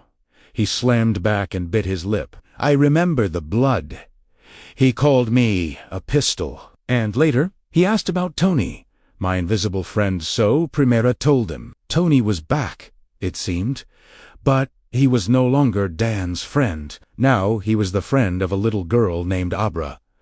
She was in trouble just as Don had been, but grown men who sought out little girls attracted attention and suspicion. He had a good life here in Frogir, and he felt it was one he deserved after all the lost years. But when he needed Dick at the Overlook and later in Florida, when Mrs. Massey had come back, Dick had come. In AA, people call that kind of thing a 12th step call, because when the pupil was ready, the teacher would appear. On several occasions, Don had gone with Casey Kingsley and some other guys in the program to pay 12th calls on men who were over their heads in drugs or booze. Sometimes it was friends or bosses who asked for this service. More often, it was relatives who had exhausted every other resource and were at their wits' end. They'd had a few successes over the years, but most visits ended with slammed doors, or an invitation for Casey and his friends to stick their sanctimonious quasi regius up their asses. One fellow, a methadaled veteran of George Bush's splendid Iraq adventure, had actually waved a pistol at them. Heading back from the Shakuria Halinda Wall Shack, where the vet was dining with his terrified wife, Don had said that was a waste of time. It would be if we did it for them, Casey said. But we don't. We do it for ooze. You like the life you're living, Danny boy? It wasn't the first time he'd asked this question, and it wouldn't be the last. Yes. No hesitation on that score. Maybe he wasn't the president of General Motors or doing nude love scenes with Kate Winslet. But in Dan's mind, adito. Think you earned it? No, Dan said, smiling. Not really. Can't earn this. So, what was it that got you back to a place where you like getting up in the morning? Was it luck or grace? He'd believed that Casey wanted him to say it was grace, but during the sober years, he had learned the sometimes uncomfortable habit of honesty. I don't know. That's okay, because when your back's against the wall, there's no difference. 5. Abra. Abra. Abra, he said as he walked up the path to Rivington House. What have you gotten yourself into? Girl? And what are you getting me into? He was thinking he'd have to try to get in touch with her by using The Shining, which was never completely reliable. But when he stepped into his turret room, he saw that it wouldn't be necessary. Written neatly on his blackboard was this: cadabra@nhml.com. He puzzled over her screen name for a few seconds, then got it and laughed. Good one, kid. Good one. He powered up his laptop. A moment later, he was looking at a blank email form. He typed in her address and then sat watching the blinking cursor. How old was she? As far as he could calculate by their few previous communications, somewhere between a wise 12 and a slightly naive 16, probably closer to the former. And here he was, a man old enough to have salt speckles in his stubble if he skipped shaving. Here, he was getting ready to start computing, chatting with her to catch a predator. Anyone? Maybe it's nothing. It could be she's just a kid after all. Yes, but one who was damn scared. Plus, he was curious about her, had been for some time the same way. He supposed that Howard had been curious about him. I could use a little bit of grace right now, and a whole lot of luck. In the subject box at the top of the email form, Dan wrote, Hello, Abra. He dropped the cursor, took a deep breath, and typed 4 words. Tell me what's wrong. 6. On the following Saturday afternoon, Dan was sitting in bright sunshine on one of the benches outside the ivy-covered stone building that housed the Anniston Public Library. He had a copy of the Union Leader open in front of him, and there were words on the page, but he had no idea what they said. He was too nervous. Promptly, at 2 o'clock, a girl in jeans rode up on her bike and lodged it in the rack at the foot of the lawn. She gave him a wave and a big smile. So, Abra, as in Cadabra. She was tall for her age, most of that height in her legs, Masses of curly blonde hair were held back in a thick ponytail that looked ready to rebel and spray everywhere. The day was a bit chilly, and she was wearing a light jacket with Anniston Cyclone's screen printed on the back. She grabbed a couple of books that were bungee corded to the rear bumper of her bike, then ran up to him, still with that open smile. Pretty, but not beautiful, except for her wide-set blue eyes. They were beautiful. "Uncle Dan NG. It's good to see you." And she gave him a hearty smack on the cheek that hadn't been in the script. Her confidence in his basic okayness was terrifying. "Good to see you, too, Abra." "Sit down." He had told her they would have to be careful, and Abra, a child of her culture, understood at once. They had agreed that the best thing would be to meet in the open, and there were few places in Anniston more open than the front lawn of the library, which was situated near the middle of the small downtown district. She was looking at him with frank interest, perhaps even hunger. He could feel something like tiny fingers patting lightly at the inside of his head. "Where's Tony?" Don touched a finger to his temple. Abra smiled, and that completed her beauty, turned her into a girl who would break hearts in another 4 or 5 years. "Hi, Tony." That was loud enough to make him wince, and he thought again of how Dick Howrin had recoiled behind the wheel of his rental car, his eyes going momentarily blank. "We need to talk out loud." "Okay. Yes. I'm your father's cousin." "Okay. Not really an uncle, but that's what you call me. Right? Your Uncle Dan. We'll be fine as long as my mother's best friend doesn't come along. Her name's Gretchen Sil. I think she knows our whole family tree, and there isn't very much of it." "Oh, great." Dawn thought the nosy best friend. "It's okay," Abra said. "Her older son's on the football team, and she never misses a Cyclones game. Almost everyone goes to the game. So stop worrying that someone will think you're she." Finished the sentence with a mental picture. A cartoon, really. It blossomed in an instant.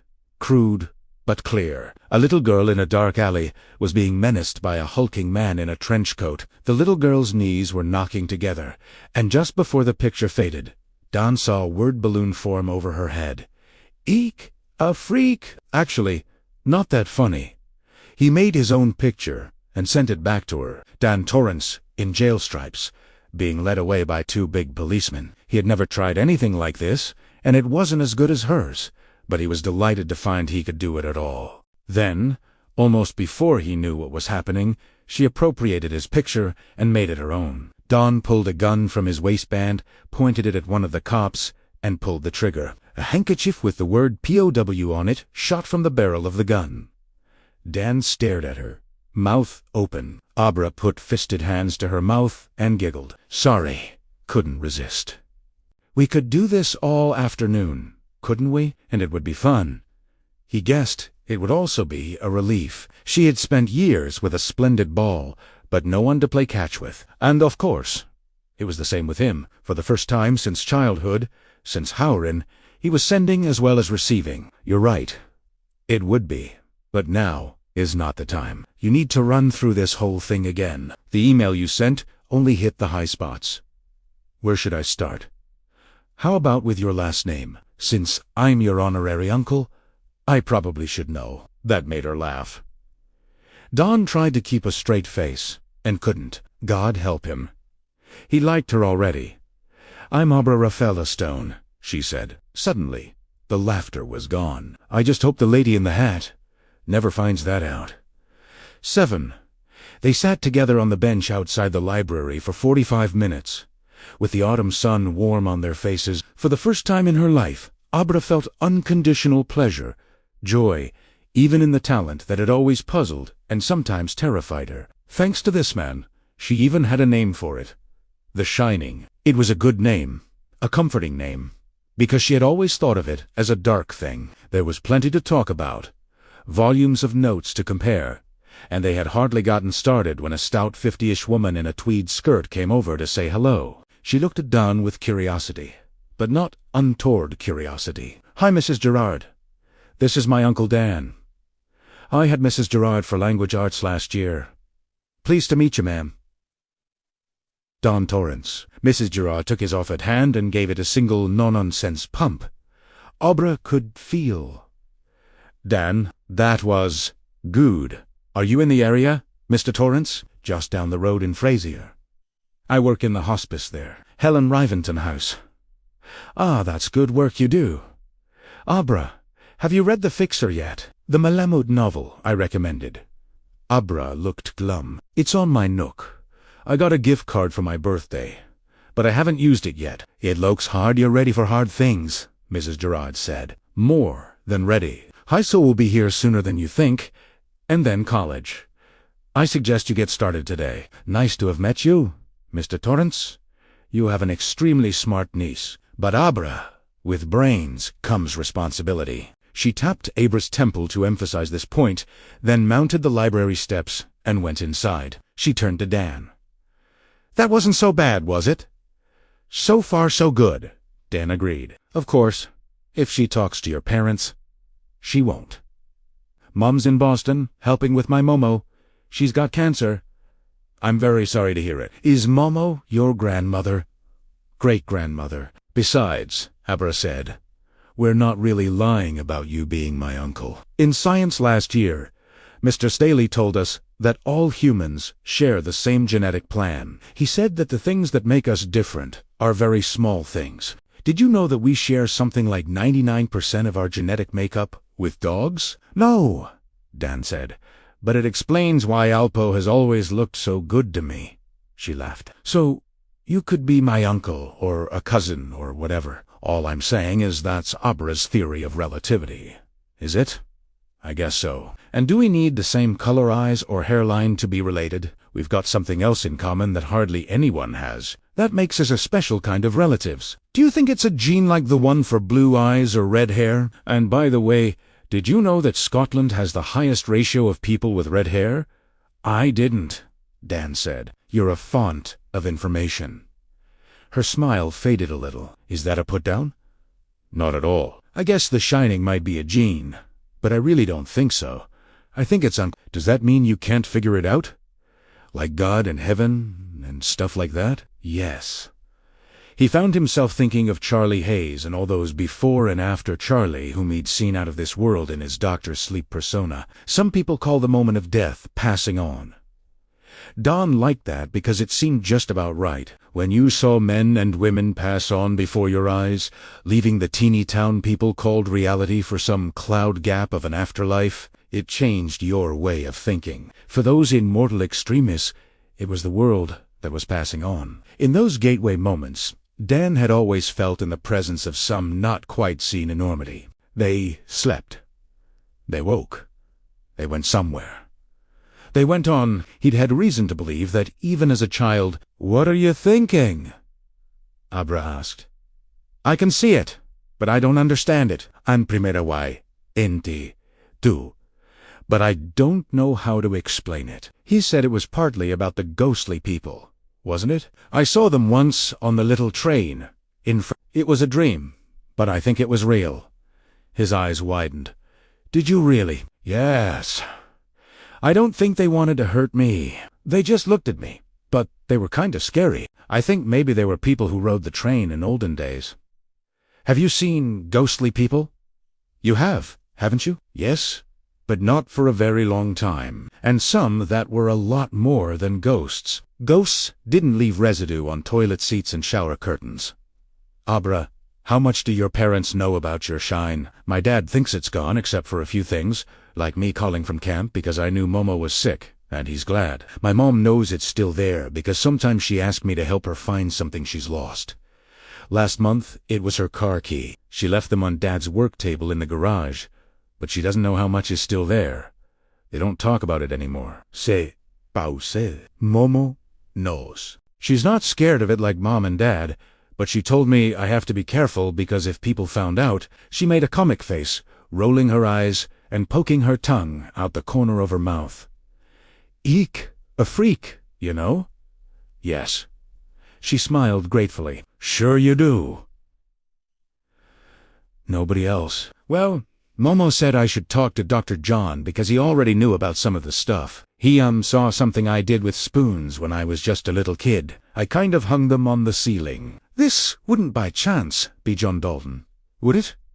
Her face lit up. You know him? As a matter of fact, I do. I found something once for him, something he lost. A watch. That's right. I don't tell him everything, Abra said. She looked uneasy. I sure didn't tell him about the baseball boy, and I'd never tell him about the woman in the hat because he'd tell my folks, and they've got a lot on their minds already. Besides, what could they do? Let's just file that away for now. Who's the baseball boy? Bradley Trevor. Brad. Sometimes he used to turn his hat around and call it a rally cap. Do you know what that is? Dan nodded. He's dead. They killed him, but they hurt him first. They hurt him so bad, her lower lip began to tremble, and all at once she looked closer to 9 than almost 13. Don't cry, Abra. We can't afford to attract. I know. She lowered her head, took several deep breaths, and looked up at him again. Her eyes were over-bright, but her mouth had stopped trembling. I'm okay, she said. Really, I'm just glad not to be alone with this inside my head. 8.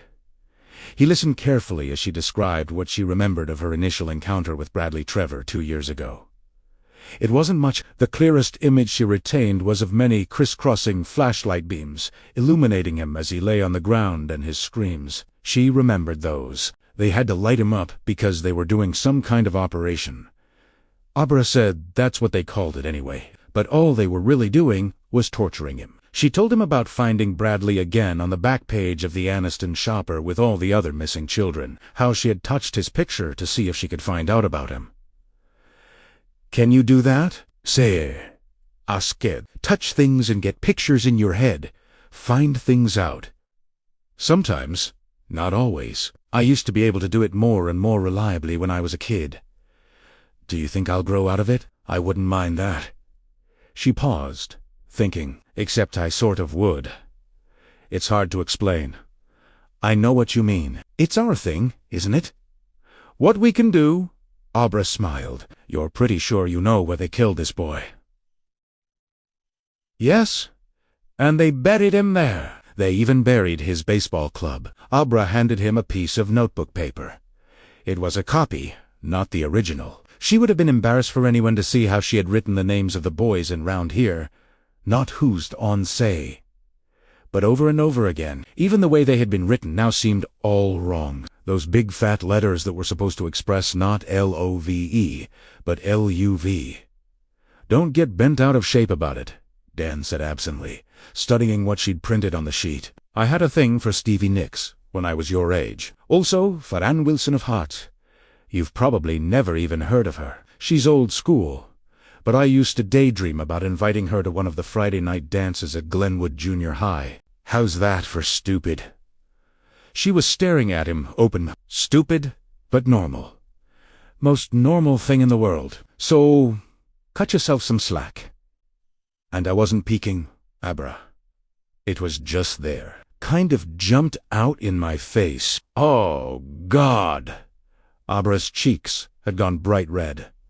This is going to take some getting used to, isn't it? For both of us, kiddo.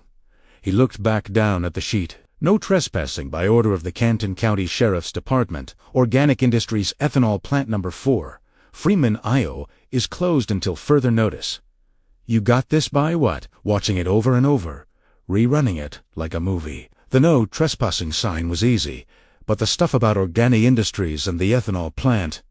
Yeah, can't you do that? I never tried. Maybe once, but probably not anymore. I found Freeman, Iowa, on the computer, she said, and when I ran Google Earth, I could see the factory. Those places are really there. Dan's thoughts returned to John Dalton. Others in the program had talked about Dan's peculiar ability to find things John never had. Not surprising, really. Doctors took a vow of confidentiality similar to the one in AA, didn't they? Which, in John's case, made it a kind of double coverage. Abra was saying, you could call Bradley Trevor's parents, couldn't you? Or the sheriff's office in Canton County. They wouldn't believe me, but they believe I suppose I could. But of course, a man who knew where the body was buried would automatically go to the head of the suspect list. So if Ed did it, he would have to be very, very careful about the way he did it. Abra, the trouble you're getting me into." "Sorry," she whispered. He put his hand over hers and gave it a gentle squeeze. "Don't be. That's one you weren't supposed to hear." She straightened. "Oh, God. Here comes Shalban Stroud. She's in my class." Dan pulled his hand back in a hurry. He saw a plump, brown-haired girl about Abra's age coming up the sidewalk. She was wearing a backpack and carrying a loose-leaf notebook curled against her chest. Her eyes were bright and inquisitive. "She'll want to know everything about you," Habar said. "I mean, everything. And she talks." Oh. Dan looked at the oncoming girl. "We're not interesting. Help me, Abra," he said, and felt her join in. Once they were together, the thought instantly gained depth and strength. "We're not a bit interesting." "That's good," Abra said. "A little more. Do it with me. Like singing, you hardly see us. We're not interesting. And besides, you have better things to do." Yvonne Stroud hurried along the walk, flipping one hand to Abra in a vague hello gesture, but not slowing down. She ran up the library steps and disappeared inside. "I'll be a Monkey Key's uncle," Don said. She looked at him seriously. "According to Abra's theory of relativity, you really could be very similar." She sent a picture of pants flapping on a clothesline. "Jeans!" Then they were both laughing. 9. Don made her go over the turntable thing 3 times, wanting to make sure he was getting it right. "You never did that either?" Abra asked. "The far-seeing thing. Astral projection." "No." "Does it happen to you a lot?" "Only once or twice," she considered. "Maybe 3 times. Once I went into a girl who was swimming in the river. I was looking at her from the bottom of our backyard. I was 9 or 10. I don't know why it happened. She wasn't in trouble or anything, just swimming with her friends. That one lasted the longest. It went on for at least 3 minutes. Is astral projection, what do you call it? Like outer space. It's an old term from seances back 100 years ago, and probably not a very good one. All it means is an out-of-body experience. If you could label anything like that at all. But I want to make sure I've got this straight. The swimming girl didn't go into you." Aber shook her head emphatically, making her ponytail fly. "She didn't even know I was there. The only time it worked both ways was with that woman, the one who wears the hat. Only I didn't see the hat then, because I was inside her." Dan used one finger to describe a circle. "You went into her. She went into you." "Yes," Aber shivered. "She was the one who cut Bradley Trevor until he was dead. When she smiles, she has one big, long tooth on top." Something about the hat struck a chord, something that made him think of Deanie from Wilmington, because Deanie had worn a hat. Nope. At least not that he remembered. He'd been pretty blitzed. It probably meant nothing. Sometimes the brain made phantom associations. That was all, especially when it was under stress. And the truth, little as he liked to admit it, was that Deanie was never far from his thoughts. Something as random as a display of corks, sold sandals in a store window, could bring her to mind. "Who's Deanie?" Abra asked. Then she blinked rapidly, and drew back a little, as if dawn had suddenly flapped a hand in front of her eyes. "Oops, not supposed to go there, I guess. Sorry." "It's okay," he said. "Let's go back to your hat woman. When you saw her later in your window, that wasn't the same." "No, I'm not even sure that was a shining. I think it was a memory from when I saw her hurting the boy." "So, she didn't see you then either?" "She's never seen you." If the woman was as dangerous as Abra believed, this was important. "No, I'm sure she hasn't, but she wants to." She looked at him, her eyes wide, her mouth trembling again. "When the turntable thing happened, she was thinking of the mirror. She wanted me to look at myself. She wanted to use my eyes to see me." "What did she see through your eyes? Could she find you that way?" Abra thought it over carefully. "At last," she said, "I was looking out my window when it happened. All I can see from there is the street and the mountains. Of course, but there are lots of mountains in America." "Right. Right." Could the woman in the hat match the mountains she'd seen through? Abra's eyes drew a photo if she did an exhaustive computer search like so much else in this business. There was just no way to be sure. Why did they kill him? Dan, why did they kill the baseball boy? He thought he knew, and he would have hidden it from her if he could. But even this short meeting was enough to tell him he would never have that sort of relationship with Abra Rafaela Stone. Recovering alcoholics drove for complete honesty in all our affairs, but rarely achieved it. He and Abra could not avoid it. Food. She stared at him again. They ate his shining. I think so. They're vampires vinoed. Like in Twilight. Not like them, Don said. And for God's sake, Abraham. Only guessing. The library door opened. Don looked around, afraid it might be the overly curious Yavin Stroud, but it was a boy-girl couple that only had eyes for each other. He turned back to Abra. We have to wrap this up. I know. She raised a hand, rubbed at her lips, realized what she was doing, and put it back in her lap. But I have so many questions. There's so much I want to know. It would take hours, which we don't have. Are you sure it was a Sam's? Ha! She was in a Sam's supermarket. Oh? Yes, I know the chain. I've even shopped in one or two. But not around here. She grinned. Of course not, Uncle Dan. There aren't any. They're all out west. I went on Google for that, too. The grin faded. There are hundreds of them, all the way from Nebraska to California. I need to think about this some more. And so do you. You can stay in touch with me by email if it's important, but it would be better if we just... He tapped his forehead. Zip zip, you know. Yes, she said, and smiled. The only good part of this is having a friend who knows how to zip zip and what it's like. Can you use the blackboard? Sure. It's pretty easy. You need to keep one thing in mind. One above all others. The Hat Woman probably doesn't know how to find you, but she knows you're out there someplace.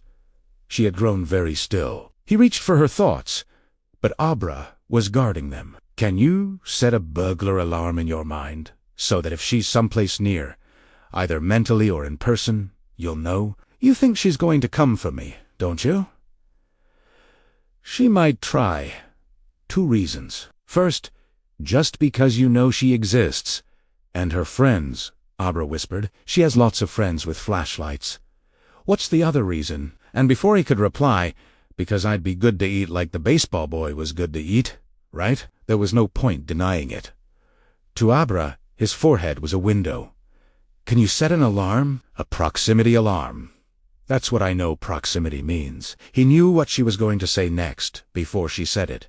And there was no mind-reading involved. She was only a child after all. This time, when she took his hand, he didn't pull away. Promise you won't let her get me, Dan. Promise. He did because she was a kid and needed comforting. But of course, there was only one way to keep such a promise, and that was to make the threat go away. He thought it again. Abra, the trouble you're getting me into. And she said it again. But this time, not out loud. Sorry. Not your fault, kid. You didn't ask for this any more than I did. Go on in with your books. I have to get back to Frazier. I'm on shift tonight. Okay. But we're friends, right? Totally friends. I'm glad, and I bet you'll like the fixer. I think you'll get it because you've fixed a few things in your time, haven't you? Pretty dimples deepened the corners of her mouth. You'd know. Oh, believe me, Dan said. I don't know who the woman in the hat is, but I know one of her friends. His name is Barry the Chunk or something like that. I bet wherever she is. Barry, the Chunk is someplace close, and I could find him if I had the baseball boy's glove. She looked at him, a steady, level glance from those beautiful blue eyes. I'd know because, for a little while, Barry the Chunk was wearing it. 10. Halfway back to Frazier, mulling over Abra's Hat Woman, Don remembered something that sent a jolt straight through him. He almost swerved over the double yellow line, and an oncoming truck westbound on Route 16 honked at him irritably. 12 years ago, it had been when Frazier was still new to him, and his sobriety had been extremely shaky. He'd been walking back to Mrs. Robertson's, where he had just that day secured a room. A storm was coming, so Billy Freeman had sent him off with a pair of boots. They don't look like much, but at least they match. And as he turned the corner from Moorhead onto Elliott, he'd seen just ahead was a rest area. Dawn pulled in and walked toward the sound of running water. It was the Psycho, of course. It ran through 24 little New Hampshire towns between North Conway and Crawford Note, connecting them like beads on a string. I saw a hat blowing up the gutter. A battered old top hat like a magician might wear, or an actor in an old musical comedy. Only it wasn't really there, because when I closed my eyes and counted to 5, it was gone. Okay, it was shining, he told the running water. But that doesn't necessarily make it the hat Abra saw. Only he couldn't believe that, because later that night he dreamed of Deanie. She had been dead, her face hanging off her skull like dough on a stick. Dead and wearing the blanket Dan had stolen from a bum's shopping cart. She's the queen of Castle Hell. Don't you remember that? He told the running water. Nobody remembers dreams 12 years later. But Edith, and now he remembered the rest of what the dead woman from Wilmington had said. If you mess with her, she'll eat you alive. 11. He let himself into his turret room shortly after 6, carrying a tray of food from the caf. He looked first at the blackboard and smiled at what was printed there. Thank you for believing me. As if I had any choice. Hun. He erased Abra's message, then sat down at his desk with his dinner. After leaving the rest area, his thoughts had turned back to Dick Howren. He supposed it was natural enough. When someone finally asked you to teach them, you went to your own teacher to find out how to do it. Dan had fallen out of touch with Dick during the drinking years, mostly out of shame, but he thought it might just be possible to find out what had happened to the old fellow, possibly even to get in touch if Dick was still alive. And hey, lots of people lived into their 90s if they took care of themselves. I need some answers, Dick, and you're the only person I know who might have a few. So, do me a favor, my friend, and still be alive. He fired up his computer and opened Firefox. He knew that Dick had spent his winters cooking at a series of Florida resort hotels, but he couldn't remember the names or even which coast they had been on. Probably both Naples 1 year, Palm Beach the next, Sarasota or Key West the year after that. There was always work for a man who could tickle palates, especially rich palates, and Dick had been able to tickle them like nobody's business. Dan had an idea that his best shot might be the quirky spelling of Dick's last name. Not Hallloran, but Halloran. He typed Richard Howren and Florida into the search box, then punched enter. He got back thousands of hits, but he was pretty sure the one he wanted was third from the top, and a soft sigh of disappointment escaped him. He clicked the link, and an article from the Miami Herald appeared. No question. When the age as well as the name appeared in the headline, you knew exactly what you were looking at. Noted South Beach chef Richard Dick Howren, 81. There was a photo. It was small, but Dan would have recognized that cheerful, knowing face anywhere. Had he died alone? Dan doubted it. The man had been too gregarious and too fond of women. His deathbed had probably been well attended, but the 2 people he'd saved that winter in Colorado hadn't been there. Wendy Torrance had a valid excuse. She'd predeceased him. Her son, however, had he been in some dive full of whiskey and playing truck-driving songs on the jukebox when Dick passed on, maybe in jail for the night on a drunken disorderly? The cause of death had been a heart attack. He scrolled back up and checked the date. January 19th. 1999. The man who had saved Dan's life and the life of his mother had been dead for almost 15 years. There would be no help from that quarter. From behind him, he heard the soft squeak of chalk on slate. The chalk was still on the ledge at the bottom of the blackboard, but a picture was appearing anyway. It was crude but recognizable. It was a baseball glove. When it was done, her chalk, invisible but still making that low squeaking sound, drew a question mark in the glove's pocket. I need to think about it, he said. But before he could do so, the intercom buzzed, paging Dr. Sleep. Chapter 9. The Voices of Our Dead Friends. 1 at 102. Eleanor Willett was the oldest resident of Rivington House in that fall of 2013. Old enough that her last name had never been Americanized. She answered not to Let but to a much more elegant French pronunciation, Ole. Dan sometimes called her Miss Oolala, which always made her smile. Ron Stimson, one of 4 docs, who made regular day rounds at the hospice, once told Dan that Eleanor was proof that living was sometimes stronger than dying. Her liver function is nil. Her lungs are shot from 80 years of smoking. She has colorectal cancer, moving at a snail's pace, but extremely malignant, and the walls of her heart are as thin as a cat's whisker. Yet she continues. If Asriel was right, and in Dan's experience, he was never wrong, Eleanor's long-term lease on life was about to expire. But she certainly didn't look like a woman on the threshold. She was sitting up in bed, stroking the cat, when Dom walked in. Her hair was beautifully the hairdresser had been in just the day before, and her pink nightie was as immaculate as always. The top half gives a bit of color to her bloodless cheeks. The bottom half spread away from the sticks of her legs, like a ball gown. Don raised his hands to the sides of his face, the fingers spread and wiggling. "Ooh la la!" She rolled her eyes and cocked her head, and smiled at him. "You ain't, but I like your shirt. You're cheery, which is important. You're cheeky, which is more important. And you've got a lovely bottom, which is all important. The ass of a man is the piston that drives the world. And you have a good one. In my prime, I would have checked it with my thumb and eaten you alive, preferably by the pool of La Meridian in Monte Carlo, with an admiring audience to applaud my front and backside efforts." 2. Dan Eleanor's cigarette rasp was the voice of a cabaret singer who had seen and done it all, even before the German army ghost stepped down the Champ in the spring of 1940. Washed up, maybe, but far from washed out. And while it was true she looked like the death of God, despite the faint color reflected onto her face by her craftily chosen nightgown, she had looked like the death of God since 2009. The year she had moved into room 15 of Rivington 1. "I'm sure you would have been marvelous," he said. "Are you seeing any ladies? S.H. Not currently." No.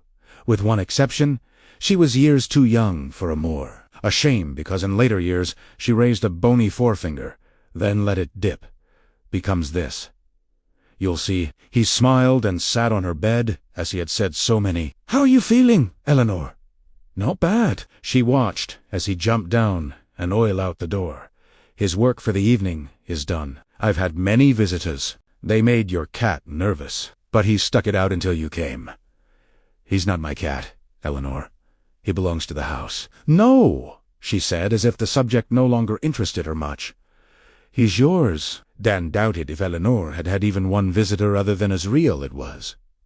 Not tonight, not in the last week or month, not in the last year.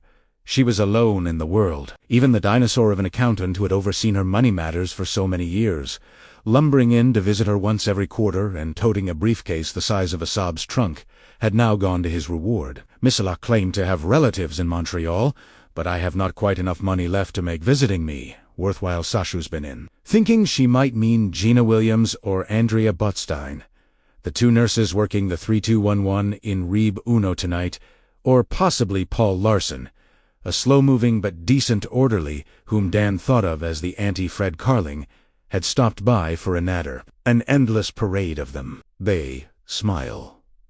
They bow. A child wags his tongue like a dog's tail. Some of them speak. "Do you know the poet Ja Safaris?" "No, Mamma don't." Were there others? Yeah. He had reason to believe it was possible, but he had no sense of them. Not that he always did. Mr. asks, "Are these the voices of our dead friends, or just the gape-on?" The children are the saddest. "There was a boy here who fell down a well." "Is that so?" "Yes." "And a woman who committed suicide with a bedspring." He felt not even the slightest hint of a presence. Could his encounter with a brainy have sapped him? It was possible. And in any case, the shining came and went in tides he had never been able to chart. He didn't think that was it. However, he thought Eleanor had probably lapsed into dementia, or she might be having him on. It wasn't impossible. Someone, it was reputed to have been Oscar Wilde, was reputed to have made a joke on his deathbed. Either that wallpaper goes, or I do. Now the lights will announce an arrival.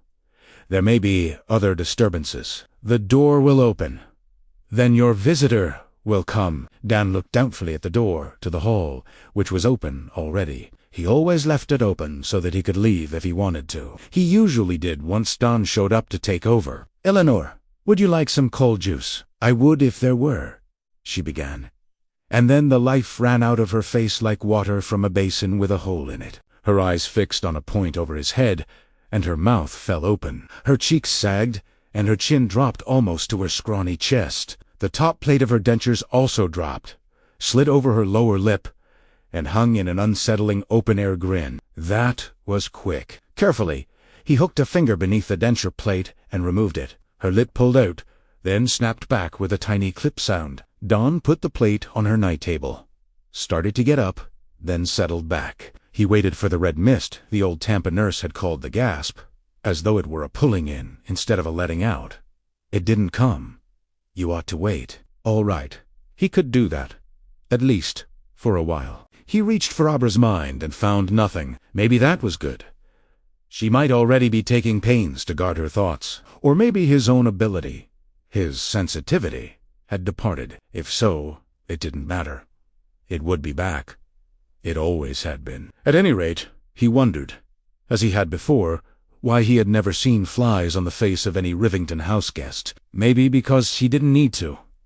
He had Azy, after all. Did Azy see something with those wise green eyes of his? Maybe not flies, but something. He must. Are these the voices of our dead friends?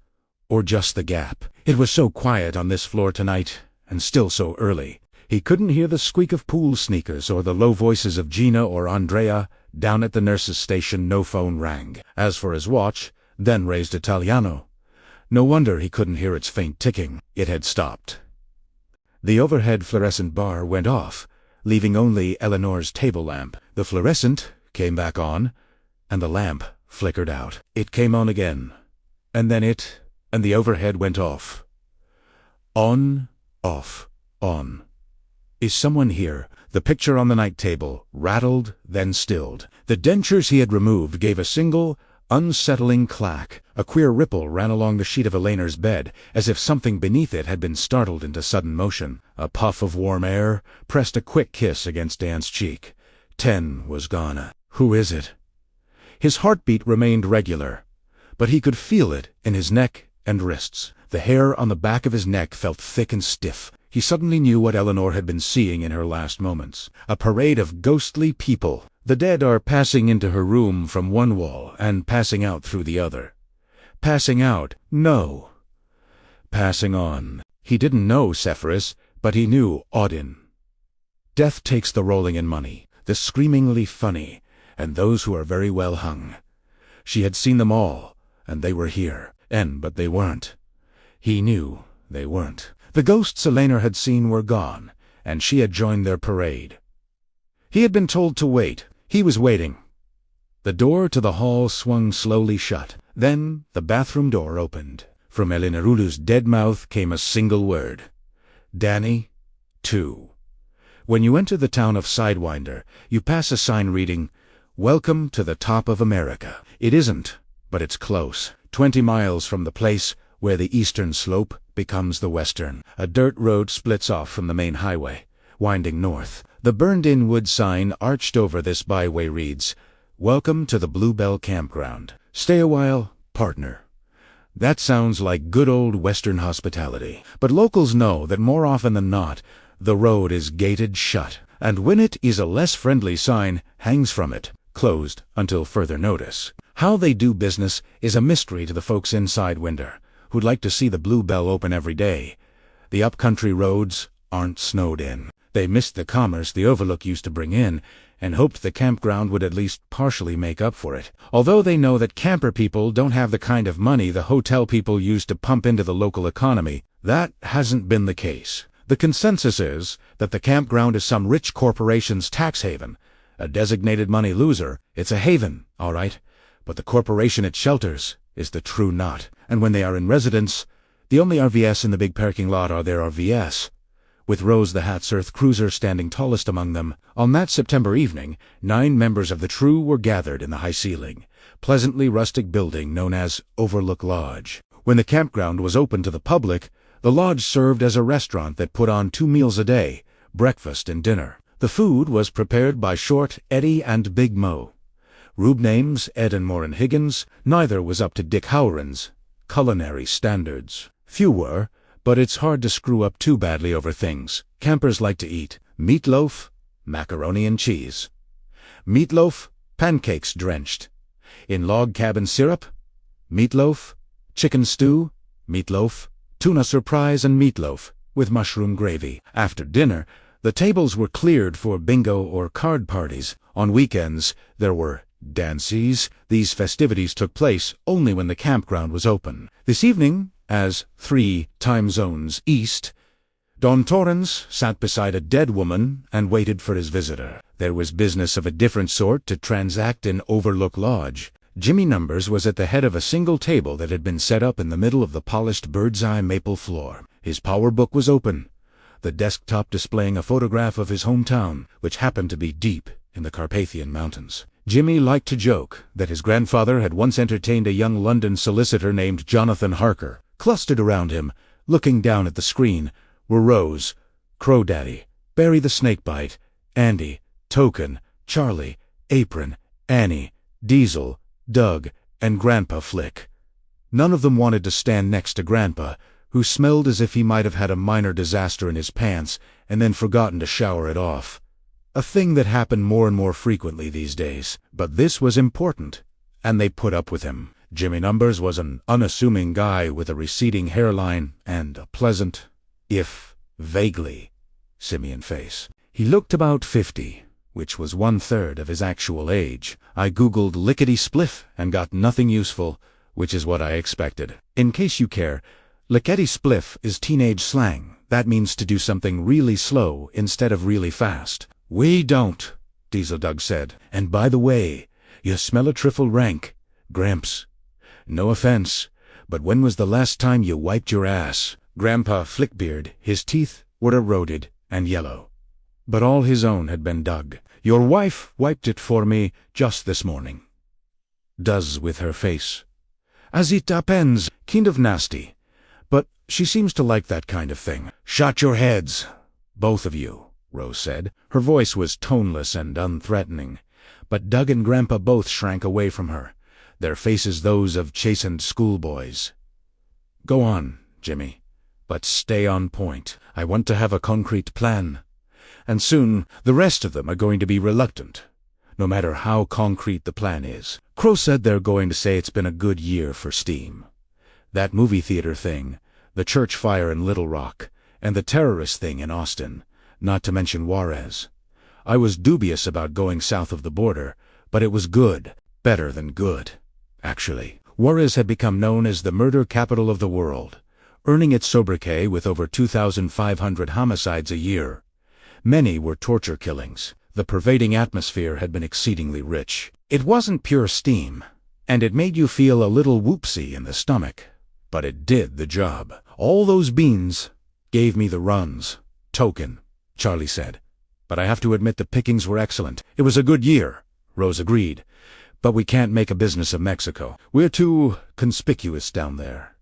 We're rich Americanos up here. We fade into the woodwork. And aren't you tired of living from year to year, always on the move, and always counting canisters? This is different. This is the motherlode." None of them replied. She was their leader, and in the end, they would do what she said. But they didn't understand the girl. That was all right. When they encountered her for themselves, they would, and when they had her locked up and producing steam pretty much to order, they'd offer to get down on their knees and kiss Rose's feet. She might even take them up on it. "Go on, Jimmy, but get to the point." "I'm pretty sure what you picked up was a teen slang version of lickety split. It's a chain of New England convenience stores. There are 73 in all, from Providence to Pressel. A grammar school kid with an iPad could have nailed that in about 2 minutes. I printed out the locations and used World 360 to get pics. I found 6 that have mountain views, 2 in Vermont, 2 in New Hampshire, and 2 in Maine. His laptop case was under his chair. A grabbed it, fumbled in the flap pocket, brought out a folder, and handed it to Rose. "These aren't pictures of the stores. They're pictures of various mountain views that can be seen from the neighborhoods the stores are in. Once more, courtesy of World 360, which is far better than Google Earth. And God bless its nosy little heart. Take a look and see if any ring a bell. If not, see if there are any you can definitely eliminate. Rose opened the folder and slowly went through the photographs. Though, to showing Vermont's Green Mountains, she put aside at once. One of the main locations was also wrong. It showed only one mountain, and she had seen a whole range of them. The other three she looked at longer. Finally, she handed them back to Jimmy, the numbers. One of Tessé. He turned the pictures over. Fryeburg, Maine, Madison, New Hampshire, Anniston, New Hampshire. Got a feel for which one of the three. Rose took them again, then held up the photos of the White Mountains, as seen from Fryeburg and Anniston. I think it's one of these, but I'm going to make sure. How are you going to do that? Crow asked. I'm going to visit her. If everything you say is true, that could be dangerous. I'll do it when she's asleep. Young girls sleep deeply. She'll never know I was there. Are you sure you need to do that? These 3 places are pretty close together. We could check them all. Yes, Rose cried. We'll just cruise around and say we're looking for a local girl, but we can't seem to read her location the way we normally can, so give us a little help. Have you noticed any junior high girls around here with precognition or mind-reading talents? Crow Daddy gave a sigh, stuck his big hands deep in his pockets, and looked at her. I'm sorry, Rose said. I'm a little on edge. All right. I want to do this and get it done, and you don't have to worry about me. I can take care of myself. 3. Dan sat looking at the late Eleanor Rao, the open eyes now beginning to glaze, the tiny hands with their palms up turned most of all at the open mouth. Inside was all the clockless silence of death. Who are you? Thinking as if I didn't know. Hadn't he wished for answers? You grew up fine. The lips didn't move, and there seemed to be no emotion in the words. Perhaps death had robbed his old friend of his human feelings, and what a bitter shame that would be. Or perhaps it was someone else masquerading as Dick. Something else. If you're Dick, prove it. Tell me something only he and I could know. Silence. But the presence was still here. He felt it. Then you asked me why Mrs. Brandt wanted to carpog man's pants. Dan at first had no idea what the voice was talking about. Then he did. The memory was on one of the high shelves, where he kept all the bad overlooked memories and his lockboxers. Of course, Mrs. Brand had been at checkout on the day Danny arrived with his parents, and he had caught a random thought from her as the Overlook's valet delivered a car. I'd sure like to get into his pants. You are just a little boy with a great big radio inside your head. I felt sorry for you. I was scared for you, too. And I was right to be scared, wasn't I? In that, there was a faint echo of his old friend's kindness and humor. It was Dick. All right. Dan looked at the dead woman, dumbfounded. The lights in the room flickered on and off again. The water pitcher gave another brief jitter. I can't stay long, son. It hurts to be here. Dick, there's a little girl. Abra almost sighed. She's like you. It all comes around. She thinks there's a woman who may be after her. She wears a hat. It's an old-fashioned top hat. Sometimes she only has one long tooth on top. When she's hungry, this is what she told me. Anyway, ask your question. Son, I can't stay. This world is a dream of a dream to me. Now, there are others. The top hat, woman's friends. Abra saw them with flashlights. Who are they? Silent again. But Dick was still there. Changed, but there. Don could feel him in his nerve endings, and is a kind of electricity skating on the damp surfaces of his eyes. They are the empty devils. They are sick and don't know it. I don't understand. No. And that's good. If you had ever met them, if they had ever gotten so much as a sniff of you, you'd be long dead, used and thrown away like an empty carton. That's what happened to the one Abra calls the baseball boy and many others. Children who shine are prey to them. But you already guessed that, didn't you? The empty devils are on the land like a cancer on the skin. Once, they rode camels in the desert. Once, they drove caravans across Eastern Europe. They eat screams and drink pain. You had your horrors at the Overlook. Danny, But at least you were spared these folks. Now that the strange woman has her mind fixed on the girl, they won't stop until they have her. They might kill her. They might turn her. Or they might keep her and use her until she's all used up. And that would be the worst of all. I don't understand. Scoop her out. Make her empty like them. From the dead mouth there came an autumnal sigh. Dick, what the hell am I supposed to do? Get the girl what she asked for. Where are they? These empty devils in your childhood were where every devil comes from. I'm not allowed to say more. How do I stop them? The only way is to kill them. Make them eat their own poison. Do that, and they disappear. The woman in the hat. The strange woman. What's her name? Do you know? From down the hall came the clash of a mop-bucket squeegee, and Paul Larson began to whistle.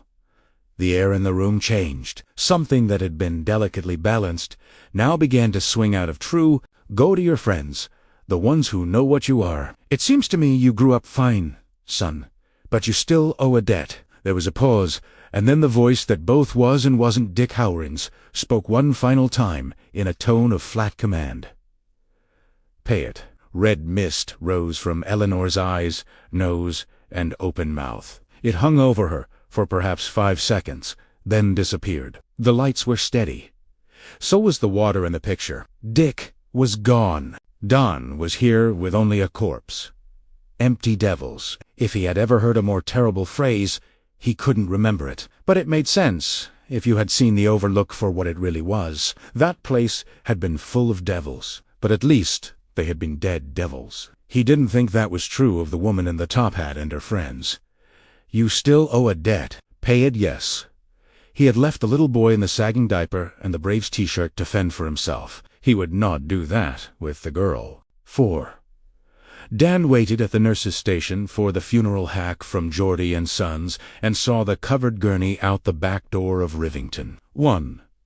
Then he went to his room and sat looking down at Cronmore Avenue, now perfectly deserted. A night wind blew, stripping the early turning leaves from the oaks and sending them dancing and pirouetting up the street. On the far side of the town common, Teenytown was equally deserted beneath a couple of orange high-intensity security lights. Go to your friends, the ones who know what you are. Billy Freeman knew it at almost from the first, because Billy had some of what Dan had. And if Dan owed a debt, he supposed Billy did too, because Dan's larger and brighter shining had saved Billy's life. Not that I'd put it that way to him. Not that he'd have to. Then there was John Dalton, who had lost a watch and who just happened to be Abra's pediatrician. What had Dick said through Eleanor Eula's dead mouth? It all comes around. As for the thing Abra had asked for, that was even easier. Getting it, though, that might be a little complicated.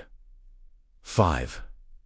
When Abra got up on Sunday morning, there was an email message from dt36@nhml.com.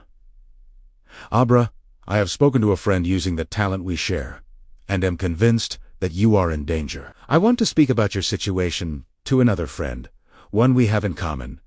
John Dalton, I will not do so unless I have your permission. I believe John and I can retrieve the object you drew on my blackboard. Have you set your burglar alarm? Certain people may be looking for you, and it's very important they not find you. You must be careful. Good wishes, and stay safe. Delete this email. Uncle D. She was more convinced by the fact of his email than its content, because she knew he didn't like communicating that way. He was afraid her parents would snoop in her mail and think she was exchanging notes with Chester, the molester. If they only knew about the molester, she really had to worry about. She was frightened, but also now that it was bright daylight and there was no beautiful lunatic in a top hat peering in the window at her, rather excited. It was sort of like being in one of those love and horror supernatural novels, the kind Mrs. Robinson in the school library sniffily called teenager porn. In those books, the girls died with werewolves, vampires, even zombies, but hardly ever became those things. It was also nice to have a grown man stand up for her, and it didn't hurt that he was handsome in a scruffy kind of way that reminded her a little of Jax Teller on Sons of Anarchy, a show she and Emma Dean secretly watched on EMA's computer. She sent Uncle Dan's email not just to her trash, but to the permanent trash, which Emma called the nuclear boyfriend file. As if you had any, Emma thought snidely. Then she turned off her computer and closed the lid. She didn't email him back. She didn't have to. She just had to close her eyes. Zip, zip. Mensaje sent. Abra headed for the shower. 6. When Dan came back with his morning coffee, there was a new communicate on his blackboard. "You can tell Dr. John, but not my parents." No, not her parents. At least, not yet. But Dan had no doubt they'd find out something was going on, and probably sooner rather than later he would cross that bridge or burn it when he came to it. Right now, he had a lot of other things to do. Beginning with a call, a child answered, and when he asked for Rebecca, the phone was dropped with a clunk, and there was a distant, going-away cry of, "Grandma, it's for you." A few seconds later, Rebecca Clausen was on the line. "Hi, Becca. It's Dan Torrance." It was about Mrs. Willett. "I had an email this morning from That's Not It. I need to ask for some time off." Dr. Sleep wants time off. "I don't believe it. I had to practically kick you out the door last spring to take your vacation, and you were still in once or twice a day. Is it a family matter?" Dan, with Abra's theory of relativity in mind, said it was Chapter 10, Glass Ornaments. One Abra's father was standing at the kitchen counter in his bathrobe and beaten eggs in a bowl when the kitchen phone rang. Upstairs, the shower was pounding. If Abra followed her usual Sunday morning mo, it would continue to pound until the hot water gave out. He checked the incoming call window. It was a 617 area code, but the number following wasn't the one in Boston he knew, the one that rang the landline in his grandmother-in-law's condo. "Hello, David. I'm so glad I got you." It was Lucy, and she sounded utterly exhausted. "Where are you? Why aren't you calling from your cell?" Mass General on a payphone. "You can't use cells in here. There are signs everywhere." "Is Momo all right? Are you?" "I am. As for MS, she's stable now. But for a while it was pretty bad. A goat. It still is." That was when Lucy broke down. Not just crying, but sobbing her heart out. David waited. He was glad Abra was in the shower and hoped the hot water would hold out for a long time.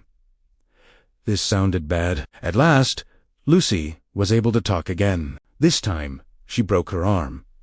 "Oh, okay. Is that all?" "No, it is not all." Nearly shouting at him in that "why are men so stupid" voice that he absolutely loathed. The one he told himself was a part of her Italian heritage, without ever considering that he might on occasion actually be quite stupid. He took a steadying breath.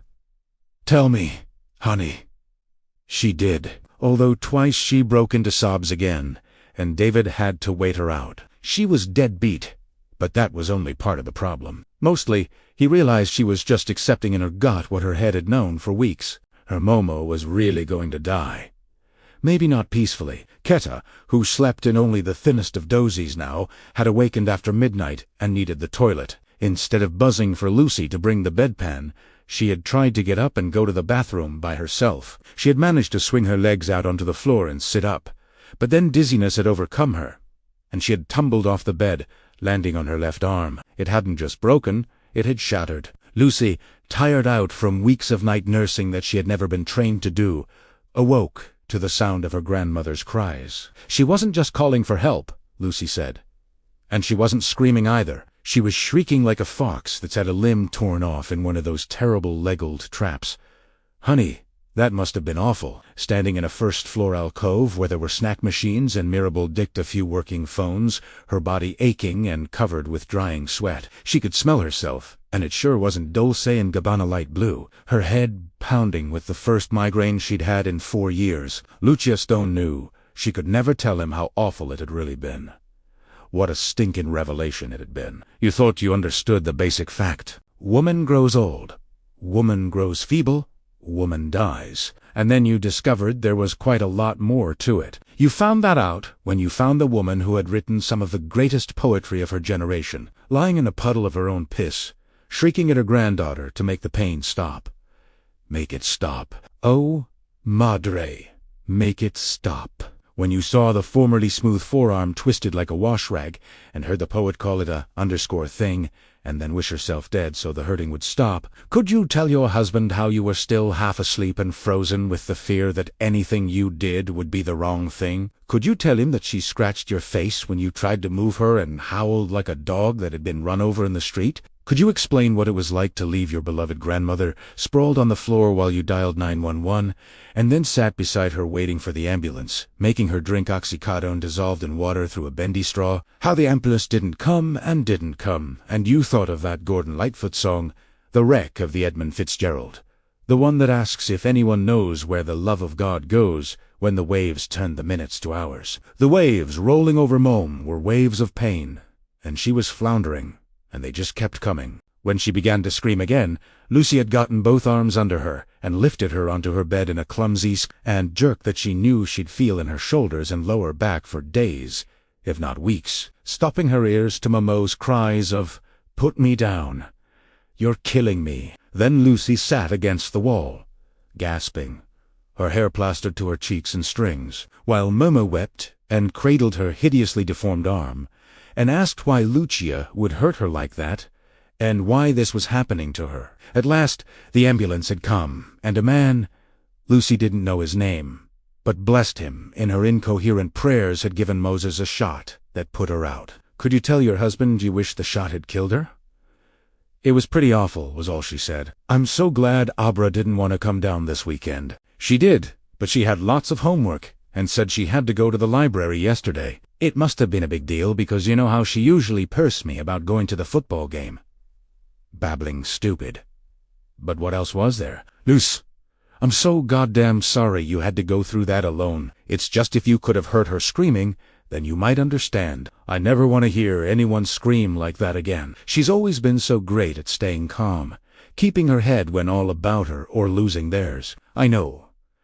And then to be reduced to what she was last night. The only words she could remember were and piss and merit, and let it go. Honey. Upstairs, the shower had quit. It would only take Abra a few minutes to dry off and jump into her Sunday grubs. She'd be down soon enough, shirt tail flying and sneaker laces flapping. But Lucy wasn't quite ready to let it go.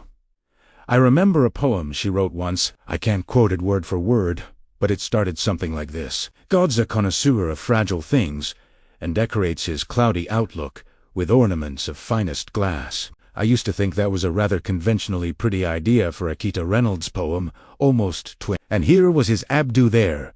Abdu with her skin flushed from the shower. "Everything all right, Daddy?" David held up a hand. "Wait a minute." Now I know what she really meant, and I'll never be able to read that poem again. "Abby's here, hun," he said in a falsely jolly voice. "Good. I'll need to talk to her. I'm not going to ball anymore, so don't worry. But we can't protect her from this." "Maybe from the worst of it?" he asked gently. Abra was standing by the table, her wet hair pulled into a couple of horsetails that made her look tan again. Her expression was grave. "Maybe," she agreed, "but I can't do this anymore, Davy. Not even with Day. I thought I could, but I can't. There's a hospice in Frasier, just a little way down the road. The intake nurse told me about it. I think hospitals must keep a list for just this type of situation. Anyway, the place is called Helen Rivington House. I called them before I called you, and they have a vacancy as of today. I guess God pushed another of his ornaments off the mantelpiece last night. Is Chetta awake? Have you discussed this? She came around a couple of hours ago, but she was muddy, had the past and present all mixed together in a kind of salad. While I was still fast asleep, David thought guilty. Dreaming about my book, no doubt. When she clears up, I'm assuming she will. I'll tell her as gently as I can that the decision isn't hers to make. It's time for hospice care. All right. When Lucy decided something really decided, the best thing was to stand clear and let her work her will. "Dad, is Mom okay? Is Mom—" Abra knew her mother was, and her great-grandmother wasn't. Most of what Lucy had told her husband had come to her while she was still in the shower, standing there with shampoo and tears running down her cheeks. But she had gotten good at putting on happy faces until someone told her out loud that it was time to put on a sad one. She wondered if her new friend Dan had learned about the happy face thing as a kid. She bet he had. "Chia, I think Abby wants to talk to you." Lucy sighed and said, "Put her on." David held out the phone to his daughter. At 2 p.m. on that Sunday, Rose the Hat hung a sign reading, "Do not disturb me unless absolutely necessary," on the door of her plus-size RV. The coming hours had been carefully scheduled. She would eat no food today and drink only water. Instead of mid-am morning coffee, she had taken anime. When the time came to go after the girl's mind, she would be as clear as an empty glass. With no bodily functions to distract her, Rose would be able to find out everything she needed. The girl's name, her exact location, how much she knew, and this was very important, who she might have talked to. Rose would lie still on her double bed in the Earth cruiser from 4 o'clock in the afternoon until 10 o'clock in the evening, looking up at the ceiling and meditating. When her mind was as clear as her body, she would take steam from one of the canisters in the hidden compartment. Just a whiff would be enough, and once again turn the world until she was in the girl, and the girl was in her. At 1 in the morning Eastern Time, her quarry would be dead asleep, and Rose could pick through the contents of her mind at will. It might even be possible to plant a suggestion. Some men will come. They will help you. Go with them. But as that old-school farmer poet Bobby Burns pointed out more than 200 years before, the best-laid plans of mice and men gang it, and she had barely begun to recite the beginning phrases of her relaxation mantra when an AG came hammering at her door. "Go away!" she shouted. "Can't you read the sign, Rose?" "I've got not with me," Crow called. "I think he's got what you asked for, but he needs a go-ahead, and the timing on this thing is a..." She lay there for a moment, then blew out an angry breath, and got up, snatching a Sidewinder t-shirt, kissed me at the roof of the world, and pulling it over her head. It dropped to the tops of her thighs. She opened the door. "This better be good." "We can come back," Walnut said. He was a little man with a bald pate and Brillo pads of gray hair fluffing out above the tops of his ears. He held a sheet of paper in one hand. "No, just make it quick." They sat at the table in the combined kitchen-living room. Rose snatched the paper from Nut's hand and gave it a cursory glance. It was some sort of complicated chemical diagram filled with hexagons. It meant nothing to her. "What is it?" "A powerful set." Nut said, "It's new, and it's clean. Jimmy got this Kim sheet from one of our assets in the NSA. It'll put her out with no chance of ODing her. It could be what we need." "All right." Rose knew she sounded grudging. "But couldn't it have waited until tomorrow?" Sorry, Nut said meekly. "I'm not," Crow said. "If you want to move fast on this girl and snatch her clean, I'll not only have to make sure we can get some of this, I'll have to arrange for it to be shipped to one of our mail drops." The True had hundreds of these across America, most of them at mailboxes, etc., and various upstores. Using them meant planning days ahead because they always traveled in their RVs. Members of the troop would no more get on public transportation than they would slit their own throats. Private air travel was possible, but unpleasant. They suffered extreme altitude sickness. Walnut believed it had something to do with their nervous systems, which differed radically from those of the Rubes. Rose's concern was with a certain taxpayer-fueled nervous system. Very nervous. Homeland Security had been monitoring even private flights very closely since 9/11's, and the True Canute's first rule of survival was never attracted attention. Thanks to the interstate highway system, the RVs had always served their purposes and would this time. A small raiding party with new drivers taking the wheel every 6 hours could get from Sidewinder to northern New England in less than 30 hours. "All right," she said, mollified. "What have we got along I-90? In upstate New York or Massachusetts?" Crow didn't hem and haw or tell her he'd have to get back to her on that. Easy mail services in Sturbridge. She flapped her fingers at the edge of the sheet of incomprehensible chemistry Nut was holding in his hand. "Have this stuff sent there. Use at least 3 cutouts so we have complete deniability if something goes wrong. Really bounce it around." "Do we have that much time?" Crow asked. "I don't see why not." Rose said a remark that would come back to haunt her. "Send it south, then into the Midwest, then into New England. Just get it to Sturbridge by Thursday. Use express mail, not FedEx or UPS. I can do that, Crow said. No hesitation, Rose turned her attention to the TR's doctor. You better be right, Walnut. If you do OD her instead of just putting her to sleep, I'll see you're the first true to be sent into exile since Little Bighorn. Walnut pulled good.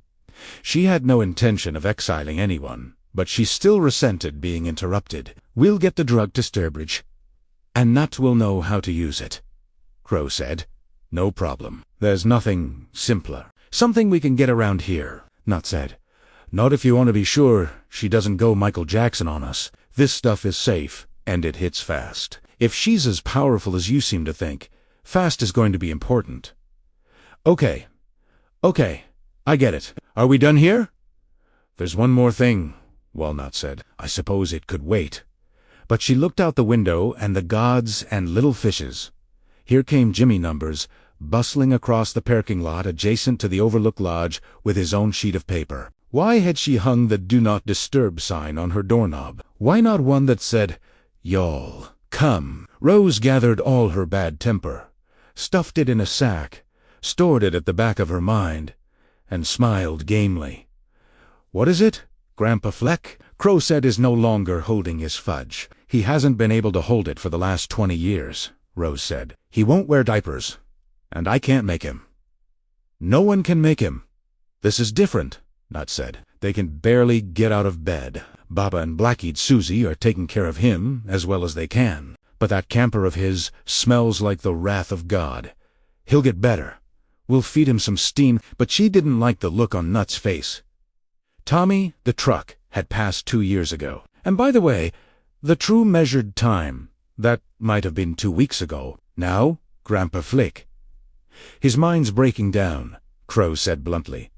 And he looked at Walnut. Petty was taking care of him this morning, and she says she thinks she saw him cycle. Thanks, Rose said. She didn't want to believe it.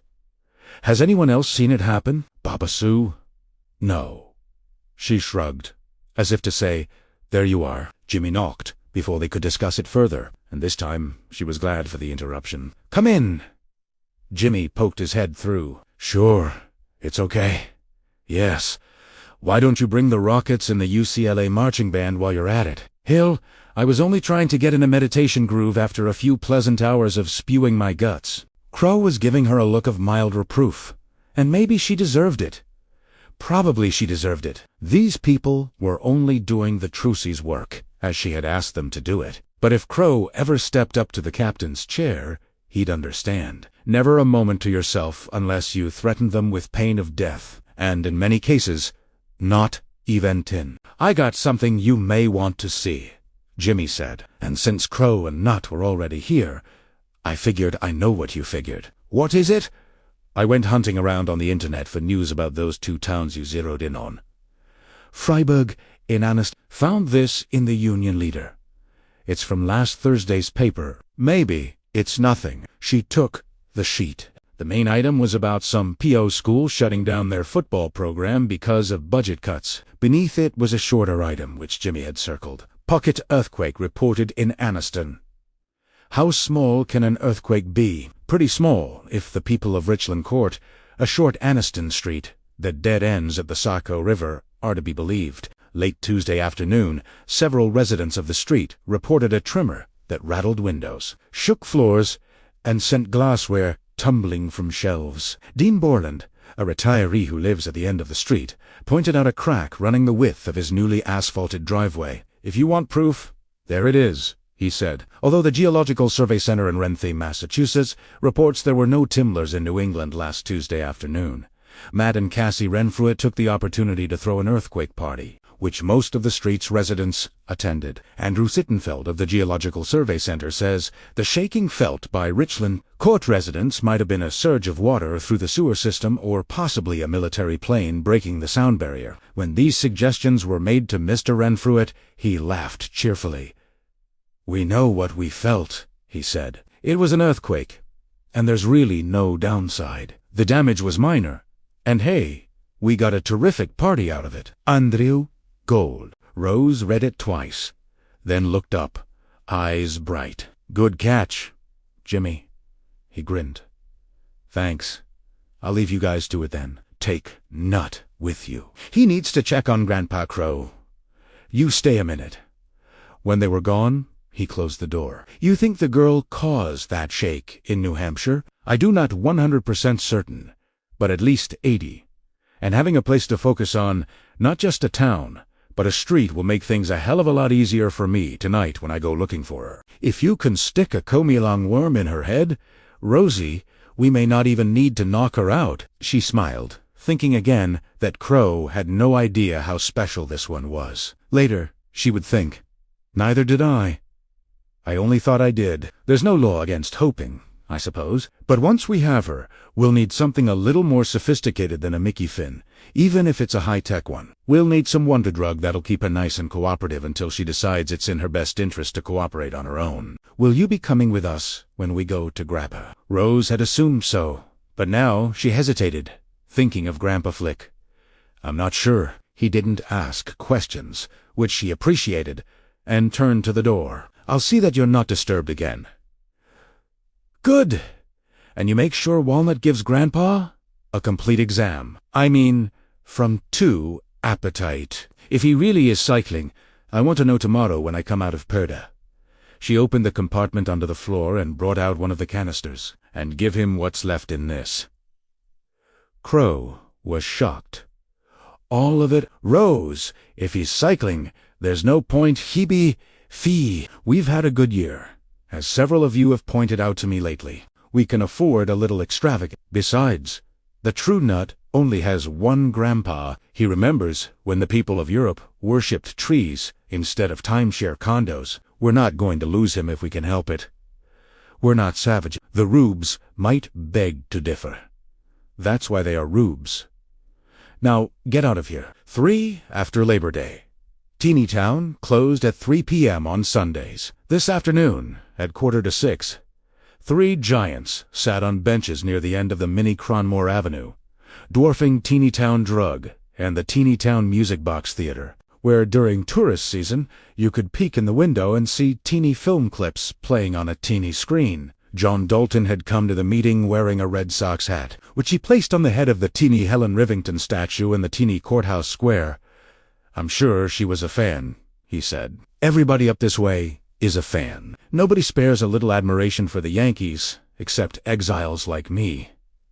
What can I do for you, Don? I'm missing supper with the family for this. My wife's an understanding woman, but her patience only stretches so far. How would she feel about you spending a few days with me in Iowa?" Don asked. "Strictly on my dime. You understand? I have to make a 12-step call on an uncle who's killing himself with booze and cocaine. My family's begging me to step in, and I can't do it alone." Ah had no rules, but many traditions that were in fact rules. One of the most ironclad was that you never made a 12-step call on an active alcoholic by yourself, unless the alkie in question was safely incarcerated in a hospital, detox, or the local bug house. If you did, you were apt to end up matching him drink for drink and line for line. Addiction, Casey Kingsley liked to say, was the gift that kept on giving. Dan looked at Billy Freeman and smiled. "Got something to say?" "Go ahead. Feel free." "I don't think you got an uncle." "I'm not sure you've got any family left at all." "Is that it? You're just not sure." "Well, you never talk about them. Plenty of people have family and don't talk about them. But, you know, I don't have anyone, don't you, Billy?" Billy said nothing but looked uneasy. "Denny, I can't go to Iowa," John said. "I'm booked right into the weekend." Dan was still focused on Billy. Now he reached into his pocket, grabbed something, and held out his closed fist. "What have I got?" Billy looked more uneasy than ever. He glanced at John, saw no help there, then back to Dan. "John knows what I am," Dan said. "I helped him once, and he knows I've helped a few others in the program. You're among friends here." Billy thought about it, then said, "It might be a coin, but I think it's one of your AA medals, the kind they give you every time you get another year. Sober. What year is this one?" Billy hesitated, looking at Dan's fisted hand. "Let me help you out," John said. "He's been sober since the spring of 2001, so if he's carrying a medallion around, it's probably a year 12. Makes sense, but it ain't." Billy was concentrating now, two deep vertical lines grooving his forehead just about his eyes. "I think you might be a 7. Dan opened his palm. The medallion had a big Roman numeral 6 on it. "Fuckaroo," Billy said. "I'm usually good at guessing." "You were close enough," Dan said. "And it's not guessing. It's shining." Billy took out his cigarettes, looked at the doctor sitting on the bench next to him, and put them back. "If you say so. Let me tell you a little about yourself, Billy. When you were small, you were great at guessing things. You knew when your mother was in a good mood, and you could hit her for an extra $1 or $2. You knew when your dad was in a bad one, and you steered clear of him. I sure knew there were nights when bitching about having to eat leftover pot roast would be a goddamn bad idea," Billy said. "Did you gamble?" "Horse races down. Salem made a bundel. Then when I was 25 or so, I kind of lost the knack of picking winners. I had a month when I had to beg an extension on the rent, and that cured me of rail bidening. Yes, the talent fades as people grow older, but you still have some." "You got more," Billy said. "No hesitation now. This is real, isn't it?" John said. It really wasn't a question. It was an observation. "You've only got one appointment this coming week. You really feel you can't miss or hand off?" Don said it's a little girl with stomach cancer. Her name is Felicity. "Frederica?" John said, "Frederica. She's at Merrimack Valley Hospital. I'm supposed to have a consult with her oncologist and her parents. Saturday morning." "Yeah, Saturday morning." He gave Dan an amazed look. Jesus Christ. "What you have?" "I had no idea there was so much of it. I'll have you back from Iowa by Thursday, Friday, at the latest. Unless we get arrested," he thought, "then we might be there a while longer." He looked to see if Billy had picked up that less than encouraging thought. There was no sign that he had. "What's this about? Another patient of yours?" "Abra Stone. She's like Billy and me, John, but I think you already know that. Only she's much, much more powerful. I've got quite a lot more than Billy, and she makes me look like a fortune teller at a county fair." Oh my God. The spawns. It took Dan a second, and he remembered. She hung them on the ceiling. John stared at him, wide-eyed. "You read that in my mind?" "A little more mundane than that, I'm afraid," she told me. "When? We'll get there, but not yet. First, let's try for some authentic mind-reading." Dan took John's hand. That helped.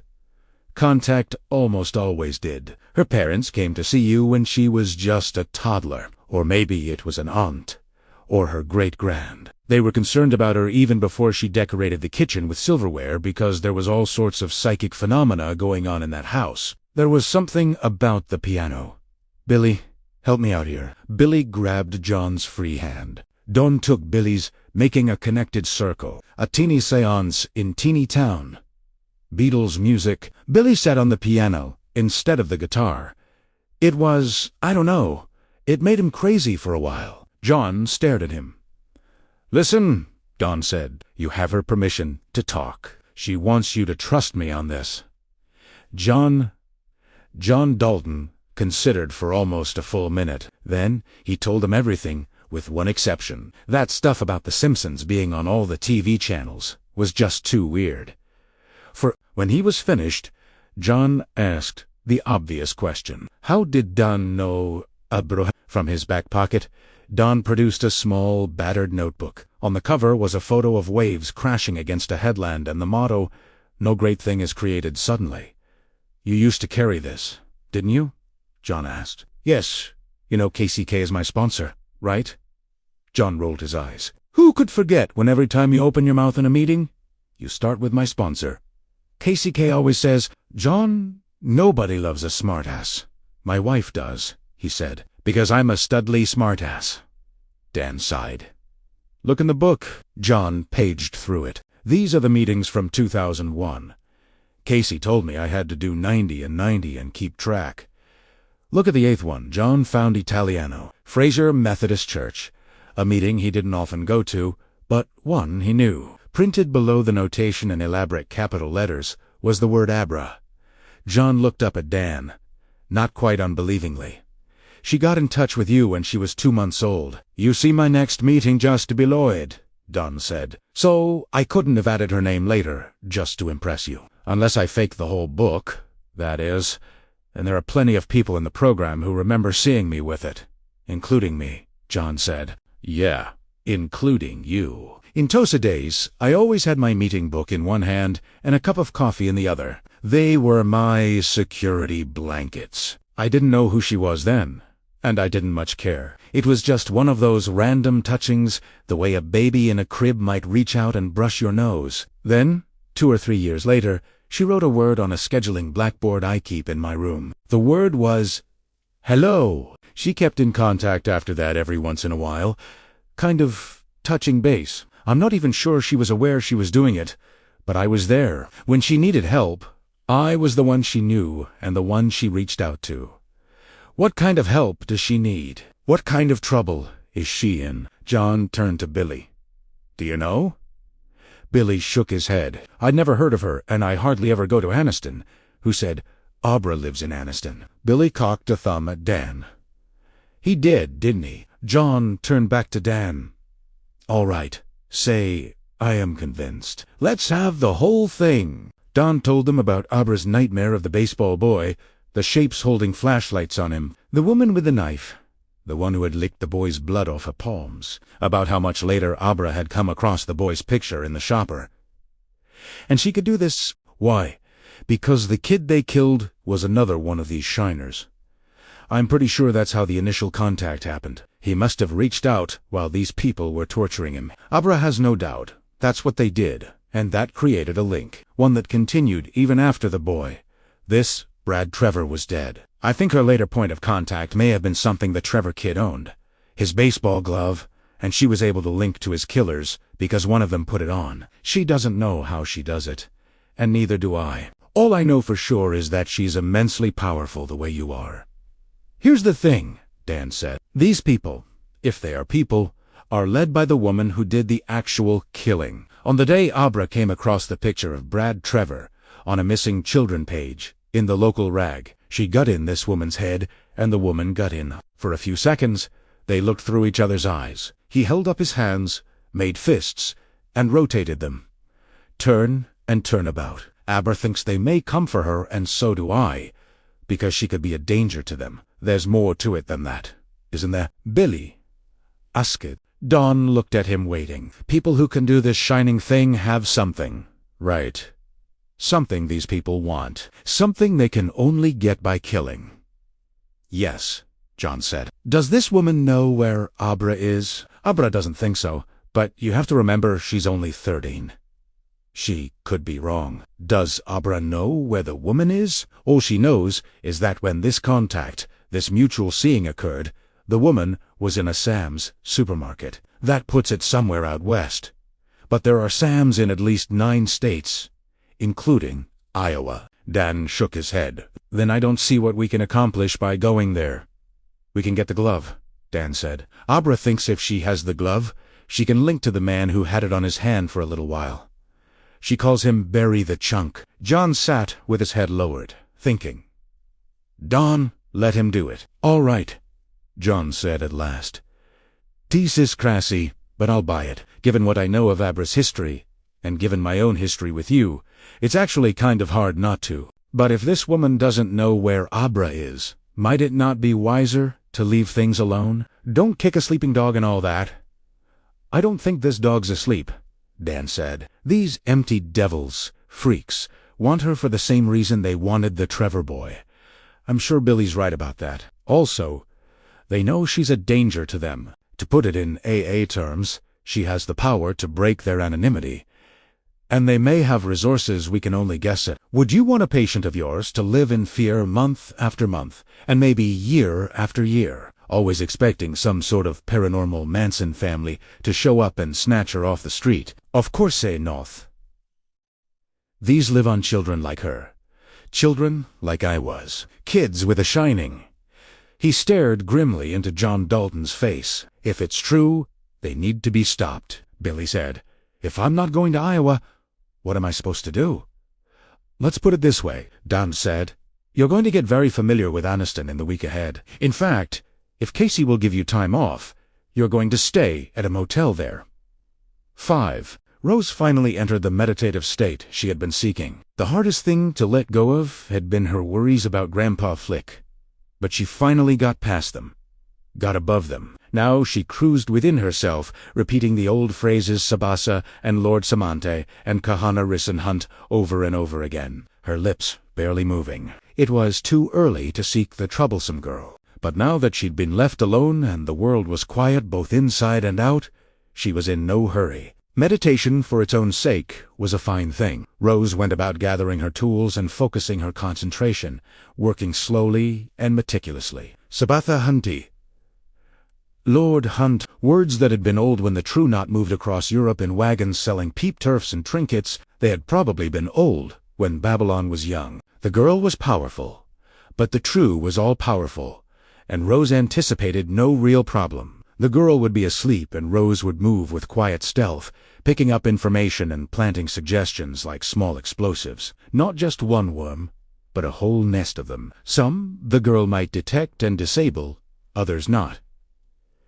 6. Abra spoke with her mother on the phone for almost 45 minutes. That night, after she'd finished her homework, the conversation had 2 levels. On the top one, they talked about Abra's day, the school week ahead, and her costume for the upcoming Halloween dance. They discussed the ongoing plans to have Momo move north to the Fraser Hospice, which Abra still thought of as the hot spice. Lucy brought Abra up to date on Momo's condition, which she said was actually pretty good, all things considered. On another level, Abra listened to Lucy's nagging worry that she had somehow failed her grandmother. And to the truth of Mama's condition, frightened, Abra tried to send her mother's soothing thoughts. "It's all right, man. And we love you, man. And you did the best you could, for as long as you were able." She liked to believe that some of these thoughts got through, but didn't really believe it. She had many talents, the kind that were wonderful and scary at the same time. But changing another person's emotional temperature had never been one of them. Could Don do that? She thought maybe he could. She thought he used that part of his shining to help people in the hut spice. If he could really do that, maybe he would help Momo when she got there. That would be good. She came downstairs wearing the pink flannel pajamas Momo had given her last Christmas. Her father was watching the Red Sox and drinking a glass of beer. She put a big smackaroo on his nose. He always said he hated that, but she knew he sort of liked it, and told him she was off to bed. "La homework complete." "Mademoiselle, yes, Daddy. But the French word for homework is devoir." "Good to know. Good to know. How was your mother?" I asked, because I only had about 90 seconds with her before you snatched the phone. "She's doing okay." Abra knew this was the truth, but she also knew okay was a relative term. She started for the hall, then turned back. She said Momo was like a glass ornament. She hadn't. Not out loud, but she'd been thinking it. She says we all are. Dave muted the TV. "Well, I guess that's true, but some of us are made of surprisingly tough glass. Remember, your Momo's been up on the shelf, safe and sound for many, many years. Now, come over here, Abdu, and give your dad a hug. I don't know if you need it, but I could use one." 7. 20 minutes later, she was in bed with Mr. Pooh Bear nightlight, a holdover from earliest childhood glowing on the dresser. She reached for Dan and found him in an activities room where there were jigsaw puzzles, magazines, a ping-pong table, and a big TV on the wall. He was playing cards with a couple of Hotspess residents. "Did you talk to Dr. John?" "Yes.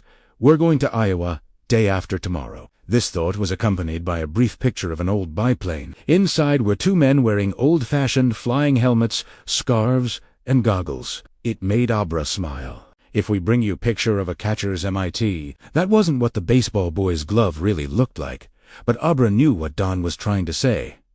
"Will you freak out?" No.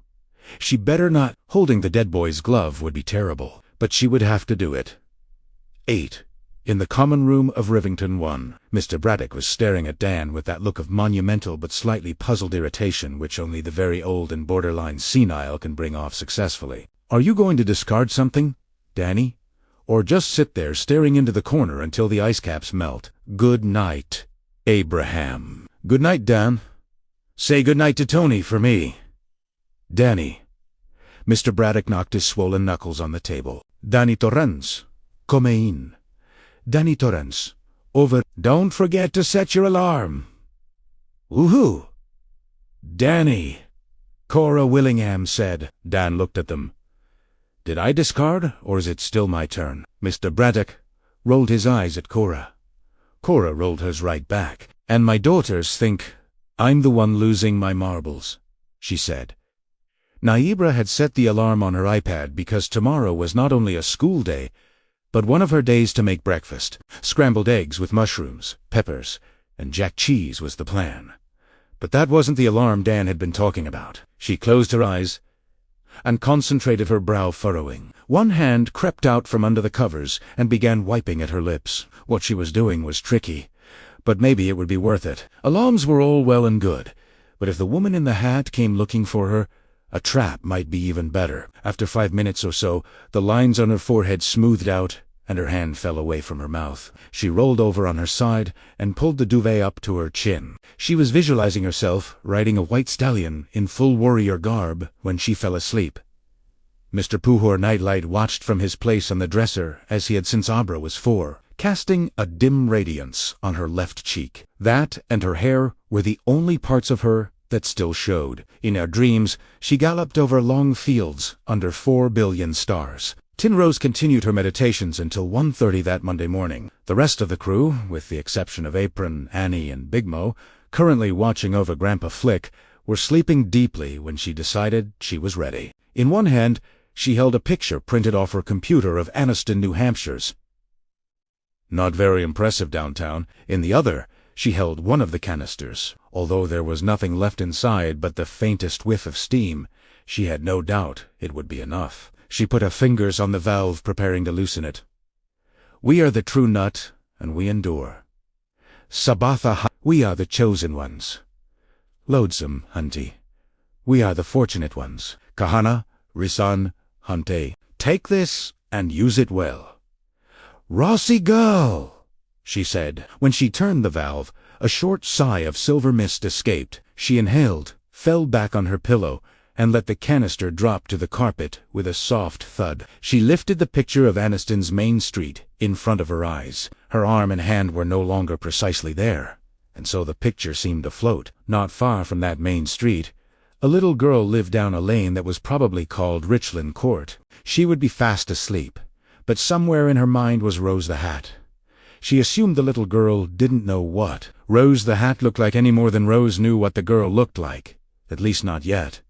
But she knew what Rose the Hat felt like. Also, she knew what Rose had been looking at in Sam's yesterday. That was her marker, her way in. Rose stared at the picture of Anniston with fixed and dreaming eyes. But what she was really looking for was Sam's meat counter, where every cut is a blue ribbon cowboy cut. She was looking for herself, and after a gratifyingly short search, found her. At first, just an auditory trace, the sound of supermarket music, then a shopping cart. Beyond it, all was still dark. That was all right. The rest would come. Rose followed the music, now echoing and distant. It was dark. It was dark. It was dark. Then a little light, and a little more. Here was the supermarket aisle. Then it became a hallway, and she knew she was almost in.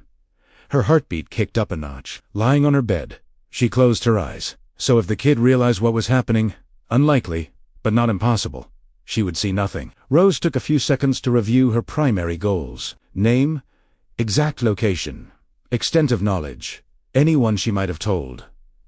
Turn, world. She gathered her strength and pushed. This time, the sensation of revolving wasn't a surprise, but something she had planned for, and over which she had complete control. For a moment, she was still in that hallway, the conduit between their two minds. And then she was in a large room where a little girl in pigtails was riding a bike and lilting a nonsense song. It was the little girl's dream, and Rose was watching it. But she had better things to do. The walls of the room weren't real walls, but file drawers. She could open them at will, now that she was inside. The little girl was safely dreaming in Rose's head, dreaming she was 5 and riding her first bicycle. That was very fine. Dream on, little princess. The child rode past her, singing la, and seeing nothing. There were training wheels on her bike, but they flickered on and off. Rose guessed the princess was dreaming of the day when she had finally learned to ride without them. Always a very fine day in a child's life. Enjoy your bicycle, dear, while I find out all about you. Moving with confidence, Rose opened one of the drawers. The instant she reached inside, an ear-splitting alarm began to bray, and brilliant white spotlights blazed on all around the room, beating down on her with heat as well as light. For the first time in a great many years, Rose the Hat, once Rose O'Hara from County Antrim in Northern Ireland, was caught completely off guard. Before she could pull her hand out of the drawer, it slammed shut. The pain was enormous. She screamed and jerked backward, but she was held fast. Her shadow jumped high on the wall, but not just hers. She turned her head and saw the little girl bearing down on her. Only she wasn't little anymore. Now she was a young woman wearing a leather jerkin with a dragon on her blooming chest and a blue band to hold back her hair. The bike had become a white stallion. Its eyes, like those of the warrior woman, were blazing. The warrior woman had a lance. "You come back. Dan said you would, and you did." And then, unbelievable, in a room, even one loaded with big steam. Pleasure. Good. The child who was no longer a child had been lying in wait for her. She had laid a trap. She meant to kill Rose. And considering Rose's state of mental vulnerability, she probably could. Summoning every bit of her strength, Rose fought back, not with some comic book lance, but with a blunt battering ram that had all her years and will behind it. "Get away from me. Get the back. No matter what you think you are, you're just a little girl." The girl's grown-up vision of herself, her avatar, kept coming. But she flinched as Rose's thought hit her, and the lance crashed into the wall of file drawers to Rose's immediate left, instead of into her side, which was where it had been aimed. The kid. That's all she is. Rose kept telling herself, wheeled her horse away, and Rose turned to the drawer that had caught her. She braced her free hand above it and pulled with all her might, ignoring the pain. At first the drawer held. Then it gave a little. She was able to pull out the heel of her hand. It was scraped and bleeding. Something else was happening. There was a fluttering sensation in her head, as if a bird were flying around up there. What new was this? Expecting that Godam Lance to drive into her back at any moment, Rose yanked with all her might. Her hands slipped all the way out, and she curled her fingers into a fist just in time. If she'd waited even an instant, the drawer would have cut them off when it slammed shut. Her nails throbbed, and she knew when she had a chance to look at them, they would be plum-colored with trapped blood. She turned. The girl was gone. The room was empty. But that fluttering sensation continued. If anything, it had intensified. Suddenly, the pain in her hand and wrist was the last thing on Rose's mind. She wasn't the only one who had ridden the turntable, and it didn't matter that her eyes were still shut back in the real world where she lay on her double bed. The brat was in another room filled with file drawers. Her room, her head. He could relate to that. He had a temper himself. It had gotten him in trouble more than once. She won't come, though. That she knows. I know her now. And I'll censor if she gets close, because we're sort of tied together. But there are others. If they come for me, they'll hurt anyone who gets in their way. Abra took his hands in hers, squeezing hard. This worried Dan, but he didn't make her let go. Right now, she needed to touch someone she trusted. We have to stop them so they can't hurt my daddy or my mom or any of my friends, and so they won't kill any more kids. For a moment, Dan caught a clear picture from her thoughts. Not sent, just there in the foreground. It was a collage of photos. Children. Dozens of them. Under the heading, "Have you seen me?" She was wondering how many of them had been taken by the true knot, murdered for their final psychic gasp, the obscene delicacy this bunch lived on, and left in unmarked graves. You have to get that baseball glove. If I have it, I'll be able to find out where Barry the Chunk is. I know. I will. And the rest of them will be where he is. If you can't kill them, at least you can report them to the police. Get me that glove. Don, please. If it's where you say it is, we'll get it. But in the meantime, Abra, you have to watch yourself. I will, but I don't think she'd try sneaking into my head again. Abra's smile In it, Dan saw the take-no-prisoners warrior woman. She sometimes pretended to be Daenerys or whoever. If she does, she'll be sorry. Dawn decided to let this go. They had been together on this bench as long as he dared. Longer, really. I've set up my own security system on your behalf. If you looked into me, I imagine you could find out what it is, but I don't want you to do that. If someone else from this knot tries to go prospecting in your head, not the woman in the hat, but someone else, they can't find out what you don't know. Oh, okay. He could see her thinking that anyone else who tried that would be sorry, too. And this increased his sense of unease. Just if you get in a tight place, yell Billy with all your might. Got that? Yes. The way you once called for your friend Tick. He jumped a little. Abra smiled. I wasn't peeking. I understand. Now, tell me one thing before you go. What? Did you really get an A on your bio report At 4 to 8, on that Monday evening, Rose got a double break on her walkie. It was Crow. Better get over here, he said.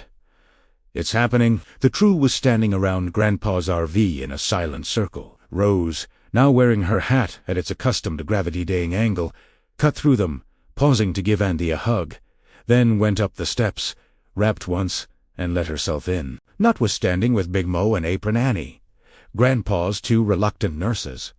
Crow was sitting on the end of the bed. He stood up when Rose came in. He was showing his age this evening, lines bracketed his mouth, and there were a few threads of white silk in his black hair. We need to take steam, Rose thought, and when this is over, we will. Grandpa Flig was cycling rapidly now. First transparent, then solid again, then transparent, but each transparency was longer, and more of him disappeared. He knew what was happening. Rose saw.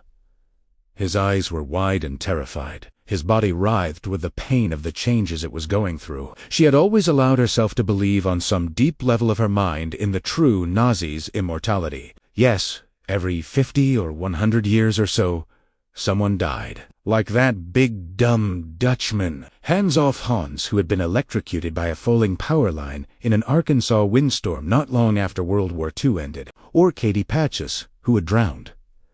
Or Tommy the truck. But those were exceptions. Usually the ones who fell were taken down by their own carelessness. So she had always believed. Now she saw she had been as foolish as Rube children, clinging to their belief in Santa Claus and the Easter Bunny. He cycled back to solidity, moaning and crying and shivering. Make it stop, Rosie girl, make it stop. It hurts. Before she could answer, and really what could she have said? He was fading again until there was nothing left of him but a sketch of bones in his staring, floating eyes. They were the worst. Rose tried to contact him with her mind and comfort him that way, but there was nothing to hold on to. Where Grandpa Flick had always been, often grumpy, sometimes sweet, there was now only a roaring windstorm of broken images. Rose withdrew from him, shaken again. She thought, this can't be happening. Maybe we should put him out of his misery, Big Mo said. She was digging her fingernails into Annie's forearm, but Annie didn't seem to feel it. Give him a shot. Or something. You got something in your bag, don't you? Nut. You must. What good would it do? Walnut's voice was hoarse. Maybe earlier, but it's going too fast now. He's got no system for any drug to circulate in. If I gave him a hypo in the arm, we'd see it soaking into the bed 5 seconds later. Best to just let it happen. It won't be long. Nor was it. Rose counted for more full cycles. On the fifth. Even his bones disappeared. For a moment, the eyeballs remained, staring first at her and then rolling to look at Crow Daddy. They hung above the pillow, which was still indented by the weight of his head and stained with wild root cream oil hair tonic, of which he seemed to have an endless supply. She thought she remembered Greedy G telling her once that he bought it on eBay. For sweet's sake. Then, slowly the eyes disappeared. Except, of course, They weren't really gone. Rose knew she'd be seeing them in her dreams later tonight. So would the others in attendance at Grandpa Flick's deathbed, if they got any sleep at all. They waited, none of them entirely convinced that the old man wouldn't appear before them again, like the ghost of Hamlet's father, or Jacob Marley, or some other. But there was only the shape of his disappeared head, the stains left by his hair tonic, and the deflated pea and stained boxers he had been wearing. Mo burst into wild sobs, and buried her head in April's generous bosom. Those waiting outside heard, and one voice, Rose would never know whose, began to speak. Another joined in, then a third, and a fourth. Soon they were all chanting under the stars, and Rose felt a wild chill go zigzagging up her back. She reached out, found Crow's hand, and squeezed it. Annie joined in. Mo next. Her words muffled, not, then, Crow. Rose the Hat took a deep breath and added her voice to theirs. Lo Tom Hunty, we are the chosen ones. Kaana Rison Hunty, we are the fortunate ones. Sabatha Hunty, Sabahanti, Sabahanti, we are the true knot, and we endure. 5. Later, Crow joined her. In her Earth's cruiser. You really won't be going east, will you? No, you'll be in charge. What do we do now?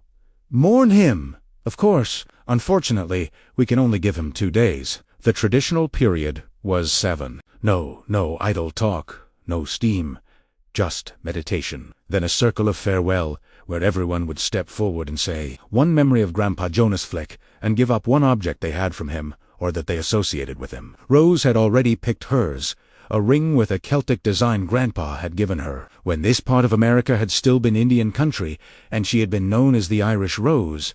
There was never a body when a member of the tribe died. So the objects of remembrance had to serve the purpose. Those things were wrapped in white linen and buried. So my group leaves when? Wednesday night or Thursday morning? Wednesday night. Rose horned the girl as soon as possible. Drive straight through. And you're positive they'll hold the knockout stuff at the mail drop instead? Yes. Set your mind at ease on that. My mind won't be at ease until I can look at that little lion in the room right across from mine, drugged to the gills, handcuffed, and full of tasty, suckable steam. Who are you taking name Tim of? Me, not Jimmy Numbers. If you can spare him, I can spare him. Who else? Snakebite. Andy. If we need to put someone to sleep, she can get it done. And the him. For sure, he's the best locator we've got now that Grandpa's gone. Other than you, that is. By all means, take him. But you won't need a locator to find this one, Rose said. That's not going to be the problem, and just one vehicle will be enough. Ticksteam Head, Steve's Winnebago, already spoke to him about it. She nodded, pleased. One other thing, there's a little hole in the wall store in Sidewinder, called District X. Crow raised his eyebrows. The porno palace with the inflatable nurse doll in the window. You know it? I see. Rose's tone was dry. Now listen to me, Diddy. Crow listened. 6. Don and John Dalton flew out of Logan on Tuesday morning just as the sun was rising. They changed planes in Memphis and touched down in Des Moines at 11:15 Central Daylight Time on a day that felt more like mid-July than late September. Dan spent the first part of the Boston to Memphis leg pretending to sleep, so he wouldn't have to deal with the doubts and second thoughts he felt sprouting like weeds in John's mind somewhere over upstate New York. Pretending ceased, and he fell asleep for real. It was John who slept between Memphis and Des Moines. So that was all right. And once they were actually in Iowa rolling toward the town of Freeman in a totally unobtrusive Ford Focus from hers, Dan sensed that John had put his doubts to bed, for the time being at least. What had replaced them was curiosity and uneasy excitement. Boys. On a treasure hunt, Don said. He'd had the longer nap, and so he was behind the wheel. High corn, now more yellow than green, flowed past them on either side. John jumped a little. Huh? Dan smiled. Isn't that what you were thinking? That we're like boys on a treasure hunt. You're pretty goddamn spooky, Daniel. I suppose I've gotten used to it. This was not precisely true. When did you find out you could read minds? It isn't just mind-readating. The Shining's a uniquely variable talent. If it is a talent, Sometimes, lots of times, it feels more like a disfiguring birthmark. I'm sure Abra would say the same. As for when I found out, I never did. I just always had it. It came with the original equipment, and you drank to blot it out. A fat woodchuck trundled with leisurely fearlessness across Route 150. Dan swerved to avoid it, and the chuck disappeared into the corn, still not hurrying. It was nice out here, the sky looking 1,000 miles deep and not a mountain in sight. New Hampshire was fine, and he'd come to think of it as home, but Don thought he was always going to feel more comfortable in the flatlands. Safer. You know better than that, Johnny. Why does any alcoholic drink? Because he's an alcoholic. Bingo. Simple as can be. Cut through the psychobabble, and you're left with the stark truth. We drank because we're drunks. John laughed. KCK has truly indoctrinated you. Well, there's also the heredity thing, Dan said. Casey always kicks that part to the curb, but it's there. Did your father drink? Him and Mother Dearest, both. They could have kept the 19th hole at the country club in business all by themselves. I remember the day my mother took off her tennis dress and jumped into the pool with us kids. The men applauded. My dad thought it was a scream. Me, not so much. I was 9, and until I went to college, I was the boy with the stripped tees. Mummy, yours. My mother could take it or leave it alone. Sometimes she used to call herself to beers, Wendy. My dad, however, one glass of wine or can of bud and he was off to the races. Don glanced at the odometer and saw they still had 40 miles to go. You want to hear a story? One I've never told anybody. I should warn you, it's a weird one. If you think The Shining begins and ends with poultry-like telepathy, you're way short. He paused. There are other worlds than these. You've, seen these other worlds. Don had lost track of John's mind, but DJ suddenly looked a little nervous, as if he thought the guy sitting next to him might suddenly stick his hand in his shirt and declare himself the reincarnation of Napoleon Bonaparte. No, just some of the people who live there. Abra calls them the ghosty people. Do you want to hear or not? I'm not sure I do, but maybe I better. Don didn't know how much this New England pediatrician would believe about the winter the Torrance family had spent at the Overlook Hotel, but found he didn't particularly care. Telling it in this nondescript car under this bright Midwestern sky would be good enough. There was one person who would have believed it all, but Abra was too young and the story was too scary. John Dalton would have to do. But how to begin? With Jack Torrance, he supposed a deeply unhappy man who had failed at teaching, writing, and what did the baseball players call 3 strikeouts in a row? The golden sombrero. Dan's father had had only one notable success. When the moment finally came, the one the Overlook had been pushing him toward from their first day in the hotel, he had refused to kill his little boy. If there was a fitting epitaph for him, it would be Dawn. My father tried, he said. That's the best I can say for him. The most malevolent spirits in his life came in bottles. If he tried, things might have been a lot different, but he didn't. I don't think my mother even knew there was such a thing, or she would have suggested he give it a shot. By the time we went up to the Overlook Hotel, where a friend of his got him a job as the winter caretaker, his picture could have been next to dry drunk in the dictionary. That's where the ghosts were. Yes, I saw them. He didn't, but he felt them. Maybe he had his own shining. Probably he did. Lots of things are hereditary after all, not just a tendency toward alcoholism. And they worked on him. He thought they, the ghosty people, wanted him. But that was just another lie. What they wanted was a little boy with a great big shine, the same way this true bunch wants Abra. He stopped, remembering how Dick, speaking through Eleanora Owl's dead mouth, had answered when Don had asked where the empty devils were. In your childhood where every devil comes from. Don, are you okay? Yes, Don said. Anyway, I knew something was wrong in that goddamn hotel, even before I stepped through the door. I knew when the 3 of us were still living pretty much hand-to-mouth, down in Boulder on the eastern slope. But my father needed a job so he could finish a play he was working on. 7.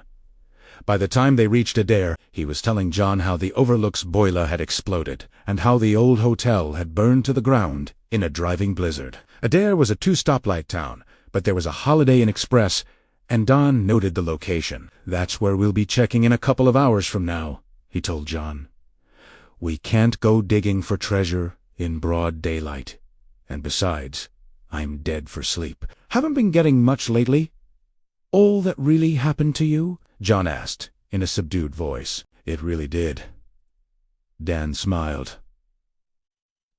"Think you can believe it? If we find the baseball glove where she says it is, I'll have to believe a lot of things."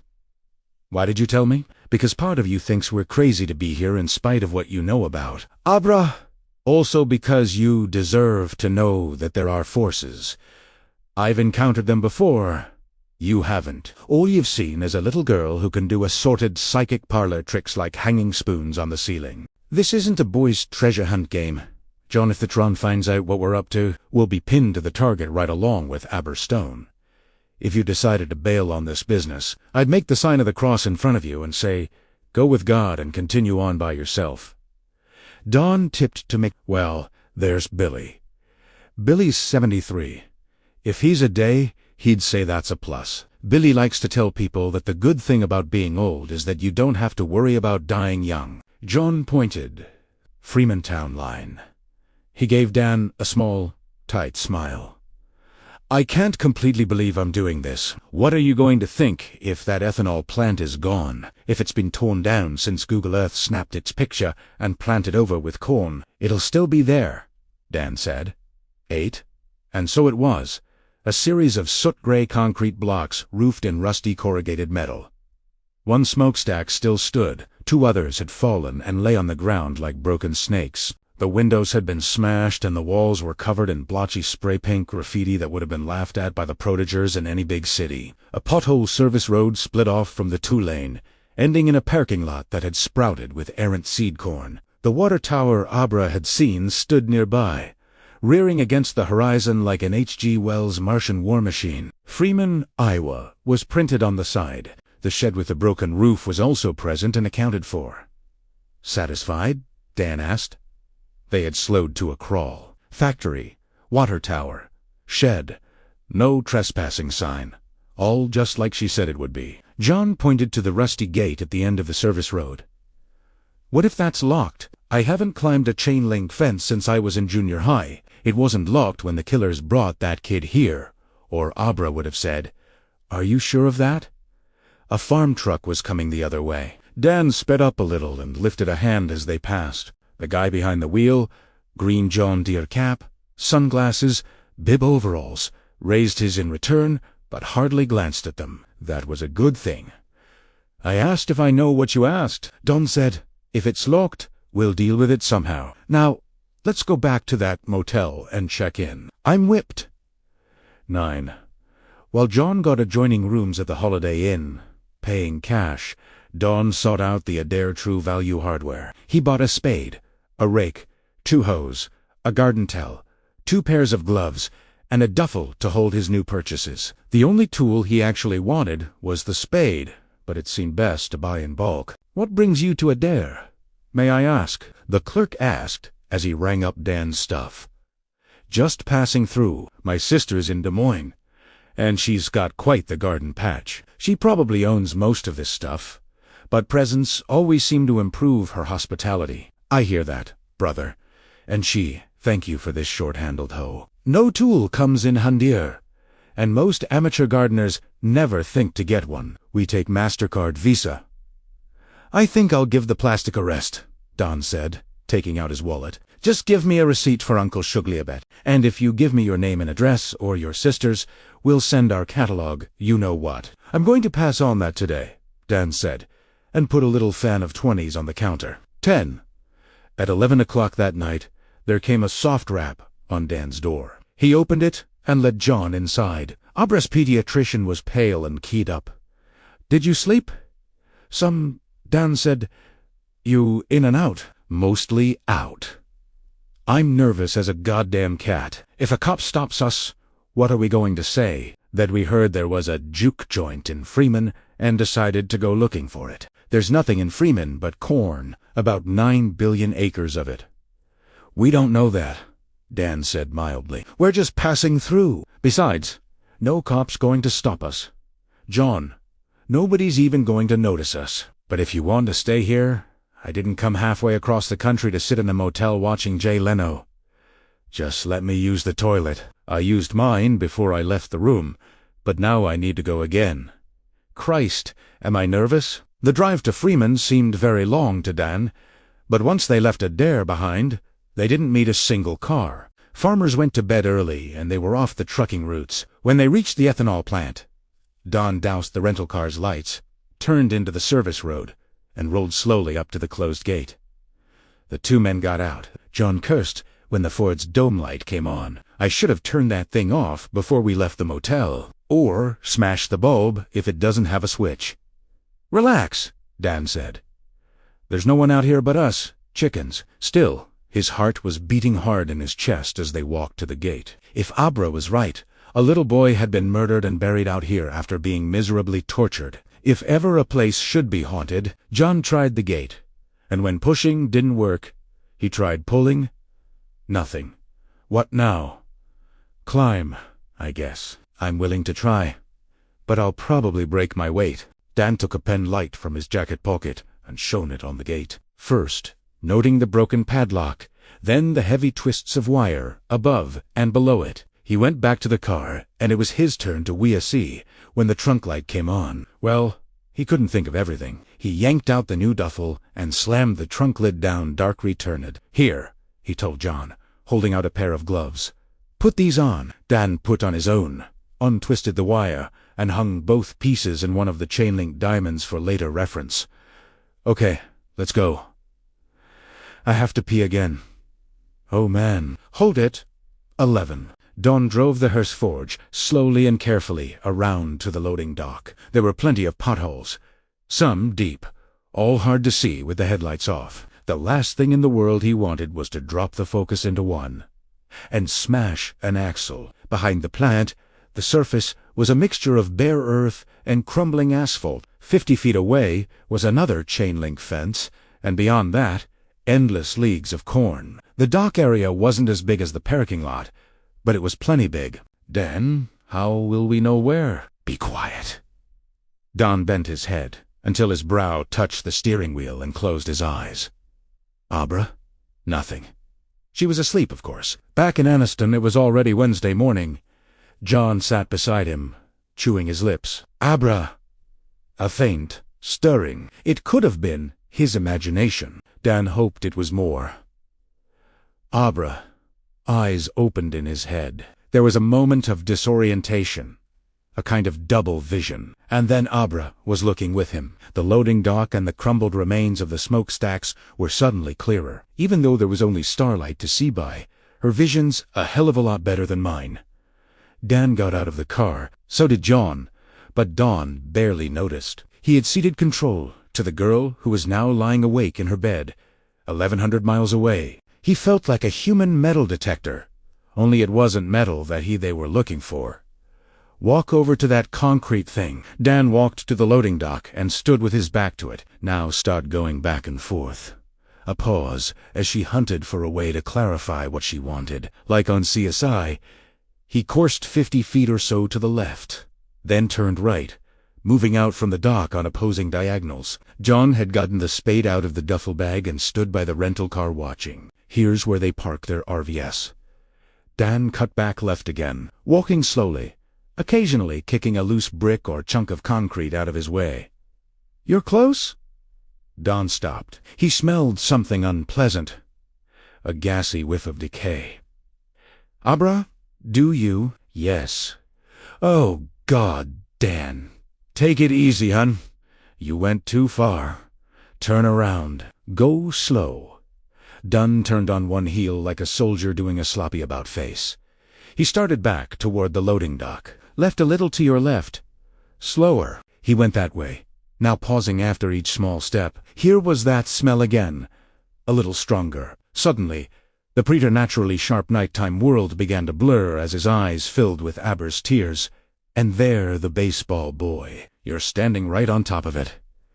Don took a deep breath and wiped his cheeks. He was shivering, not because he was cold, but because she was sitting up in her bed, clutching her lumpy stuffed rabbit and shaking like an old leaf on a dead tree. Get out of here!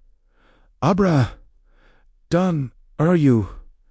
Yes, fine, but you don't need to see this. Suddenly that absolute clarity of vision was gone. Abra had broken the connection, and that was good. Dan John cold blew. All right. Yes. His voice was still clogged with Abra's tears. Bring that spade. 12. It took them 20 minutes. Don dug for the first tin, then passed the spade to John, who actually found Brad Trevor. He turned away from the hole, covering his mouth and nose. His words were muffled, but understandable. Okay, there's a body. Jesus, you didn't smell it before. Buried that deep and after 2 years. Are you saying that you did? Dan didn't reply, so John addressed the hole again, but without conviction this time. He stood for a few seconds with his back bent, as if he still meant to use the spade, then straightened and drew back when Don shone the pinlight into the little excavation they had made. I can't, he said. I thought I could, but I can't. Not wait that my arms feel like rubber. Don handed him the light. John shone it into the hole, centering the beam on what had freaked him out.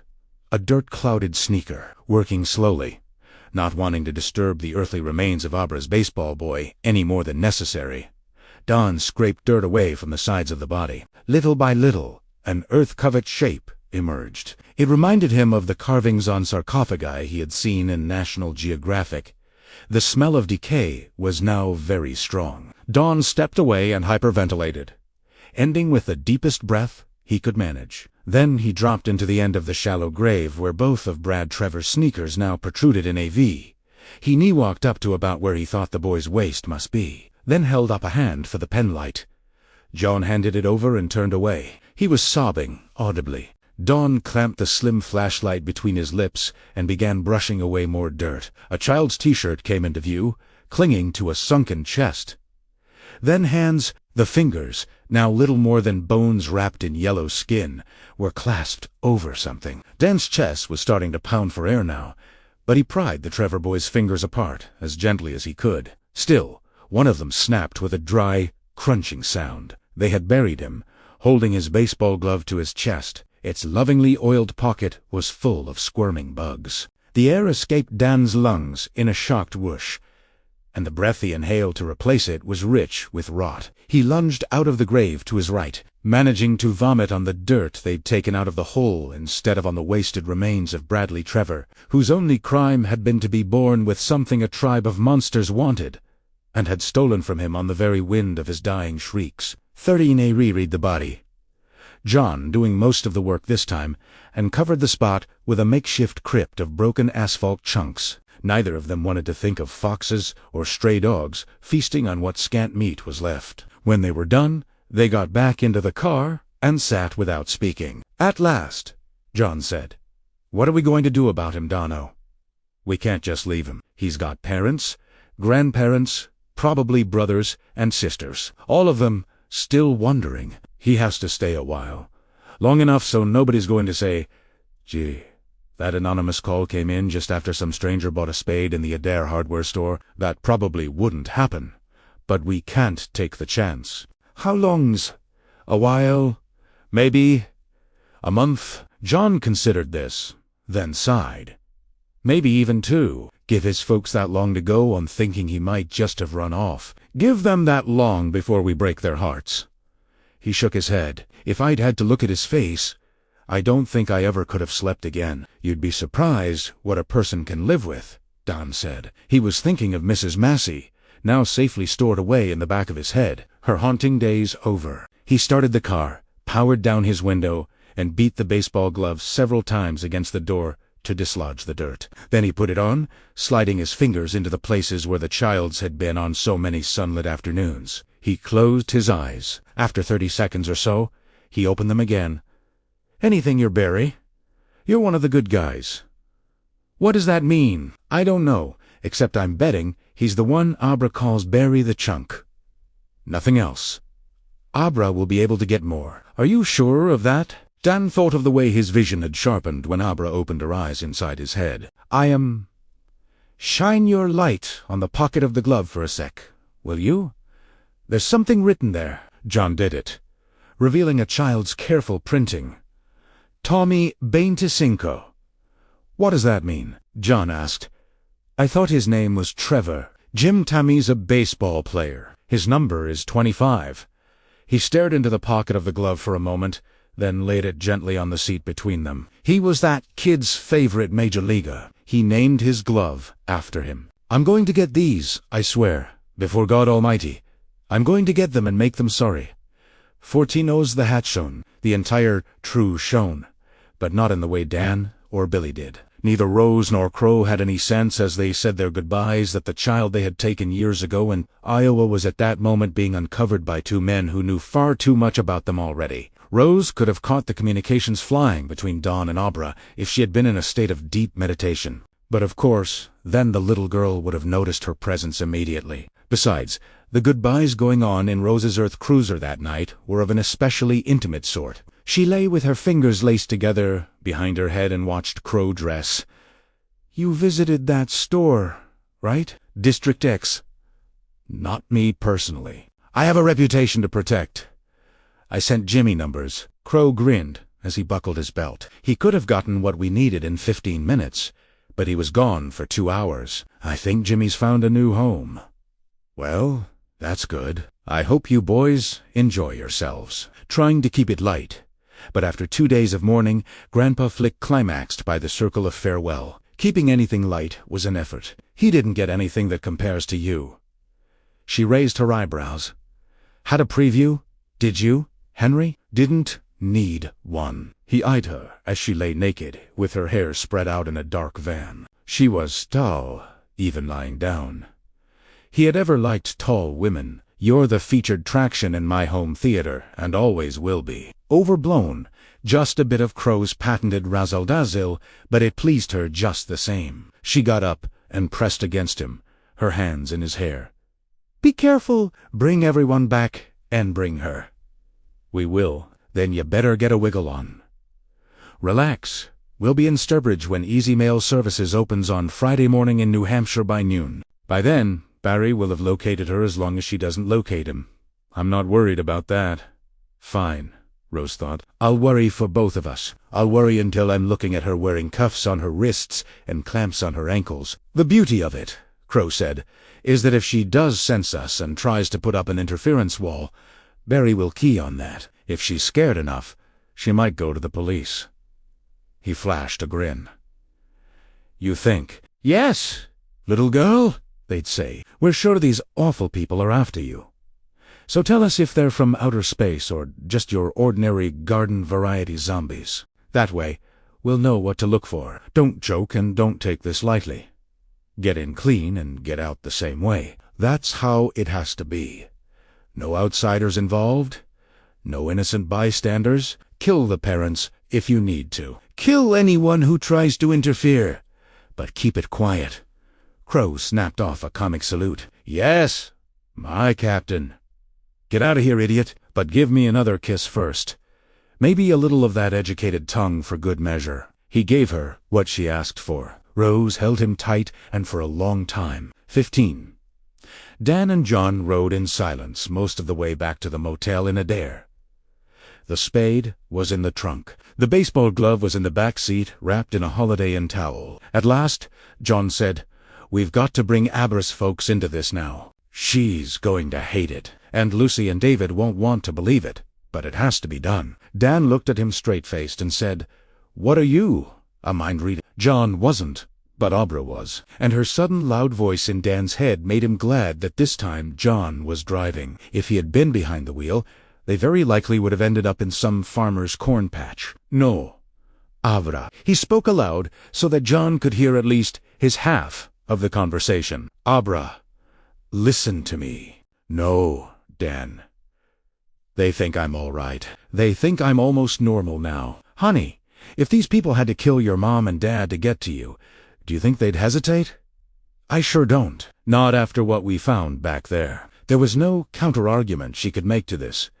And Abra didn't try. But suddenly, Dan's head was filled with her sorrow and her fear. His eyes welled up again and spilled tears down his cheeks. 16, early Thursday morning. Steamhead, Steve's Winnebago with snakebite, Andy, currently behind the wheel, was cruising eastbound on I-80 in western Nebraska at a perfectly legal 65 miles per hour.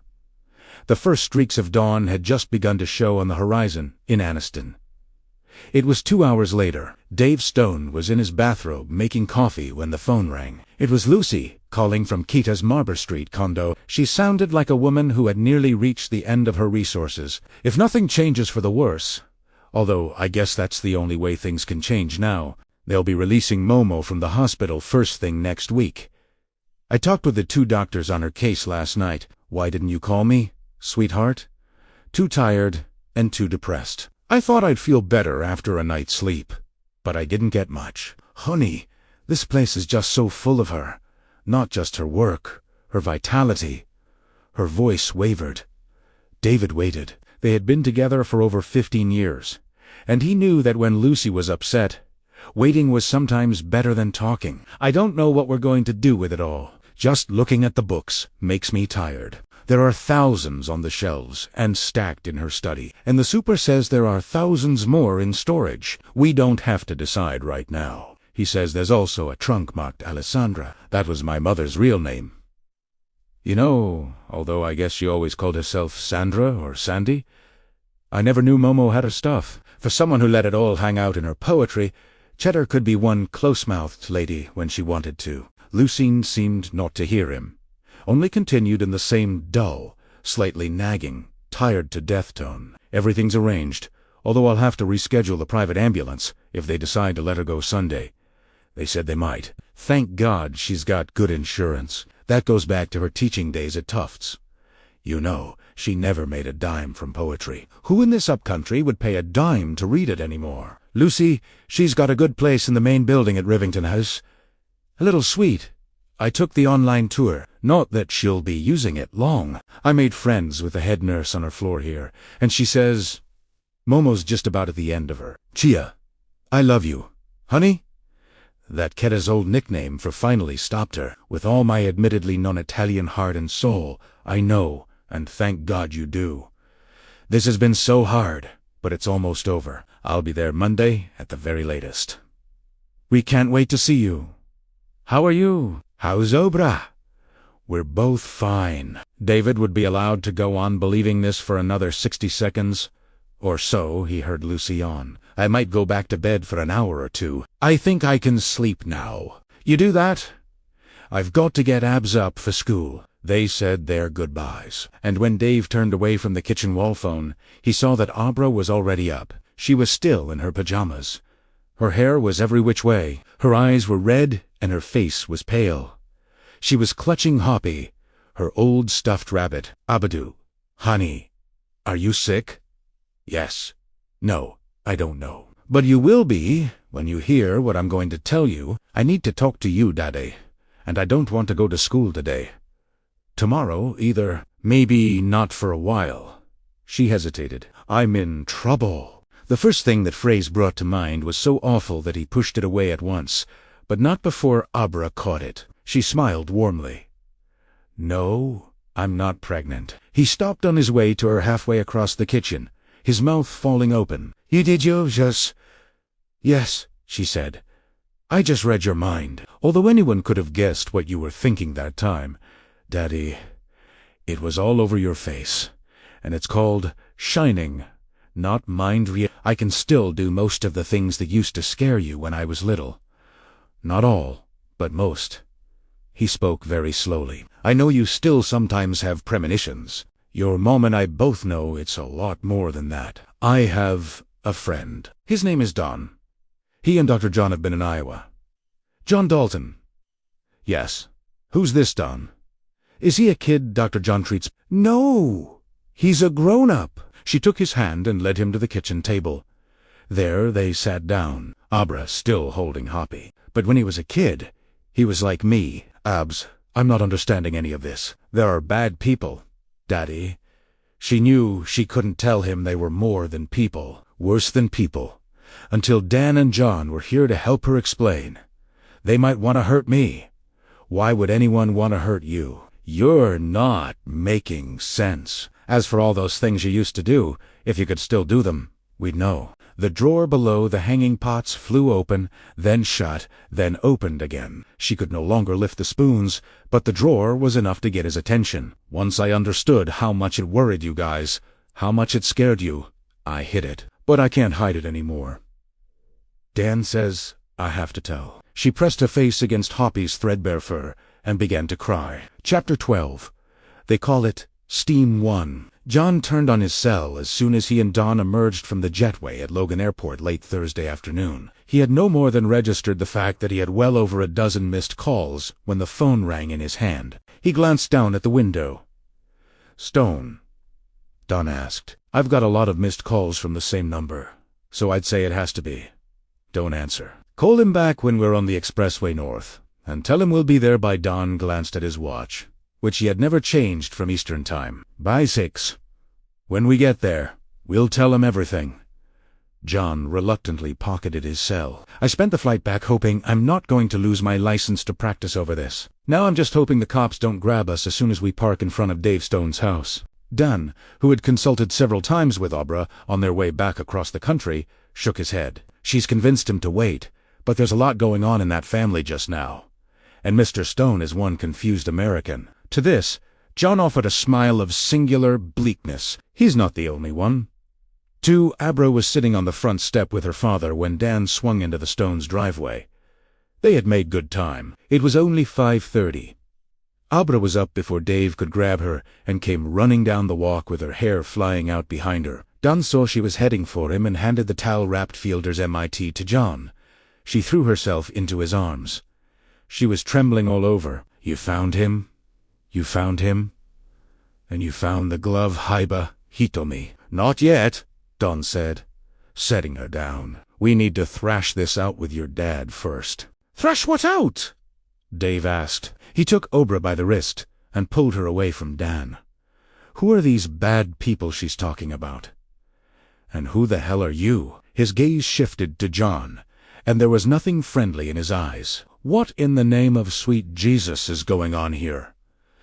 "This is Don. Daddy, he's like me." "I told you," John said.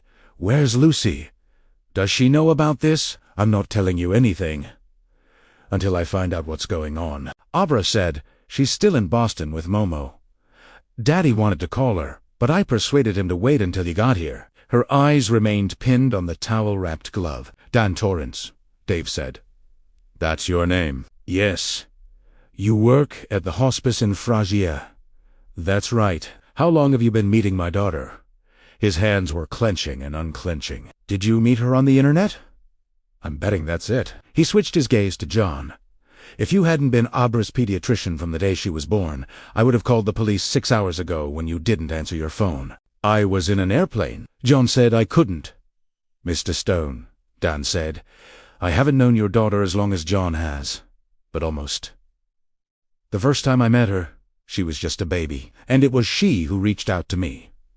Dave shook his head. He looked perplexed, angry, and little inclined to believe anything Don told him. "Let's go in the house," John said. "I think we can explain everything. Almost everything. And if that's the case, you'll be very happy that we're here, and that we went to Iowa to do what we did." "I damn well hope so, John. But I've got my doubts." They went inside, Dave with his arm around Abra's shoulders. At that moment they looked more like jailer and prisoner than father and daughter. John Dalton next. Don last. He looked across the street at the rusty red pickup parked there. Billy gave him a quick thumbs up, then crossed his fingers. Don returned the gesture and followed the others through the front door. 3. As Dave was sitting down in his Richland Court living room with his puzzling daughter and his even more puzzling guests, the Winnebago containing the true raiding party was southeast of Toledo. Walnut was at the wheel. Andy Steiner and Barry were sleeping.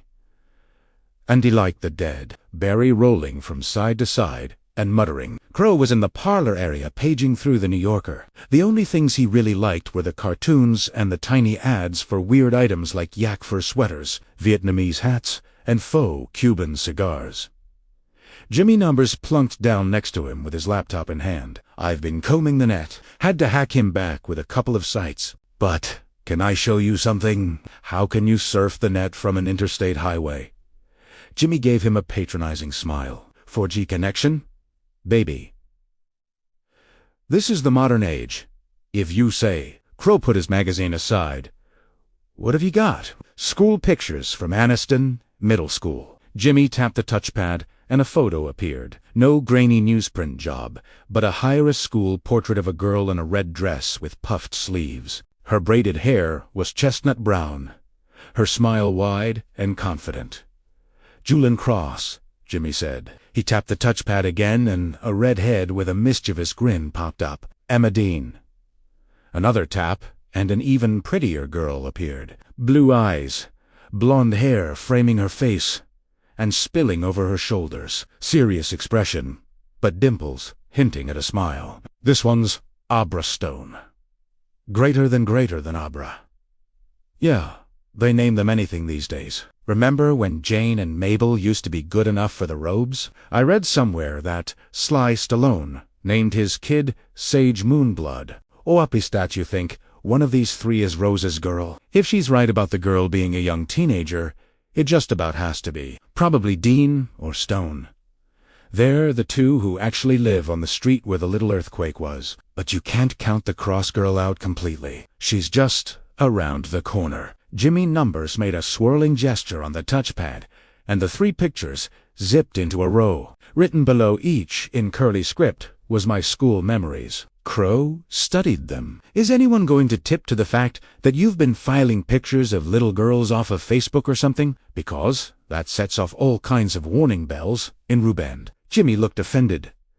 Facebook my ass. These came from the Fraser Middle School files, pipeline direct from their computer to mine. He made an unlowly sucking sound. And guess what? A guy with access to a whole bank of NSA computers couldn't follow my tracks on this one. Who rocks? You do, Crow said. I guess. Which one do you think it is? If I had to pick, Crow tapped Abra's picture. She's got a certain look in her eyes. A steamy look. Jimmy puzzled over this for a moment. Decided it was Dirty and God. Does it help? Yes. Can you print these pictures and make sure the others have copies? Particularly Barry. He's locator-in-chief on this one. I'll do it right now. I'm packing a Fujitsu Scan Snap. Great little Omthco machine. I used to have the S1100, but I swapped it when I read in Computer World. Just do it. Okay, sure. Crow picked up the magazine again and turned to the cartoon on the last page, the one where you were supposed to fill in the caption. This week's showed an elderly woman walking into a bar with a bear on a chain. She had her mouth open, so the caption had to be her dialogue. Crow considered carefully, then printed, "Okay, which one of you called me a cunt?"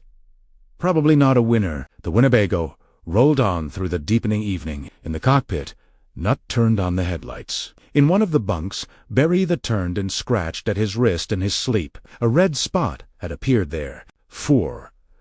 The three men sat in silence while Abra went upstairs to get something in her room. Dave thought of suggesting coffee. They looked tired and both men needed a shave, but decided he wasn't going to offer either of them so much as a dry saltine until he got an explanation. He and Lucy had discussed what they were going to do when Abra came home someday in the not-too-distant future and announced that a boy had asked her out. But these were men. Men, and it seemed that the one he didn't know had been dating his daughter for quite some time after a fashion anyway. And wasn't that really the question? What sort of fashion? Before any of them could risk starting a conversation that was bound to be awkward and perhaps... there came the muted thunder of Abra sneakers on the stairs. She came into the room with a copy of the Anniston Shopper. Look at the back page. Dave turned the newspaper over and grimaced. What's this? Brown Dray coffee grounds. I threw the newspaper in the trash, but I couldn't stop thinking about it. So I fished it out again. I couldn't stop thinking about him. She pointed to the picture of Bradley Trevor in the bottom row, and his parents, and his brothers and sisters, if he had them. Her eyes filled with tears. He had freckles, Zaddy. He hated them, but his mother said they were good luck. You can't know that, Dave said with no conviction at all. She knows, John said. And so do you. Get with us on this. Dave, please. It's important. It's important. I want to know about you and my daughter, Dave said to Dan.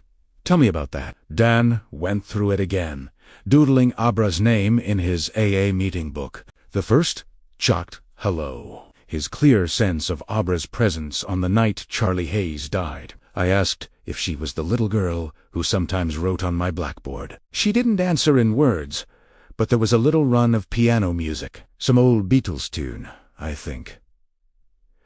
Dave looked at John. You told him about that. John shook his head. Dan said, 2 years ago, I got a blackboard message from her that said they are killing the baseball boy. I didn't know what it meant, and I'm not sure Abra did either. That might have been the end of it. But then she saw that. He pointed to the back page of the Anniston Shopper with all those postage stamp portraits. Abra told the rest. When she was done, Dave said, So, you flew to Iowa on a 13-year-old girl? Say so. A very special 13-year-old girl, John said, with some very special talents. We thought all that was over. Dave shot Abra an accusing look. Except for a few little premonitions, we thought she outgrew it. I'm sorry, Daddy. Her voice was little more than a whisper. Maybe she shouldn't have to be sorry, Dan said, hoping he didn't sound as angry as he felt. She hid her ability because she knew you and your wife wanted it to be gone. She hid it because she loves you and wanted to be a good daughter.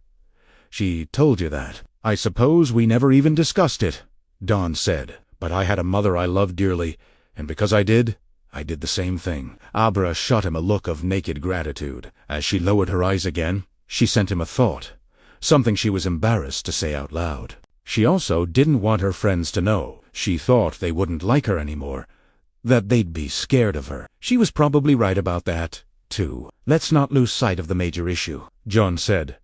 We flew to Iowa. Yes, we found the ethanol plant in the town of Freeman, just where Eber said it would be. We found the boy's body and his glove. He wrote the name of his favorite baseball player in the pocket, but his name, Brad Trevor, is written on the strap. He was murdered. That's what you're saying. By a bunch of wandering lunatics. They ride in campers in Winnebago, Abra said. Her voice was low and dreamy. She was looking at the towel-wrapped baseball glove as she spoke. She was afraid of it, and she wanted to put her hands on it. These conflicting emotions came through to Dan so clearly that they made him feel sick to his stomach. They have funny names, like pirate names. Almost plaintively, Dave asked. Are you sure the kid was murdered? The woman in the hat licked his blood off her hands. Abra said she had been sitting on the stairs. Now she went to her father and put her face against his chest. When she wants it, she has a special tooth. All of them do. This kid was really like you. Yes! Abra's voice was muffled, but understandable. He could see through his hand.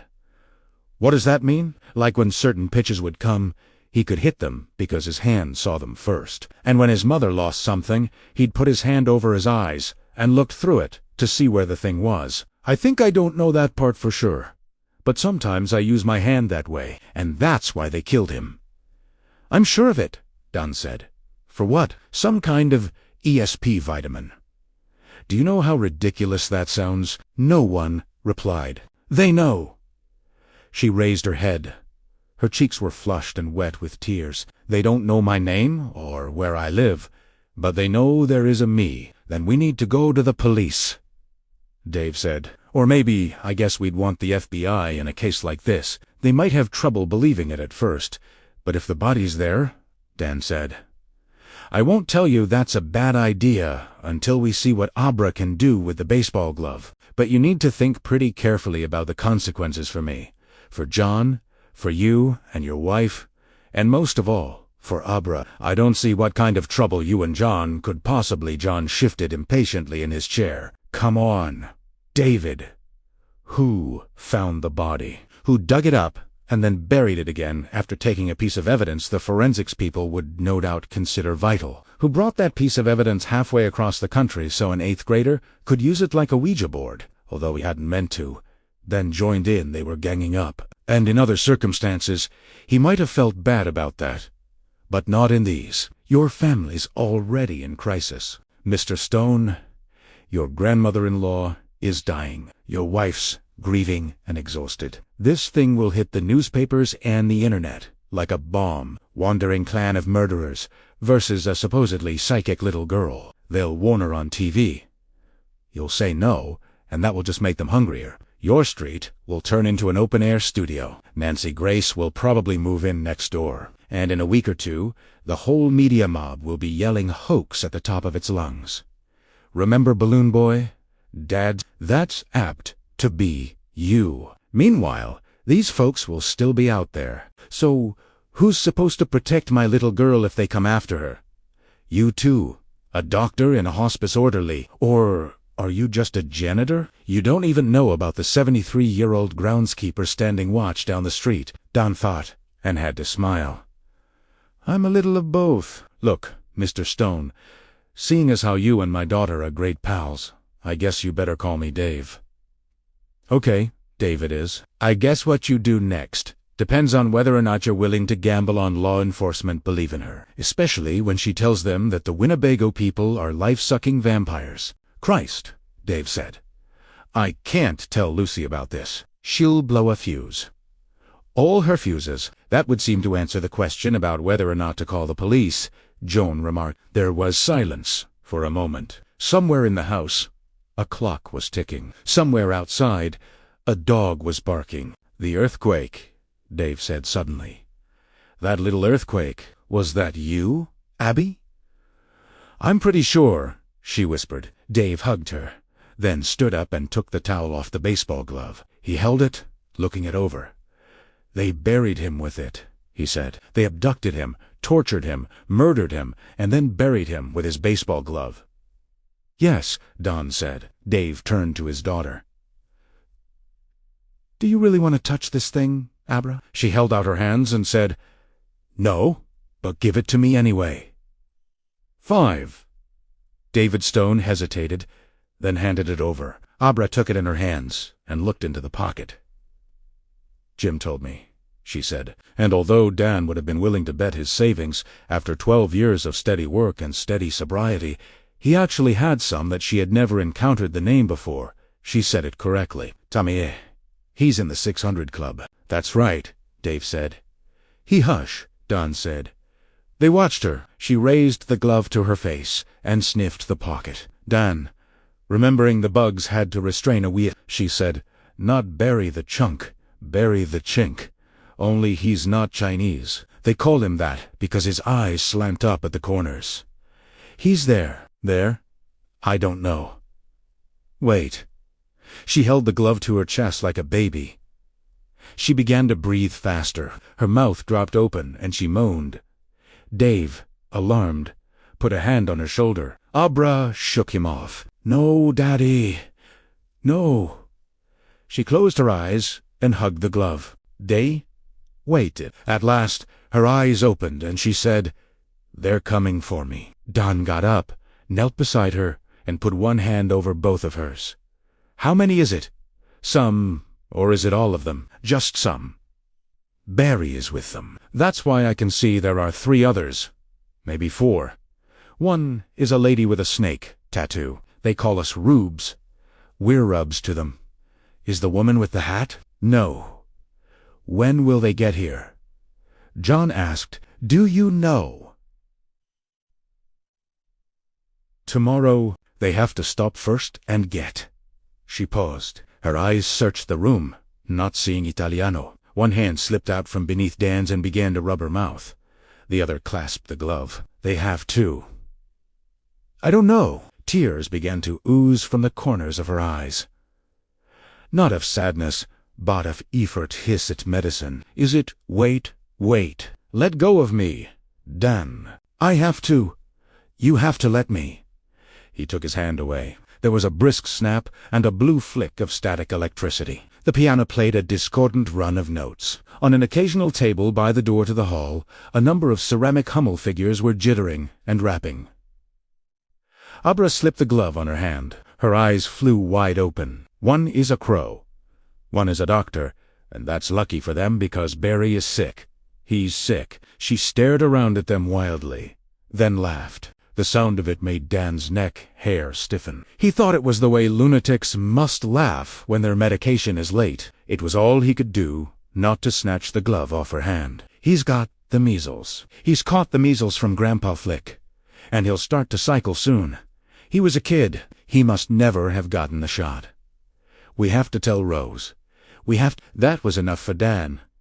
He pulled the glove from her hand and threw it across the room. The piano ceased. The Hummels gave one final clatter and grew still, one of them on the verge of tumbling from the table. Dave was staring at his daughter with his mouth open. John had risen to his feet, but seemed incapable of moving any further. Dunn took Abra by the shoulders and gave her a hard shake. "Abra, snap out of it." She stared at him with huge floating eyes. "Come back, Abra. It's okay." Her shoulders, which had been almost up to her ears, gradually relaxed. Her eyes were seeing him again. She let out a long breath and fell back against her father's encircling arm. The collar of her t-shirt was dark with sweat. "Abby," Dave asked. "Abadoo, are you all right?" "Yes, but don't call me that." She drew in air and let it out in another long sigh. God, that was intense. She looked at her father. "I didn't drop the F-bomb, Daddy." "That was one of them. I think it was the Crow. He's the leader of the ones who are coming." Dan sat down beside Abra on the couch. "Sure you're okay?" "Yes, now, but I never want to touch that glove again. They're not like us. They look like people, and I think they used to be people. But now they have Lazari thoughts. You said Barry has measles. Do you remember that?" "Barry?" "Yes. The one they call the I remember everything." "I'm so thirsty." "I'll get you water," John said. "No, something with sugar in it. Please." "There are Cokes in the fridge," Dave said. He stroked Abra's hair, then the side of her face, then the back of her neck, as if to reassure himself that she was still there. They waited until John came back with a can of Coke. Abra seized it, drank greedily, then belched. "Sorry," she said, and giggled. Dan had never been so happy to hear a giggle in his life. "John, measles are more serious than adults?" "Yes, you bet. It can lead to pneumonia, even blindness due to corneal scarring. Death, sure, but it's rare. It's different for them," Abra said, "because I don't think they usually get sick. Only Barry is. They're going to stop and get a package. It must be medicine for him. The kind you give in shots." "What did you mean about cycling?" Dave asked. "I don't know. If Barry's sick, will that stop them?" John asked. "Will they maybe turn around and go back to wherever they came from?" "I don't think so. They might already be sick from Barry, and they know it. They have nothing to lose and everything to gain. That's what Crow says." She drank more Coke, holding the can in both hands, then looked around at each of the other men in turn, ending with her father. "They know my street, and they might know my name after all. They might even have a picture. I'm not sure. Barry's mind is all messed up, but they think if I can't catch the measles, then your essence might be able to cure them," Dan said, "or at least inoculate the others." "They don't call it essence," Abra said. "They call it steam." Dave clapped his hands once briskly. "That's it. I'm calling the police. We'll have these people arrested." "You can't." Abra spoke in the dull voice of a depressed 50-year-old woman. "Do what you want," that voice said. "I'm only telling you." He had taken his cell out of his pocket, but instead of opening it, he held it. "Why not? They'll have a good story for why they're traveling to New Hampshire, and lots of good identity things. Also, they're rich. Really rich. The way banks and oil companies and Walmart are rich. They might go away, but they'll come back. They always come back for what they want. They kill people who get in their way and people who try to tell on them, and if they need to buy their way out of trouble, that's what they do." She put a Coke down on the coffee table and put her arms around her father. "Please, Daddy, don't tell anybody. I'd rather go with them than have them hurt Mom or you," Dan said. "But right now there are only 4 or 5 of them." "Yes. Where are the rest?" "Do you know that now?" "At a place called the Bluebird Campground. Or maybe it's Bluebell. They own it. There's a town nearby. That's where the supermarket is. The Sam's, The town is called Sidewinder. Rose is there, and the True, that's what they call themselves. The done what's wrong. Dan made no reply for the moment. At least he was incapable of speech. He was remembering. Dick Howren's voice, coming from a lanner owl's dead mouth. He had asked Dick where the empty devils were, and now the answer made sense in your childhood. Dan, that was John. He sounded far away. You're as white as a sheet. It all made a weird kind of sense. He had known from the first, even before he actually saw it, that the Overlook Hotel was an evil place. It was gone now, burned flat. But who is to say the evil had also been burned away? Certainly not him. As a child, he had been visited by revenants who had escaped. This campground they own, it stands where the hotel stood. I know it, and sooner or later, I'll have to go back there. I know that, too. Probably sooner. But first, I'm all right. He said, want a Coke? Abra said, sugar solves lots of problems. That's what I think. Later, I have an idea. It's sketchy, but maybe the four of us working together can turn it into a plan. 6 snakebite, and he parked in the trucker lot of a turnpike rest area near Westfield, New York. Nut went into the service plaza to get juice for Barry, who was now running a fever and had a painfully sore throat. While they waited for him to come back, Crow put through a call to Rose. She answered on the first ring. He filled her in as quickly as he could, then waited. What's that I hear in the background? Say, Asked. Crow sighed and rubbed one hand up a stubble cheek. That's Jimmy Numbers. He's crying. Tell him to shut up. Tell him there's no crying in baseball. Crow conveyed this, omitting Rose's peculiar sense of humor. Jimmy, at the moment, wiping Barry's face with a damp cloth, managed to muffle his loud, and Crow had to admit it. Annoying sobs. That's better, Rose said. What do you want us to do? Give me a second.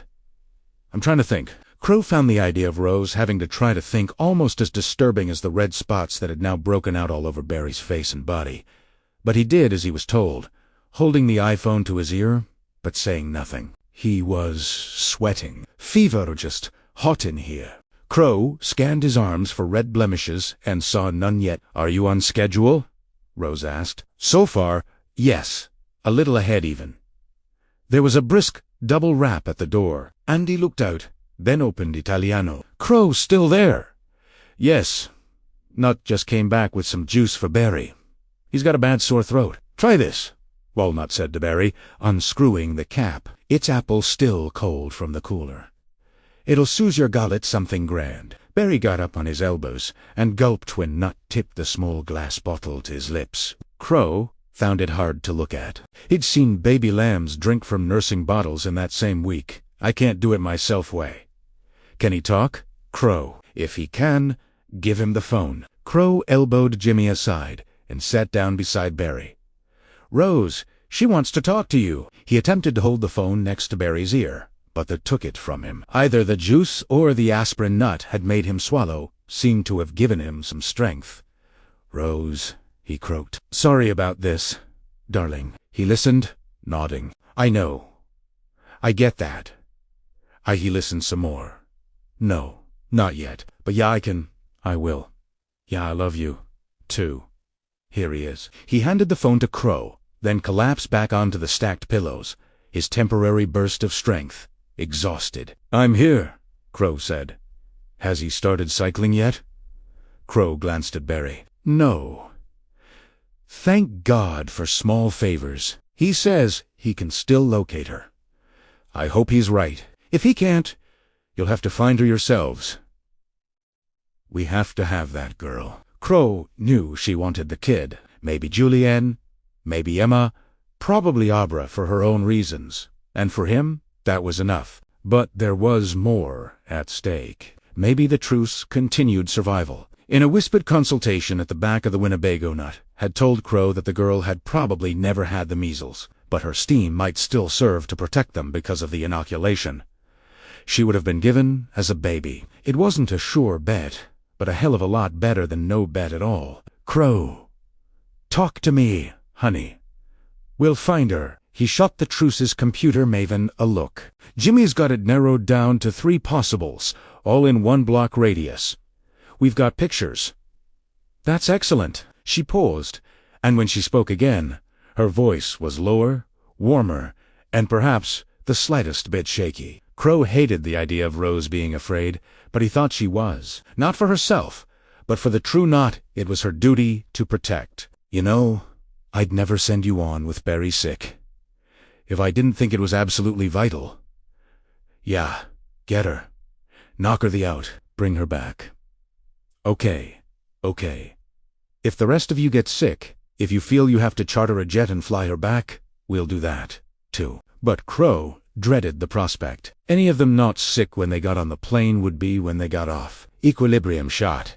Hearing screwed blue for a month or more. Polyvomiting, and of course, flying, left a paper trail. Not good for passengers escorting a drugged and kidnapped little girl. Still, needs must when the devil drives. Time you got back on the road, Rose said. You take care of my Barry, big man. The rest of them, too. Is everyone okay at your end? Sure, Rose said and hung up before he could ask her anything else. That was okay. Sometimes you didn't need telepathy to tell when someone was lying. Even the rubes knew that. He tossed the phone on the table and clapped his hands briskly. Okay, let's guess and go. Next up, Sturbridge must... Not. You stick with Barry. I'll drive the next 6 hours. Then you're up. Jimmy? I want to go home, Jimmy Numbers said morosely. He was about to say more, but a hot hand grabbed his wrist before he could. We got no choice about this, Barry said. His eyes were glitting with fever, but they were sane and aware. In that moment Crow was very proud of him. No choice at all. Computer boy. So, man up. True comes first, always. Crow sat down behind a wheel and turned the key. Jimmy, he said, sit with me a minute. Want to have a little gob. Jimmy Number sat down in the passenger seat. These 3 girls. How old are they? Do you know that? And a lot of other stuff. I hacked their school records when I got the pictures. In for a penny, in for a pound. Right. Dean and Cross are 14. The Stone Girl is a year younger. She skipped a grade in elementary school. I find that suggestive of steam. Crow said. Yeah, and they all live in the same neighborhood. Right. I find that suggestive of chumminess. Jimmy's eyes were still swollen with tears, but he laughed. Yeah, girls, you know. All 3 of them probably wear the same lipstick and moan over the same bands. What's your point? No point, Crow said. Just information. Information is power, or so they say. 2 minutes later, Steamhead Steve's Baga was merging back onto Interstate 90. When the speedometer was pegged at 65, Crow put on the cruise control and let it ride.